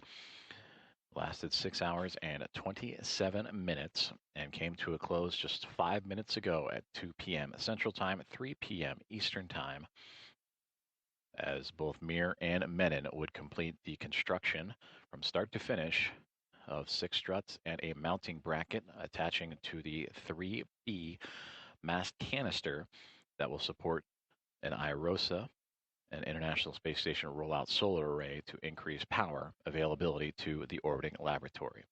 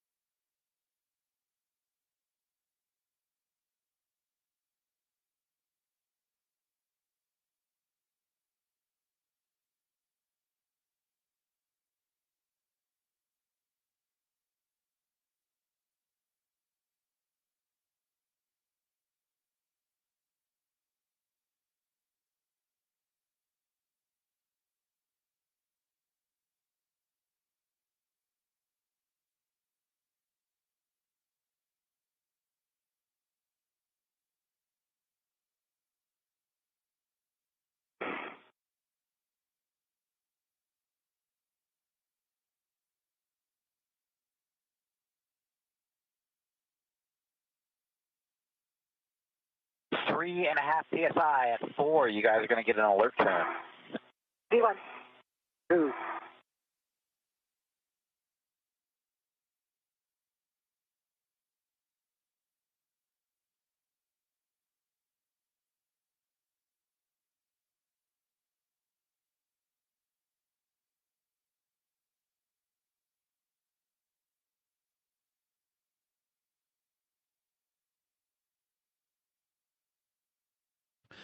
As we continue to follow along with the repressurization of the crew lock and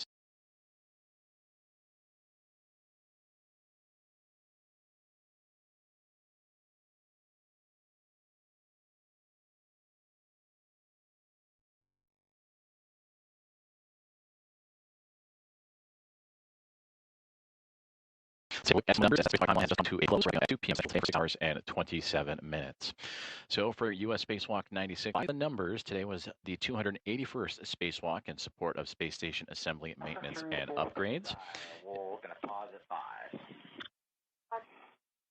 And with that update, Jack Hathaway relaying that they will pause at 5 PSI and continue their safety and equipment checks, making sure everything is okay before continuing on with the repressurization. But taking a look even closer at the numbers, it is the 4th spacewalk out of the station this year in 2026. In fact, Jessica Meir has now participated in 3 of those 4 spacewalks, and it is the first spacewalk of Expedition 75. In total for Jessica Meir, it is the 6th spacewalk of her career, now upping her career total to 42 hours and 33 minutes. And for Anil Menon, this was his very first venture out into outer space, and this is his sixth. His total is today's total of the.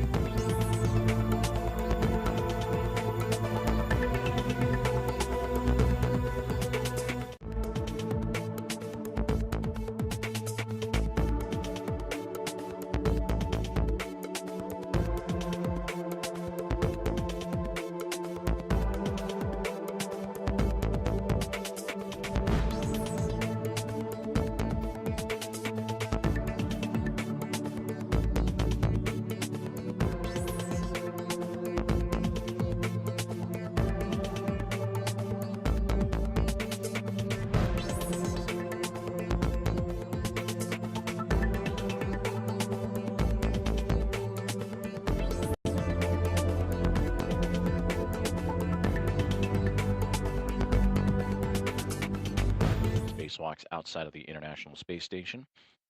The next one coming up right around the corner, a week from today, Thursday, August 13th, U.S. Spacewalk 97, in which 2 astronauts will venture out into the vacuum of space to replace a communication antenna on the space station called the Space-to-Ground Antenna, critical communication system for the space station and used by NASA to transmit data. And the antenna enables high-speed communications between Mission Control here in Houston and the orbiting laboratory.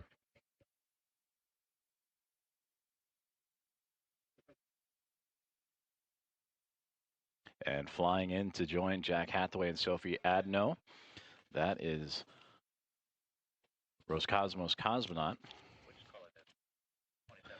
Anna Kikina, who flew up with Anil Menon, her crewmate on Soyuz MS-29, and taking some photos with her crewmates coming in to check on Anil and Jessica and the Expedition 75 crew. For Anna Kikina, this is her second flight to the space station, as she was a part of Crew 5.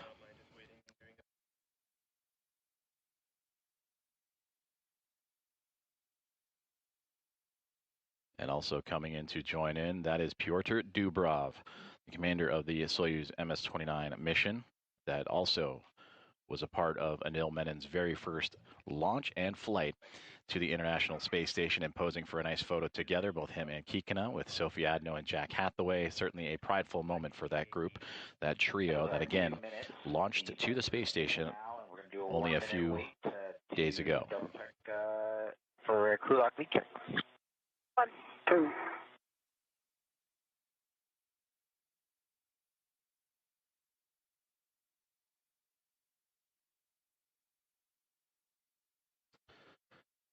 And again, the team continuing to monitor along with the repressurization of the crew lock that has been paused at 5 psi to allow the space to settle. And they will continue with safety checks throughout the entire process.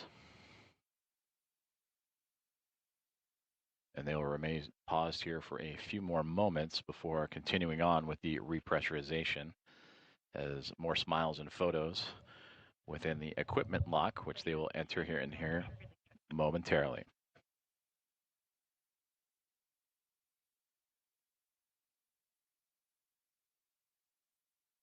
All right, that's a successful leak check.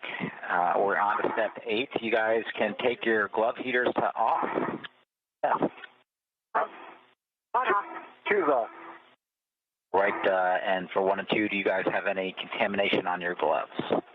Just the small black smudges we reported earlier during the check. Same that you've seen before.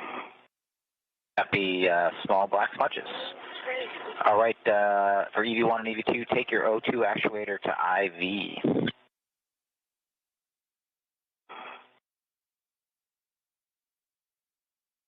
EV1 IV. Choose IV. All right, then we are going to continue the repress.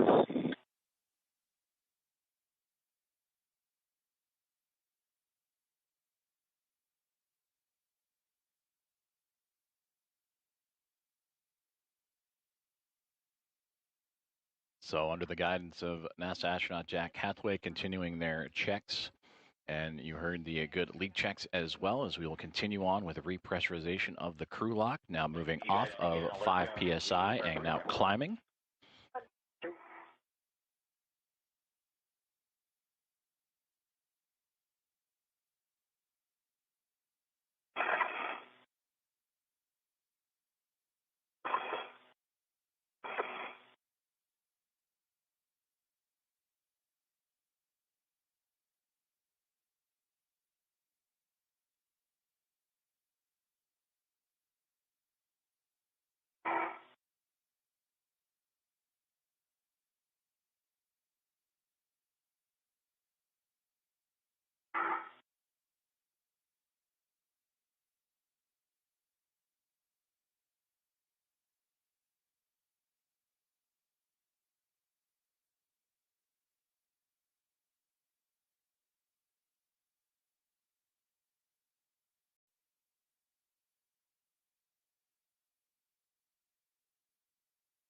The crew lock now at 6 psi and continuing to move north as the repressurization of that crew lock continuing to be monitored by Jack Hathaway and Sophie Adno, as well as the teams on the ground here at Mission Control in the International Space Station Flight Control Room. NASA astronauts Jessica Meir and Anil Menon have successfully completed their EVA, their spacewalk today, wrapping up at 2 p.m. Central Time, 3 p.m. Eastern, for a total of 6 hours and 27 minutes today. They would go out the door of the Quest airlock at 7:33 a.m. Central to begin this spacewalk. They would construct 6 struts as well as an IROSA mounting bracket to the 3B mast canister all the way on the starboard side, the far end of the starboard side of the International Space Station.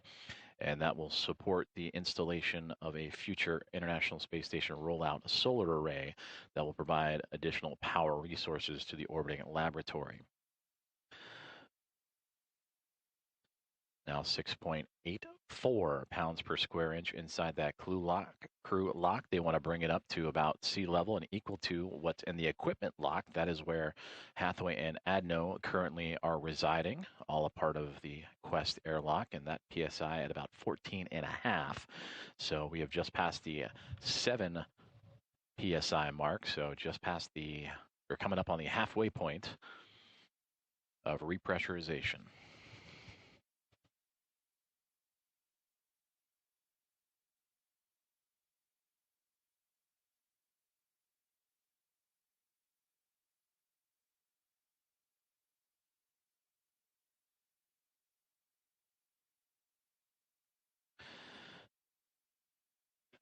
And back inside the International Space Station Flight Control Room here in Houston, Texas at NASA's Johnson Space Center Mission Control, as we are in a handover with communications satellites. And we will bring you back inside the International Space Station here momentarily and continue to monitor the progress of repressurization.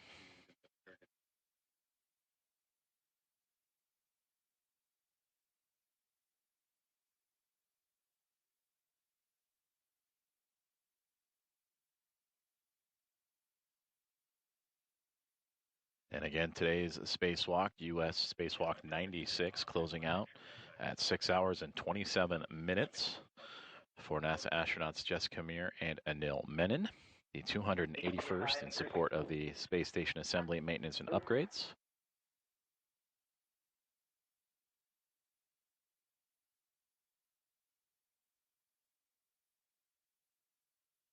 As we return to live video inside the Quest airlock, as the pounds per square inch now at 8.25 and continuing to climb, bringing the crew lock, which is what is on the other side of that hatchway and where Meir and Menon currently reside. They will bring that up to equal to the pressure inside the International Space Station up from vacuum.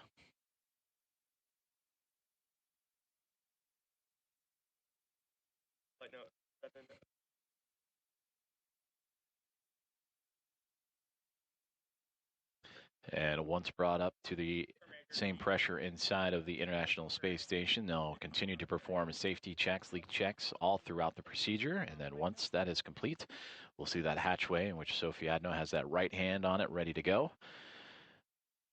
Will open back up and they will formally welcome Meir and Menon back inside the International Space Station.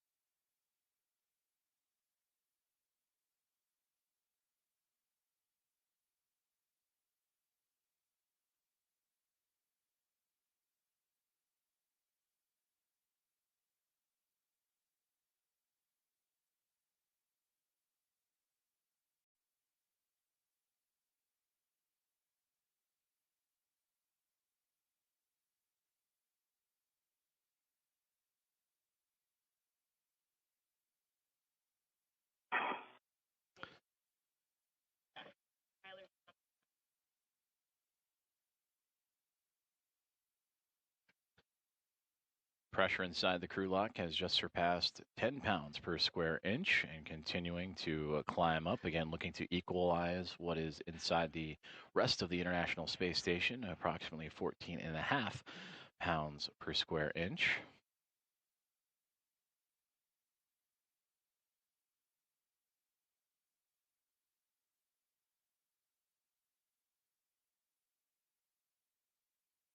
And PSI and climbing.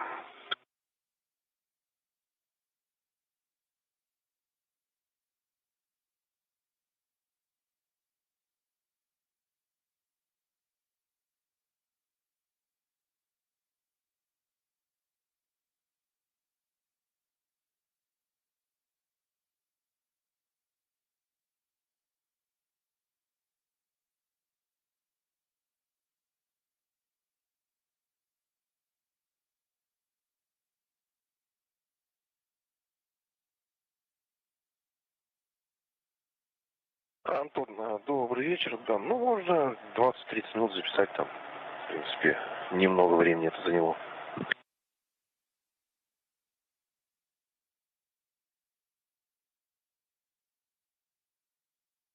Привет, Андрей.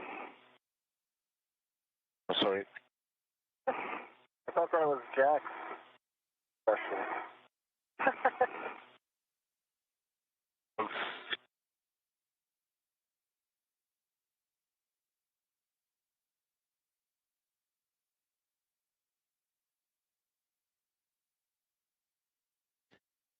Astronaut Jack Hathaway, Sophie Adno, and cosmonaut Anna Kikina continuing to monitor along with the repressurization of the crew lock getting closer. Now 11.35 pounds per square inch, looking to get up to 14.5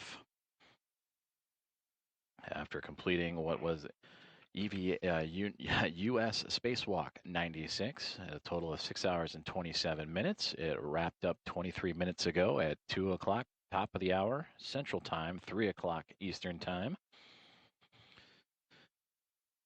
It would have formally begin at 7:33 a.m. Central as NASA astronauts Anil Menon and Jessica Meir would make their way out of the Quest airlock after dropping from 14.5 down to vacuum and would begin their spacewalking task, which included the assembly and attachment of 6 struts and a mounting bracket that will all support a future installation of an International Space Station rollout solar array to provide additional power capabilities to the orbiting laboratory. And they were able to accomplish that just shy of 6.5 hours and are now back inside the crew lock and are getting closer to rejoining their Expedition 75 crewmates, now standing at 12.36 pounds per square inch and climbing.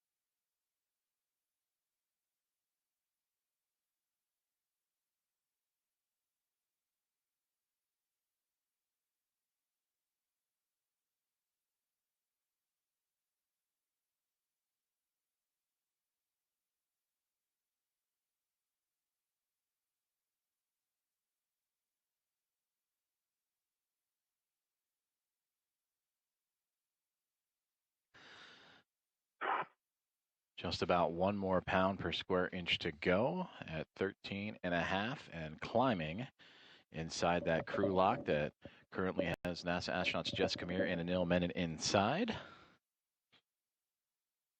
Jack Hathaway on the left-hand side, continuing to follow along with the numbers and the status that we are following here in the International Space Station Flight Control Room and Mission Control in Houston. Roscosmos cosmonaut Anna Kikina floating to the left side of your view, and Sophie Adno of ESA supporting the return festivities of the 2 NASA astronauts. We saw Pyotr Dubrov earlier. Both Menon, Dubrov, and Kikina all flying together. They launched just 22 days ago aboard Soyuz MS-29 from the Baikonur Cosmodrome in Kazakhstan.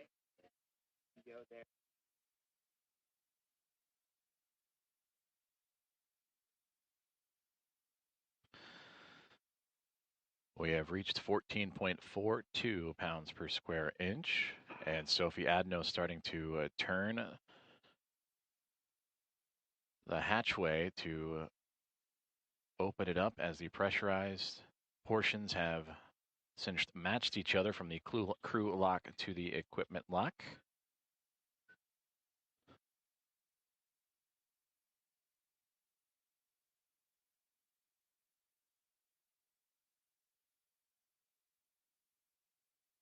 Houston airlock, the IV hatch is open. You guys have to go for step 4. We copy that. And with that, we see the hatch opening and the return of Jessica Meir and Anil Menon back to their Expedition 75 crewmates.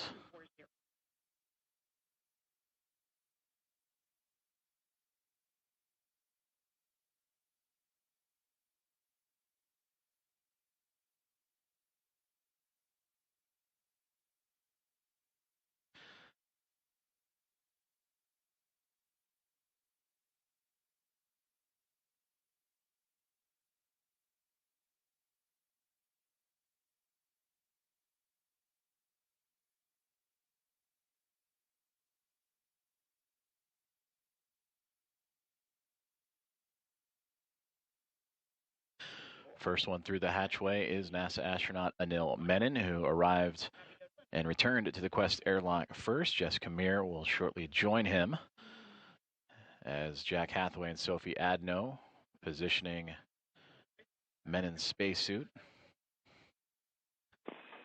And want to make sure they get him upright, and they will reconnect him as we see a nice little wave from the first-time spacewalker. And all smiles for Anil Menon as he returns back to the equipment lock.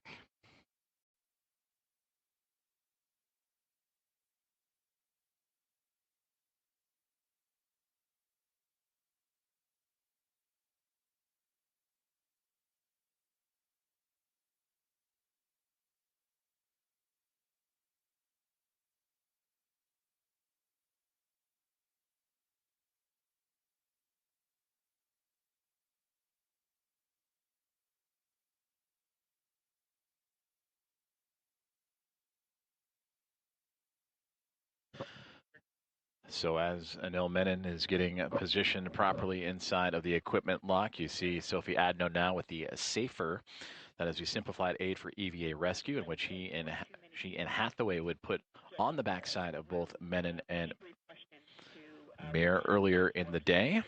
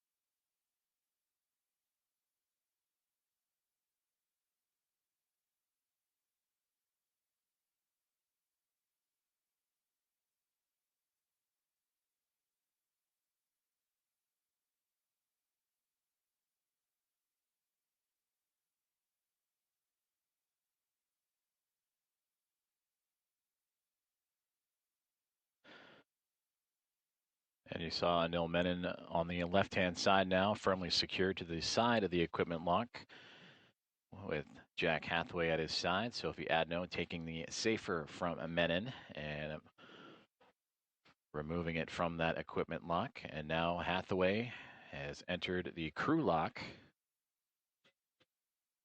and will go into support now Jessica Meir in her return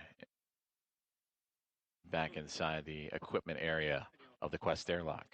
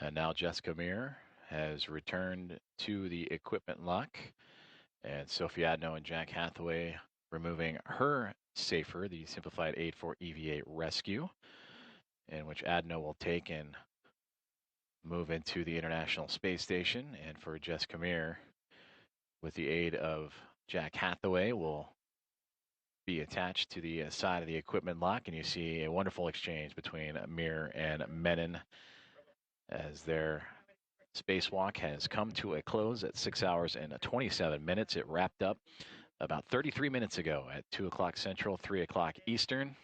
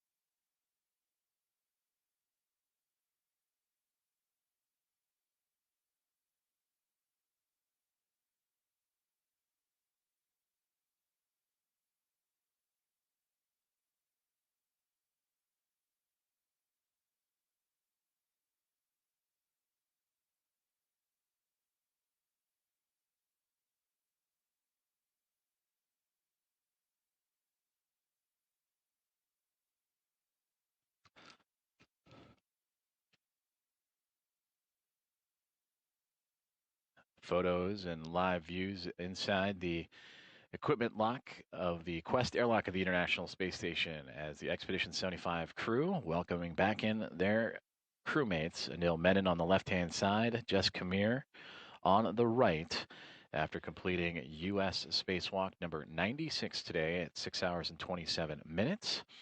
Completing a full construction build out of the 3B modification kit attached to the 3B canister at the very end of the starboard side of the International Space Station. And that will be in support of a future EVA in which an IROSA, International Space Station Rollout Solar Array, will be installed to help supply additional power to the orbiting laboratory. And we'll continue to follow along with the return of Meir and Menon and carry you through the removal of their helmets and their, again, safe return back inside the International Space Station.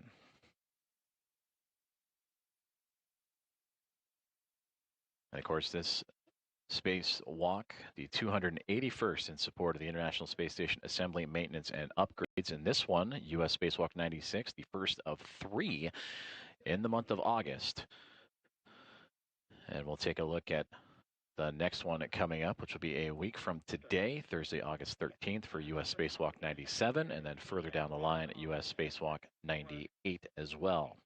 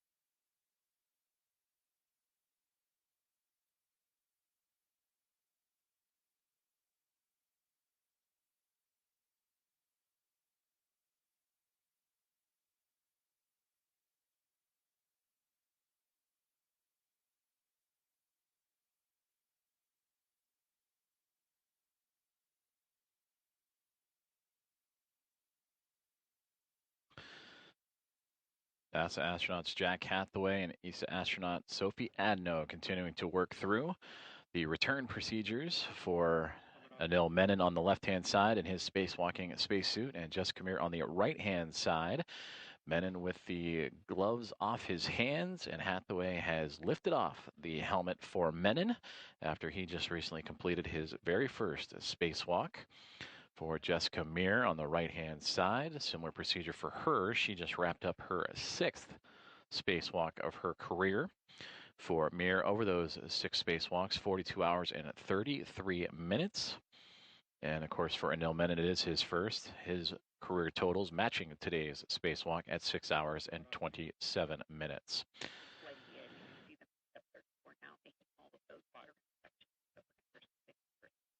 So with these helmets off, we can now take a look ahead at what's to come for spacewalks and activities surrounding the orbiting laboratory. And again, we mentioned that this is going to be a busy time for the International Space Station as U.S. Spacewalk 97 just right around the corner a week from today.